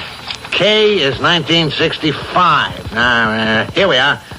And 1 is the first show. Judges, your three ladies. Maria Conception Valdez, Elizabeth Borden, tall skinny dame, and Penelope Simpson. Uh-huh. What was their function on the show? They gave away $25,000 every week. And every week we had 3 new judges. And this particular week they were the judges. How did it work? Well, it was a sob story program. You mean you never watched it? No. What were you doing? Living in exile someplace? You know the ratings I had? What did they do? Every week, 2 creeps would come on the show. You think you run into weirdos in your business? So, these 2 characters each week would say how they could change their lives for the better if they had $25,000. And that was it. It's the gimmick. It was good for 15 years till I got sick and... And the judges, I would suppose, decided who would receive the prize, eh? Yeah. But don't brush off the genuine, authentic grassroots appeal. I mean, these were folks who wanted to change their lives, to become something greater, something better, to be a credit to their country and their community. Don't try to sell me. I'm not a sponsor. K1. We had these 3 women as judges, and the contestants were... Oh, you should have seen the neck on this guy. He was one of the contestants. I called him Ichabod Crane. The audience broke up. What was his name? Jerry Dawson.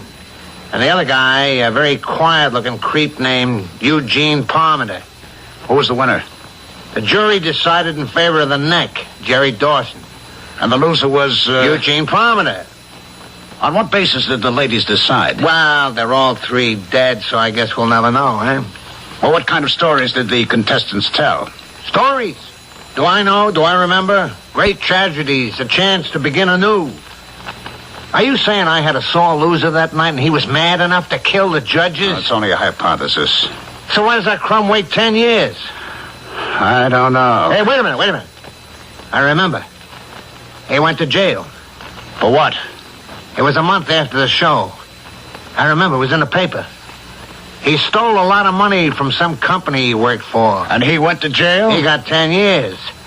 Which means he just got out, and just in time to kill those 3 ladies. Hey, sure, it figures. He was sore at them. 10 years.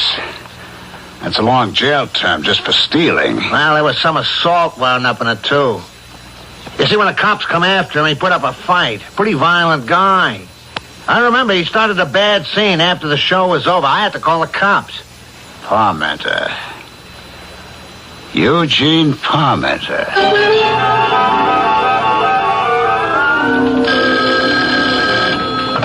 Lieutenant Wise.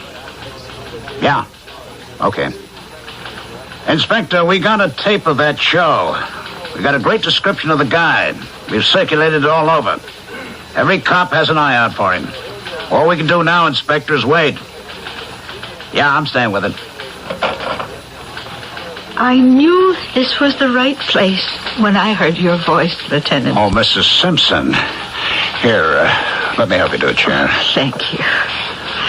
What can I do for you? It's been a month, Lieutenant, hasn't it? Since the murder of my daughter and those two other ladies? I'm sorry. We're doing the best we can. Crimes are solved by routine. I don't think you will ever find Eugene Parmenter that way. That's the only way we have. Why were my daughter and the others killed? Because some psychotic held them responsible for his failure. Precisely. And he had to have his revenge. Why shouldn't he drop quietly out of sight? Even leave the country. Disappear forever. We hope that won't happen. I have a suggestion. You have? Yes. Why should Mr. Parmenter believe his work is finished? Well, because he's already murdered those 3 women who he believes had wronged him. Yes, but suppose he can be convinced he made a mistake. I don't follow that. Suppose it should turn out that he had killed them for nothing. Then what? I still don't understand. Suppose he were to discover that the judges on that program were only figureheads, window dressing, that the decision was really made by Mr. Ted Tinker, who secretly conveyed the verdict to the judges. And that would make Mr. Parmenter so furious that he would attempt to murder Mr. Tinker? Yes. You could guard Mr. Tinker night and day, and thus catch Mr. Parmenter in the act as he attempts... Mrs. Simpson, we can't do that. We are restricted by various constitutional... Very well.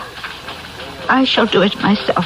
Oh, now, Mrs. Simpson... I shall tell the reporters that my daughter gave me the inside information that it was Mr. Tinker who really made the decision. But that's not true. How would anyone know? I say my daughter told me. Can you prove she didn't? Well, Mrs. Simpson, we can't stop you.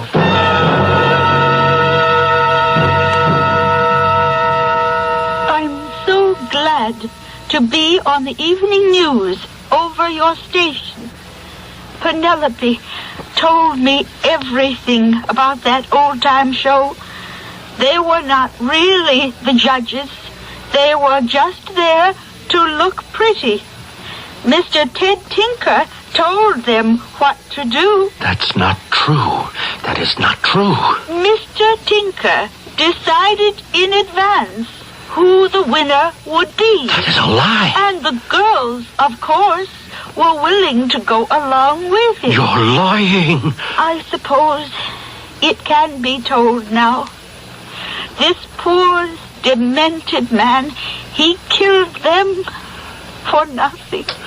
What do you mean I killed them for nothing? I killed them because they wouldn't give me a chance to win. I killed them for nothing? Oh, no, it was Ted Tinker. He fooled me. He was the one who could have changed my life. He was the one.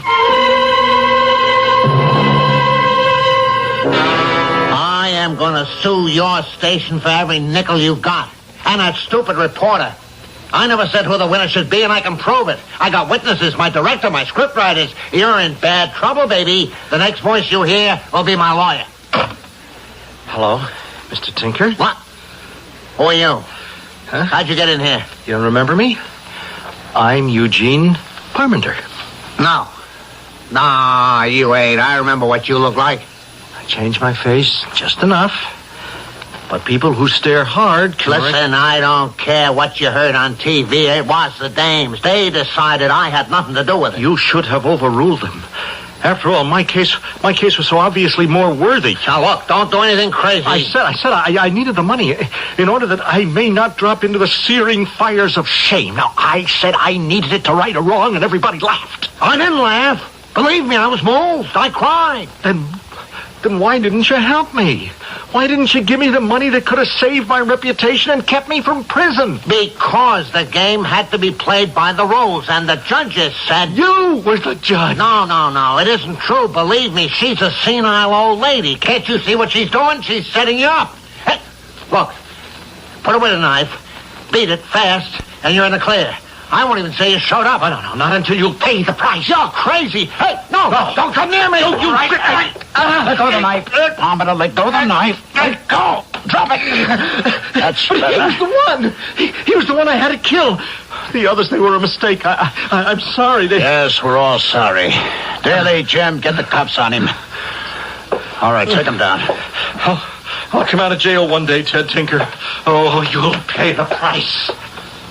Hey, Lieutenant, did you set this up? No, Mrs. Simpson arranged it all by herself. We simply had to protect you in case of danger. I'm gonna sue her and the station for every nickel that...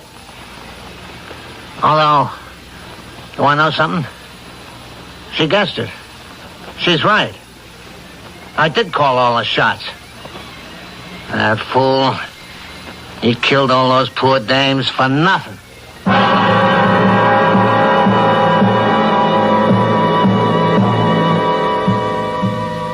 Which is what most murders are done for.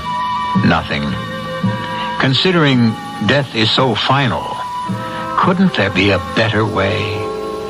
Well, I have suggestions for many better ways, but first you listen to some messages, and then I shall return.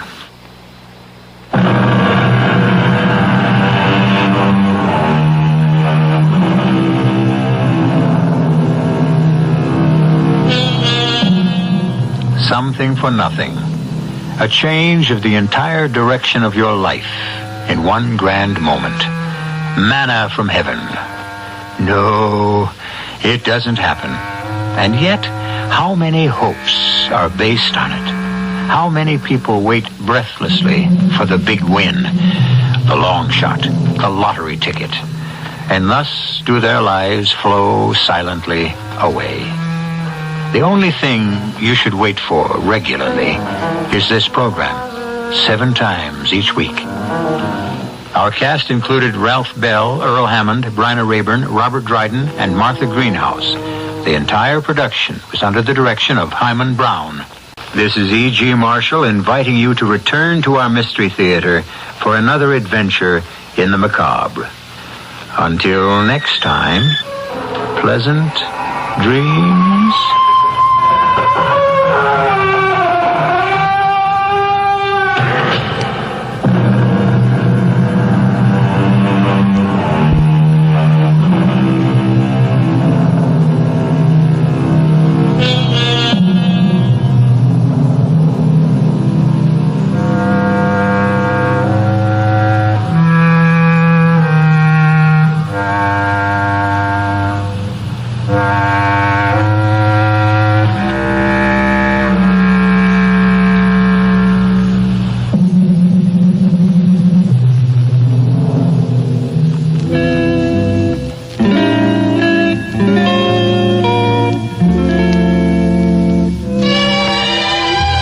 The sound of bright and beautiful music.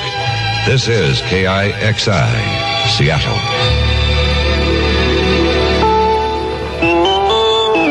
CBS News, President Ford and Congress have again failed to agree on how to turn out a tax cut. This is Doug Poling reporting on the CBS radio network. Senator Russell Long, the chairman of the Senate Finance Committee, said, "We were unable to agree on anything." That statement came after congressional leaders met with the president Thursday night. Both sides were after a compromise on a bill to continue this year's tax cuts into 1976 and cut taxes some more.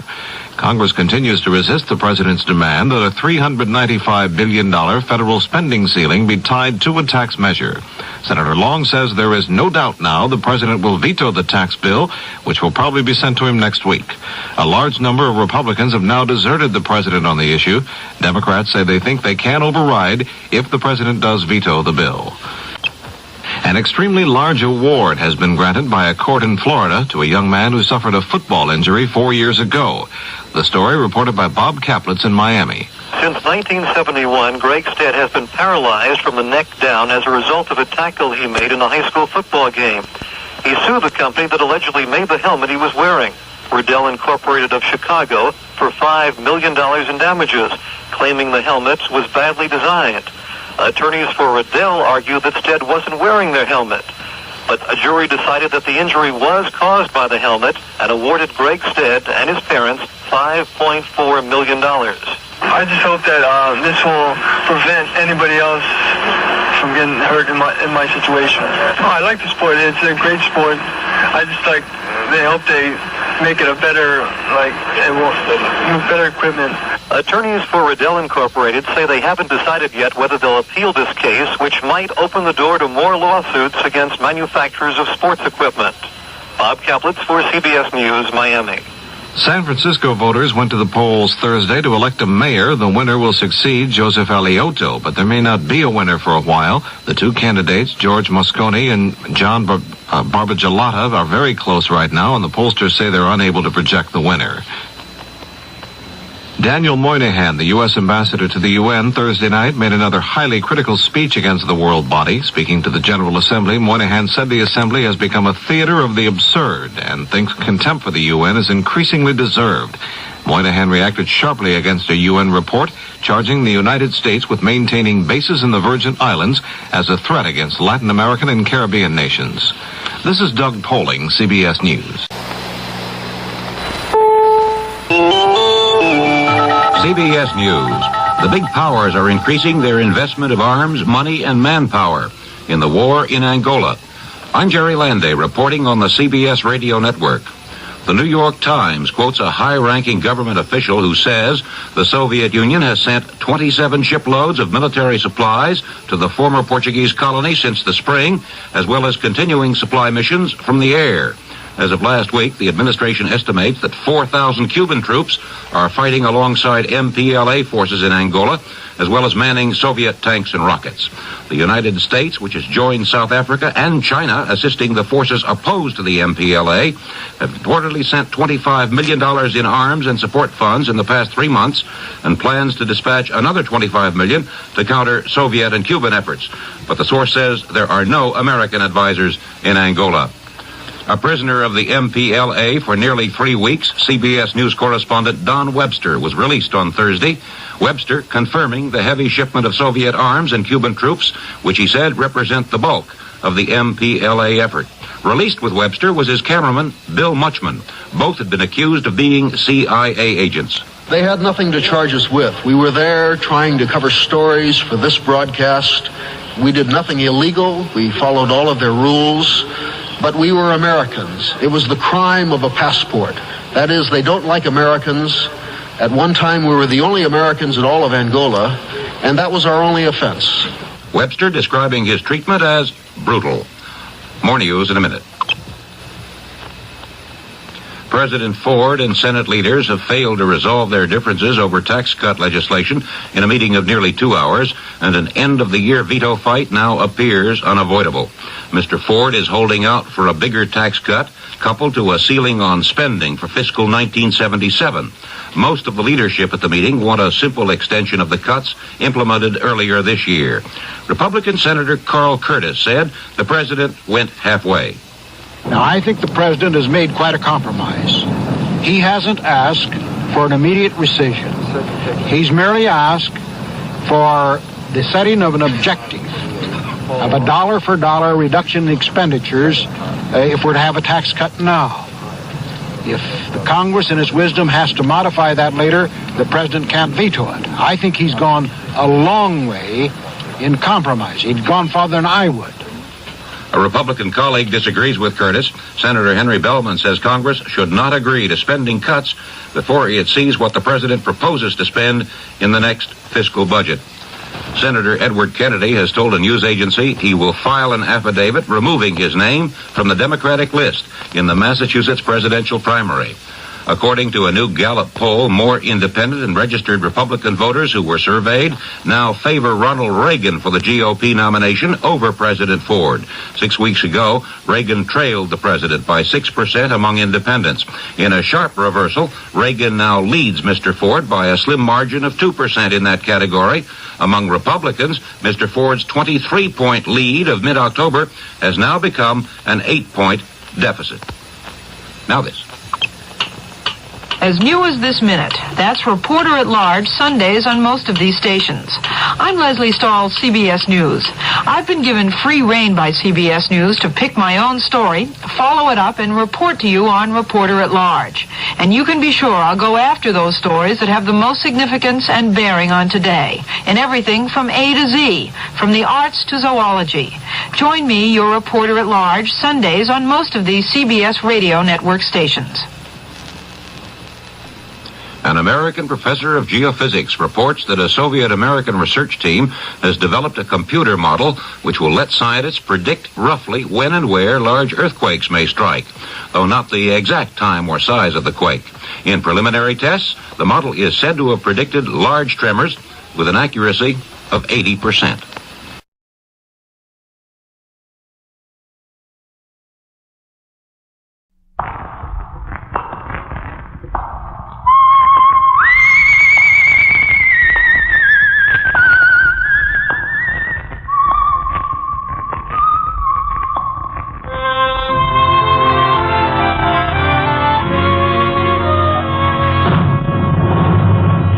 The Adventures of the Saint, starring Vincent Price.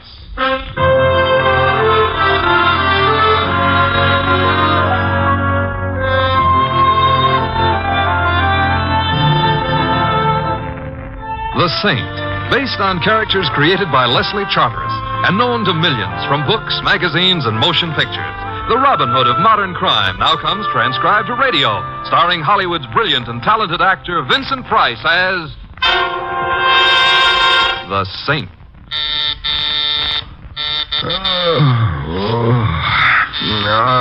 All right, I'm coming. Wait until I put my head on, can't you? You? Well, this is an unexpected displeasure. I gotta talk to you, Saint, quick. Let me in. All right, Blanco. But I'm surprised at you. 4 o'clock in the morning is no time for a man in your profession to pay social calls. Like I say, I gotta talk, and you gotta listen. I'm listening. They got a job going to be pulled tomorrow. Today, I mean. It's a big deal, Saint. Big deal. Oh, I'm glad. I'd hate to think you'd retired from crime, Blanco. It would throw so many deserving policemen out of work. It's a dirty deal. Filthy. Sounds like something right up your alley. Not this kind of thing, Saint. This is one line I draw. And it's a straight line, you hear? Yes, I hear. Before I know what the score is, before I know who they're going to use it on, I rig it. The best job of its kind I ever do. It's going to work. And he ain't going to leave a trace. Yeah, I should never have had that spumoni right after a lobster dinner. Blanco, do you think if I get up and take some bicarb, you and the rest of this dream will go away? Listen to me. I can't go to the cops. You're the only one. You gotta stop it, Saint. You gotta. I gotta? Yeah, you gotta. And you only got till noon. Blanco, at the rate you're painting this picture, it's going to be at least noon before I know what it's all about. It's about murder. Oh, well, let's get down to personalities. Who is going to be murdered by whom? Why and how? Let's have the name of the potential victim as an appetizer, huh? We'll get down to the main course later. That calls for a kind of complicated answer. It was kind of a complicated question.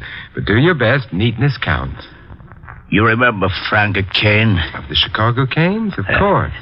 Who could ever forget the inventor of the game of encase your friends in a barrel of cement and dump them in the river? You'll remember. I also remember that when the federal men were just about to catch up with him in Central America a few years ago, he was discourteous enough to die a natural death. Yeah. Somebody died in Central America 3 years ago. Not Frank Kane? There are places where a buck here and a buck there can get any moniker you want on a death certificate. And Kane had plenty of bucks. Getting the corpse to planting that same moniker is easy. So Frank Kane's still alive? Yeah, he's alive. But that ain't all. He used to... Wait. You hear something? What sort of something? Someone move in the hall. Pour yourself some brandy and try and get your nerves back into waltz time, eh, Blanco? Now, look, what about Frank Kane? You sure you didn't hear something? Where are the lights? Oh, turn off the... Down, get down. Blanco. Blanco. Don't worry about me. The girl. Don't let them kill her. Who, Blanco? Who? She on way to party. The car saint. The car. Don't let it. So.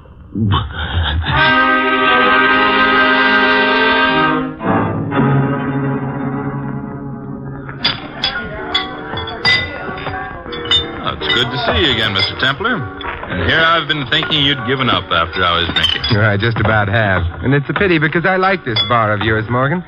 Why don't you make an honest saloon out of it and open up during legal hours? My customers would never stand for it. No? My customers all learned to drink during Prohibition. In speakeasies. The way they look at it, a drink just doesn't have any kick in it if it's legal. And this is the part of the lost generation that's still lost, eh? Would you like a table? Just some information. Yes?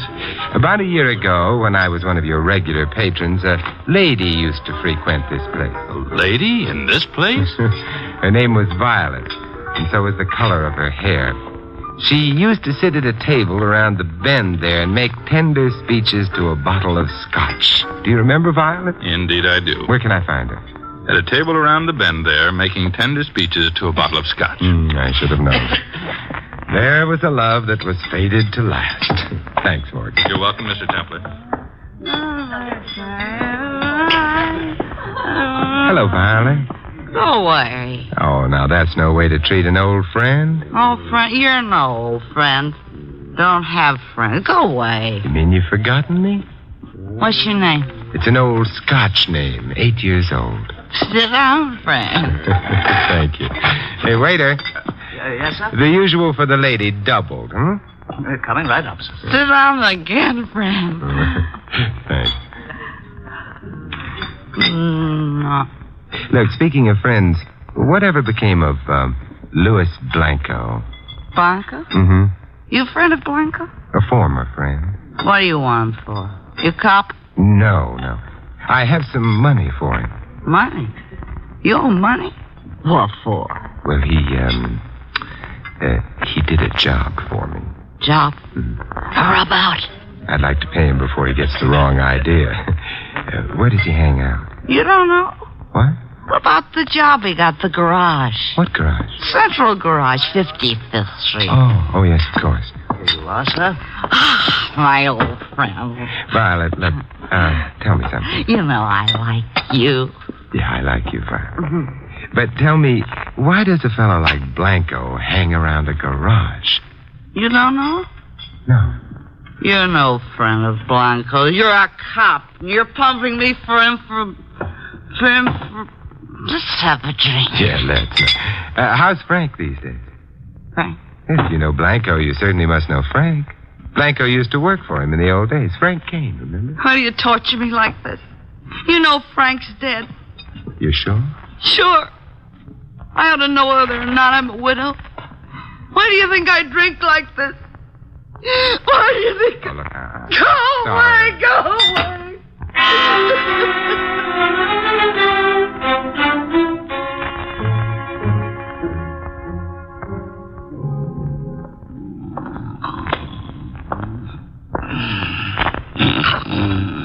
Wake up. Hey, come on, wake up. Huh? Oh, guess I fell asleep. Gets kind of lonesome here in this garage all night. I'm sorry I woke you. That's okay, mister. You bringing a car in? No. Taking one out? I just want to talk. You woke me up just to talk to me? Well, you said you were lonesome. What do you know about a man named Blanco? Blanco. Customer? I thought perhaps he worked here. Nobody by that name here, mister. You sure? Sure, I'm sure. There's 4 of us working here. Me, Ed Williams, Pulaski, and that new guy, Stevens. We take turns working nights. Tonight was my turn. The new man, Stevens, what does he look like? Look, pal, why don't you give a guy a break? Huh? So we did time once. Is that any reason for you cops to come checking up on him every time you got nothing else to do? What does he look like? You don't get any help from me. I'm a law-abiding citizen. I believe in helping the law, but not when it starts hounding a guy. Well, I'll give it to you straight, friend. There was a murder committed tonight. The chances are the guy you're asking about had nothing to do with If it. Stevens and Blanco are the same man, he had a lot to do with it. What, do you think he killed somebody? He's the corpse. He's dead? What did he look like? About medium height, dark hair, dark eyes, sort of dark complexion. He's dead. That's Blanco. Gee, well, who did it? That's what you're going to help me find out. Me? Mm-hmm. What did Blanco do around here? Same as we all do. Sleep? We're mechanics, mister. Last night was the guy's night on. It was supposed to be my turn, but he asked me to swap with him. Last night, eh? Yeah, so I swapped. It made no difference to me. He made out like it was important. What did he work on while he was here last night? How should I know? Don't you keep records? Well, sure. Well, then that's how you should know. All right, come on in the office. All right. This is your record file, huh? Yeah. Yep, here's a report. Yesterday's date. Mechanic, Stevens, Lube job, Andrews. Oh, yeah, that's that Hudson Hornet out there. Belongs to a real classy chick. Here's another report. Engine tune-up. Maddox. Maddox. Oh, yeah, that's a foreign job. The chauffeur-driven bus over there, but, that's funny. Oh, why? Well, I tuned the engine on that heap only 3 days ago, and I did a good job. Why should they want it done again? Let's go take a look. Maybe we can find out. Yeah.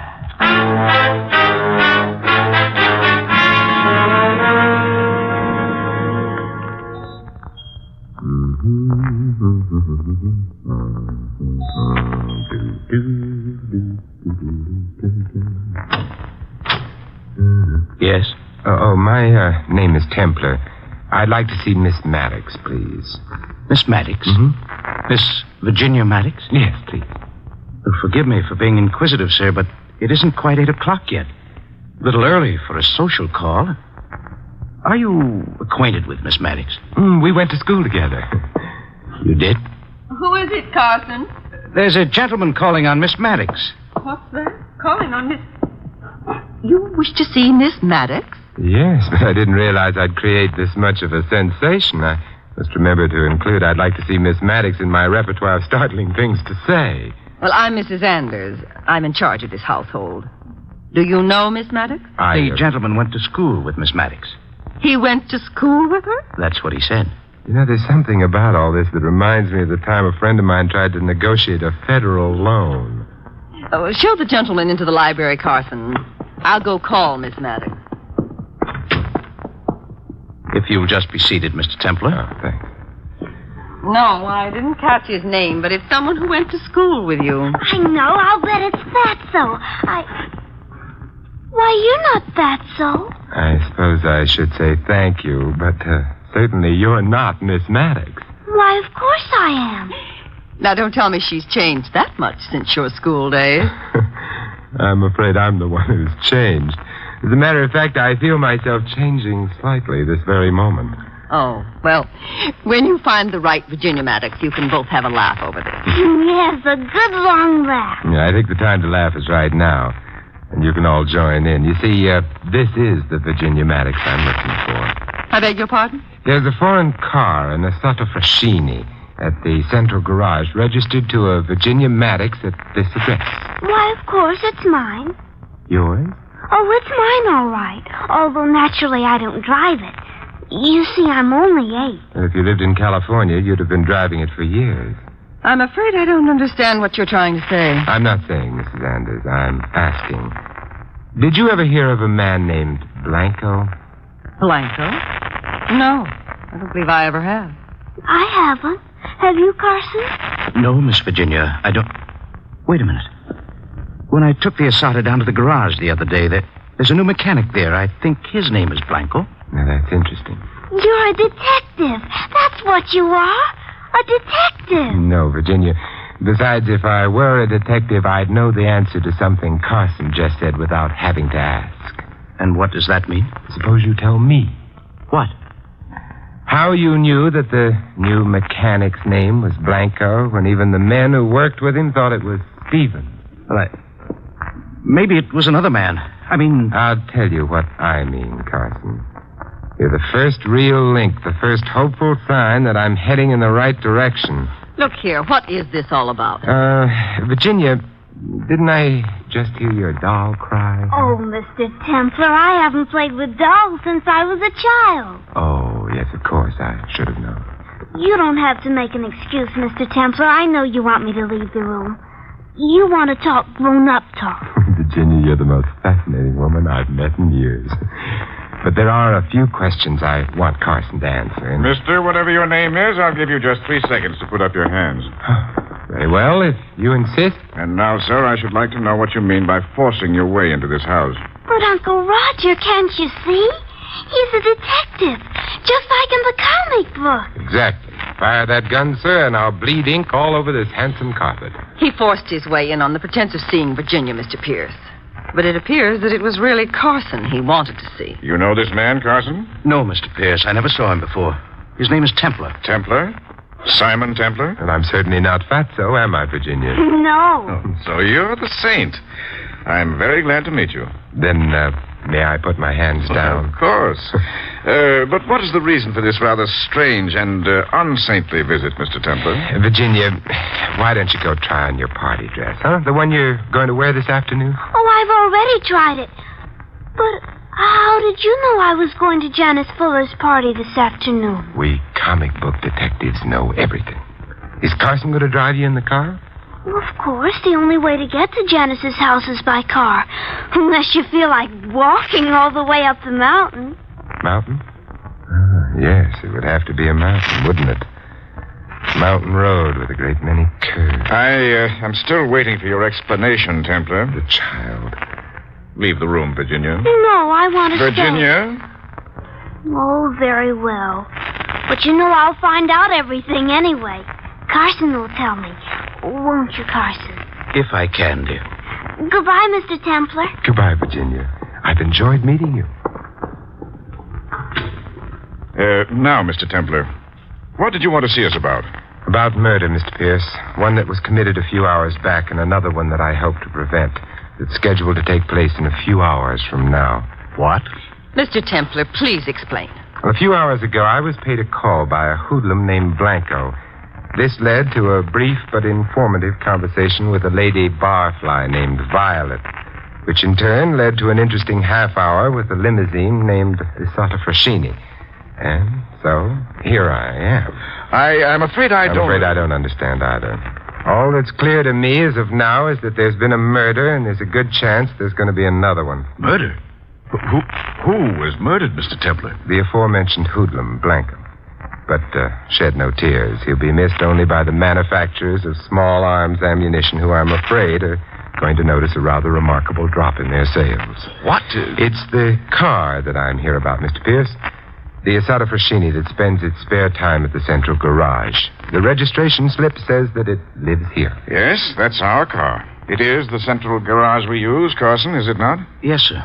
I understand the car is owned by that charming child, although she informs me she doesn't actually drive it. Yes, the car is hers. Mr. Pierce, I hope you won't think I have an ulterior motive. I'm a little old for Virginia, but she's loaded. She's extremely wealthy. You see, Mr. Templar, shortly before Virginia's father died in South America, he drew up a will giving the child his entire fortune. I was designated her guardian until she comes of age. Oh, then you're not really her uncle. I'm an uncle in name only. Oh, I see. Tell me something. Where in South America did the child's father die? In Honduras. That's Central America. Oh, is it? Why, I do believe it is. Why do you ask, Mr. Templar? I wasn't really asking. I was shooting in the dark. What's that? When I return to this house in an hour or two, Mr. Pierce, we must all have another delightful talk. It will be a different kind of talk, perhaps, but nonetheless delightful. But what in heaven's name Later, Mr. Pierce, later. Right now I have a date with a lady with violet hair who thinks I'm a bottle of scotch.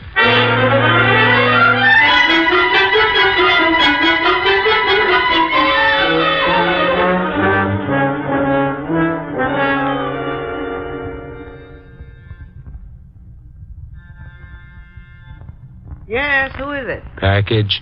Package. I didn't order any. Package from what? What is this? Hello, Violet. I'd like to have a talk with you. A talk? Say, look here, I don't know who you are, but... If you'll let me in, I'll... No, Come on. What do you mean by forcing your way in here? Argument, while always stimulating, takes time, and I don't have much time. What's this all about? Blanco's dead. Blanco? What's that to me, Copper? I'm not the police. My name is Simon Templar. The Saint? And you're Violet Kane, Frank Kane's wife. Widow. Yeah, that's another argument we're not going to have time for. You're nuts. If Frank were alive, I'd know it. Drink? No. There, that's better. All right, we can talk now. What's Blanco's murder got to do with me? You're next on the list. Hey, you dropped your glass. What do you mean by that crack? There's nobody... I don't feel so good. May I help you? No, What? Who'd want to kill me? Somebody who's related to you. I'm not sure who. Related to me? But I've only got one... I don't feel so good. What is it? Oh, it burns. Violet, come on now, let me... No, listen to me. Picture on the table. Only relative.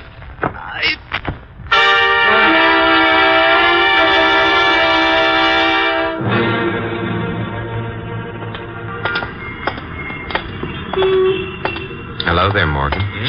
Oh, why, it's Mr. Templar. What brings you out in the cream of the day? I'd imagine a man who runs an after-hours saloon would naturally indulge in after-hours sleeping. As a matter of fact, I was just about to go home, on my way to pick up my car. Not by any chance at the central garage? Oh, yes. How'd you know? Deduction. That's incredible. Not too incredible. It's easy enough to deduce that a man would keep his car in a garage that he happens to be the owner of. Oh, so you know that, too. There isn't very much you miss, is there, Mr. Templar? Murder has a way of sharpening one's senses. Murder? Man named Blanco. Should we go into the garage? Right behind you.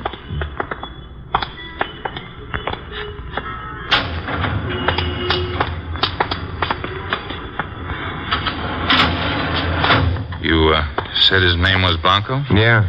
And just now, Violet Kane. Violet dead?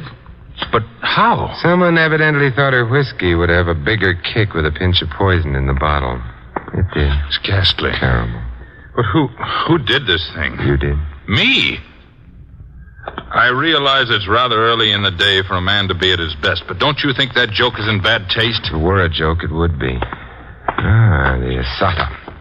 Beautiful automobile that child owns, isn't it? Look at those lines. So sleek, so graceful. Get in, Morgan. Get in? It's a perfect morning for a drive. I don't think anyone would mind if we took her out. You see, I'm rather friendly with the owner. She likes me. To her, I'm a character straight out of her favorite comic book. Get in, Morgan. No, thanks. Why not? We'll take her climbing. I'd like to see what she'll do on a mountain road. Road with a couple of hairpin curves. Come on. Oh, some other time, Saint. Won't be another time. Or didn't you see the beautiful job Blanco did on the tie rod? No. Sawed through until it's hanging together by the proverbial hair. One sharp turn, like the turns you'd find on a mountain road, the steering system collapses. And there's an accident. Yeah. Yeah, Blanco did an excellent job until he learned who the victim was to be. It was too much for even his stomach. Oh, you're dreaming. Why would anybody want to wreck an expensive bus like this? A little girl who is going to a party on top of a mountain this afternoon has too much money, Morgan. If she should happen to fall off that mountain in this car, some happy next of kin would have a very happy fortune. Well, that lets me out, Saint. I'm nobody's next of kin. There was a picture Violet pointed out to me before she died. A snapshot taken at a wedding. And do you know who the bride and groom were? Okay, we've talked long enough, Saint. Frank Kane left a lot of money when he died. I'm too close to it. That's another mistake you made, Morgan. Huh? It's me, Frank Kane. Kane? Say, what are you pulling your Carson, the chauffeur? Carson's only his nom de plastic surgery. It's Kane with a new name and a new face. Yeah, but with the same old trigger eye. Kane, are you... Yeah, but never mind me. Don't let him get away. You took care of that. You're the one who didn't let him get away, Kane. A man loses all inclination to run when there's a bullet in his kneecap. You'll keep until the police come. Good. Saint, Virginia, little girl. See, look, don't try to talk now. Gotta tell you. See that she... Don't worry, Kane. Your daughter will be safe. I'm going to make sure of that right now.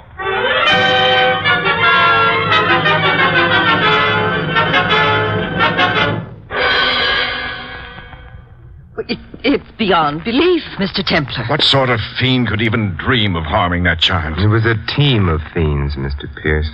And one of the fiends has just given up his membership in the inhuman race. There were 2 of them? Yes, Miss Anders, 2 of them. Morgan and someone else. Someone who would be Virginia's only surviving relative once Violet Kane, the child's mother, had been erased from the picture. The only surviving relative and inheritor of the child's fortune. But we know of no relatives, do we, Roger? There was only Frank Kane, her father. But legally, at least, he was dead. Now he's dead in fact as well. But there is another relative. I'm amazed that you don't know. Who? Violet pointed to a wedding picture as she was dying. It was your wedding picture, Mrs. Anders. You were the bride. Morgan was the groom. Yes. I was married to Morgan once. But surely that doesn't mean that I... Look here, Templar, this is preposterous. It would be even more preposterous if Violet hadn't had a sentimental nature. What do you mean? The snapshot. She wrote the names of each member of the wedding party on the snapshot. The names? Mm-hmm. She had your name written. Rose, isn't it? And what makes the photograph really interesting is the man standing next to the groom. It was you, Mr. Pierce. Of course it was me. Is it a crime to attend a wedding or have one's name written on a picture? No, but in this case it solves a crime. Because, Mr. Pierce, under your picture, Violet affectionately wrote, "My dear brother, Roger." What? You? Don't bother. I'm sure I've been called it before. Come on, brother. We're going visiting. There's a new district attorney downtown who's dying to make himself a reputation.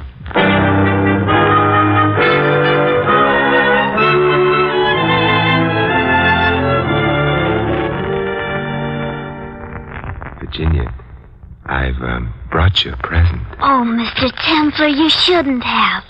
But I'm so glad you did. But go on, open it.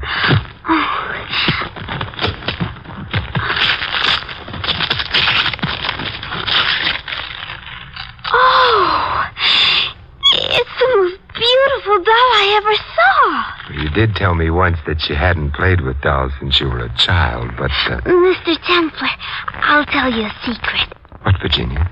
I just said that to be sophisticated. Something tells me that a certain young man named Fatso is going to be trimmed right down to your size.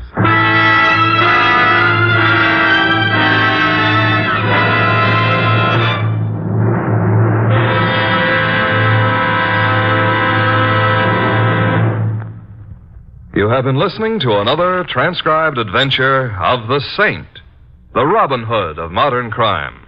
And now, here is our star, Vincent Price. Ladies and gentlemen, in tonight's cast, you heard Maggie Morley as Violet and Anne Whitfield as Little Virginia. Edmund McDonald played Blanco, Jack Moyles, Carson. Ted Von Eltz was Roger, Irene Tedrow, Mrs. Anders. Morgan was played by Barney Phillips, and the Garage Man by Jerry Hausner. This is Vincent Price inviting you to join us again next week at this same time for another exciting adventure of the Saint. Good night.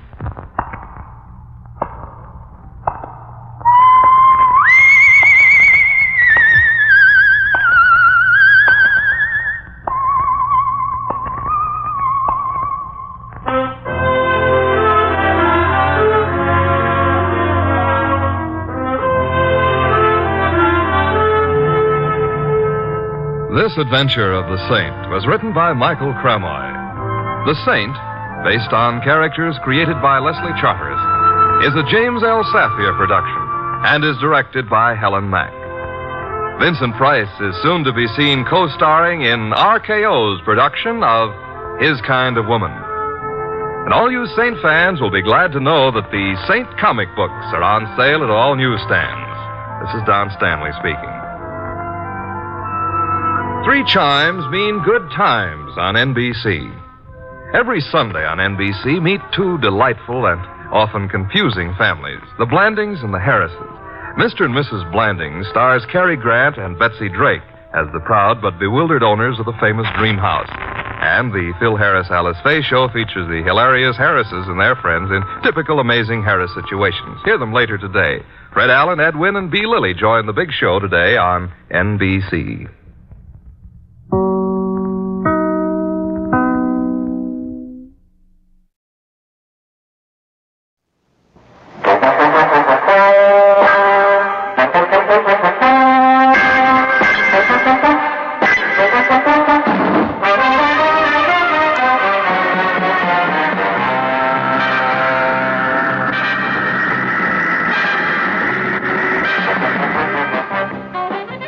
The history of crime detection has produced no more famous name than that of Sexton Blake. We present William Franklin as Sexton Blake, with David Gregory as his assistant tinker, and Heather Chasen as his secretary, Paula Dane, in a series of case histories by Donald Stewart.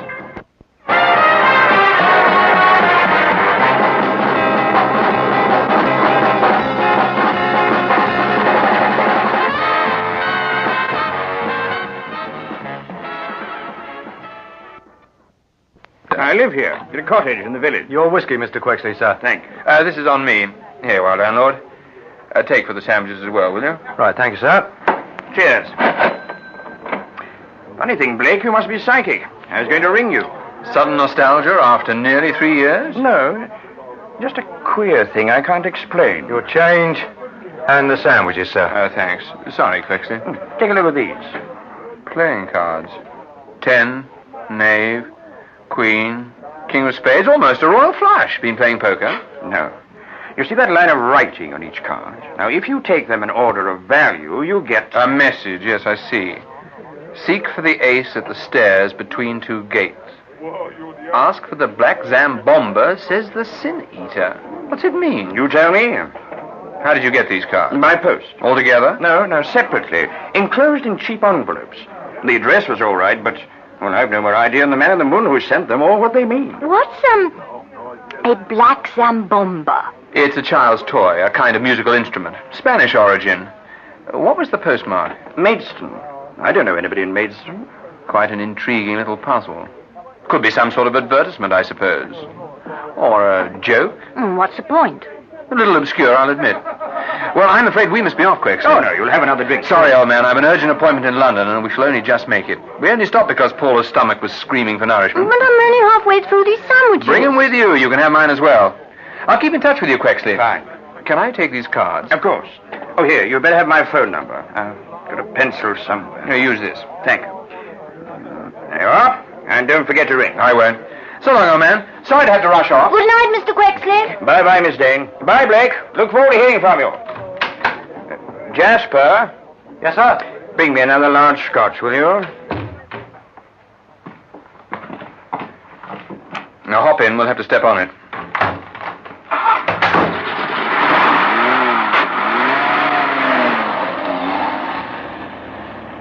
Well, it's been quite a day. Yes, nice to see old Quexley again. Pity we had to rush away. Like to have had a chat over old times. Can you make any sense out of the message on those playing cards? He said I must be psychic, but I can assure you I'm not. What's the Sin Eater when he's at home? What? Oh, in the old days, he was a chap who, for a small fee, was supposed to take all the sins of a recently dead person to himself by eating bread beside the corpse. Charming. Doesn't help much to explain the message on those cards, does it? Now, why don't you finish eating the sandwiches you're clutching so desperately? I wonder how many sandwiches I'd have to eat to take up all your sins. Or is that just a polite way of telling me to shut up? I want to think over this Quexley puzzle. Oh, all right. I'll be as dumb as an oyster. All the way back to Berkeley Square.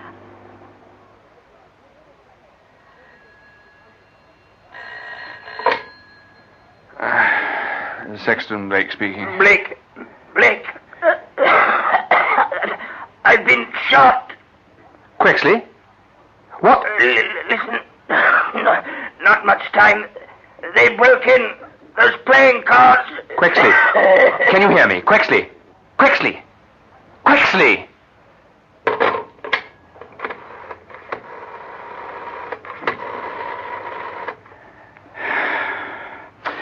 Come on. Operator, listen, this is urgent. Connect me with the police station at Larkminster. Larkminster. No, I don't know the number. Never mind about the supervisor. Get me through as quickly as you can. A man's life may depend on it. Go on, hurry. Tinker, wake up. Come to my room, it's urgent. What's up, Governor? What's all the racket I can't stop to explain. I'm on the phone. Hello? Oh, damn it, why don't they get a move on? Hello, Larkminster Police.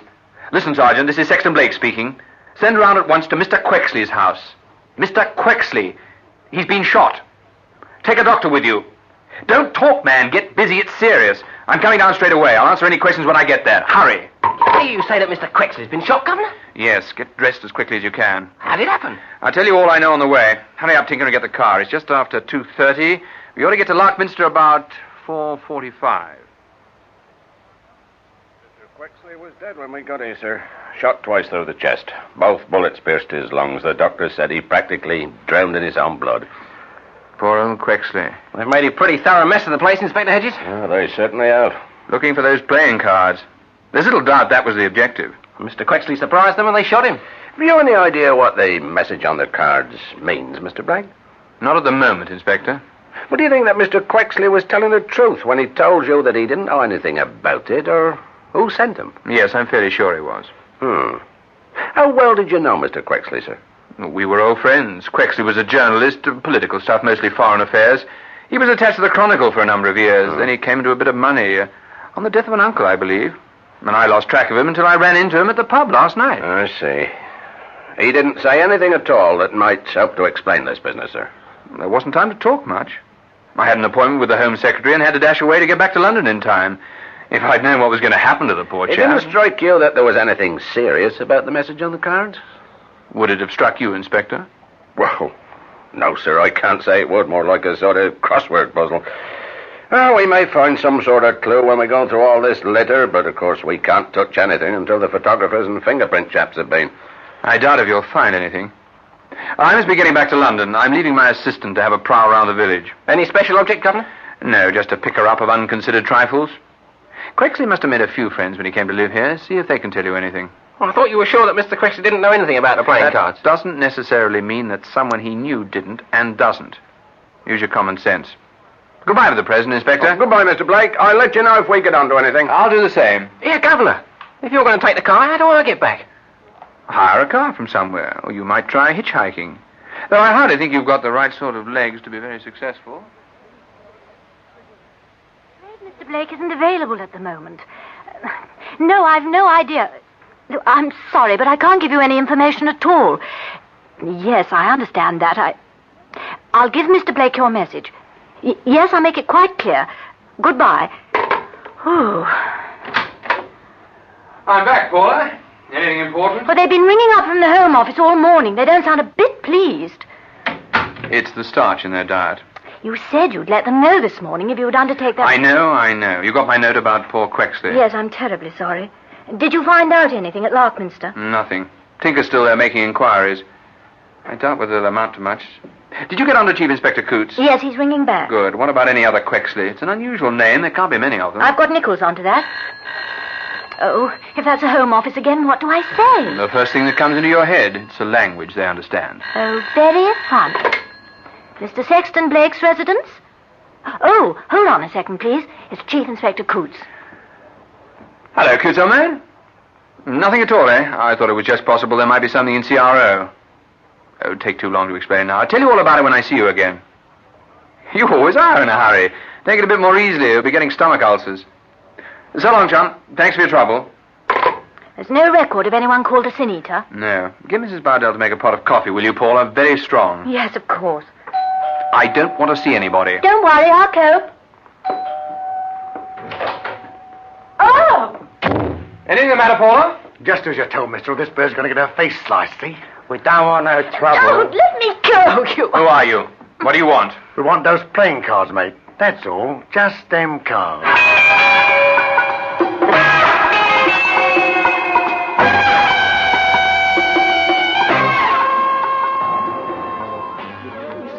Came in after Mr. Quexley left the pub last night, landlord. That's right. He wanted to know Mr. Quexley's address. Actually, he didn't come in because I was just closing up. You gave him the address? Well, I didn't see any harm in it. He was a pleasant sort of chap, stoutish, rather red-faced. Of course, if I'd have known. You couldn't, could you? You'd never seen this man before, I suppose. No, sir. He was a stranger to me. Had he got a car? Yeah. I didn't see it, but I heard it. Would you recognise him again if you saw him? Yes, I'm sure I would. He got a large mole on the corner of his mouth, just about here. Well, that may be helpful.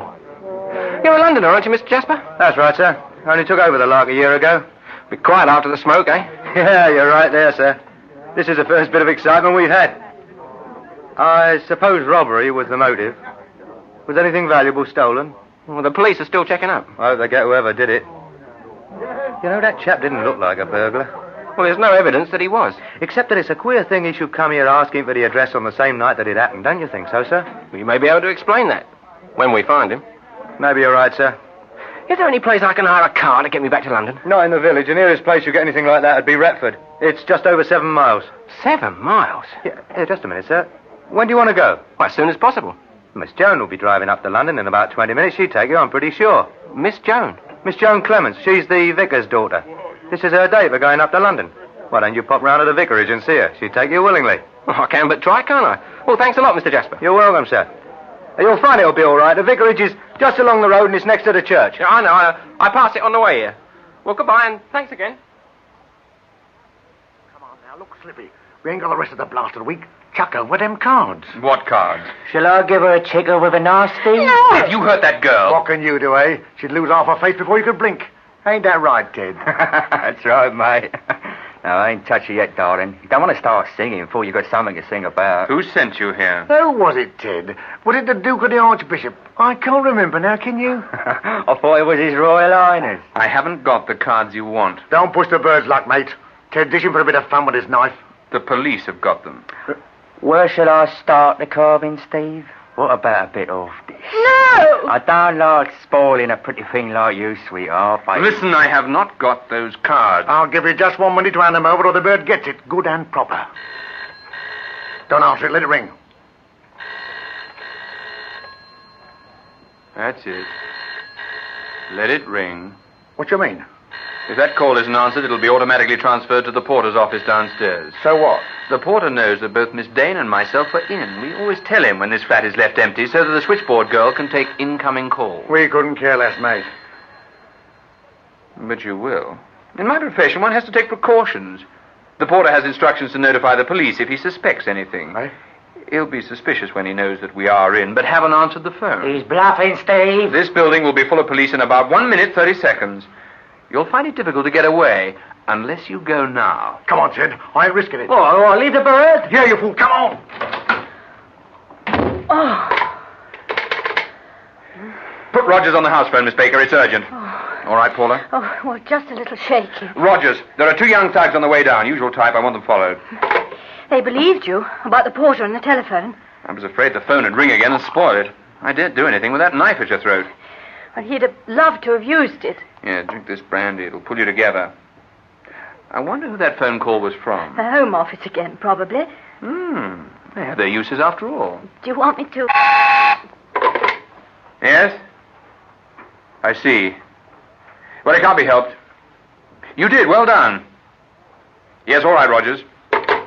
They got away. Went off like the wind on motorbikes. Rogers got the number of one of them. Well, we can check up on that. Yes, do that, Paula. Here's the number. How would you enjoy a breath of sea air?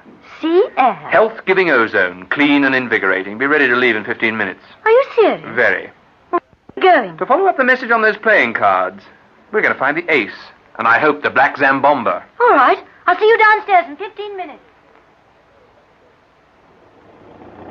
Well, here we are. The stairs between 2 gates. Broad stairs. Exactly. It lies between Margate and Ramsgate. Simple. When you know. How did you know? Correlation of ideas. Those 2 young thugs, healthy tans, fights at seaside towns, Margate. And the whole thing clicked. Very clever. And what next? We look for the ace. I imagine that it's some place called the Ace of Spades or something of the kind. There's a restaurant over there. Perhaps they'd know.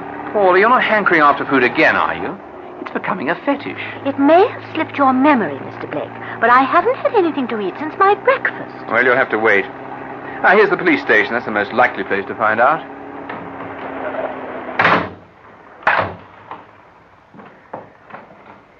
In here, Paula. Good afternoon, Sergeant. My name's Sexton Blake. I'm looking for somewhere in Broadstairs called the Ace. Ace of Spades, something like that, perhaps? Any ideas? Well, I don't know of any place called the Ace. Not round here, Mr. Blake. Is there anything perhaps with the initials ACE, Sergeant? Oh, not that I can recall, sir. It could be a guest house or a bungalow, perhaps. Oh, I haven't heard of anything of that kind, miss. You could try a directory. Here, hold on a minute. There's the almshouses. Almshouses? Yes. The Anne Codrington Estate, sir. They was built by a wealthy old lady, Miss Anne Codrington. Got a stone plaque over the front with her name and the date, 1902. How do we get to them? Oh, it's not far, sir. Just off Stone Road, on the way to North Foreland. Well, thanks for your help, Sergeant. We'll get along. You're welcome, sir. I hope it's what you're looking for. Yes, so do I. One more question. Do you know of anyone in the district who's called or known as the Sin Eater? The Sin Eater?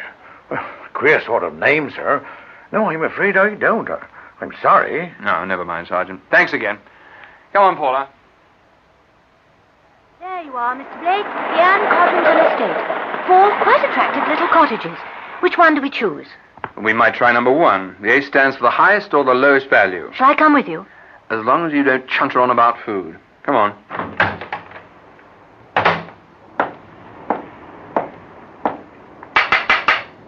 Who is it? Can I speak to you for a moment, madam? If you're selling something, I don't want it. If you want something, I ain't got it. Well, that seems to cover everything. If I could just have a word with you. What do you want? If it's about the telly, I ain't got one. I've called about the Black Zambomba. Oh, is that it? Oh, you better come in. Thank you. They're always trying to sell you something that is round here. And if it ain't that it's collecting, it gets on your nerves. I'm sure it must be very trying, Mrs. Glibber. Agnes Glibber. I was in the middle of getting me supper. You'll be Mr. Quexley, I suppose. I'm acting for Mr. Quexley. Oh, he said I was to give it to Mr. Quexley. The Sin Eater. What? The Sin Eater told you to give the Black Zambomba to Mr. Quexley. Oh, I don't know nothing about no Sin Eater. Who are you? You ain't Mr. Quexley, so what do you know about it, eh? Mrs. Glibber, I think I ought to tell you that this is a very serious business. A man has already been murdered. Lord of mercy. Not Carlo, was it? Carlo? Carlo who? Carlo Rossi. Mr. Blake, that's the man. Yes, all right, Paula. Mrs. Glibber, please tell me everything you know about Carlo Rossi. Well, I don't know, I'm sure. It'd be easier to tell me than the police, wouldn't it? The police? Was it Carlo what was murdered? Why should you think it was? Well, he never come back, you see. It worried me, it did, but I didn't rightly know what to do. You know Carlo Rossi well? He's my nephew. My sister married an Italian. During the First World War it was. She's dead now. Only she was younger than me. I never met her husband, and I'd only met young Carlo once before he come here. When did he come here? Well, it'd be about 2 weeks ago. Oh, that'll be the kettle. I was just going to make a cup, I was. I'll make it for you, shall I? Yes, do that, will you, Paula? The tea's already in the pot, miss. Now, Mrs. Glibber, your nephew Carlo Rossi came here to see you 2 weeks ago. That's right. He wanted to know if he could stop here for a couple of nights. Fair got the jitters he had. I could tell he was in some sort of trouble. Up and down like a monkey on a stick, and he kept looking out of the window. When young Johnny knocked, he wouldn't let me go to the door until he'd called out who he was. Who's young Johnny? Oh, he's the son of a lady friend what does errands for me now and again. Oh, thank you, miss. Go on, Mrs. Glibber. Did Carlo Rossi tell you what was worrying him? Well, he said it was nothing. His nerves was upset, but I wasn't born yesterday. Scared stiff he was or something. If you ask me, somebody was after him. What happened next? Well, I give him a bed in the spare room, but he didn't sleep much. Walking about half the night he was. And when he come down in the morning, he looked shocking. I've got to be on my way, Aunt Agnes, he said. And that's when he give me that thing. The Zambomba. Yes, that's right. It was a funny-looking thing, like a black jam jar with the top covered over by a bit of parchment stuff. It's got to stick through the middle. He told me to keep it somewhere safe, as it was very valuable. If he didn't come back, I was to give it to a man named Quexley who'd come for it. And then he left. Well, not till the evening. No, he gave them letters to Johnny and he asked him to post them. 4 of them there was. The playing cards. What'd you say? Never mind. Go on, Mrs. Glibber. Well, Carlo told him not to post them all at the same time and not anywhere in the district. He gave Johnny £3, he did. Johnny's got a married sister what lives at Maidstone. He gave them to her to post. They was all addressed to Mr. Quexley. I know. Could I have the black Zambomba? Well, I suppose it's all right. I've got it in the back room. I'll fetch it. I can't get about very quickly these days. It's me arthritis. It's beginning to gel, Paula. They're going to get a shock at the Home Office. Do 'em good. Talk about killing 2 birds with 1 stone. I bet you never expected the Home Office job would link up with this, did you? And Mrs. Glibber's coming back. Oh, here it is. It don't look all that valuable, do it? Well, it depends on what's inside. Let's open it carefully, Paula. Packed full of cotton wool. And there's something hard in the middle. A child's glass marble.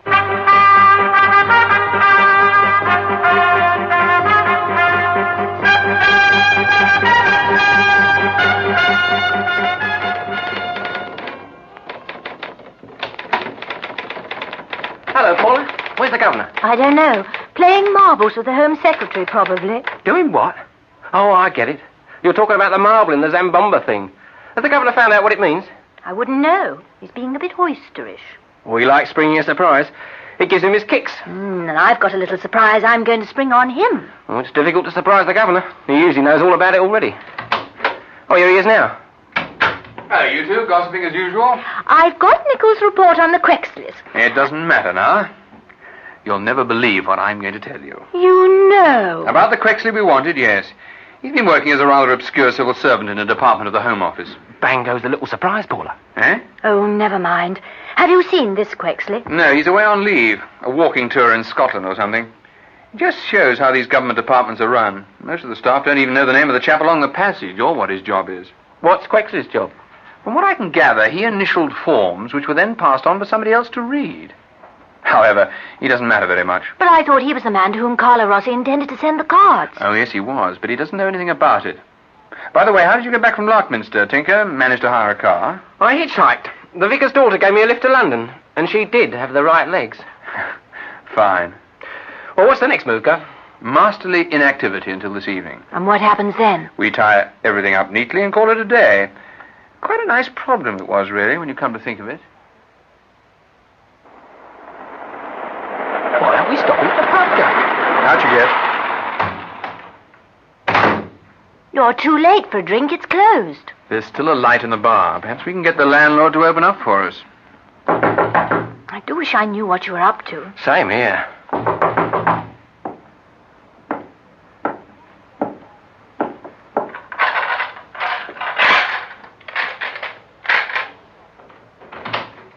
Who is it? Good evening, Mr. Jasper. Remember me, Sexton Blake? I'm sorry, sir. We're closed. I don't want to drink. I just want to ask you a question. Can we come in? Well, yes, come in, sir. Well, what was the question, sir? Mr. Jasper, what have you done with Carlo Rossi? I don't know what you mean, sir. Perhaps I should have said the body of Carlo Rossi. Mr. Blake, this is my home, and Keep your hand away from that drawer, Jasper. This gun is small, but it's very effective. I tell you I know... I'll do the talking. You're a member of the Cosa Nostra, better known perhaps as the Mafia.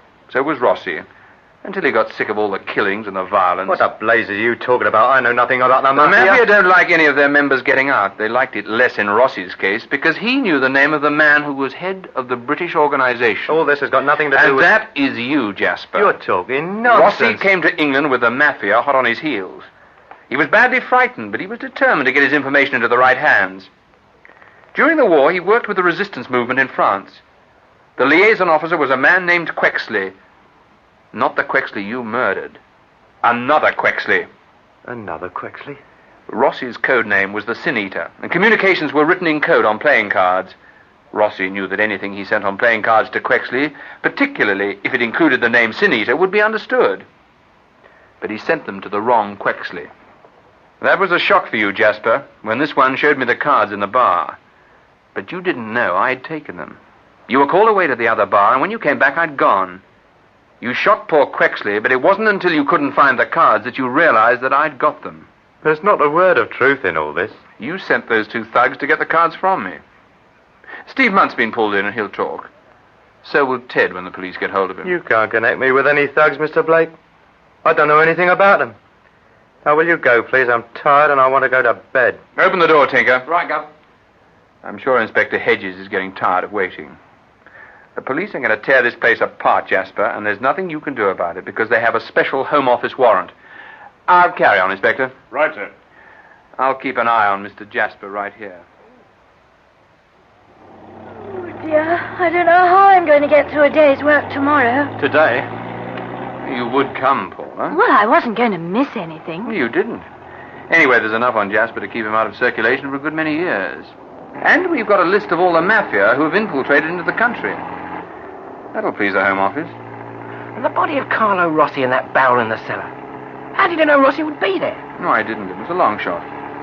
He must have decided to come down and keep an eye on Jasper himself. Or more likely, he was brought down for Jasper to question by one of the mafia who were trailing him. Well, the Home Office asked you to find Carlo Rossi, and you found him. They were getting worried about the mafia starting up in England in a big way. Rumors had reached them that Rossi knew the man in charge. That's why they asked me to look for him. What put you wise about Jasper, Gov? Rossi. How? The marble in the black Zambomba.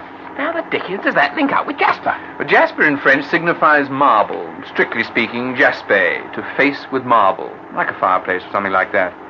It was the nearest Rossi could get, but it was good enough. Oh. I do hope we haven't got a busy day. I feel like sleeping for a week. You needn't come in till after lunch. Think you can look after anything urgent? Oh, look, Gov. I want to rest too. I've got to be freshened this evening. Why particularly? I've got a date. Not with the vicar's daughter. Why not? She's an absolute smasher. She's got everything. Including a vicar for a father. All right, good luck, old chap.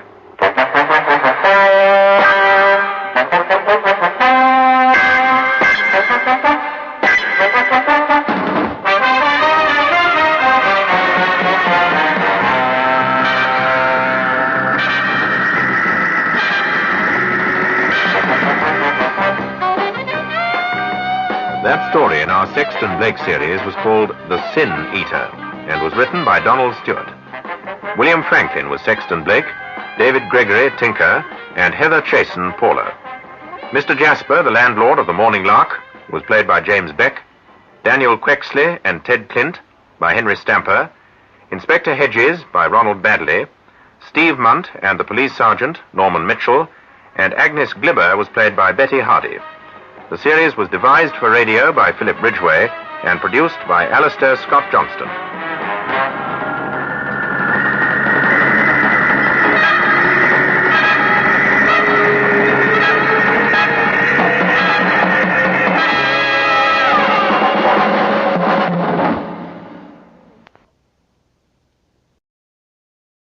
Good health to all from Rexall.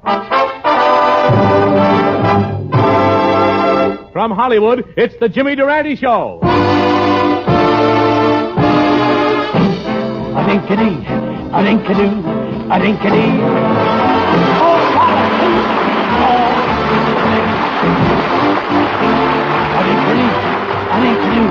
a-dink-a-dee. Yes, 10,000 Rexall drugstores who carry the complete line of top-quality Rexall drug products bring you the Jimmy Durante Show with Peggy Lee, Candy Candido, Roy Bargy and his orchestra, the Crew Chiefs Quartet, yours truly, Howard Petrie, and that gay little gadabout, Victor Moore. And here he is, ladies and gentlemen, Metro-Goldwyn-Mayer's little bundle of bait for Esther Williams. The one and only Jimmy Durante in person.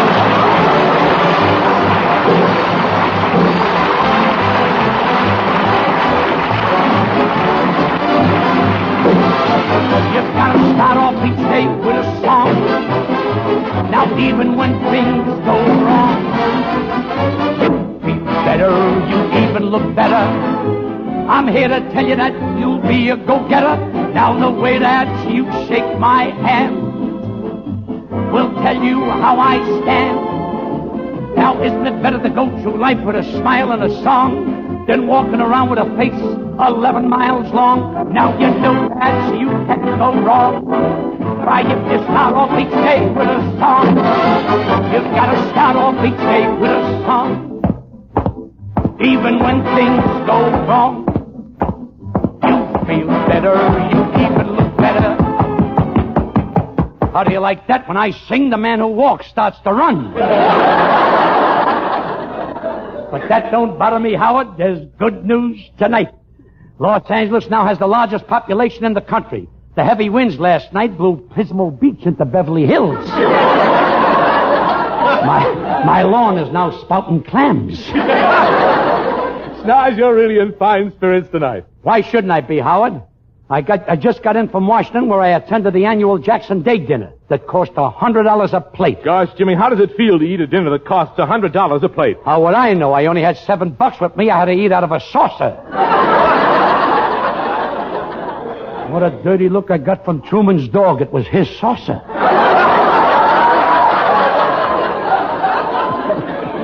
But Howard, that $100 a plate dinner was really she-she.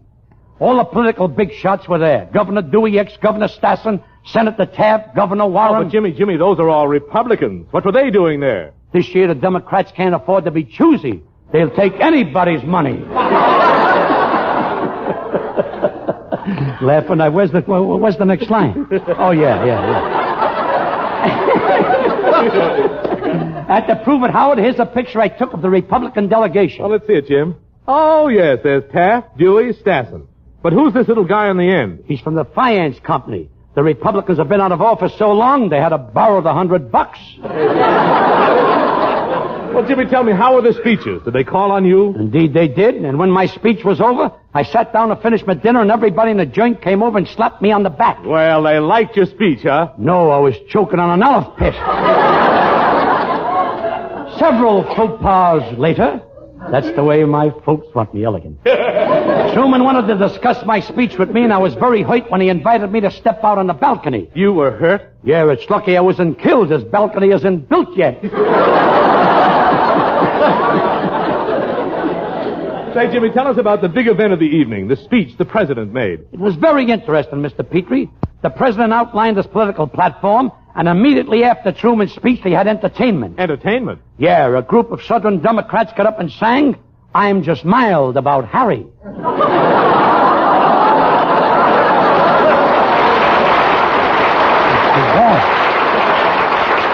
Well, now, how does all this affect your political future, Snaz? Frankly, I'm worried, Howard. My political opponents have started a smear campaign against me. They say I'm illiterate, incompetent, and immaterial. And I regard that as a libel. Libel? Yeah, they're liable to prove it. Then on top of that, I'm worried about losing the women's vote to Dewey. Oh, Dewey hasn't got a chance against you, Jimmy, not with the profile you've got. I admit I've got a nice profile, but Dewey's got a whole face. It comes in handy for pictures that are taken from the front. Well, Jimmy, I think you're a cinch for the vice presidency. But with the strenuous campaign coming on, you've got to watch your health and get plenty of rest. I know that, Howard. And that's the grasshopper and the cold cream, formerly known as the fly in the ointment. But how can I rest when I can't sleep? Oh, you have insomnia. That's right. I'm an insomniac in the advanced stages. For instance, last night I was feeling quite fatigued and in a mood for slumber. So putting on my eyelash curlers, my chin strap with the dimple attachment, and the sling which keeps my nose from falling out of bed, I'm all ready for the Sandman when I hears a noise. Removing my eyelash curlers, my chin strap, and the sling which keeps my nose from falling out of bed, I investigates the noise, and what is it? My cat wants to get out. I'm ready for Rockabye Baby, and she's ready for Papa. Won't you dance with me?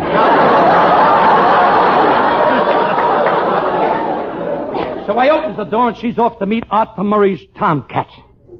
Once more, I puts on my eyelash curlers, my chin strap, and the sling which keeps my nose from falling out of bed. And I'm just about to slip into the arms of Morpheus when what happens? I hears a knock on the door. Feeling my way in the dark and stubbing my toe on a low boy which was higher than I thought. I opens the front door and what is it? A messenger boy with a package. I said, what's the idea of delivering a package at 2 in the morning? Well, don't you deliver it in the daytime? He says, I can. I'm using a stolen bicycle. Slamming the door on his happy little face, I dropped back into my beauty rest mattress, which on me is completely wasted.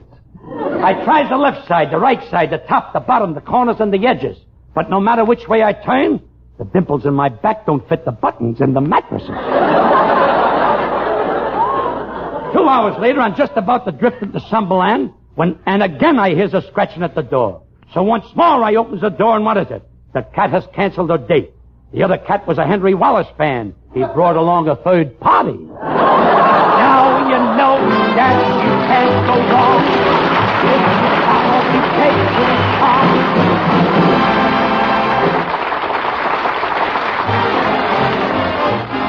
If you want to be sure that the product is pure when you ask for a drug preparation, buy the Rexall line at the Rexall sign of Rexall identification. Did you know that more than 2,000 different drug products bear the name Rexall? That's a big family indeed, and a highly respected one, too. For in millions of American homes, the familiar name Rexall has come to mean the utmost in quality, purity, and reliability. So for any and for all of your drug needs, always buy Rexall.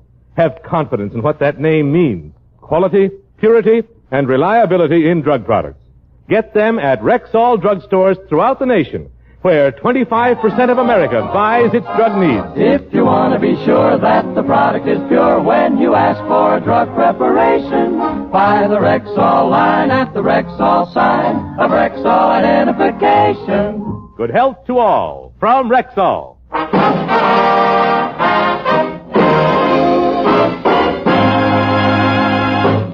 Very nice, Mr. Petrie, but you neglected to mention that my picture is the window of every one of those Rexall stores, right next to a bottle of nose drops. Well,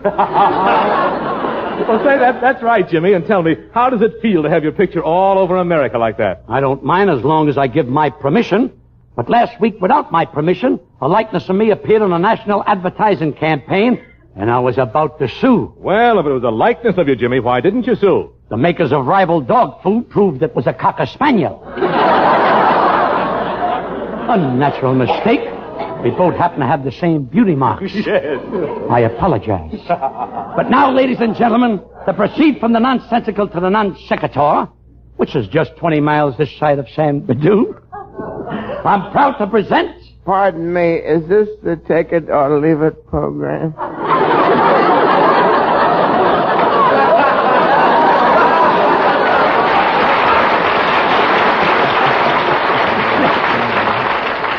No, why do you want the Take It or Leave It program? Well, nobody will take what I've got and I'd like to leave it. Why, it's that dashing dilettante Victor Moore.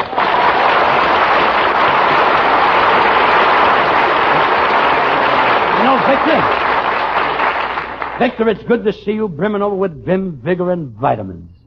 Thank you, Jimmy. Good to see you, too. You know you're as refreshing as a scented breeze drifting like a skylark over a purple lagoon. Those are beautiful words. Where did you ever learn them? I do Noel Coward's laundry, and they were scribbled on an old shirt tail. That I understand. Well, what's this I hear about you suffering from insomnia? Insomnia, nothing. I can't even sleep. Why, I've been awake so long I got 2 inches of dust on my eyebrow. What did I say? Excuse me, please, Mr. Durante. I was just listening to your program in my automobile and learned that you have insomnia. I'm Professor Schultz, BDS, PhD, LLD. That's a funny way to spell Schultz.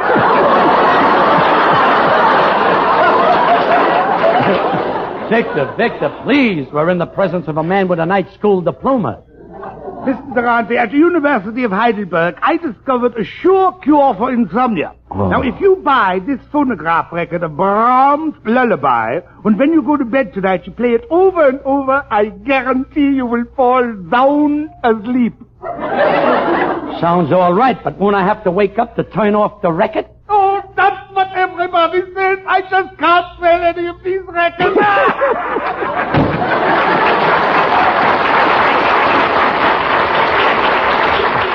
Poor fella, too bad his brain doesn't have an automatic changer.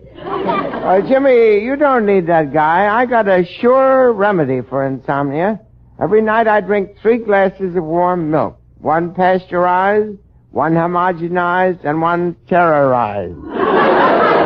Milk that's terrorized? Yeah, it's from discontented cows who didn't want to let go. I always use carnation milk. It looks better in my lapel. But what can I do to get a little sleep? Well, I could drop around tonight and sing to you. Sometimes I sing myself to sleep. You sing yourself to sleep? Yeah, I just lie back and start to croon. Rock-a-bye, Victor, on the treetop. That puts you to sleep? Sure, I'd be crazy to stay awake and listen to a racket.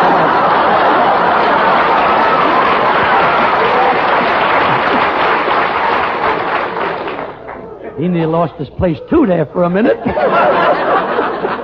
Don't be so modest, Victor. With your voice, you could put Perry in a coma. I got a million of them, a million. Well, this thing calls for a scientific approach. Tell me, when you go to bed, do you lie with your nose over the covers or under the covers? Victor, the nose is the covers. If I could plug in this schnoz, I'd have the biggest electric blanket in town. But, Victor, let's ignore me and my dilemmas. I may not be able to sleep, but if I could, here comes the girl I dream about. It's Peggy Lee.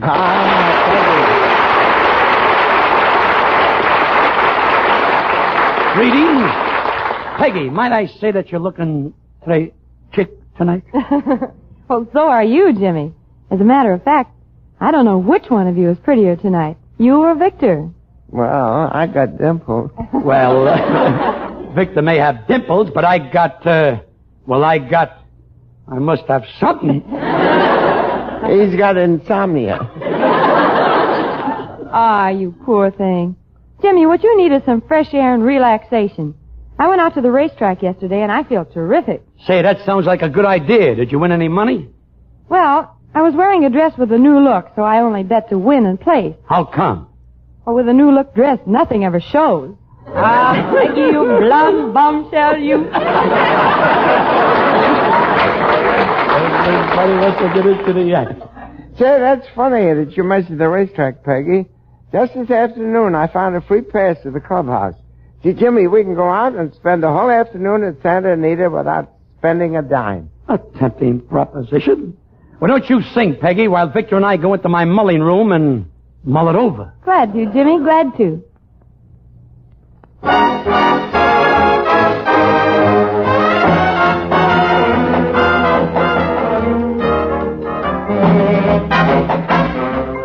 Supposing you need a vacation, Brazil is the place you should be.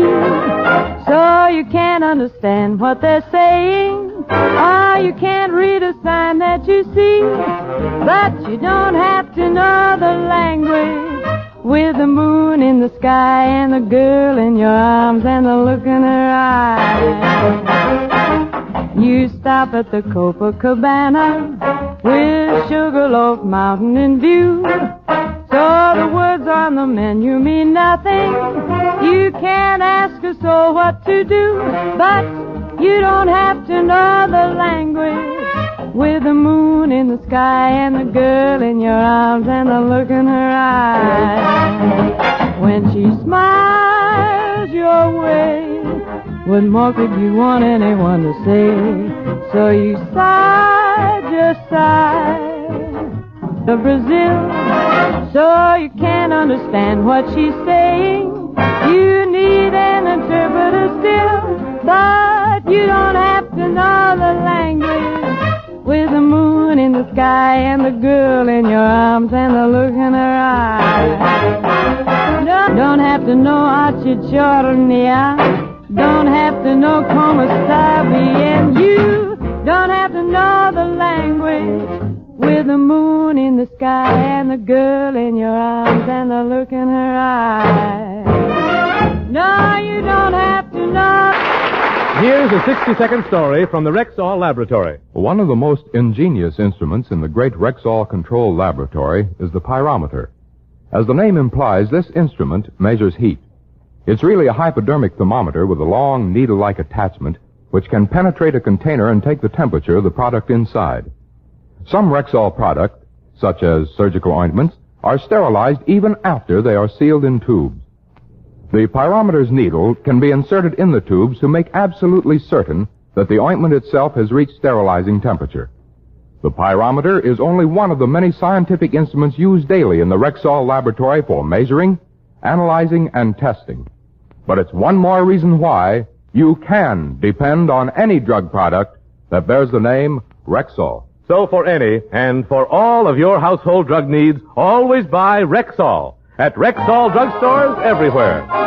If you want to be sure that the product is pure when you ask for a drug preparation, buy the Rexall line at the Rexall sign of Rexall identification. Good health to all from Rexall.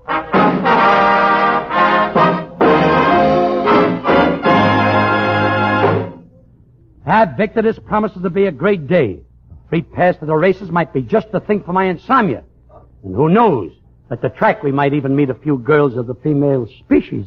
Well, girls are all right, Jimmy, but I like horses better. You do?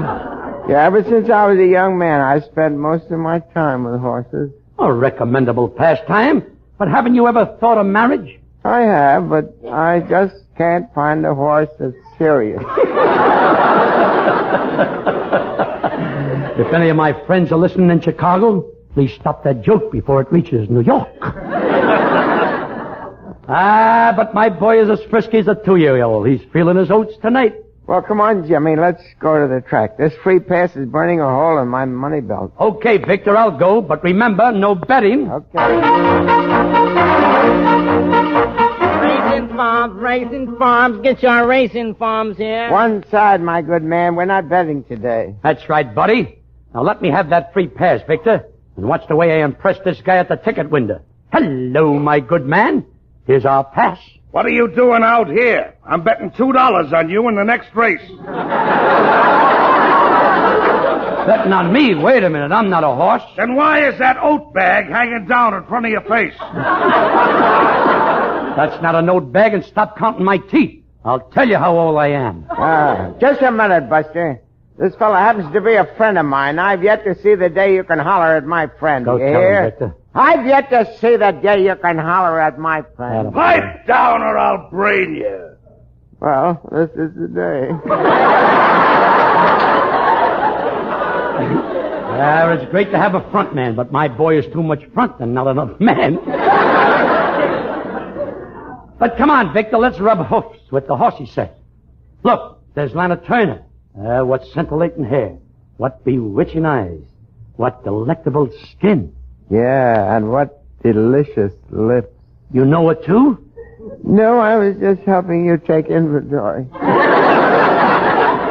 My boy likes to keep track of the stock in case of a clearance sale.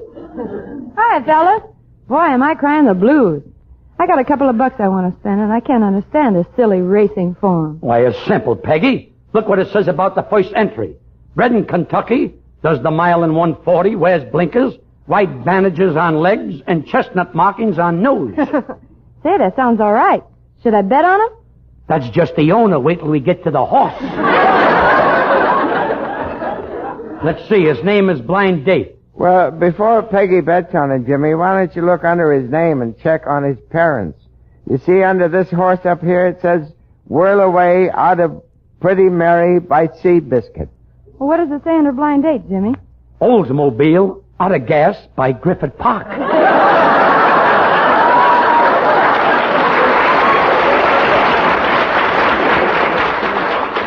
Hey, excuse me, fellas. I just got to get a bet on that first horse on the board. A minute ago, he was 100-1, and he was just marked down to 98. That's a woman for you always looking for a bargain. Ladies and gentlemen, may I have your attention, please? What's this? The Bluegrass Stable is auctioning off their entire stock. Now, the first horse is a 2-year-old named Free Pass. I'll start the bidding at $2,500. Who makes the next bid on Free Pass? Who'll make it 28 on Free Pass? Gosh, Jimmy, isn't this interesting? We'll make it 28. Yeah, and to think we got in on a free pass. What did you say? 28. Free pass. Sold to the man with the big nose. Now, wait a minute. All bids are final. That's $2,800 for the horse, $40 for trainer's fees, $60 for stable charges, and the horse has a $700 food bill. $700 for food? Where does this horse eat? At the Macombo? Don't be silly, Jimmy. They wouldn't let him in there without a necktie. This is no time for joshing. How am I going to get back my $3,300?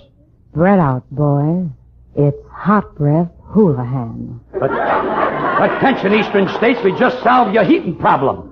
Miss Houlihan, I didn't know you were interested in the sport of kings. Are you kidding?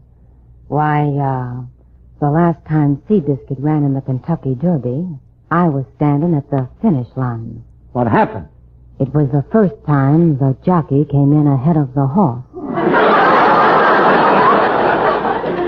I think I know how that boy felt. Turn off your motor, Pudgy. You're running out of gas.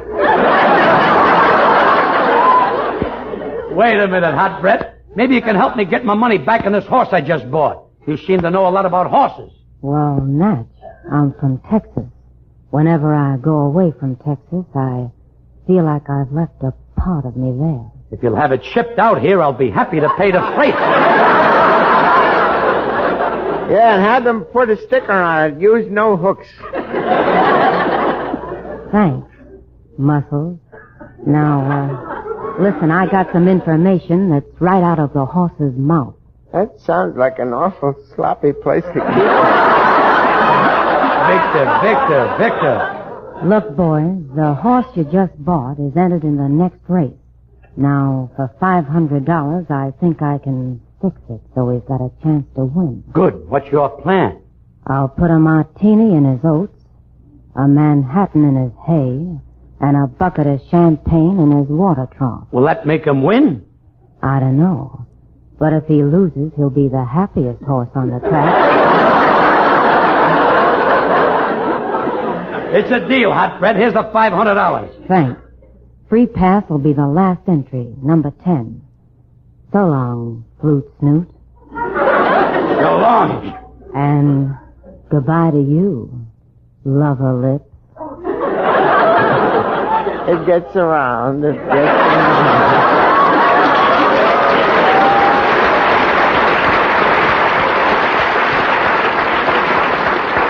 Hey, Jimmy, that's a hunch. We got in on a Free Pass, and your horse's name is Free Pass. Victor, what a coincidence. Take my wallet and go over to the $100 winner and buy 4 tickets on number 10. Have you got that? I got it, Jimmy. 4 tickets on number 10. 4 tickets on number 10.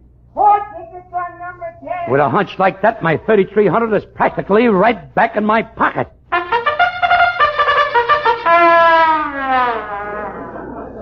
That guy's a novelty. Most people aren't flat till after the race.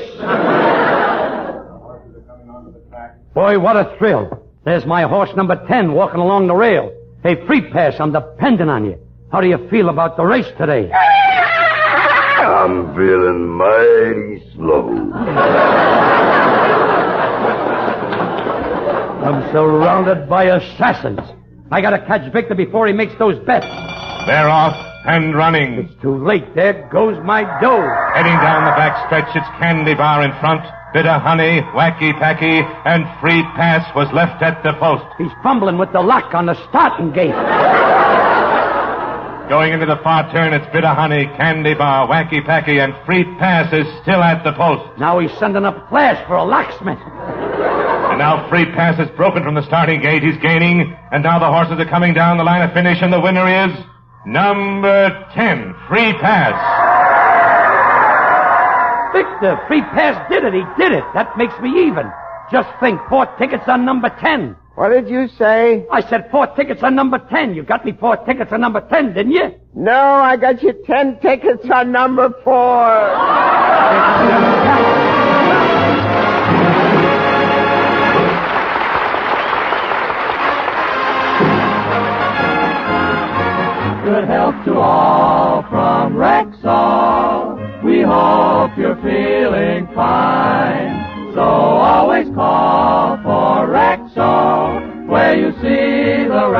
Rexall sign. Remember, 25% of America buys its drug needs in Rexall drugstores. Rexall is that large and respected family of more than 2,000 different drug products.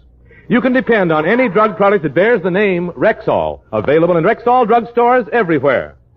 Touche, Howard, and I'd like to add, I do my shopping at a Rexall store, buying Rexall drugs and furthermore. Hombre, I'll go, he prefers them too. We buy Rexall, that's all. How do you do?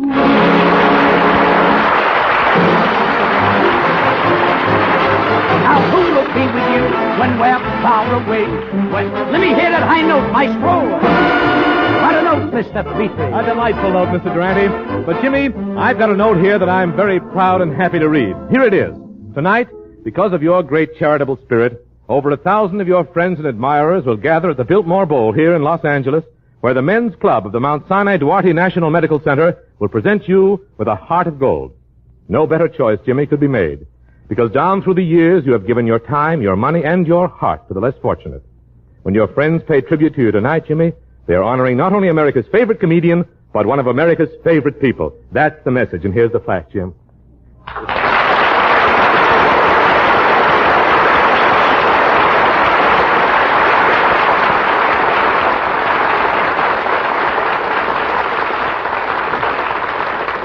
Well, Howard, I don't know just what to say, so maybe I better let the words come out however they will. What I mean is, to everyone connected with the Mount Sinai Duarte Medical Center, thanks. Thanks from the bottom of my heart. Well, that's all for tonight, folks. Mr. Moore will be back with us next week. Also, Peggy Lee, Candy Candido, Roy Bargy, the Crew Chiefs Quartet, yours truly, Howard Petrie, and Jimmy Durante in person, who says good night, Mrs. Calabash, wherever you are. Attention, all young men between 17 and 31 years of age who are United States citizens. America and the world depend on the United States Navy. To maintain the strength considered essential by Congress, the Navy needs an average of at least 11,000 new enlistments per month. To enlist, see your local Navy recruiting officer tomorrow. And this program was produced and directed by Phil Cohen. Signal gasoline. Let every traffic signal remind you, you do go farther with Signal gasoline. Yes, you do go farther with Signal.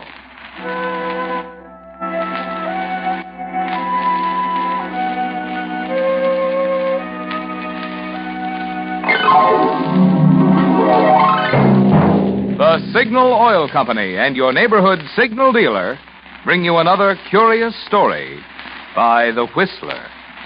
Tonight, X marks the murderer.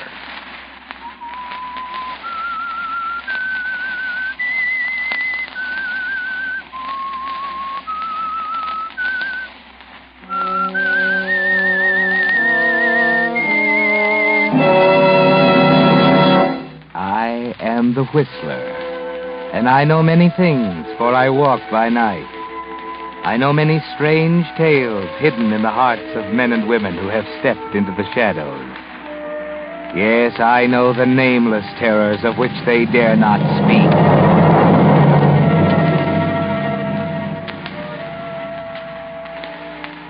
If it hadn't been for a simple housewife named Mamie Cast and her idea, the police might never have solved the case at all. And it was a case that they certainly wanted to solve, and quickly. It was a long series of murders which baffled police and terrorized the city, not only because of their fiendish quality, but because of their apparent lack of motive. I say apparent lack because you can't expect the police to find and recognize a motive deep in the mind of a man who simply enjoys killing, a man who rationalizes his feeling into a sort of righteous clause. So at the time Mamie Cast got her idea, the police were still baffled and getting nowhere. Mamie, reading about it, got her idea and told Ben, her husband, about it over their evening coffee. Think of it. 4 of them, all women, stabbed and left dying in the streets. And the police looking high and low, and him or her nowhere to be found. You know, it must be a man. It couldn't be a woman to do a thing like that to her own kind. Don't you agree? Huh? Oh, Ben, ain't you listening to me? Sure. What's got into you sitting there staring like that? I was just watching you reading about it. You get all worked up. Like it was you that was stabbed. Like any minute it'd happen to you. Well, it might be, too. Who's to say he's not lurking right around here? And when I go out some night, why, it might be someone in our own neighborhood. Might be. You know, the police think it's a working man. They do? Why? Well, because all the killings have been on weekends, when there ain't work to keep a body busy and out of trouble. If they know so much, why don't they catch him? They don't know. It's just a theory. They're just guessing. Well, sort of, yes, but... Well, they'll double the police on weekends until they catch him. Maybe he's too smart to get caught. The newspaper's offering a reward for $1,000. It says, this paper will pay $1,000 to anyone who can offer a clue which will lead to the arrest and conviction of the monster who's terrorizing the city. Monster? Is that what they call him? Well, what else would you call one who kills people like that? You know, we could use that $1,000, Ben. I want nothing to do with it. You wouldn't take $1,000 if all you had to do was to give the police an idea? I ain't got any idea. Well, I have. I've been working on it all day, and I'm going to send it to the police. You have? Yes. Where'd you get this idea? I ain't put any ideas in your head, have I? Where'd you get an idea? All you do is come home from work every morning and fall asleep. When you wake up, you sit in that chair all afternoon and evening till it's time to go to work again. Just sitting there and brooding. No, I gave myself this idea. You wouldn't want to tell me, would you? No. Why should I? I'm your husband. It ain't right to keep things from your husband. You keep things from me. No, I don't. What things? You don't always tell me where you go. Can't a man take a walk now and then without having to get his wife say-so? What's your idea? Well, here, look. See this map of the city? Huh? See them 4 crosses? Yeah, what are they? Each one marks the place where a killing occurred. Anybody can make a map like that. Well, wait a minute, watch. When I connect those 4 points, it makes a square. Almost. That ain't so wonderful. Now, my theory is that whoever's doing the killings lives someplace inside that square. There's 500,000 people lives there. But he never strikes twice in the same place. I've got the idea that he goes out in a different direction from where he lives every time he wants to do away with somebody. What makes you think that? Well, it's just natural not to do something like that in front of his own house. He'd go far away and in a different direction each time, so as not to have 2 happen in the same place, don't you see? And according to your figuring, where's he live? Somewhere in the middle of the square. Now, wait till I connect the opposite corners of the square. What's that for? He lives nearby where the lines cross. Now, look, come here. Let's see. Yeah, this one comes along 8th Street. And it crosses this one here. Ben, look. Huh? Why, they cross right here. Practically in our own block. There, you see? Maybe it is someone we know. Maybe we see him every day. Oh, this is rot. You ain't aiming to send this fool idea to the police. I am. Maybe it is rot. And maybe it's worth $1,000. Anyways, I'm going to try. Mamie, I'm warning you. Don't fool around with something that's none of your business. And why not? Got a feeling you might regret it.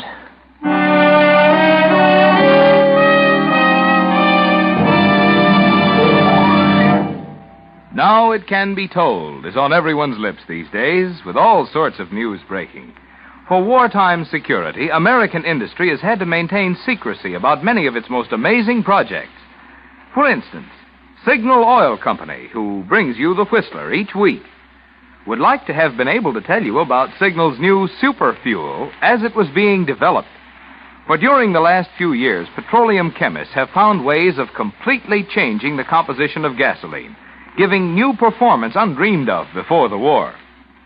But the big news tonight is that soon these ingredients that have been helping us win the war will be in a new Signal gasoline. Yes, a new Signal super fuel, which will challenge you to step on the pedal and find the greatest thrill you've ever felt in driving. You'll soon find this new Signal super fuel at your friendly neighborhood station displaying Signal's yellow and black circle sign. Meantime, while you're waiting for the announcement, keep your car filled with Signal. Keep enjoying genuine Signal quality, which today, as for the past 14 years, means the finest in petroleum products and service that money can buy. And now, back to the Whistler.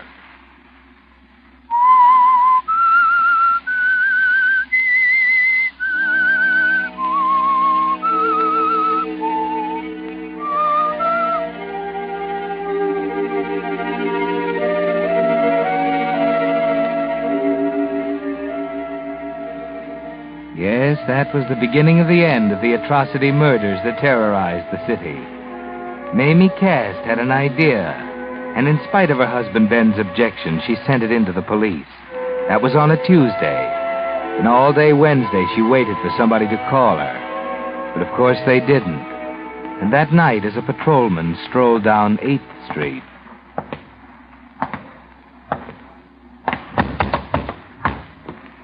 blast it. Now, what's this? Hey there, there's no place to go to sleep. Come on, get up. Come on, I'll get up. I'll give you a hand. Come on up, you something wrong here.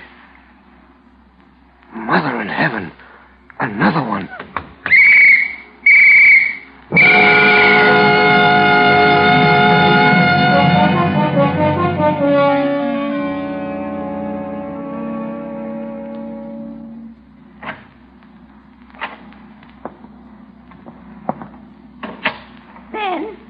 You? Huh? Ben. Quit screeching, it's me. It's happened again. What's your light on for? Turn it off. Right here in our block. It was horrible. Turn that light off. I was frightened. I felt safer with it on. I like the dark. Turn it off. All right, all right. Didn't you hear me? Don't you know your wife's been here all this time, almost dying with fear? And there's been a murder almost on our doorstep. Yeah, I know. You know? How? Police were talking about it as I came in. What's the water faucet running for? I'm washing my hands. Never knew you to do that before. I thought you washed up at the factory. Can't a man wash his hands when they need it? Get me some brandy. Brandy? At this hour in the morning? Yeah, I'm tired. Done in. Never acted like this before. It's right here on the sideboard.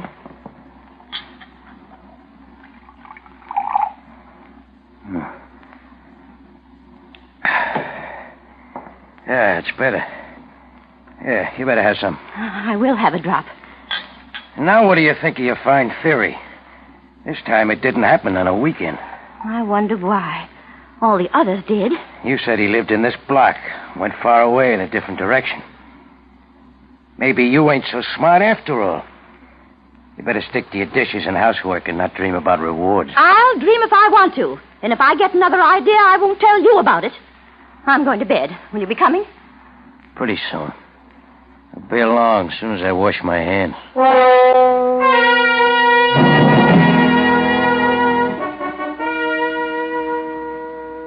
Well, Mamie Cass, perhaps your idea wasn't so good. Or perhaps it was too good. At any rate, you've almost forgotten about it since the latest murder. Besides, the police rarely pay attention to such unsolicited theories as yours. Except in this case, they're getting desperate. I know, Commissioner. It's been over a week since the last killing. I've got every available man on duty. Shane, we've got to solve this one. The papers are howling for an arrest. So is the mayor. I know, but frankly, we haven't got a clue. There's no motive, no connection between killings.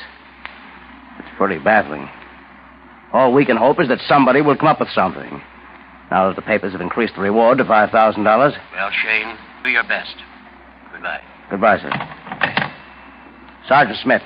Yes, Captain. Anything in those letters? Oh, they're the usual. 6 people write confessions. As many more will say who's guilty if we'll pay the reward first. And every other convict in prison offers to catch the murderer if we'll set him free. By the time you read them, you'd swear there are more screwballs. Now, think carefully. Was there any one letter which you gave a second thought? Say one that you even started to show me, but then decided it wasn't worthwhile.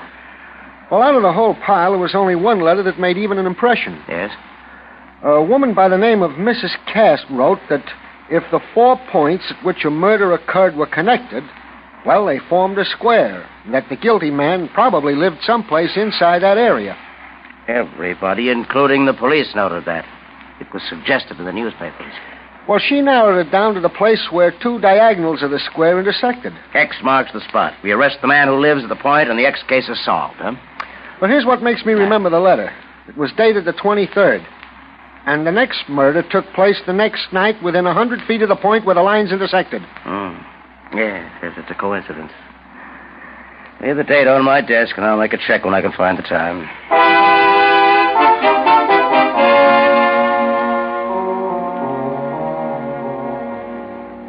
Now, Mamie, perhaps your theory will get a try, but only when Captain Shane gets around to it. And in the meantime, a certain change of attitude is coming over you. Yes, there's a new and strange thought coming into your mind. And tonight it begins to take real shape. When Ben went to work tonight, he forgot his lunchbox, so you follow him to the factory to deliver it. After all, he'll get pretty hungry before morning. Are you the timekeeper? Yes, ma'am. What can I do for you? My husband went off and forgot his lunch, and I'm bringing it to him. Oh, what's his name? Cast. Ben Cast. He's in the grinding shed. I-J-K. Cast. Ben, yeah. Well, he didn't punch in tonight. You mean he ain't here? That's it. He's not working tonight. But he always goes to work. Maybe he's got a date with a blonde. He, ain't stayed away before, has he? Now, wait, and I'll check. Ain't supposed to, but seeing you're his wife, I guess it's okay. No, he's pretty regular. Missed only once before this month. When was that? Last week. Wednesday it was. Last Wednesday. No! Not Wednesday. Well, here's the card. Clock doesn't lie. Hey, what's the matter? You look pale. You ain't going to faint. Wednesday!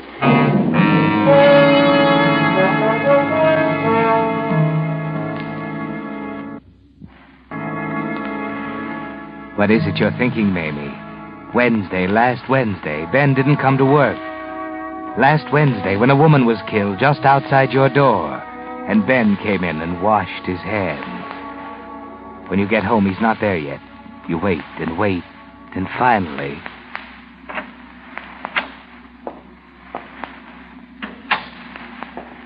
Ben? Huh? You still up? Yes. There's, been another? Yeah. Don't pester me with questions. I'm too tired. I won't, Ben. Oh, I left the brandy on the table for you. Yes, Mamie. Now you're beginning to understand. And now you know your plan was too good. Too good. But what about you, Ben? What are you thinking? Were you in too much of a daze to hear what Mamie was saying to you? Don't you see those looks she gives you the next day? Looks of fascinated horror? You don't even notice that she's frightened. It doesn't penetrate that she knows anything. That is, not till you go to work the next night. Yeah, sure. Hello, Ben. Oh? Well, I see you brought your lunch tonight. What do you mean? I gotta eat, don't I? Well, you forgot it last night. Your wife brought it down. My wife was here last night? Yeah. Brought my lunch basket? Mm-hmm. She knows I wasn't to work? That's right. And she seemed a little upset about it. Hey, where you going? Better straighten things out before it's too late. I'm going home.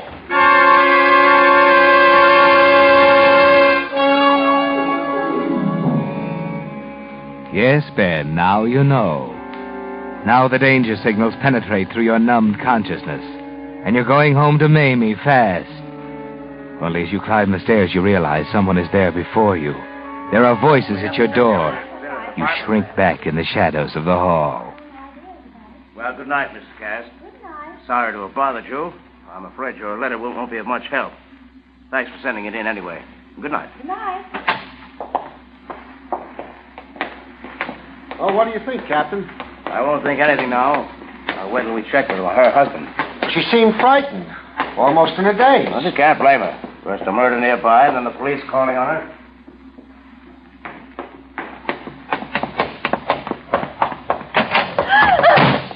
Ben!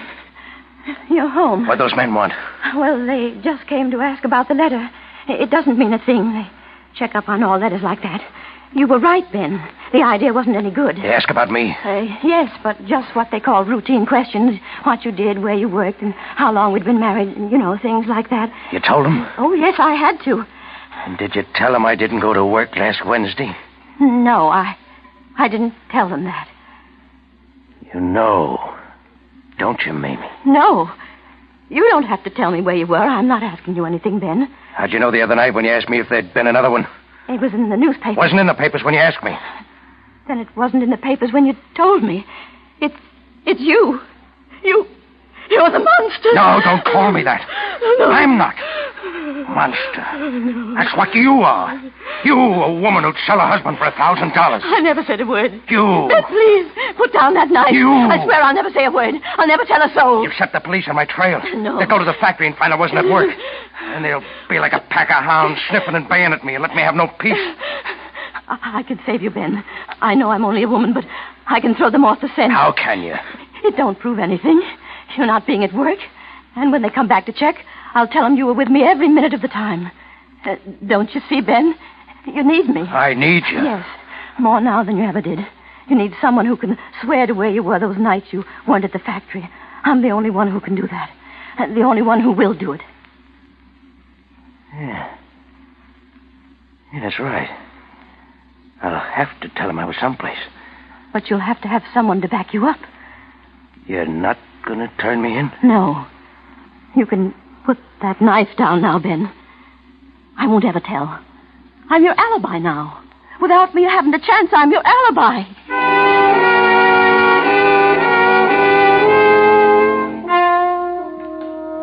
Yes, Ben, be careful. Mamie is your alibi, your only alibi. So be careful of her, very careful. Stay at home. Watch her closely.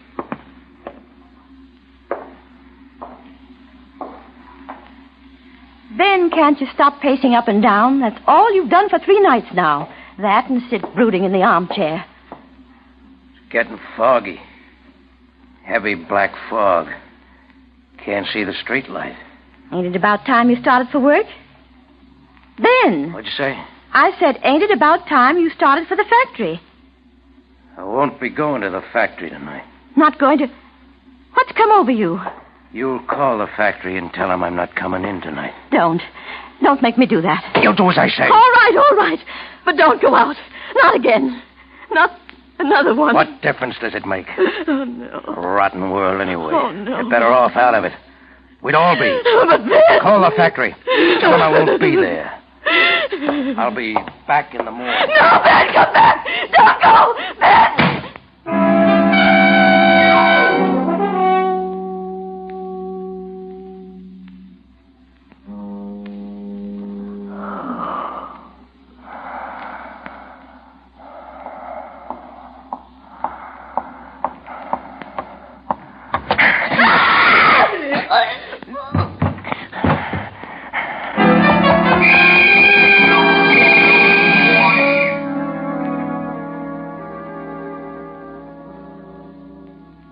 So the monster struck again. For the last time. You didn't know that, Ben, but it was for the last time. Yes, it might not have been if it hadn't been for Mamie's idea and her letter to the police. And the train of thought it started in the mind of Captain Shane of the Homicide Squad. You think we've got enough to make an arrest, Captain? Not yet. We've got nothing new. But I hope to after I've questioned him.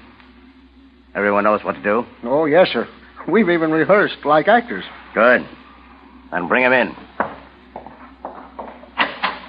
Right in here, Mr. Cass. Sit down, Mr. Cass. Why am I here? My wife's waiting for me at home. She'll be frightened. I just stepped out for a few minutes. You told her you'd be right back? Yeah. Well, of course she will be worried. I'll be as brief as possible, and you can go to her. Mr. Cass, we want you to help us. Me? Help the police? Well, these killings have us baffled. We thought you might be able to help us out. How? Your wife sent us a map. It was her theory that the guilty one lived near the point where the 2 lines crossed. Oh, yeah, I remember it. I told her there was no use bothering the police with it. You didn't think it strange when the next murder took place within 100 feet from that point? Oh, queer things happen. Right after she pointed out to you that 4 murders had occurred on weekends, the next one took place on Wednesday. That was the first night you had missed going to work in 6 years. I didn't feel well. I stayed home. A week later, on a Thursday, there was another murder. That was the second time in 6 years that you didn't go to work. Oh, I don't remember. I did stay home again. It Might have been that night. Your wife knew, of course, that you were staying home. Of course. She always knows when I stay home. Then why did she take your lunchbox to the factory that night? She brought my lunch? Yeah. Oh, yeah. Yeah, I remember. When I got to the factory, I found I'd come off without my lunch, so I went back after it.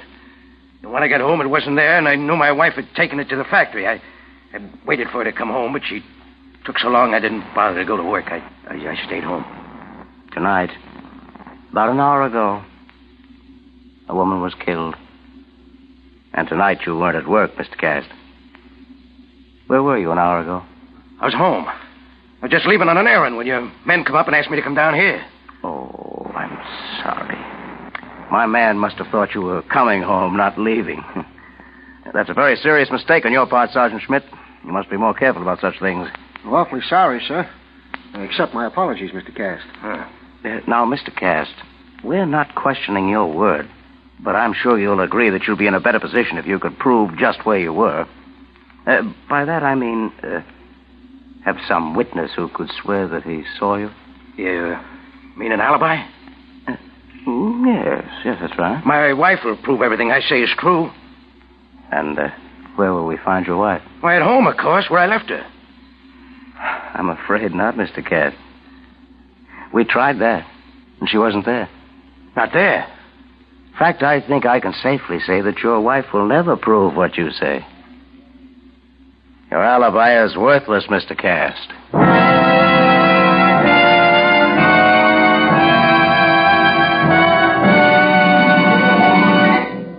The Whistler will return in just a moment with a strange ending to tonight's story. Meantime, where are you going? I mean, with that unlimited supply of gasoline you can enjoy from now on. Yes, of course, you're going to make up for lost driving and really go places. But unfortunately, for a while at least, it's going to have to be on those tired old tires that have been recapped and repaired again and again. Now, to avoid marring your driving fun with that familiar roadside disease in which one side of a tire gets very, very flat, here is a surefire prescription.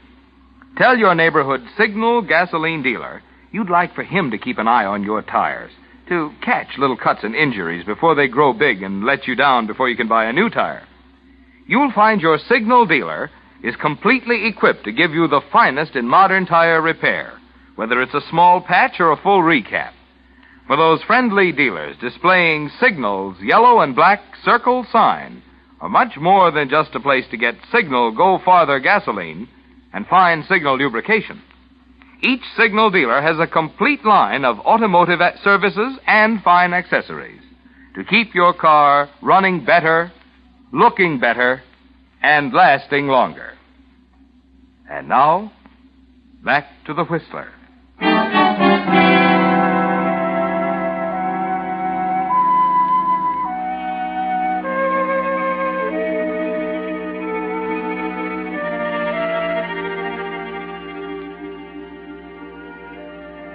Well, Ben, you've come to the end of the road. Captain Shane says your alibi is worthless. You can't understand it because you were so sure that Mamie would stand by you. But you're trying to get it through your dull consciousness as the captain explains it to you. You see, Mr. Cast, when I talked to your wife, I was struck by the fact that she was so frightened. Much too frightened. When I checked up on you and found out about your absence from work, I began to understand why. She was afraid of you. Me? But Mamie was... I came back again to check with her. You came back? While you were at work. She swore you had been at home with her, but she was even more frightened. Then I knew that she not only feared you, but loved you enough to protect you. And I knew that unless she broke down and helped us, we'd never be able to prove that you were the guilty man. Me? Well, I don't know what you mean. I think you do, Mr. Cass. And I think now that we can prove it. Now that your alibi is gone. What have you done to Mamie? Where is she? Right outside, Mr. Cast. Sergeant, bring in Mrs. Cast. Yes, sir. In here.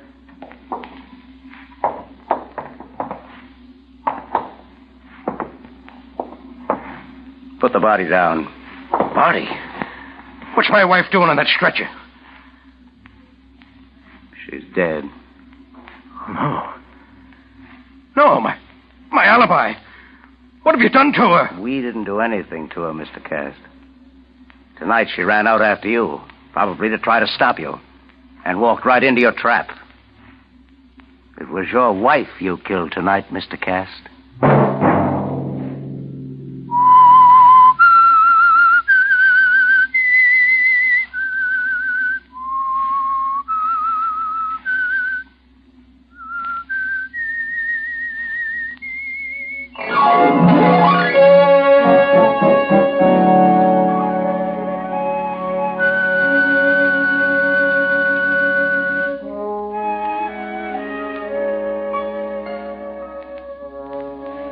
Next Monday at 9 o'clock, The Whistler will bring you another strange tale. The Whistler is broadcast for your entertainment by the marketers of Signal gasoline and motor oil and fine quality automotive accessories, and by your neighborhood Signal dealer. This program, directed by George W. Allen, with tonight's story by Joseph Cochran, music by Wilbur Hatch, is transmitted to our troops overseas by the Armed Forces Radio Service.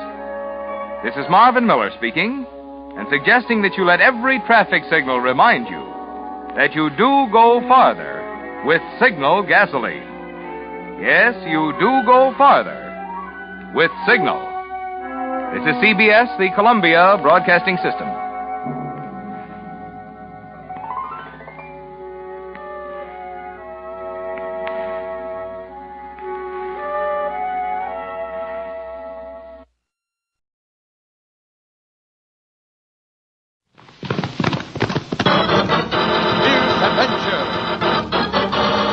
Romance. Here's the famous Robin Hood of the Old West. CISCO, the sheriff, he is getting closer. This way, Pancho. Pablo. The CISCO Kid.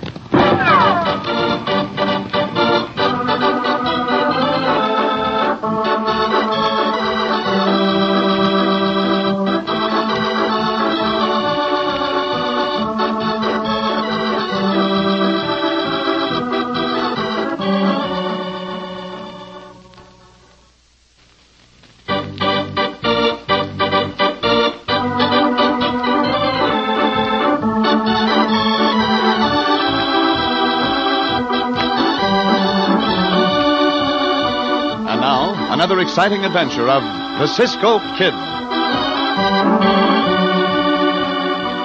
In the days of the Old West, many of the early settlers had immigrated to the new frontier from lands far beyond the borders of America. One such rancher was Duncan Ramsay, who with his daughter Janet had come from the highlands of his native Scotland to settle in this rich new country. A frugal man, Duncan Ramsay, but a man with a heart as large as the wide, cloudless sky that smiled above his fertile acres. Whoa, lassie, easy, girl, easy now. There's a nice bag of oats ready for you in yon barn, lassie, and Jock will give you a good currying. Dad, dinner's all ready. Aye, lass, and it's ready for a good dinner I am. Well, hurry up and wash, Dad. It's all on the table. Will you just work the pump of my... Janet, I'll wash my hands and face. Sure, Dad. Dusty riding today, huh? That it was. Here you are. Here's a towel. Thank you, lass. I'll be right in. All righty, but hurry. Yon bonny banks and by yon bonny breeze and that. Janet, lass. Yes, Dad? Where's the comb? It's right on the shelf by the door. Aye, so it is. Oh, Duncan, lad, your mind is wandering along with your hair. Soon you'll be parting it with a towel. Sit right down, Dad. That's a fine table you're set. Bless us who do our use and us to thy service. Amen. Amen. No, pass the potatoes, lass. I got an appetite like a famished beast. Well, that's because you spend so much time out in the open. This fresh air and sunshine, Janet, makes a man feel young again. And that's the reason I'm going to send money back home so your uncle and his family can come over. Oh, that's awfully good of you, Dad. You know, this climate will just do wonders for Uncle Glenn. Aye, lass. That's why I'm riding into town as soon as I eat to see Lon Marshall at the bank. Oh, can I go along, Dad? Oh, dinna blush that way, lass. Although when you do, you make me think of your mother. I was not blushing. You were blushing, and I canna say it doesn't become you. But today I'll be seeing young Lon by myself. Well, you're going to arrange for the bank to send the money to Uncle Glenn, is that it? That I am, lass. Oh. And I'll have them make out a bank draft for enough to pay up your uncle's debts and give them first-class passage all the way over here.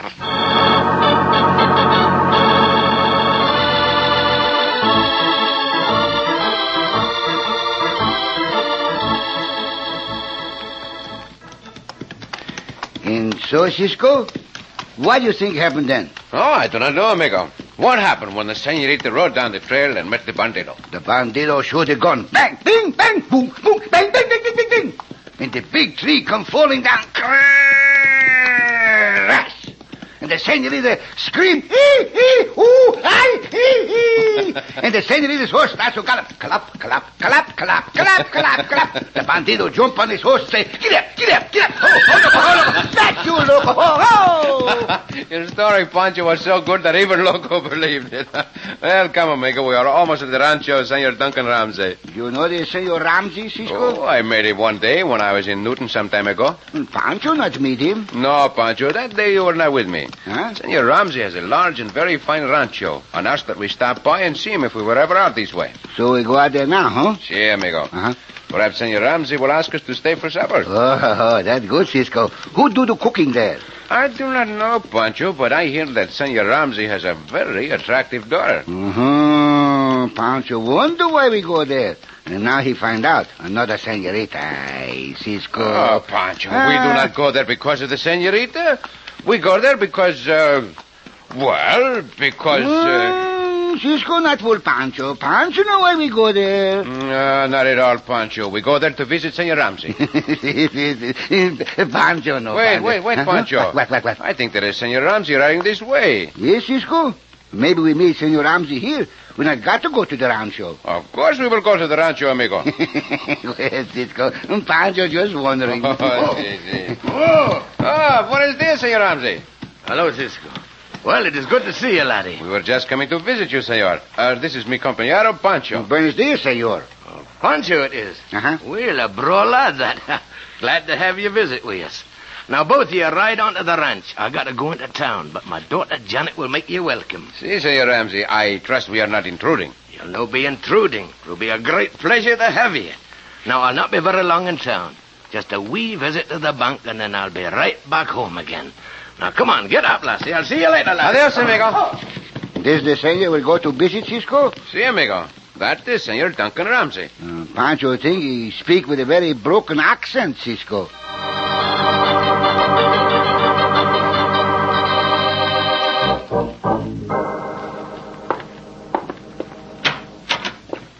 You wanted to see me, Lon? Oh, yes, Matt. Come in. Sit down. I thought we'd better have a little talk in this private office, Matt, where the bank customers can't see us. Sure, Lon. What's on your mind? You saw Duncan Ramsay in here a while ago? Yes, I saw him. One of our biggest depositors, too. Well, that's just it, Matt. He wants to draw out a lot of money and send it to Scotland. That's not so good, is it? With the way our books are rigged, it isn't. Yeah, you shouldn't have taken the bank's money to speculate in gold mines, Lon. Oh, now, don't forget, Matt, you're in this, too. We both thought those mines would pay off. Yeah. You know, Lon, $15,000 would cover us. Yeah, I know. But getting $15,000 is about as easy as picking silver dollars off a desert cactus. Well, what do you plan to do? Well, just this, Matt. Ramsay's got deposits to his credit in the bank of about $18,000. I think he'd be glad to pay out about $15,000 of that to get his daughter back safely. Why, Lon, you're crazy. You can't do that. Why, you've been courting Ramsay's daughter. Well, sure, Matt. I know that. But can you figure out a better scheme? Well, I haven't got any better scheme, but I still say you just can't do that. Oh, I'm not going to do it, Matt. What do you mean? I mean you're going to do it. Oh, no, not me. I think you will, Matt. You're in this bank shortage just as much as I am. And if anything happens, I'll prove it to the directors. Oh, I see what you mean. You being cashier and me head bookkeeper, you have me right in the middle. I thought you see things my way. Just remember, Matt. Yes? If we work this carefully, there'll not be any trouble for either of us. How do you mean? You make all the deals. Get Slim Long to do this job for you. He'll handle it easy. Yeah, but he'll want money, Lon. Well, sure, Matt. Promise it to him. Promise him anything. But don't give him any money in advance. And, Matt, be sure nothing happens to Janet Ramsay. I'll hold you responsible.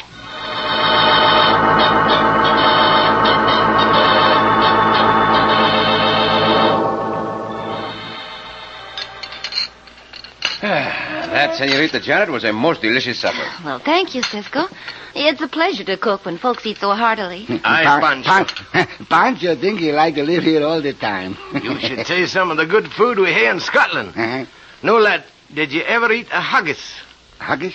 What's that, senor? What? Dad, Huh? haggis is terrible. Well, Pancho wouldn't like that. I know he wouldn't. Not too many things Pancho not like to eat. Say, Senor Ramsay, but Pancho likes mostly simple, plain things to eat, like tamales, tortillas, enchiladas. I let a shudder for you, putting that heathen food into your stomach. Dad, different people from different places like various kinds of food. See, Senorita, but who can speak of food now? It is better, I think, to enjoy the memory of this most marvelous repast. Janet. Oh, yes, Dad? This afternoon when I was in the bank, young Lon Marshall told me that they was taking you riding tonight. I didn't know anything about that. Well, I guess I should have told you, Dad, but I just forgot. Look at the last blush. Oh. No, Janet, you can't go running off and leave your guests. Oh, but of course, senor. Do not think of us, senorita. You go right ahead. Pancho and I will visit with your father. Well, I don't like to be discourteous, but, well, if it's all right, Well, I guess there isn't much we can do about that, lass. Oh, that's Lon now. Cisco, Pancho laughing. Come on in, Lon. Let me take your hand. Well, now, Miss Janet, I didn't figure to stop. But I want you to meet our guest. Now, this is the Cisco Kid and Pancho. A pleasure, Senor Marshall. See, what Cisco say? Good evening. Good evening, Mr. Ramsay. Aye, lad, it's nice to see you. Now, mixing a bit of business with pleasure as we Scots are noted for doing. When do you expect that I'll be able to have my money sent to Scotland as I asked you? Well, Mr. Ramsay, I think we should be able to have everything taken care of in a few days. Good. You let me know then. Oh, yes, Mr. Ramsay. I'll let you know. I'm all ready, Lon. Oh, you'll all excuse us once. Oh, of course, senorita. Well, good night. Good night. Glad to have met you. Gracias, senor. Adios. No, let's dinner be out late now. I won't, Dad. I'll just walk to the window and watch them drive off. Fine lad, that Lon Marshall. Cisco. See, Pancho? Pancho laughing. Very hard, Cisco.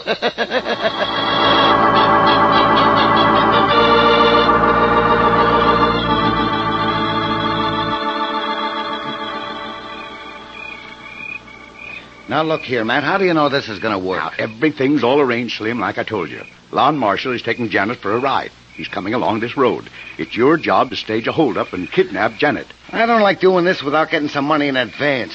Risky business, kidnapping. If I get caught, it'll go hard on me. You're not going to get caught. It's all worked out, Slim. You take Janet to that old abandoned gold mine. Now, you've got food and water. Sure, Matt. Enough for a couple of days. That'll be time enough.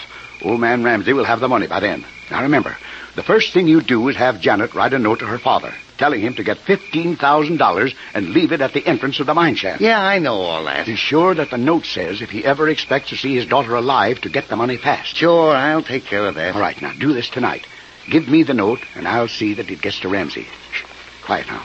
You all ready? Yeah, I'm all ready. But what about my money? You'll get your money. Don't worry about that. Hey, here they come. I'll be over here in the bushes waiting. Steady! All right, you. Get your hands up. What's the meaning of this? Oh, Lon, do something. You won't do nothing. Hand over whatever money I got, both of you. I haven't any money. Well, I haven't much, but here it is. Why, that ain't hardly nothing. All right, I'm taking the girl. Get down, you. Lon, do something. Well, don't just sit there. Help. Nothing much I can do, Janet. You won't get away with this. Ain't no use to put up a fight. Step right down here, miss. Quit using that whip, I'll have the law on you for this. You'll have the law on me, yeah. But don't forget what'll happen to this girl if you do. Now, get going. Oh, you beast. Let me go. Let me go, I tell you. Calm down, miss, and nothing will happen to you. Just do as I say now. Oh, what is it? What do you want? I just want you to write a little note to your father. To my father? Why? Oh, just to tell him if he'd like to see you alive again. To do like you're telling him. In the note you're gonna write.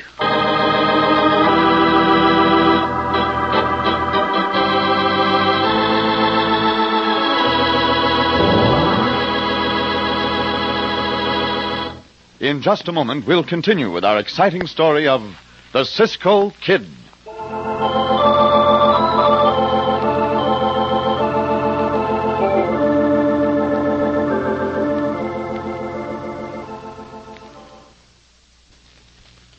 And now, back to the Cisco Kid.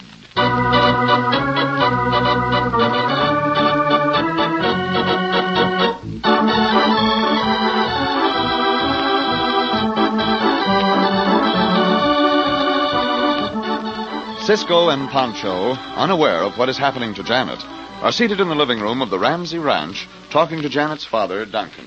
Aye, Cisco, I guess we've both got blood in our veins from far across the sea. Si, Senor Ramsay. Perhaps that is why I enjoy so much a good fight. Did you ever hear the wild skirling of healing pipes? There's a soon to set your blood hammering in your veins. No, Senor, I have never heard that music, but long ago my family answered the call of adventure and set forth across the seas to conquer new lands. Aye, Cisco. I guess our talking has been too much for your braw lad friend there. Si, amigo. Pancho does not trouble about yesterday or worry about tomorrow. He lives for today and the needs of the moment. You can that sound, Cisco? Pancho snores like the pipes of a wild Highlander. Oh, look at that be. It's much too early to expect Janet home. Cisco. Si, Pancho? Mr. Ramsay, she's gone. Your daughter Janet's gone. Oh, come on. What are you saying? Where's Janet? We were held up. Janet was kidnapped. Kidnapped, Senor? What do you mean? Was she not with you? Aye, lad, now, calm down. Tell us what happened. Well, we were driving along when suddenly there were shots, and a masked man stopped the surrey. He asked for our money, then... Si, senor. This may be serious. Tell us. Well, then he took Janet from the surrey, threatened to shoot me, and my horse ran away. Did you not put up a fight? Well, I tried. You mean, long lad, that you let Janet be kidnapped? Well, I tried to stop it, but I couldn't help. Madre mia, this bad, Cisco. The senorita may be in very bad trouble. I'm afraid so, Pancho. Now, what is that now? A rock was thrown through the window, senor. There's a paper tied around it. Yeah. It looks like a note of some kind. It is a note, too. What does it say, senor? I'm almost afraid to read it. Here, Cisco, you read it. Si, senor. Dad, I'm held captive. If you will leave $15,000 at the shaft of the old abandoned gold mine, I will be returned safely. If you do not do this, you will never see me alive again. And he signed Janet. Aye, the devils, that dirty, low-down devils. Come on. We'll go to the bank now and get the money. Oh, Mr. Ramsay, I don't think we can get it until morning. Why not? It's my money that you have there in the bank. I think, senor, it would be well to wait until morning. What time can you have the money ready, Senor Lan? Why, about 8 o'clock, I guess. Yes, I'll have it ready by that time. Well, I'll ride into town with you and see the sheriff. I'll have him get a posse together. I would not do that if I were you, senor. Why not, Cisco? Because great harm might come to Senorita Janet if the ones who are holding her captive were to be tracked by a posse. That's right, Mr. Ramsay. He might even kill her. He might, Senor Lan? You assume, then, it is one man? Why, sure. Certainly it was only one man who held us up. I see. One man was too many for you to fight, senor? Well, he had a gun, and I couldn't do anything about that. I'll be going now. Sure sorry about this, Mr. Ramsay. And, well, you should be, Lon. Well, you be at the bank first thing in the morning, Mr. Ramsay, and I'll have the money ready. And I think you better do as the note says. It's a strange thing, this, Cisco. The Senor La not fight the bandido. Hey, Pancho, the senor did not have a mark or a scratch on him. Can't understand it, Cisco. In my days, a lad would fight for his lass if it took his last drop of blood. Si, Senor Ramsay. Sometimes there are reasons why a man refuses to fight. What do you mean by that, Cisco? Nothing at the moment, senor, but if you would care to have us, Pancho and I will be glad to assist you in this. Aye, I'd like to have your help, but I didn't want to do anything to harm Janet. We will see that she comes to no harm, amigo. Perhaps we can save your daughter and your money, too.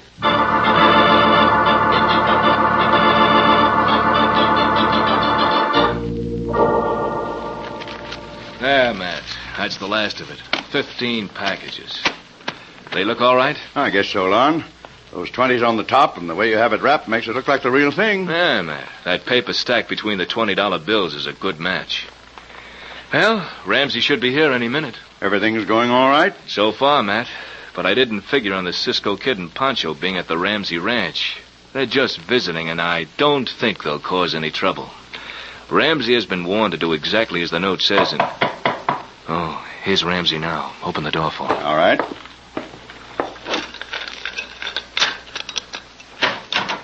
You have the money already, Lon? Oh, yes, Mr. Ramsay. It's all ready. Here it is. 15 packages of $1,000 each. Good. I'll take it and be on my way.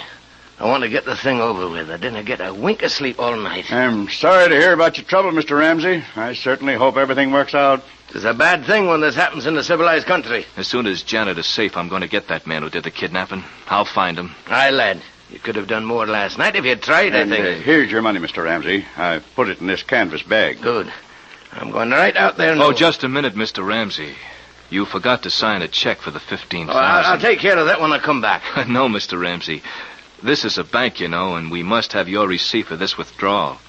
Here's the check ready for you to sign. Give it to me quickly. Duncan Ramsey. Know I'll be on my way. Oh, thanks. Goodbye, Mr. Ramsey. Well, Matt, everything's working out fine. Here's Ramsey's check for $15,000, and there's actually only $1,200 in that bag. Yes, Lon. Now I'll enter this check on the books, and our shortage is fixed.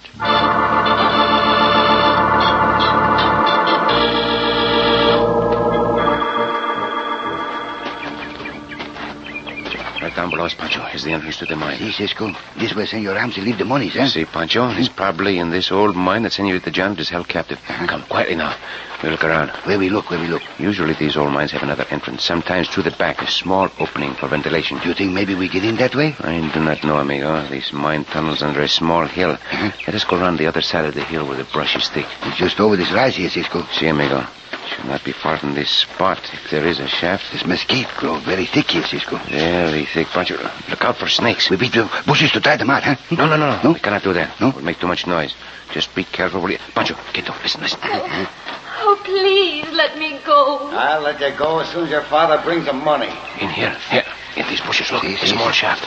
I'm going up by the front of the shaft to watch. Won't you please untie me? You'll stay tied up until this deal is completed. Don't try anything now. This hole is not large enough to get through, Pancho. What we do? I'm going back to the front of the mine. This man we just heard talking will be watching for the money there. See, Cisco, I stay here? See, Pancho, when I've had time to get to the mine entrance, you start dropping rocks down this hole. Do anything to make Senorita Janet scream and get that hombre back to her. I see. And you come around to the front and join me. We'll have to be careful so Senorita Janet does not get harmed. See, I do this, Cisco. As soon as you hear the hombre running back this way, come quickly to help me.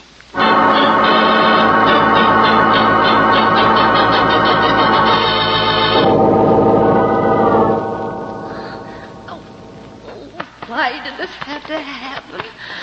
Oh, if I could just get these ropes loose. Oh, what's that? Oh, it's rocks falling. Maybe it's the roof. Oh, no, it's a snake.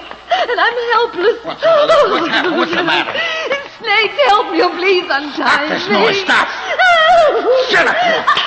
You hit the senorita. Yeah, I hit her, and that ain't all.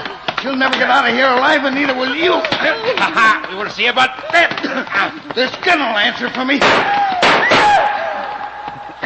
Cisco.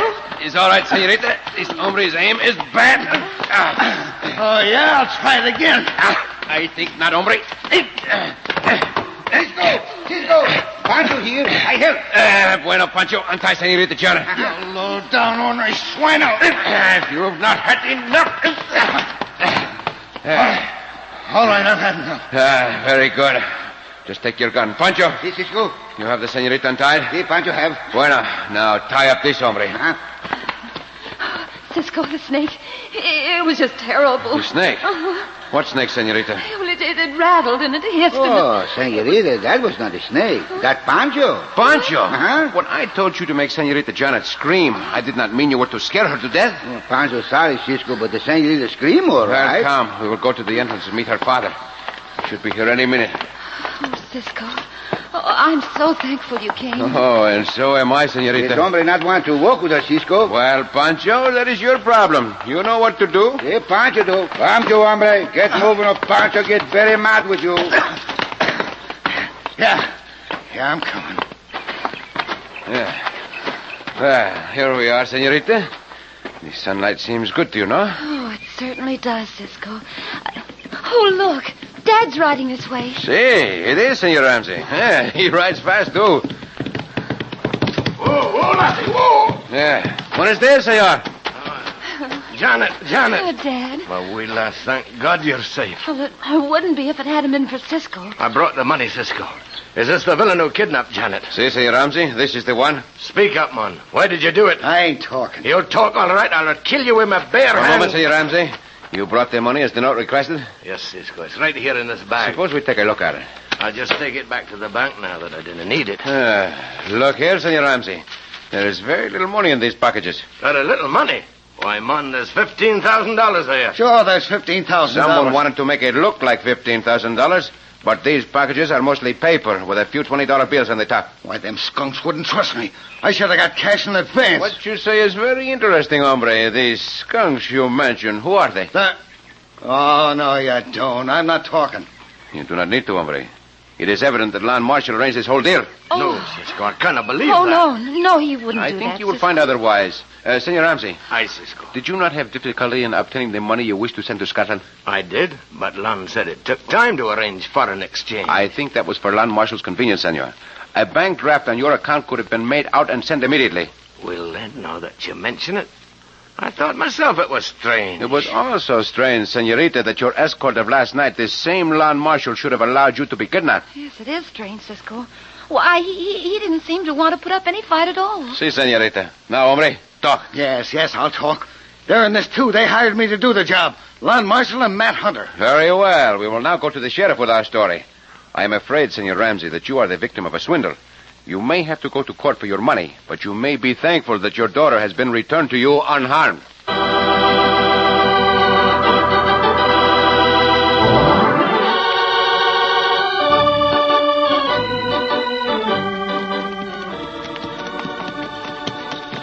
Cisco. Si, Pancho. Madre mia, Cisco, these flies are very bad today. Si, Pancho, at this time of year, the flies seem to swarm over everything. Even Diablo and Loco not like them. The flies bother Diablo and Loco even more than they do us. Why they got to be such pesky things, these flies, huh? Well, amigo, is the pattern of nature. At the time of the great flood, back in the Bible days, remember that Senor Noah took 2 of each kind of animal into the ark with him. And Senor Noah take animals. This Pancho no. Also, Senor Noah took birds and grasshoppers and all kinds of insects. Did Senor Noah take on the ark the flies too, Cisco? Si, Pancho, he took 2 of each living thing. Pancho think he lose a very great opportunity, Cisco. Opportunity? What do you mean, Pancho? With only 2 flies in the ark, think how easy it would have been for Senor Noah to swat them both. Oh, Pancho! Oh, Cisco!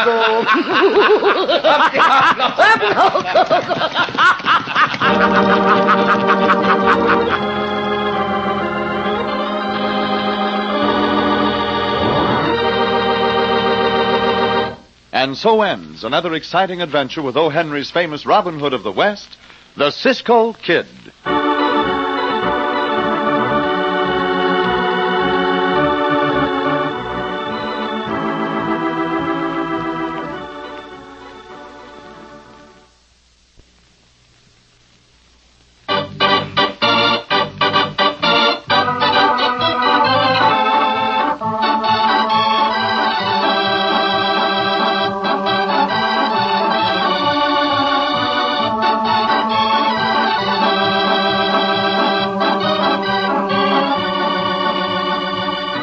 Be sure to listen again for another thrilling adventure of the Cisco Kid. Cisco Kid was played by Jack Mather. Pancho by Harry Lang.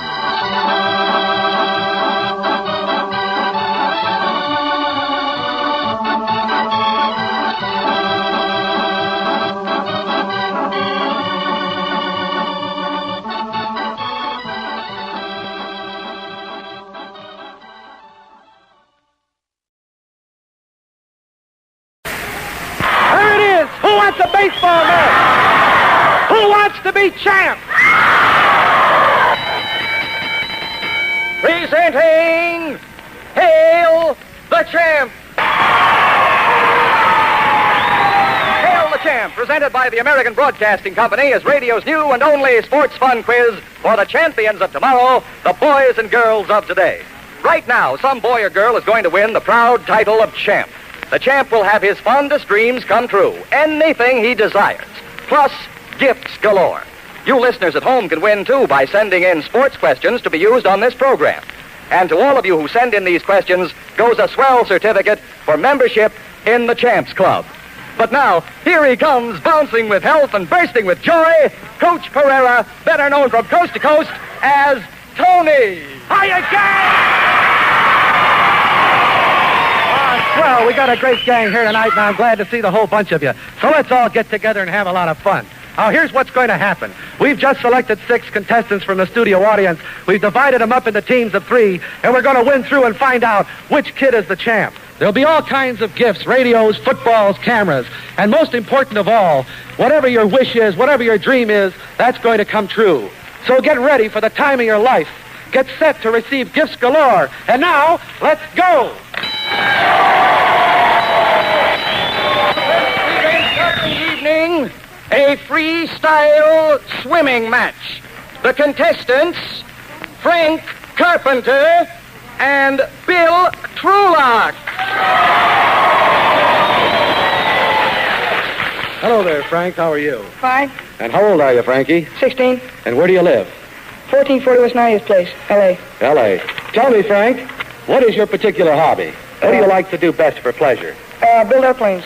You like to build airplanes? Well, you've been entered here as one of our swimming contestants. I want to ask you this question. What would you like to do if you get to be champ? Take a special flying course. Well, just what do you mean by take a special flying course? Learn how to fly. You want to learn how to fly. Are you interested in speed flying or stunt flying or just regular air transport flying? Just learn how to fly. You just want to fly. Like a Boyd? Just like a Boyd flies? Yeah, but in an airplane. Oh, but in an aeroplane. Very good. Let's talk to Bill a moment.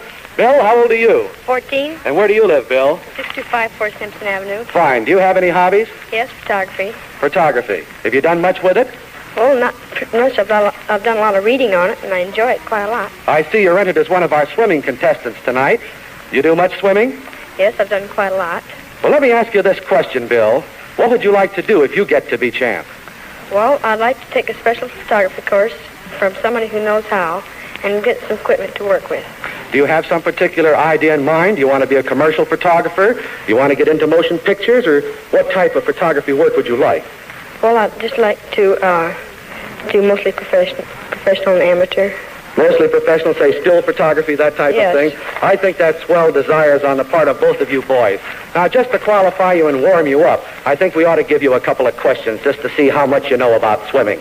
Our swimming questions are by Dwight Homer, age 12, of Tulsa, Oklahoma. Dwight will receive Gatner Wiki swim trunks and a 5-tube portable radio to play at the beach for his grand questions. All right, fellas, now let's get on with the questions. Either one of you answer up just as quick as you can. And the first one that gets it, well, he qualifies just a little ahead of the other fella. Here's the first question. If you were about to swim the English Channel, what would your helpers spread on your skin? Grease. Grease. Grease is absolutely right. Nice going, Joey. Good. Now, we want to get on to one more question just to make this qualification set. What's the world's record for the 100-yard swim? Would you say it's about 78 seconds? Would you say it's about 120 seconds? Or would you say it's about 51 seconds? 51. 78. Well, it's 51 and Bill's right. Now, I think both of you boys are qualified. And I think now you're both eligible to be swimmers. Now, I tell you what we're going to do. We've placed on the stage here 2 tubs of water. And in each one of those tubs, there are 10 ping-pong balls. Now, I want each one of you boys to get in front of the tub on your knees. I want you to take the ping-pong ball out of the water in your mouth, get up, and put it in the other fella's tub. Now, you want to keep that up, and when the whistle blows, the fellow that has the least amount, the very least amount of ping-pong balls in his tub, is the fellow that's going on to the winner's circle to compete for the championship. Now, you just told me, Bill, a moment ago, that grease was very necessary for long-distance swimming. So I think at this point, we ought to put a little grease on the fellas here so that they'll be able to handle the water situation in great shape. All right, I think that's very fine. Now we got a couple of towels for these boys, so we'll keep them in great shape. There's a towel for each. Now get down in front of your tubs on your knees. On your knees, that's the idea. All right, here they go. Oh, there was a collision that time. One's gone in, another one gone in. It's gone over his neck. Here we go. They're spitting them at each other at this particular point. You're not supposed to spit them, fellas. You're getting me all wet. One went over his shoulder. That was a terrific one. Over his shoulder.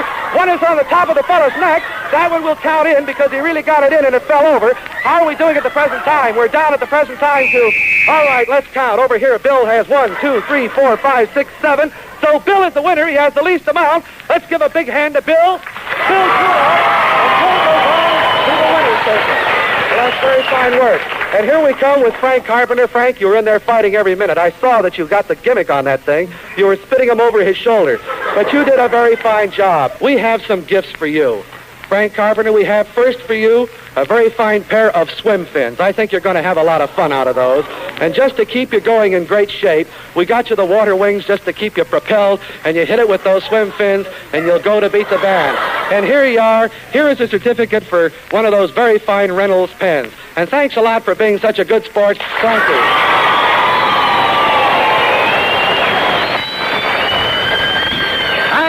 our first non-title event of the evening, the one-man cross-country bike race against time. Hello there, son. What's your name? Mike Sanchez. Mike?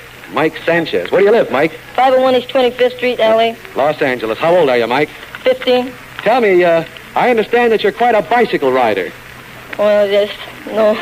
Do you have a bicycle yourself? No, sir. Well, how do you get the opportunity to practice? I was looking for a man that was really a cross-country bike racer. Well, I borrow them and rent them. You borrow them only. I mean, they're always returned, right, Mike? Yes, sir. Now, I tell you, we have a champion course here against time. Do you think you'd like to try it? Yes, sir. You'd like very much to try. Of course, you understand what we're going to do. We're going to tell you that in the time limit we have allowed, that the record is 10.5 miles. Now, just to encourage you, for every mile that you turn up on the speedometer of that bicycle, I'm going to pay you $2. So it's an awfully easy way to make money. Now, if by accident the big gong rings, the fellow that's riding the bicycle when the big gong rings gets a motor scooter. Now, that may happen now. It may happen next week. Nobody knows when it'll happen. But that's a gamble you're willing to take, aren't you, Mike? Yes, sir. Well, let's walk over to the bicycle, you and I, and let's get mounted on this thing. We've got a speedometer on the back wheel, and the moment that you get the signal to go, you keep going. You understand? Yes, sir. And I will come over and tell you when it's time to stop. Now, we've got a little bucket here, and every time that I come over and see that you've gone another mile, I'm going to throw $2 in it. Is that agreeable with you? Are you all set, kids? Yes, sir. You ready to go? Start pumping, boy. You're off. The second event of the evening, the gridiron battle of the century. The contestants, Bill Caudill and Frank Smith. Hello, Frank. How are you? Okay, Tony. What's your age? 14. You're 14. Where do you live, fella? 103 Street, Louisiana. Uh-huh. What is your hobby? Do you have one? Well, I play football. You like to play football. Well, you're the man we're looking for tonight. Tell me this, Frank. What would you like to do if you get to be champ? Go to Catalina. Do you want us to rent a house for you? Oh, no. I mean... Oh, you don't want to live in a house? You just want to stay on the beach? No, I mean, well, live someplace there. In other words, you do want someplace to eat. Well, yeah, I know. And sleep Yeah. and that sort of thing. That's Yeah. what we'll do for you, Frankie, if you get to be champ. Now, let's talk to Bill here for a moment. How old are you, Bill? 17. You are? And what's your favorite hobby? Well, at the present time, Tony, I have no hobby, but I'm going in the Navy, and I feel pretty sure I'll pick up one there. Yes, I understand exactly what you mean, my boy. But we don't consider those hobbies. I understand you're interested in football, is Yes, that right? very much so. Bill, I'd like to ask you this question. What would you like to do if you get to be champ? Well, Tony, this Ram-Redskin game is coming up Friday, as you probably know by now. And, well, Bob Waterfield, Kenny Washington, and all those big-name players are playing. And I'd like to go to that game and sit on the bench with the players. And before a game, I'd like to go in and listen to the talk that the coach will give the players, and also during halftime. I'd like to get a football signed by Waterfield and Washington and Jack Jacobs and all of, just more or less my ideals. And then if it would be at all possible, well, I've always had more or less an ambition to be a sports commentator. And I'd like to go up and, if the program is broadcast about the game, well, I'd like to talk about 3 or 4 minutes on the air, describing the game. Look, Bill, I think you've lined up a terrific bunch of things. The only thing I take exception is why don't you stick to the football and the coach and not try to steal my job? But if everything works out, Bill, and you get to be champ, that's the thing that's going to happen to you. So we're going to take a moment and have a couple of qualifying questions just to see what you fellas know about football. The set of football questions comes from Jimmy Dankers, age 16, of Portland, Oregon, who receives a complete football outfit, cleats to pleats, for sending in his question. All right, fellas, now we're all ready. The first fellow that knows the answer, just speak up loud and clear. Here's the first question. When the Four Horsemen played for Notre Dame, who was their famous coach? Lute Rockne. Lute Rockne is the right answer. I saw you start to say it, Frank, but he's a big guy. All right, now pay particular attention to the next question. Our announcer, Herb Allen, is going to recreate a sporting event for you. And in this sporting event, there are certain mistakes. And every time you hear one of these mistakes, I want you to yell up, interrupt him, and stop him. Is that all clear? Yeah. All right, now listen, as Herb Allen takes you to the football field and recreates for you a startling play. Take it over, Herb. Greetings, football fans. Here we are in the 5th quarter of this great game. Hold the mistake. There's only 4 quarters in the football game. Go ahead. The fifth quarter of this great game, and a large crowd is enjoying a swell contest in perfect spring weather. Hold it. Football's played during fall and winter. Spring weather as two evenly matched nines. Hold it. 2 football 11. Match nines struggle against each other. The score is Notre Dame 2, Southern California, nothing. That's all right. The Irish scored against the Bears. Hold it. Southern California's the Trojans. The Irish scored against the Bears on a touchback in the first inning of play. Hold it. That was a safety. Well, what do you know? You got them all but one. You got them all but one. Congratulations to you, Bill. We got to get the kids through some kind of an event here. Are you both ready? Let's throw sweatshirts on them. And we have for you a pig skin, but unfortunately, we forgot to take the pig out of the skin. So here's what we're going to do. I want you boys to put on both sweatshirts, and I want you to get inside that ring. Now, the first fellow that gets a hold of that pig when we say go, he's the fellow that's going into the winner's circle to be a contender for the title of champ. Now, are you fellas all ready? You're all set? Now, this pig's all greased. There they go. Oh, well, what do you have to say now, Bill? Try to have me. You got it. Well, there's our winners going in the final circle, and here's Frank. Frank, you've been a very good sport on this whole thing. And I tell you what we're going to do with you. We're going to give you, there goes your friend. We're going to give you $5 silver for being such a good sport. You keep the sweatshirt, and here's an official regulation football for you. How about that?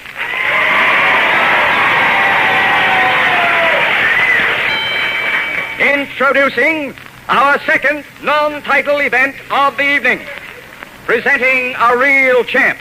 A champ who's fought his way back to health. Meet Johnny Lee.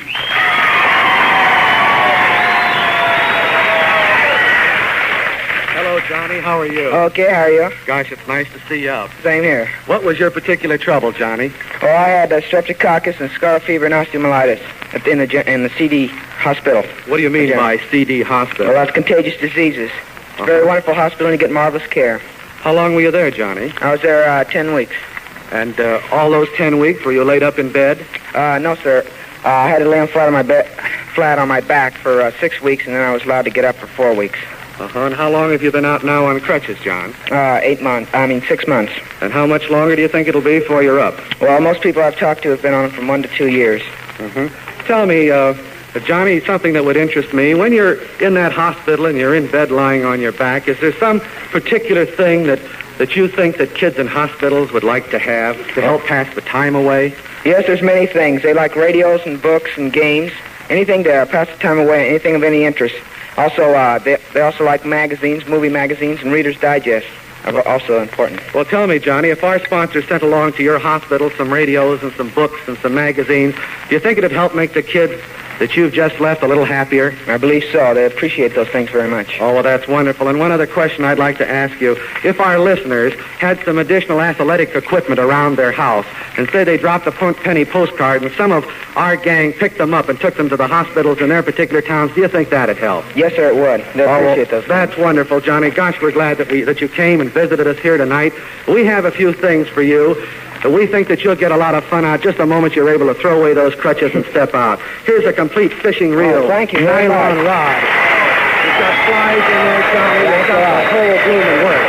And that's not all we have for you, Johnny. We thought it'd be pretty nice that you might like a reflex synchro model camera. Oh, fine. Of course, you know, this particular camera is the one that we just use for taking fish pictures, but you take any kind you want. And there's some film for it. And last but not least, how about this silver? Are you happy with those, Johnny? We sure are. Thanks very much.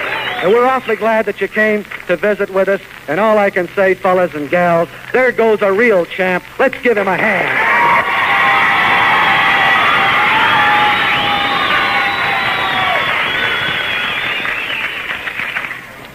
I think it's about time we looked in and see how the bicycle rider was doing. Poor old Mike over here, we've almost forgotten all about him. I look on this point at the present time, and I see that the kid has gone 7 miles. 7 miles already, and that's going to pay him a number of $14, and here they go. How do you feel now, son? Okay. He's sweating pretty much. Give me a towel. I got to dry him off. This kid is just absolutely frantic. Have you got a word to say, Mike? What do you want to say? I'll keep going till I'm tired. You're not tired yet? Nope. I think you want me to dust you off some more. Would you like a glass of water? No. Maybe you ought to have a little something to drink. How's that? How you doing? A little bit on your hair? Yeah. That's fine. All right, you keep going, Mike. We'll be back to see you later. The third event of the evening, 3 sets of championship tennis. The contestants, Kitty Culver and Butch Carlson.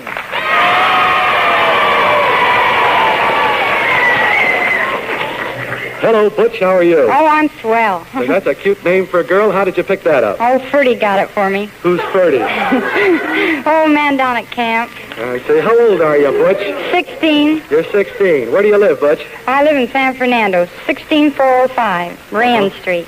Tell me, Butch, do you have any particular hobbies? Oh, I like to collect perfume bottles and dolls, and that's about all. Well, some particular type of perfume bottles or some particular type of doll? The expensive kind of perfume bottles. Oh, I see. Do you like the perfume in them? Oh, sometimes. Sometimes. Do you have a favorite perfume? I don't know. Ruby Gauze Kelk is good enough for you.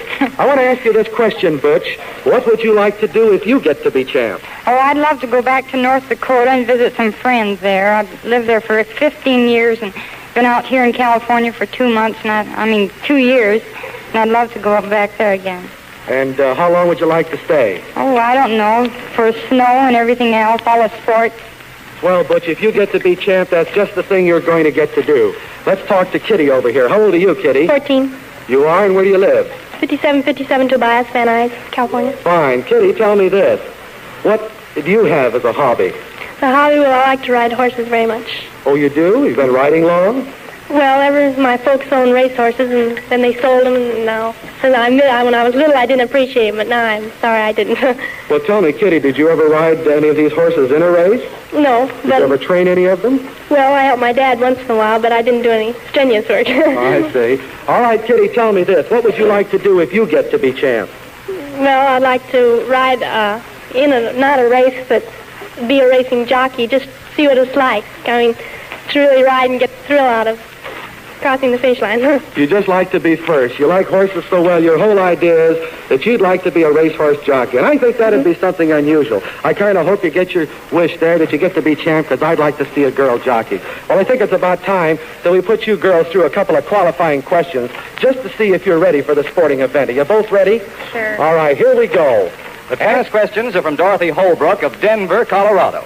Dorothy will receive a genuine Spalding tennis racket and 1 year's supply of tennis balls for her questions. All right, now, kids, the first one that knows the answer, just answer up real quick. Why are tennis balls fuzzy? So they won't slide. Well, I'm telling you, I didn't have any idea, but that's pretty close, because legally, to catch the wind, to give them control. So that's very much the same idea. I'll call that a tie, and I'm proud of both of you. Now, answer me this. The scorekeeper looks at you and says that you are loved. What does he mean? Hi. Good. I think these girls have qualified.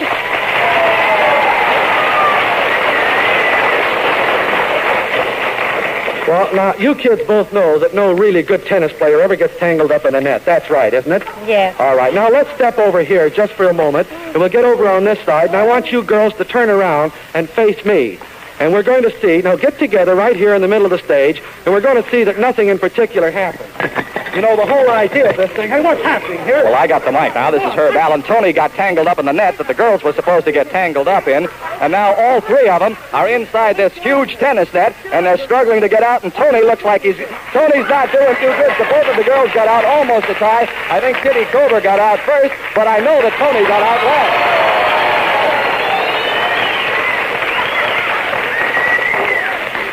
Gosh, congratulations, Kitty. I don't know how I got in that mess. I came out a poor third. But you're all ready to go into the winner's circle, and we'll see you a little later on. And for Butch, you did a great job, Butch. You beat me out. We have for you a wonderful tennis racket, and it's made by Don Budge. That's the real McCoy, and there's a half a dozen tennis balls. How about that?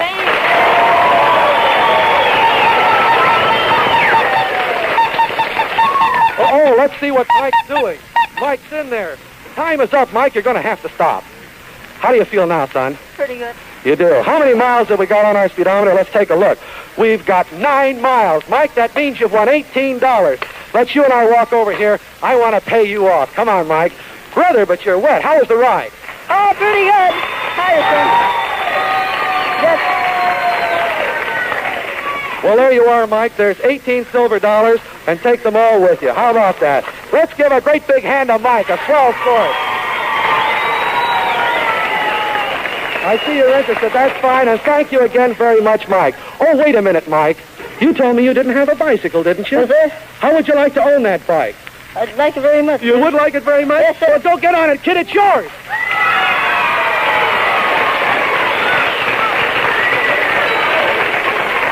Ladies and gentlemen, for the championship of the world, the main event of the evening, a battle to the finish over the famed Champions Course, requiring speed, skill, coordination, and endurance. Now to hail the champ. The contenders for the champ's diamond belt are our swimming winner, Bill Sherlock, our football winner, Bill Cordell, and our tennis winner, Kitty Corver. Oh, that's swell. This is what we're going to do now. We're just going to recheck here for a moment. Kitty Corner, you were the girl that wanted to be the girl jockey. Is that right? Your great ambition? Getting close now, isn't it? Yeah. Fine. And here's Bill Cordell. You were the chap that wanted the opportunity of seeing a swell professional game and sitting with the coach. Is that right? Yes, sir. Well, you're getting close to it now, aren't you, Bill? Oh, I hope so. Well, and here's Bill Sherlock. And what was it you wanted, Bill? Well, I want to become a photographer doing the still work, the enlargers, and I like to have somebody teach me who knows how. Fine. Well, now, you three kids all realize you're pretty close to your great ambition at this stage of the game. But we have one more hurdle, and that's the terrific, tough Champions Course. So I just want to take a moment and explain to you actually what's going to happen. Now, as you see, we have 3 lanes set up here on the stage. You can see that very plainly. And each one of you has now a basketball, each one of you has some crackers, and each one of you has a balloon. Now, you're supposed to go down the obstacle course with the basketball, with the crackers, and with the balloon.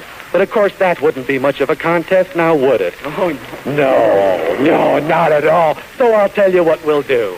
We'll dribble the basketball. That'll keep us busy. Now, there's no sense, is there, Kitty, in hanging on to the crackers? So let's eat the crackers. Shall we do that? That's fine. Now, there's no sense in just running down the stage, so we put a big box in front of each one of the lanes, and you have to go over the box. And if you look down the lane, you'll see a great big barrel, so I want you to crawl through the barrel. Then when you get to the other end, stop, ring the bell, put the bell down again on the bench, come back, through the barrel, over here, run up to the microphone that's standing right in the middle of the stage, and I want you to take your balloon and start blowing. And keep blowing that balloon, and the first one that gets back to the microphone, breaks the balloon, that's the champ. Now, does everybody understand what they have to do? There's no questions at all, is there? So we're all ready. Get on your marks and get set. There they go, folks. Right first time. Kitty's gone through the barrel. Kitty's up. Oh, they're dribbling. Kitty's put her bell back. Little Bill is coming. Here comes Big Bill. Here he comes. Now comes the big contest. Bill is up in front of the microphone at the present time, but he's trying to blow his balloon. Little Bill's got his blown up. Come on, Little Bill. Kitty's standing there. They got too many crackers in their mouth. They just can't blow the balloon. Here goes Kitty. Kitty's almost got hers. Come on, Kitty. Keep going. Keep going. There goes Kitty. Hers is almost broken. Until poor Big Bill can't even get his started. There goes Kitty. She's up the net. Kitty wins. Oh, she wins. So hail the champ, the winner and new champion, Kitty Corver.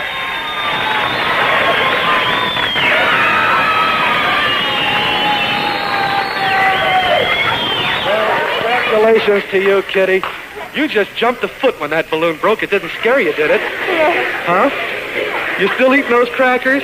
Well, they're dry. They're dry, are they? Well, Kitty, you did a wonderful job. And I think before we get started with you, I think it'd be an awfully nice thing if we just took a moment and in your honor, we gave the 2 runners-up that did such a swell job, and you know that they did, don't you? Mm-hmm. Let's just take a moment and give them their prize.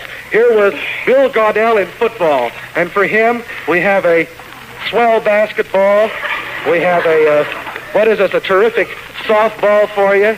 Here's a regular baseball, and here is a terrific album of records. How about that, Bill?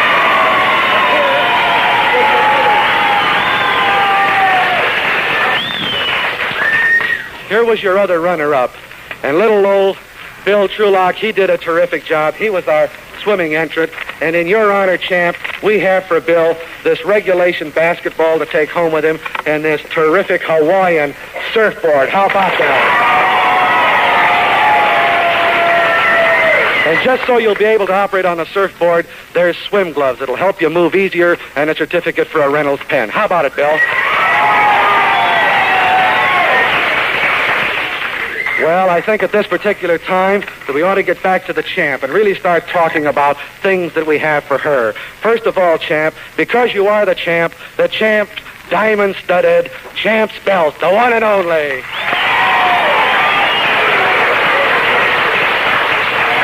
Now, first off, Kitty, here's a complete archery set.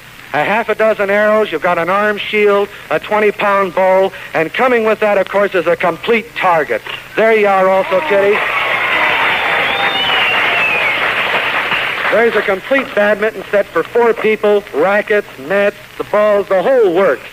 In case you get a little tired playing badminton, here's a regulation Don Budge racket and a half a dozen tennis balls. How you feeling, champ? Well... You happy? Yes, sir. Oh, that's good. Now, I never saw a girl that couldn't play a little baseball. Here's a regulation mitt and a baseball. How about that, That's Kitty? really swell. I never expected it. Happy? Yes, That's sir. what we want to hear. And we got some more things coming up for you. Here's another terrific camera for you to take a lot of sporting pictures. How about that, Kitty? Oh, you like that? You like music? Yes, sir. Here's a record album of records. Oh, right. And then also, Kitty, you notice here's your Philco radio. That's all right, honey. Don't cry. We're happy. And there's a radio, and it plays records and everything. How about that, darling? Well. Oh, I'm glad. Now, in case you run into trouble with anybody, Kitty, dear, here's a set of boxing gloves. And you just put them on and knock the devil out of them. How about that, honey? Oh, gee, You happy, dear? Yes, sir. Oh, well, that's wonderful. And those are the things that we have for you, Angel. And I think we ought to have just one more thing. You did such a wonderful job with that basketball. I think you ought to get to take that home with you because you dribbled it down the court, and that's what you won with.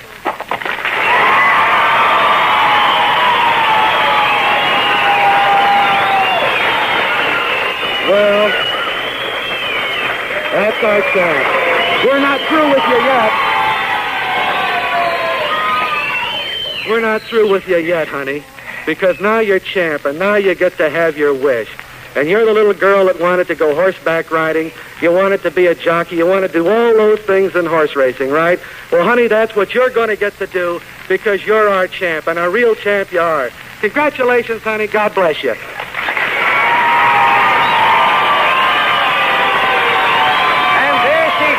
The champ herself.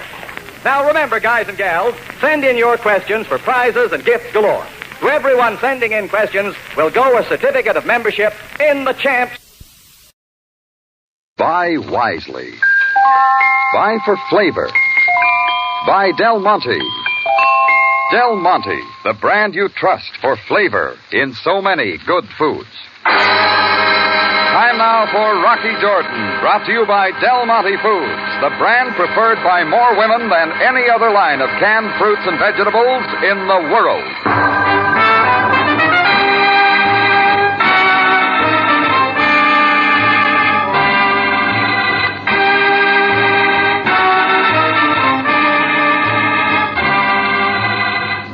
Not far from the Mosque Sultan Hassan in Cairo stands the Cafe Tambourine, run by Rocky Jordan.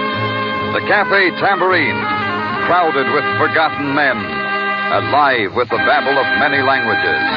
For this is Cairo, where modern adventure and intrigue unfold against the backdrop of antiquity. Del Monte presents Rocky Jordan and this week's story, Black Ball.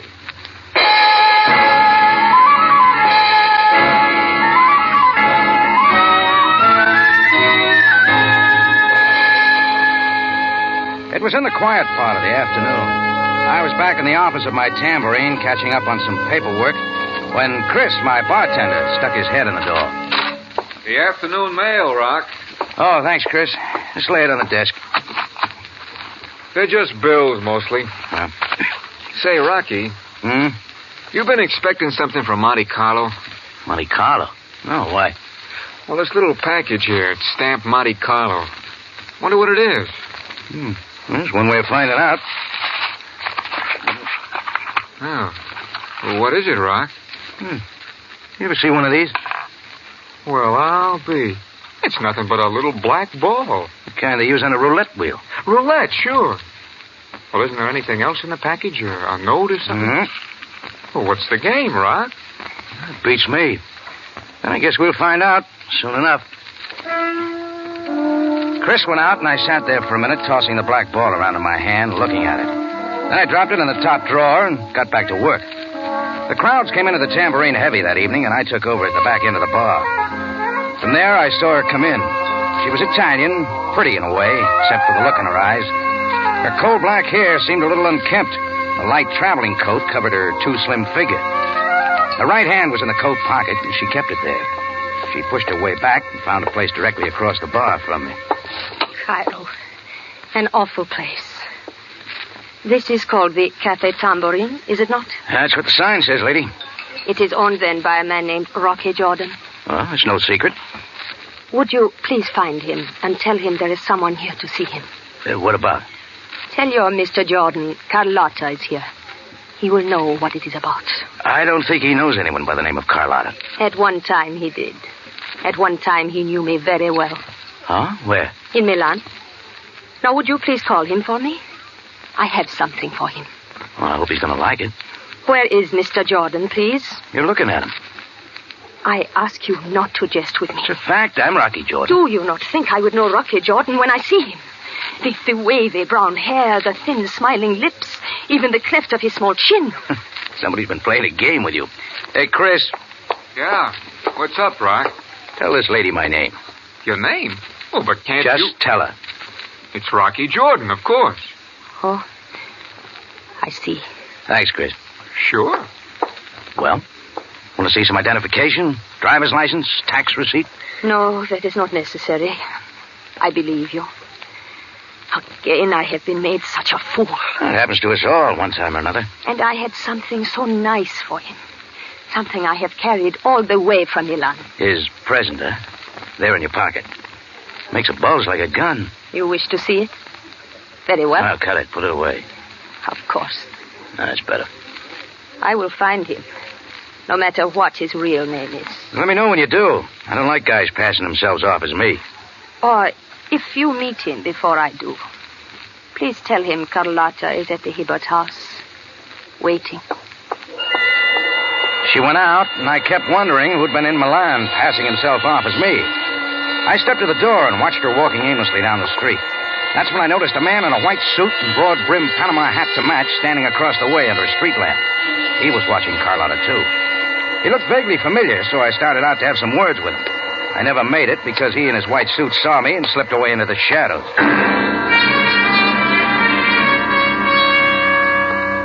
It was later that night that things began to happen again. I was walking down the busy Sharia El Booth on my way to a friend's house for a poker session. It was the red coat and the briefcase that first caught my eye. Then I saw the puffy red face and the blunt nose. It was a short, heavy-set man with arches in his shoes coming my way, and he didn't stop until he bumped into me. Oh, so sorry, my friend. I moved to go on when I saw his fist open up before my eyes. In it was a little black ball, a roulette ball, exactly like the one that came in the mail. My calling card. We should talk now, Mr. Jordan, no? Yeah. This sidewalk cafe is most convenient. Perhaps the vacant table. Yeah, you're leading, mister.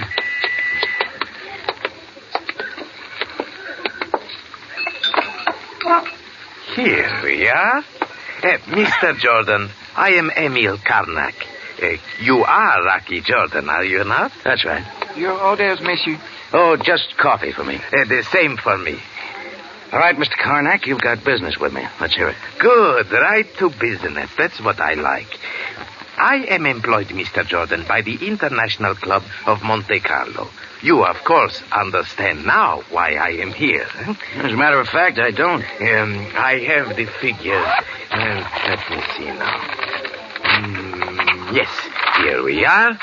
July 2nd, 1949, you, Mr. Jordan, spent a session at a roulette wheel in the Monte Carlo International Club. I did? You lost at the roulette wheel a sum of 100,000 francs. You wrote a check for that amount, which was not good. That's what your notes say. Oh, they are correct. Thus, the management of the International Club have dispatched me to Cairo, Egypt, to find Rocky Jordan, owner of the Café Tambourine, to make collection. The coffee, monsieur. Oh, thank you. Wait. Here, you may keep the change. Merci, monsieur. Now, let's get this straight, Mr. Karnak. You mean you've been sent clear from Monte Carlo to collect 100,000 francs from me? Oh, I flew in only this morning. Oh, Mr. Jordan, delightful trip. The Mediterranean is a beautiful sight from the air at this time of year. Don't you think... Why all this hocus-pocus with the black ball? It was sent in hopes you would have the money ready. Only you don't come to the tambourine, you collar me on the street. Oh, it is my method to handle these affairs with a minimum of embarrassment. Yeah, that's all very good, Karnak, only you got it wrong. I haven't been playing any roulette wheels, and I haven't been to Monte Carlo in years. Indeed. There's a guy passing himself off as me. He's the one you're after. Well, I have a photograph of the Rocky Jordan I am looking for. The one who wrote the bad check. It is a photograph of you. Now, 100,000 francs payable in cash this time, plus my expenses, which I shall itemize. And if you don't get it? But, Mr. Jordan, there is no such thing. I always get what I am after. But I am not unreasonable. It is night now. I am perfectly willing to wait until tomorrow morning when the bank opens. If you want me before then, I am at the Pyramid Hotel. Good night, Mr. Jordan. Emil Karnak tipped his hat, snuggled the briefcase under his arm, and walked off and down the street. After a second, I moved to follow, till I saw somebody else lingering a couple of doors away. It was the same fellow I'd seen outside the tambourine when Carlotta had left me that evening. The one in a Panama hat. I moved over to him. Bother you for a light, mister? Oh, sure. Hey, Rocky. Hiya, Rock. I thought I'd seen you before. Sure you remember me, Al Margo. Yeah. Real big newspaper man around the Near East, as I remember. That's it. Haven't seen you in a long time, Rock. No, not since they kicked you out of Cairo. Oh, now, Rock, that's unfair. Discredited, maybe, but reporters got to take chances. All right, skip it, Margo. We got other things to talk about. Well, we have, Rock? Yeah. Why were you watching me and Carlotta, and now Karnak? I don't know what you're talking about, Rock. Rocky, look out! Come on, Rocky, let's get out of here. I stayed with Al Margo as he raced through the streets and the alleys. Then he cut back, and not far from where he'd started, he ducked into a third-rate rooming house, up to a back room on the upper floor. His key opened the door, and we were inside. After cutting on a light, the first thing he did was reach for a bottle. It looks like you got girl trouble, Margo. What do you mean by that, Rock? That hole in your hat will explain. You got an angle? Sure. Her name's Carlotta, the Italian girl you were watching at my cafe this evening. The description she gave me fits you to a collarbone. Tall, brown, wavy hair, thin lips. She get my name? No. She said you were Rocky Jordan. That means you've been passing yourself off as me. All I want to hear is why. Just a little gag, Rocky, and lots of times you don't tell a girl your right name. And there's something else I want cleared up. You been to Monte Carlo lately? Put down that bottle and answer me. Take it easy, Rock. So I've been to Monte Carlo. What about it? Using my name and my address in Cairo? You got a sense of humor, Rock. You can take a joke. Not when you write bad checks in my name, Margo. Not when a guy named Emil Karnak shows up from the International Club to collect your gambling debts from me. You want some more? Okay. Sure, I used your name. I did lose a few pills at the International Club. All right, that's all I wanted. Right now, you and I are going to hunt up Emil Karnak. You're going to tell him you're the one who's been passing himself off as me. Rocky, I'm not going anywhere. Oh. Your gun says that, too. I can't tell Carmack I'm the one he's looking for. Now, Rocky, I can't do that. Why not? Because I haven't got the money to pay him. And Karnak won't like that. Then that's Karnak's problem. No, Rocky, that's your problem. Because as long as I don't tell him I'm the one, he'll be looking at you. So it looks like you're going to have to pay it yourself. It's just the way you get it figured, huh? Suit yourself. But if you don't cancel the debt, Rocky, Karnak's going to cancel you.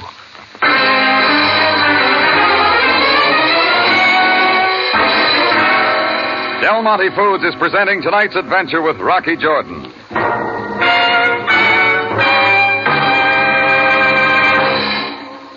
Let's turn back the clock about 24 hours and drop in on Mr. and Mrs. Johnson. They're just returning from a football game.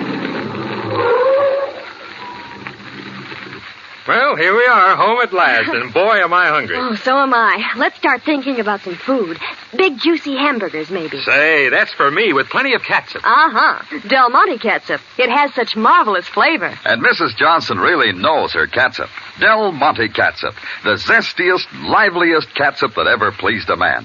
Now that football season is in full swing, you'll find Del Monte catsup a bigger help than ever when planning lunches before the game or supper afterwards. It's a smart hostess who serves hearty food and lots of it, with plenty of Del Monte catsup handy to add bright, rich, spiced tomato flavor. Yes, that marvelous tomato flavor you find in Del Monte catsup, the only catsup made with pineapple vinegar.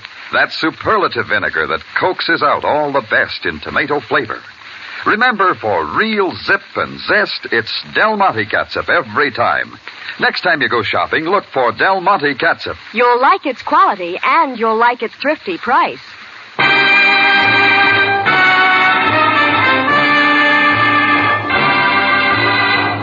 And now we take you back to Cairo, and tonight's Rocky Jordan story, Black Ball.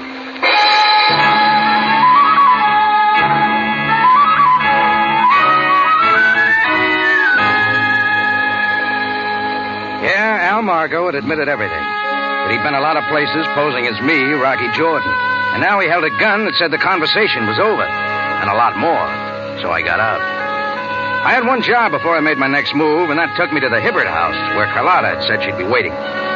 She hadn't been waiting long because her overcoat was lying across a chair as she opened the door. Mr. Jordan, for what reason do you come here? I figure I'll find it here in your overcoat pocket. The gun... a couple of shells, empty maybe? Then you will be disappointed. The gun is not there. Where is it, Carlotta? If I tell you, you will take it from me. So why should I? I don't want you throwing any more shots at Al Margo. Not yet. Al Margo? In Milan, he used my name. So, his name is Al Margo. I'm glad you told me. Now, please, tell me where I can find him. It works both ways, Carlotta. You haven't yet handed over the gun. And you have not yet told me why you should care. Because there's a real smooth bill collector in from Monte Carlo named Emil Karnak. He's looking for Margo, too. Only he made the same mistake you did by coming to me. Oh, I see. You tried for Margo's life once tonight. I don't want that to happen again. Not till he clears me with Karnak. I have not shot at Al Margo. I think different. You came to Cairo to find him and kill him. Why should I deny that? Carlotta, I think you'd better stay right here. And why should I? Because I don't want Margo killed by you or anybody else. Not till he talks to Karnak. I shall do what I like, Mr. Jordan. We'll fix that. I dialed Chris at the tambourine and told him to get right over. I stayed with Carlotta till Chris showed up, and then told him to hold her there till I got back. Then I went over to the Pyramid Hotel to get Karnak. I found him in the all-night grill alone at a front table. Ah, Mr. Jordan, a pleasant surprise. Please sit down. I'm glad you're here, Mr. Karnak. I want to clear this up tonight. Ah, you have the money then, Mr. Jordan. No, but I have the man you want. He called himself Rocky Jordan in Monte Carlo, but his real name's Al Margo. He's right here in Cairo. Mr. Jordan, my employer sent me only to see you. I know of no such man. And it's time you met him. Come on.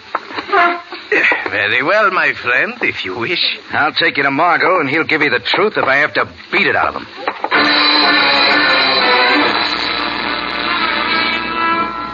Our taxi made it in a hurry through the night streets to the little rooming house. Karnak and I went right in. At my first knock, the door was open, but not by Al Margo. Standing there, a freshly lit Egyptian cigarette in his hand, his fez correctly fitted on his head, was Captain Sam Sabaya, Cairo Police. Well, come in, Jordan. You ought to try sleeping at night, Sam. He is the one most noble Captain Sabaya Day. Huh? I do not know the one with the red coat and the red face, but this man, I would swear... A moment, woman. Jordan, you see, on the bed? Yeah. Is he dead, Sam? You grasp for precious seconds, knowing full well that he is dead.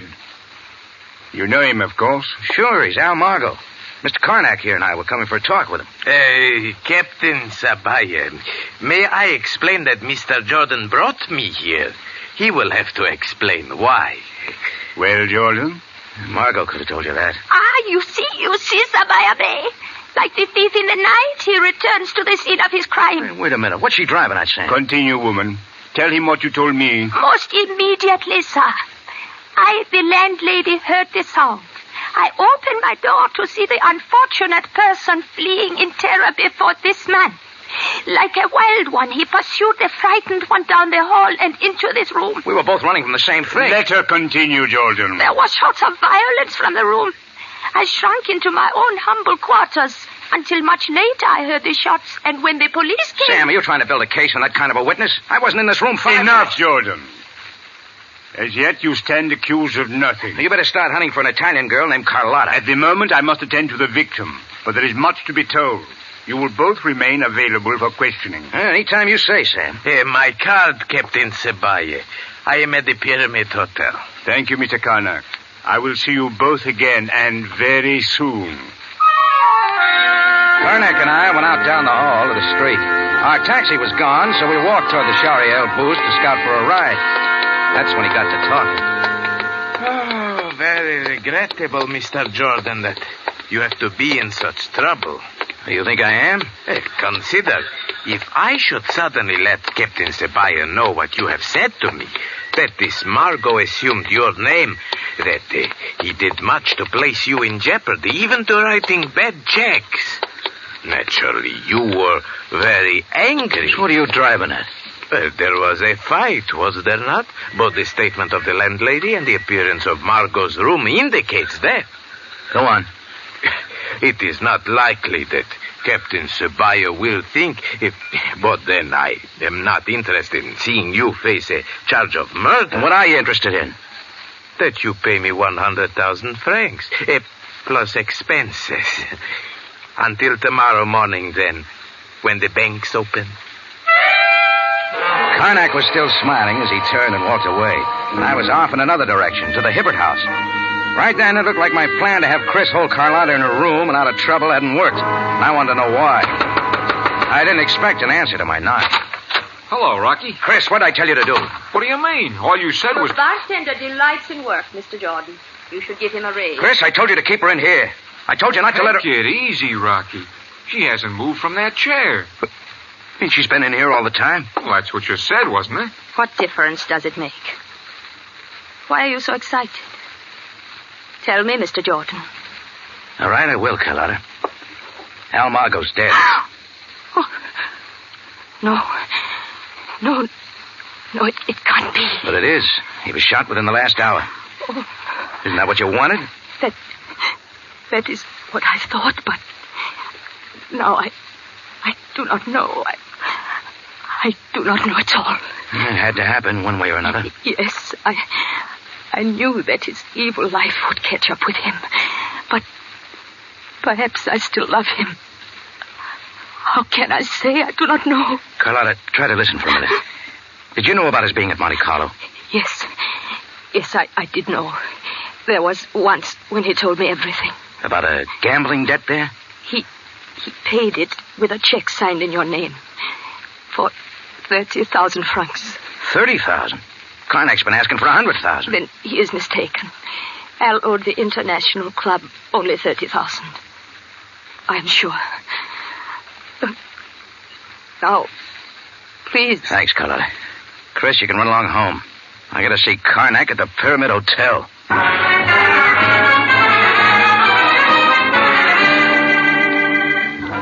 In less than a quarter of an hour, I was in the lobby of the Pyramid. The room clerk was dozing at his desk. I didn't bother him, just had a look at the register, took his pass key from a hook, and went up to Emil Karnak's second-floor suite.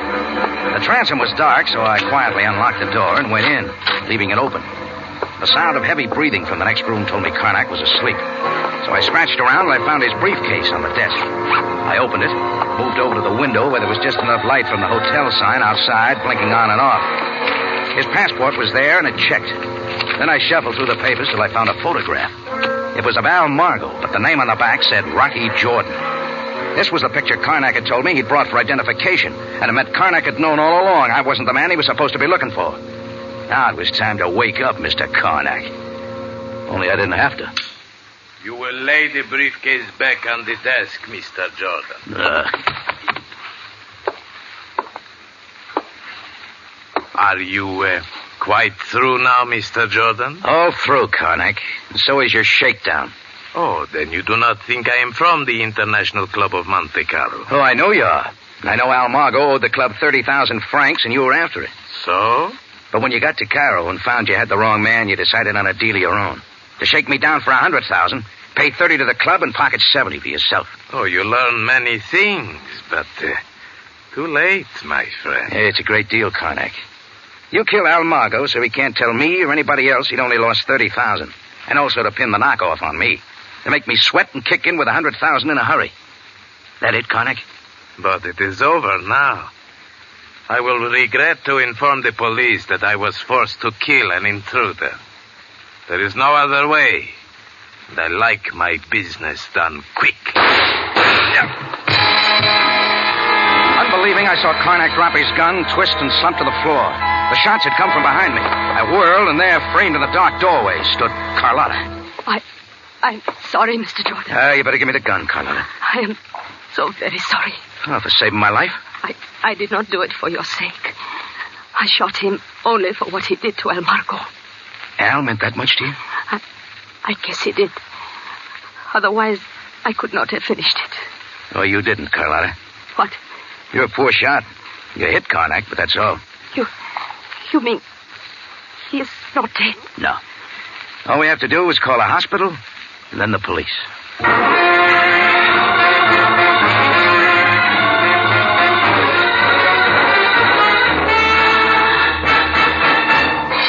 In just a moment, Rocky Jordan returns to conclude tonight's story.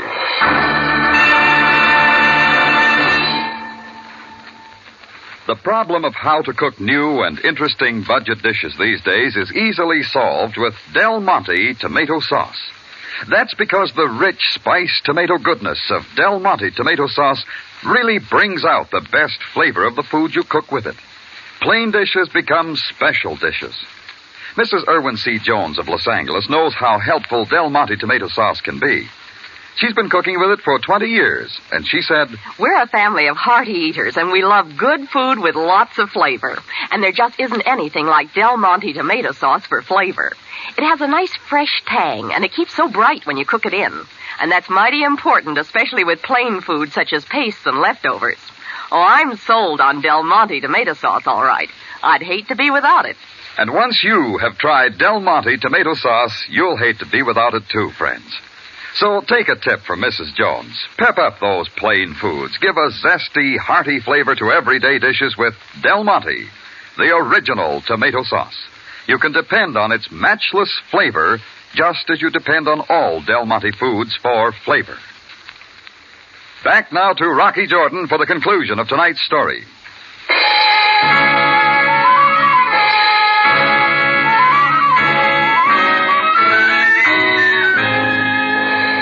Well, a phone call brought Sam Sabaya in a hurry.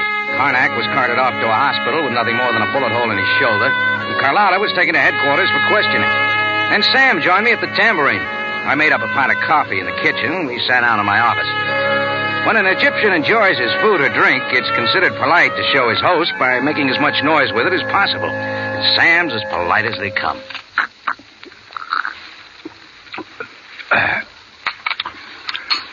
Most excellent coffee, Jordan. That's what I hear, Sam. The manners of the East bewilder you at times, do they not? Just as I do not understand certain ways of your people. Sometimes they all confuse me. Yes, indeed. Yet the inherent traits we find in all people, do we not? Love, hatred, avarice, fear. Yeah, and we saw them all today. With the pitiful Carlotta, it was love. Mixed up with hatred. After Margot left her in Milan, she came to square things. Didn't help when she found out he hadn't even told her his right name. And the avarice we find in Emil Karnak. Good employee of his company till he saw the chance to get rich. He found out Margot was his man, but he also found out Margot didn't have any money. Karnak thought I did, so he killed Margot and kept the heat on me. It's too bad he didn't get a look at my bank account. I fear that Karnak has quite enough trouble ahead. We shall get a confession. All I'm concerned about is Carlotta. Why, Jordan? Did she not fire the gun only to save your life? Well, yeah, sure. She will be given her freedom.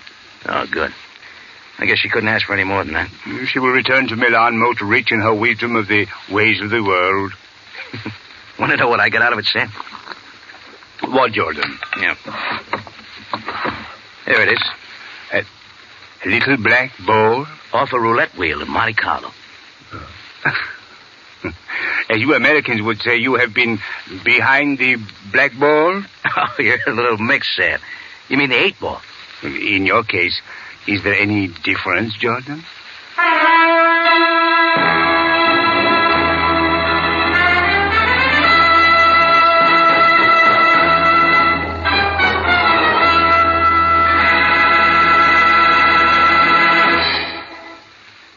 For the finest in tomato flavor, enjoy the whole family of Del Monte tomato products. Del Monte catsup and chili sauce, Del Monte tomato sauce and canned tomatoes, and Del Monte tomato juice. Remember, buy wisely. Buy for flavor. Buy Del Monte. Del Monte, the brand you trust for flavor in so many good foods.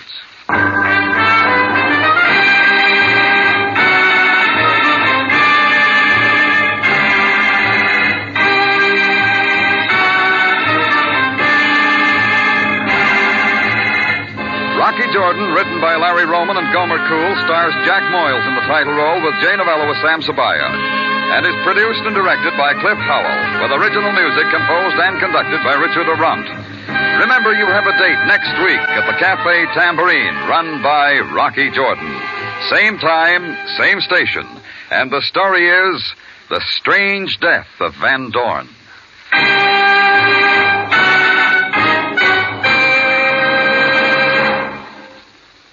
Here's the handiest, easiest way to brighten a meal. Del Monte Fruit Cocktail. 5 luscious fruits ready diced to serve as is. Everybody likes colorful, delicious Del Monte Fruit Cocktail. Now, just a reminder. The Community Chest helps you by helping others. Have you given your share? Support your Red Feather Community Chest services.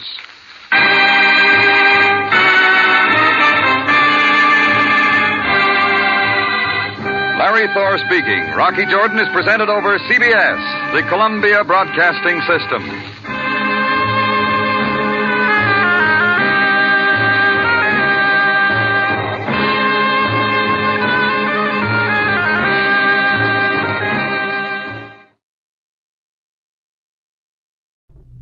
National presents CARTUNE-O.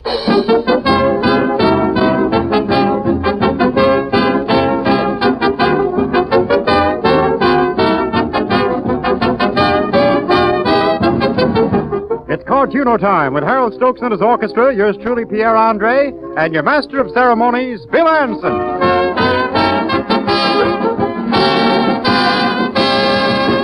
And here he is, your chairman of CARTUNE-O, Bill Anson. Yes, sir, it's Firecracker Bill Anson on deck, all set to bring you another 45-minute session of CARTUNE-O, radio's greatest game of thrills. Now, as usual, the fireworks will consist of hundreds of dollars in cash prizes and thousands of grocery bag prizes. Now, get this. Everyone can win because every card is a possible winner. There are no blanks. The cash prize will be awarded as follows. First prize, $100. Second prize, $75. Third prize, $50. Fourth prize, $25. And fifth prize, $15. Tonight's cash prize winners will be selected from grocery bag winners of last week. So, if you won a grocery bag last week, put down this number right now. Harrison 3180. That's Harrison 3180. If your name is selected and announced on tonight's program, telephone Harrison 3180 immediately. If you live out of town, call collect. You must call within 7 minutes after your name is announced, or the amount of your prize will be added to the next prize awarded. All ready with your CARTUNE-O cards? Then let's go. Just identify the song we play and match it with a cartoon on your CARTUNE-O card. And National presents CARTUNE-O.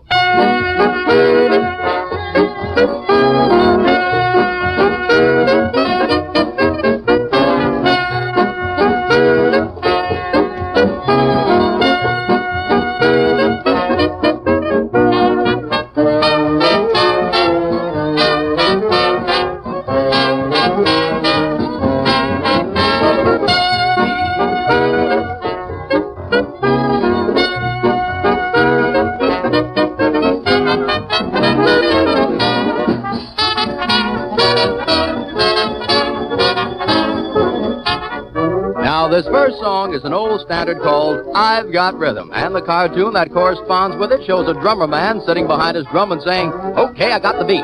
Now, that's the last song title I'll tell you. From now on, you're on your own.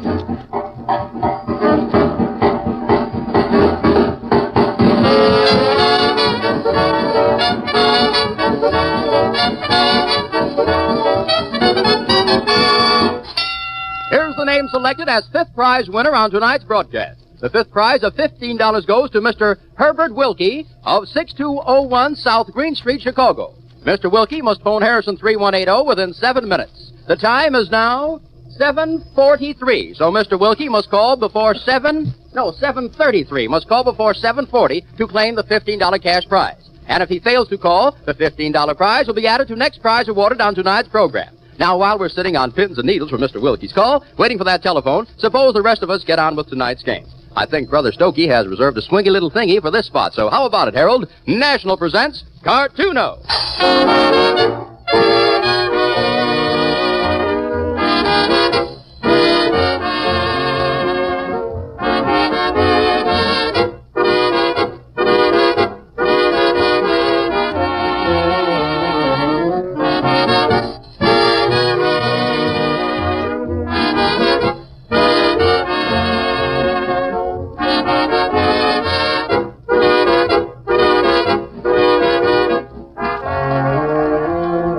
Here's a song about the little bird who believes in good luck signs. Yes, sir. He knocks on wood all day long. So pick away at that and see what it brings you. Possibly the name of the song.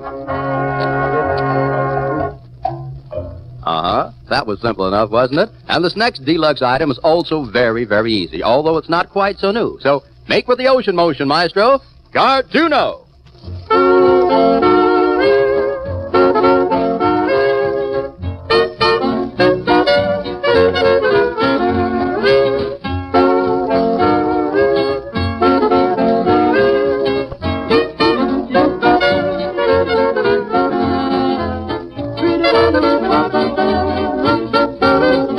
Mr. Wilkie, you have 5 minutes to get that call in and $15. Well, sir, here's a musical mystery that seems to have only 2 solutions, any way you look at it. Now, you're between the man with the pitchfork and Davy Jones' locker.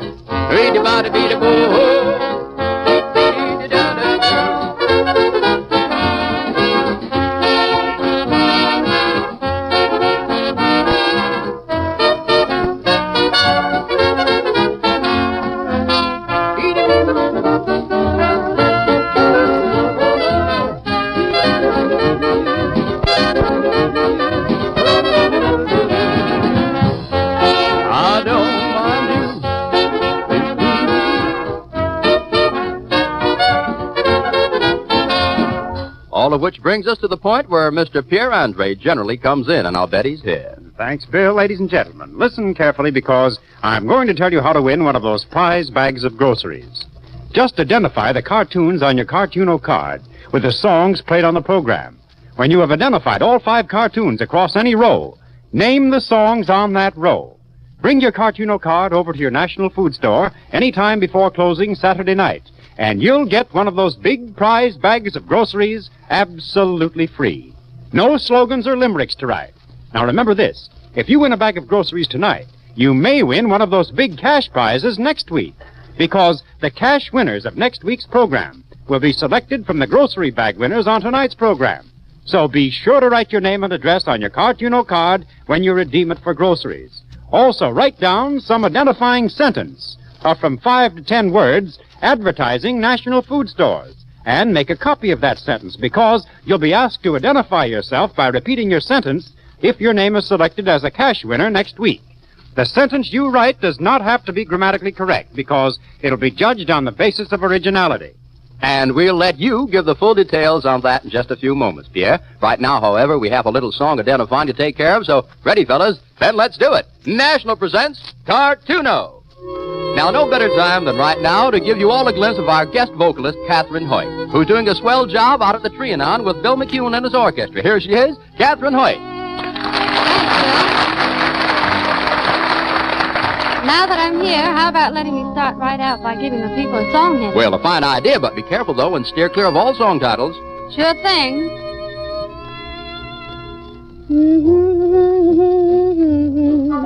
You must have been a wonderful child when you were only starting to go to kindergarten. I bet you drove a little boys wild. And when it came to winning blue ribbon, oh, I bet you showed the other kids how. I can see the judges' eyes as they handed you the prize. I bet you made the cutest bow. Oh, you must have been a beautiful baby. Oh, baby, look at you now.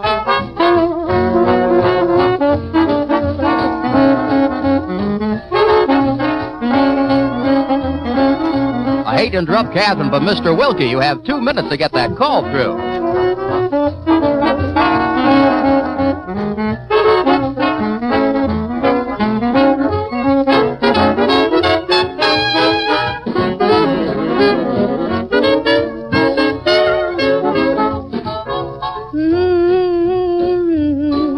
You must have been a wonderful child when you were only starting to go to kindergarten. I bet you drove a little boys wild. And when it came to winning blue ribbon, oh, I bet you showed the other kids how. I can see the judges' eyes as they handed you the prize. I bet you made the cutest bow. 'Cause baby, look at you now.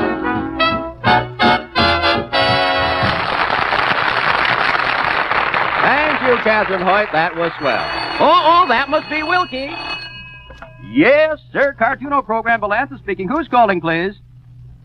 Well, how are you, Mr. Wilkie? Now, everybody's asked you this, but I know you're no relative to Wendell, are you? But everybody's been asking you that, haven't they? Most of them have. What a stale gag. Well, I'll just forget it. Well, now tell me, what is your address, Mr. Wilkie? That's right. Now, your identifying sentence, please. Uh-huh.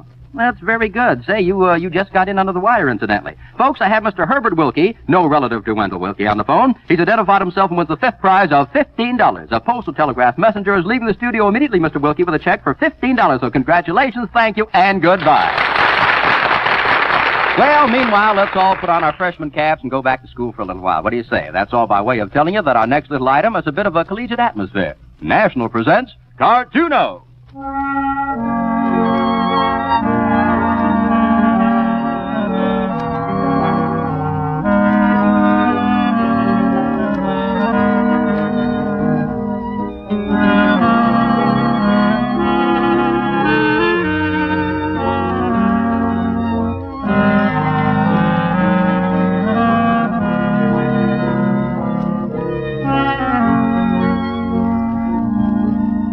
This is a fraternity sweetheart song. As the lyrics explain, the moonlight beams on the girl of my dreams. She's the sweetheart of da-da-da. Now, you supply the 2 Greek letters. The Greeks have a word for that.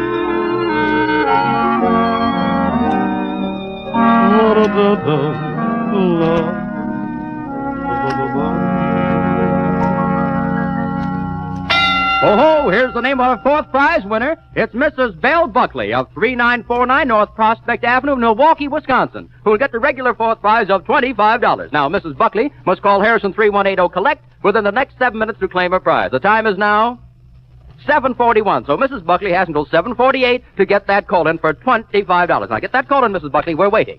And now, ladies and gentlemen, boys and girls, we have a very special 4th of July treat for you. The musical fireworks of the Harold Stokes Fife and Drum Corps.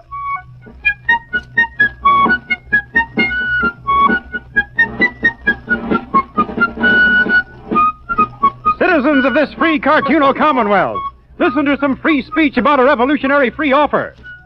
Seriously, folks, the National Tea Company presents you with a free 24-ounce bottle of zestful, sparkling, refreshing American Home Cola with every 3 bottles you buy at your National Food Store for 25 cents. Now, that means you get 4 of those jumbo 24-ounce bottles for only 25 cents. And what's more, National invites you to compare the value and compare the cola. The value? Well, there are 24-ounce bottles, mind you, not the usual 6 or 12-ounce bottles. And you get 3 of them for only a quarter. The 4th bottle is free. Now, take them along with you in National's handy carry 4-bottle bag. Now, about the cola. It's American Home Cola, made and bottled in National's own modern beverage plant. And like all National's American home foods, made to satisfy the high standards of American taste. Now listen, you can use the blindfold test, comparing the contents of a bottle of American Home Cola with other beverages of this type without looking at the labels. And you'll find in American Home Cola a delicious, satisfying quality at a tremendous difference in price. Now remember, you get one free 24-ounce bottle with every 3 bottles of American Home Cola for only 25 cents. Yes, 4 big bottles for a quarter. Get your supply tomorrow at your National Food Store. National Food Stores are the exclusive distributors of American home beverages and canned goods. In Wisconsin and Iowa, they're sold under the brand name Sweet Girl. Sweet Girl. Thank you, Pierre. You succeeded in making me thirsty. Looks like I'll have to dig into my own supply of American Home Cola while Harold Stokes and his gang do things with notes. And National presents CARTUNE-O.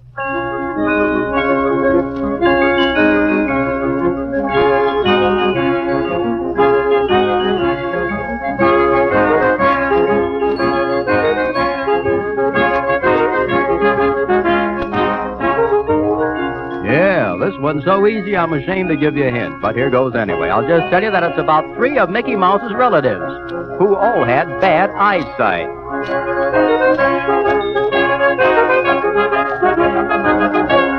Harold, you did so well that we just can't wait for more of your baton waving. But right now, I'm in the mood for another old-timer, so suppose you deliver the goods. That's your cue, fellas. CARTUNE-O!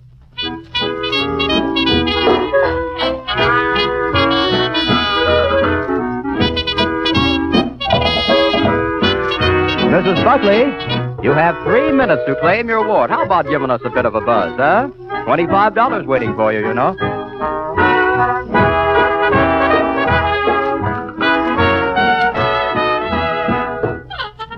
They've written all kinds of songs about dark clouds that have silver linings, but did you ever hear of a song written about silver clouds with dark linings? Well, that's just a twist for the hot weather, I guess, and that's all I'm going to tell you right now.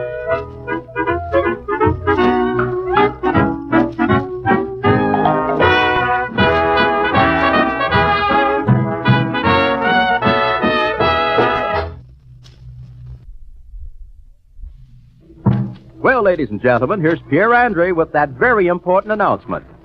Thank you, Bill. Folks, would you mind turning your CARTUNE-O card over for a moment?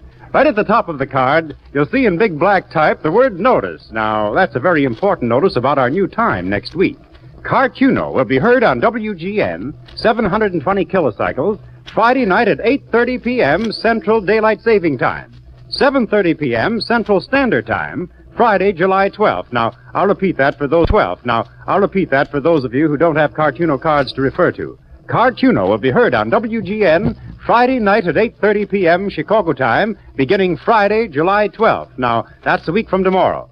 And, folks, don't forget to tell your friends about our change in time because you don't want any of you to miss the opportunity of winning those big cash and grocery awards.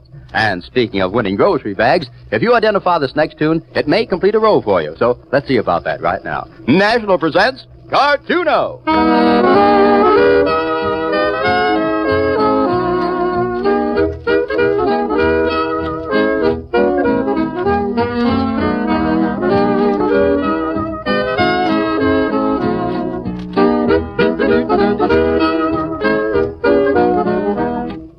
Now, here's a ditty that's just as easy as ABC. Now, it's all about... Say, Bill, do you think that maybe I could... I know. You want to give the hint. Yeah.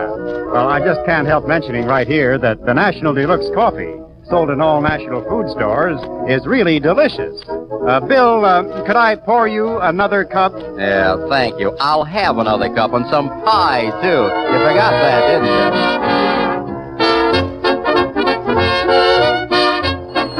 Oh, there it goes. Hello, CARTUNE-O program. Bill Anson speaking. Who's calling, please? That's right, Mrs. Bell Buckley, isn't that it? Now, what's your address, please, Mrs. Buckley? Oh, that's swell. You're in Milwaukee, aren't you? Say, how do the Brewers make out there today? Doubleheader?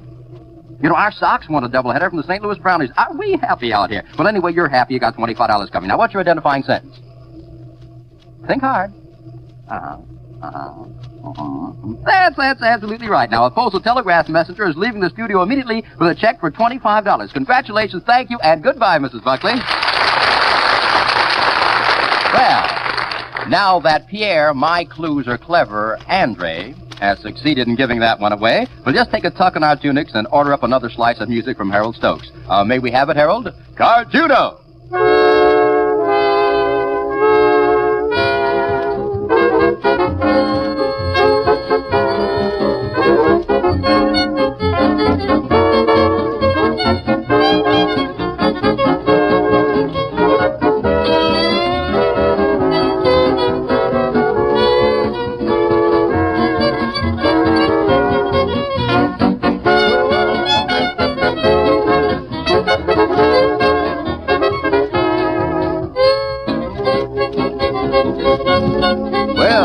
song identified with Sophie Tucker, the last of the Red Hot Mamas. And here's a bit of simple arithmetic as a hint. When you add up a group of numbers, you get the sum of the numbers, don't you? All right? When you add up Monday, Tuesday, Wednesday, and Thursday, what do you get? Why, the title, of course. I hope that doesn't leave you in a daze.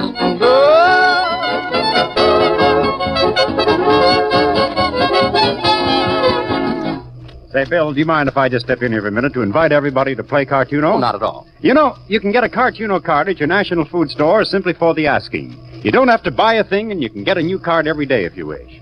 CARTUNE-O cards are also distributed house to house and at station WGN. If you're not playing this week, be sure to join us next week on Friday at the new time, 8:30 p.m. Chicago time. You may win one of those big cash or grocery awards. Well, thank you, Pierre, for the invitation. We'll all be back next week, and at that new time, Friday instead of Thursday at 8:30 Central Daylight Saving Time. Oh, here's our other winner. Now it's the name of our third prize winner. You scared me half to death with that bell that time. It's Mrs. Charles L. Wilcoxon of 2731 West 39th Place in Chicago. Now, Mrs. Wilcoxon will get the regular third prize of $50 if she calls Harrison 3180 within the next 7 minutes to claim a prize. The time is now 7:49 and a half, so Mrs. Wilcoxon must call by 7:56 and a half to claim her $50. Wow. Well, sir, now let's get back into our little thing here. All right, children, suppose we whip up another ditty. It's one of those favorites that you'll recognize in Nothing Flat, we hope. National presents CARTUNE-O.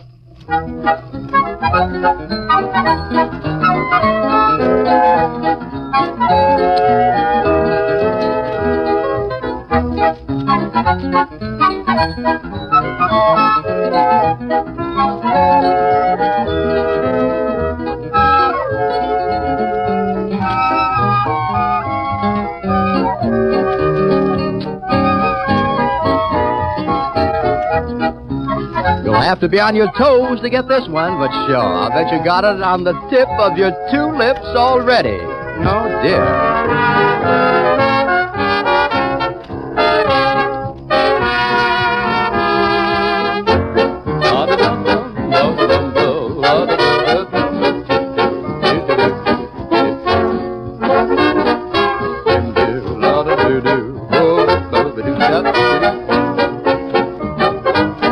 Mrs. Wilcoxon, you have 6 minutes. How about giving us a bit of a buzz, huh?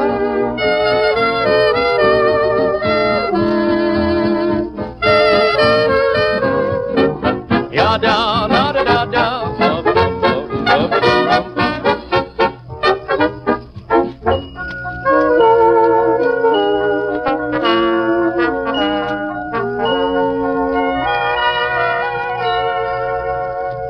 Say, Harold Stokes, you got flowers in the cuffs of your pants from that tune, all around there. Well, let's step right along on a romantic sort of a thing done up neatly by Harold Stokes and his lads, huh? I think it'll happen before you can say Jack Robinson, if anyone cares to say Jack Robinson.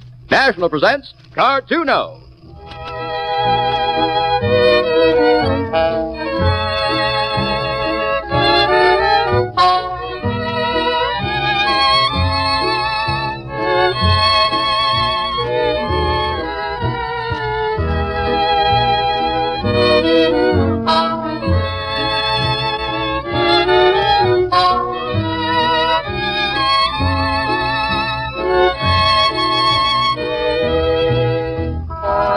This one shouldn't leave you in the dark very long, especially if you have a couple of cigarettes to keep you company.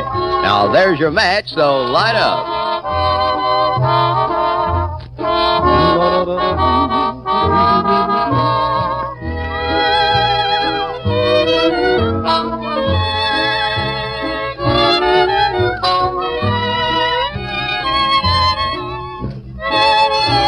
Whoa, hold everything. Hello, CARTUNE-O program, Valance speaking. Who's calling, please? Well, I'm very glad you got that call in, Mrs. Wilcoxon. Say, I've been rehearsing this program for the last hour or two. Do you know how the Cubs made out in the second game against the St. Louis Cards? They won the first one. You're asking your husband, huh? Well, I hope he answers in a hurry. You don't know. Well, I'll ask the next one that calls up. Well, now, what's your identifying sentence, please, Mrs. Wilcoxon? Uh-huh. I see. That's very good. Well, sir, Mrs. Wilcoxon, the postal telegraph messenger is leaving the studio immediately with a check for $50. Now, find out what the Cubs did if you do and give me a buzz, then I'll be glad to hear from you. Thank you, congratulations, and goodbye. Well, here's Pierre Andre returning from a bit of loaf to talk about bread. And I'm not the only one who's talking about this particular bread, Bill. Everybody's talking about National's golden-grained, old-fashioned white bread, with the heart of the wheat left in. Remember that part. Now, I'll repeat it because it's so important. The heart of the wheat is left in National's golden-grained bread. Now, that's the part that makes it a loaf which your grandma would have proudly called her own. The heart of the wheat kernel. The part that grows when planted in the ground. The part into which nature stores more flavor, more nutrition, more health-sustaining elements and vitamins than in all the rest of the wheat kernel put together. Now, that's what made your grandma's homemade bread so good. That's what ordinary white bread has lacked, but what National's golden grain bread retains. It's an old-fashioned bread made a special way, using that most vital, flavor-giving, life-giving heart of the wheat kernel. And it's baked fresh every day in National's own modern, scientifically controlled ovens. You get a large loaf for only 10 cents. But listen, just taste the difference. For your family's sake as well as your own, try this supremely nutritious and delicious bread. Look for the white loaf wrapped in cellophane, and remember the name, Golden Grain. The golden grain, just as it grew in the fields. National's old-fashioned golden grain white bread, only 10 cents, and available only at your National food store. Old-fashioned brand bread will be available to Wisconsin housewives starting next week. Well, Pierre, that's what I call quite a dissertation about the staff of life. And thanks for those words.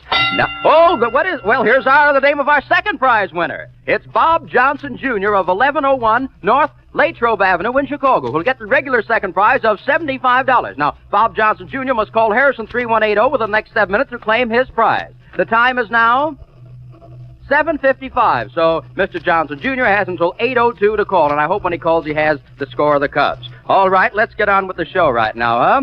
Well, here's what we'll do. Let Pierre Andre hit the downbeat, and we'll see what gets along. National presents CARTUNE-O.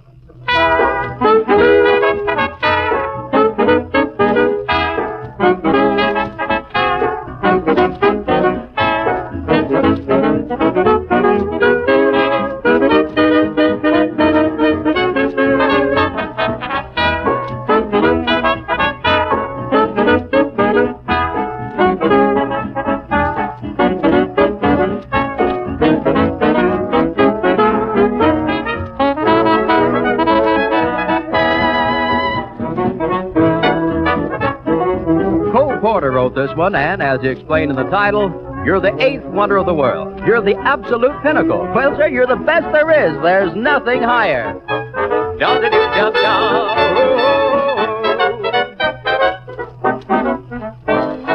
Yes, sir, that was really a swell Cole Porter tune. I hope you all got that one. It makes you a winner of a bag of groceries. And now here's an item that will take a little remembering. It goes back quite a number of years, so see what you can do with it. National presents CARTUNE-O.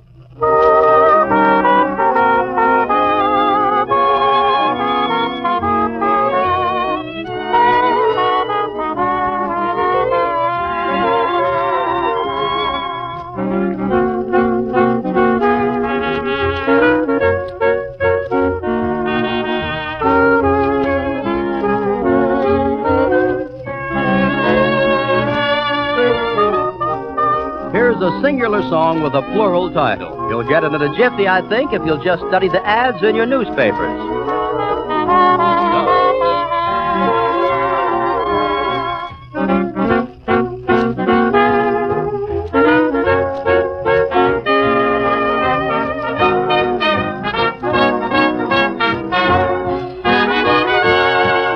Next on the schedule is an old-time swingaroo that everybody ought to know.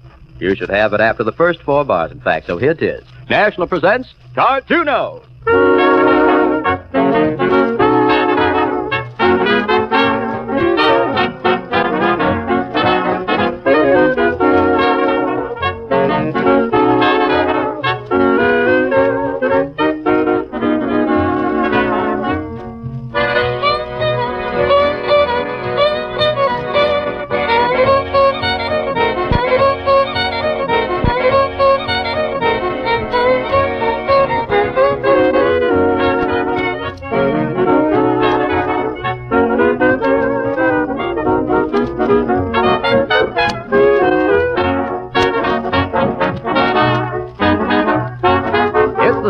tells about the old fella named Samuel who made his livelihood by pumping his squeeze box. Accordion to that hit, it's in the bag.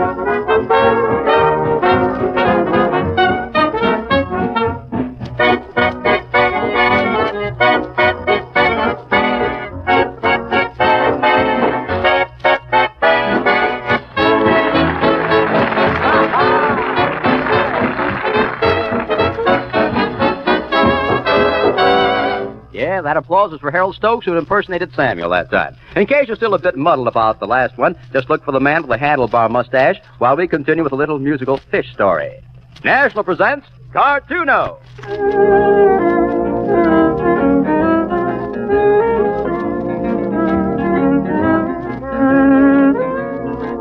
Mr. Johnson, Bob Johnson, Jr. In fact, you have 3 minutes to call in and claim $75. Wow.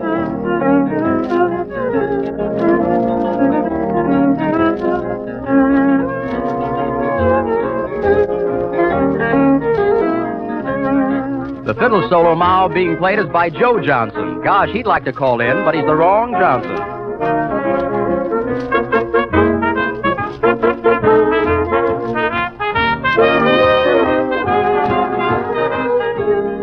This one of those Bing Crosby successes. If you're a fisherman, well, sir, you can't. If you're a fisherman, well, sir, you can't miss it. The title indicates a certain size fish that's too small to broil, and the cartoon does the same thing. Oh, you're just so good. Where? Whoa, name of the song. Oh, well, hold everything. Mr. Johnson, I presume. Is that right? Well, this is Bill Hanson, Cartoon-O program. Now, how'd the Cubs make out the second game? How'd the Cubs make out? Did they win? Oh, well, you don't know. Well, we'll forget about it. You have $75 coming anyway. Now, what's your identifying sentence, please? Uh-huh. Mm-hmm. You're just a little fella, aren't you? How old are you? Oh, you shoot marbles, 11 years old. No wonder you don't know about the Cubs. Well, maybe I'll have better luck in the next one. A postal telegraph messenger is leaving the studio immediately with a check for $75. 11-year-old boy with $75. So, congratulations, thank you, and goodbye, Bob Johnson, Jr. Yes, sir. They weren't kidding about that junior angle either, 11 years old. All right, Pierre. Folks, I'm going to break in here just a second to tell those of you who've already checked a row across that all you have to do to get your prize bag of groceries is to name the 5 songs across that row which you've completed.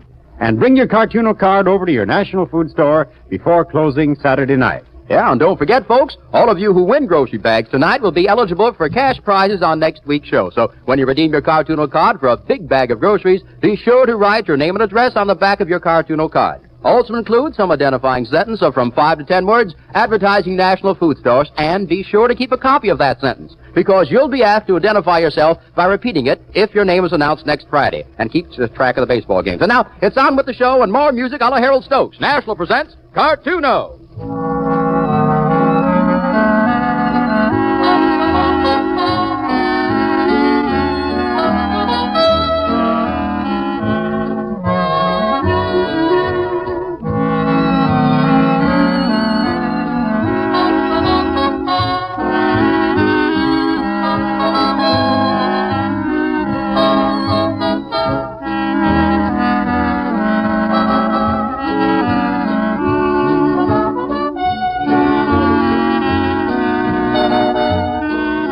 Blessed be the tie that binds, especially if it ties you to a kitchen worker's splash catcher. String along with me, and you're bound to get it.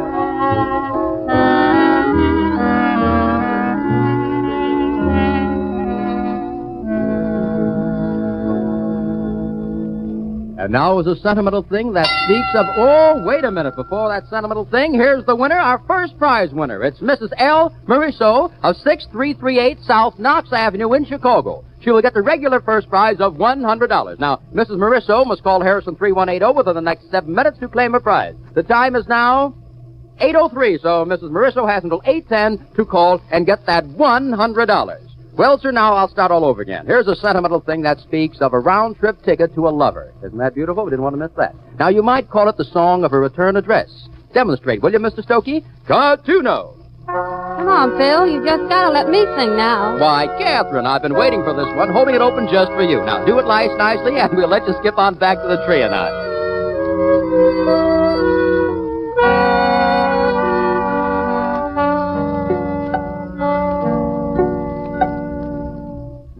The sky was blue and high above. The moon was new and so was love. This eager heart of mine was singing, lover, where can you be? You came at last, love had its day. That day is past, you've gone away. This aching heart of mine is singing.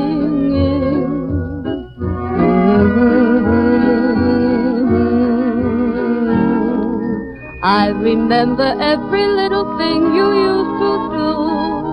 I'm so lonely. Every road I walked along with you. No wonder I am lonely. The sky is blue, the night is cold, the moon is new, but love is old. And while I'm waiting here, this heart of mine is singing.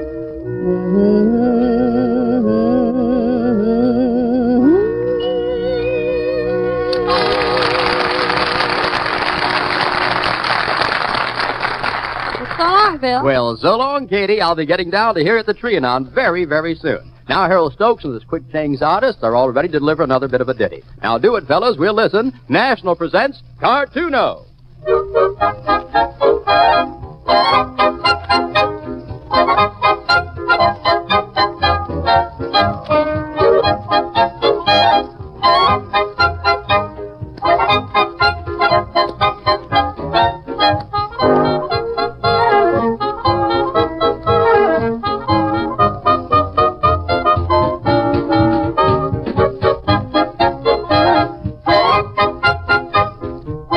This colorful concoction of sharps and flats has a rainbow in the title. Now, don't get round-shouldered worrying about it.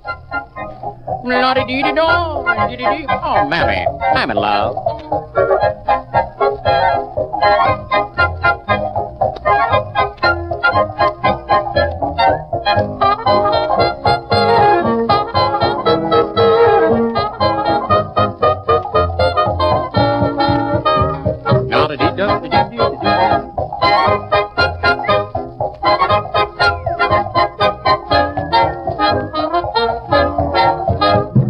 There's another rather naughty musical problem all ready for you to solve, so I see no reason for stopping right here. Have at it, boys. National presents CARTUNE-O.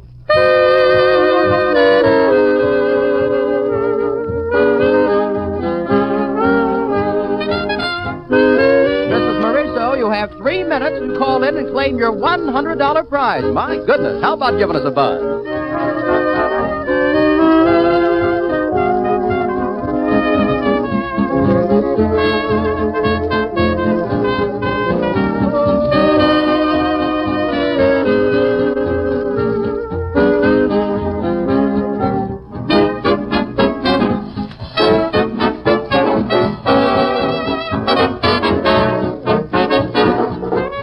The title of this song would probably cause an English teacher to bite his fingernails, but it makes good listening anyway. If you wanted to use the King's English, you'd probably say something like, I have no one. Now, if you ain't got it, by now, don't blame me.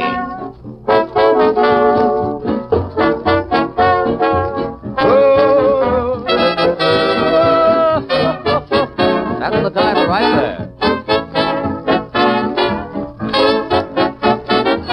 Whoa, there it is. Hold everything. Hello, CARTUNE-O program, Valanson speaking. Who's calling, please?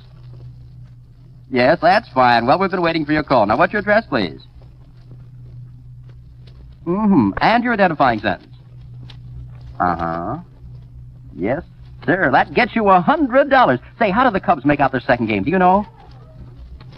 You went out for a ride and you didn't... Well, for $100, I should know. Well, all right. A postal telegraph messenger is leaving the studio right now, Mrs. Marisso, immediately with a check for $100. A good thing you came back from that automobile ride, isn't it? Well, congratulations, thank you, and goodbye. Well, a bit of American history now in a declaration by our Independence Day orator, Pierre Andre. Way back about 1640, a man by the name of Roger Williams wrote the following comment, quote, "The strawberry is the wonder of all fruits growing natively in America," unquote. And today, history repeats in the 1940 crop of strawberries that the produce buyers of your national food stores have been bringing you. These luscious berries are worthy descendants of the wonder-inspiring fruit that so pleased the palates of our colonial forefathers. But let me remind you that their present season is rapidly coming to an end. To get these tangy, juicy strawberries at National for putting up your preserves or for those flavorful, juicy shortcakes and pies. Same's true of those rich, ripe, red, Lambert, and Bing cherries. Now, about the new arrivals at National, those pretty and proud Georgia peaches are coming in daily, sir. And from the Golden Gate State, those deep red, deeply delicious, big, sweet Santa Rosa plums. Also, make National your market for fresh vegetables for your light, healthy summer salad. Fancy green beans, crisp, tender, washed Michigan celery, firm, fine head lettuce. Eat plenty of fresh fruits and vegetables this summer. They're good for you. Deliveries of selected fresh produce are made every day to your National Food Store. Drop in tomorrow for your supplies for the weekend. Remember, in fresh fruits and vegetables, you'll always find the pick of the nation at National. Yes, sir, that was Push 'em Up Pierre Andre with his vegetable card. And may I add, Pierre, that if it's food you're looking for, any kind of food, you'll find the pick of the nation at National. Now, suppose we dip our nets in among the recent popular hits of Tin Pan Alley right now. A 1, a 2, a 3, a dip. CARTUNE-O!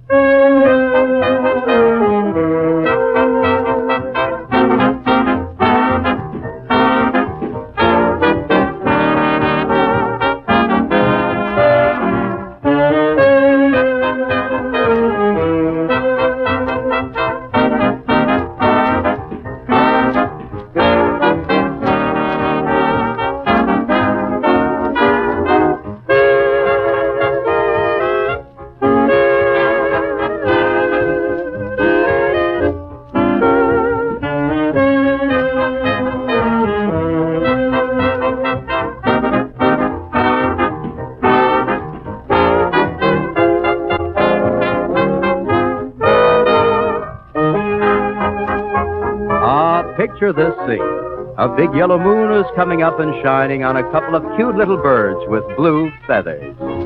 Yeah.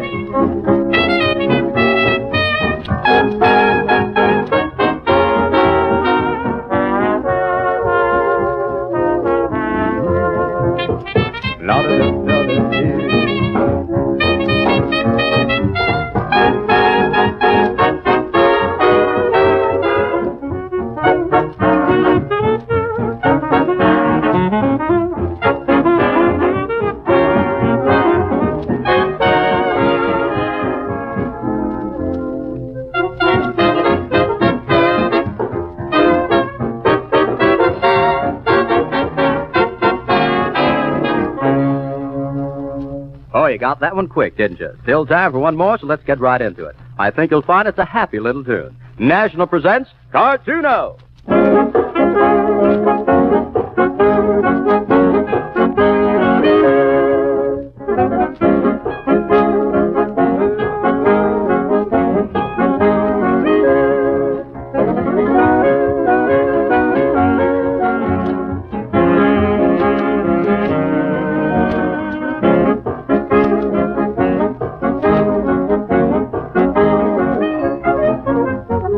Well, the title of this one expresses a desire for having fun like mad. Or, if you get even further down the cases, it tells of the fellow who wants to be in a cheerful frame of mind. But don't cry about it.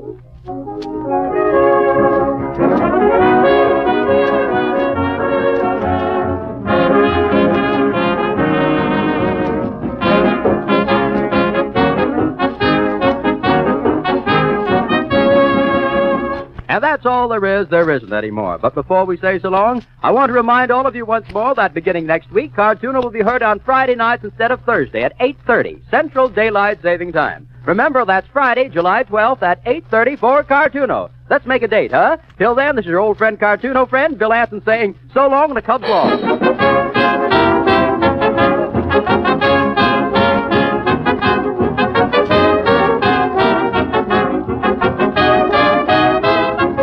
There is no cartoon that illustrates more than one song played on this program.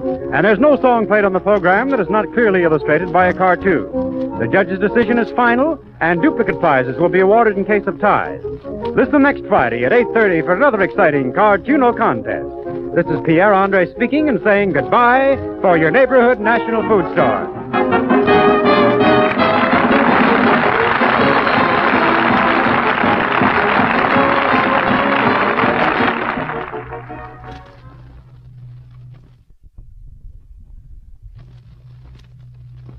This is WGN, the voice of the people, Chicago.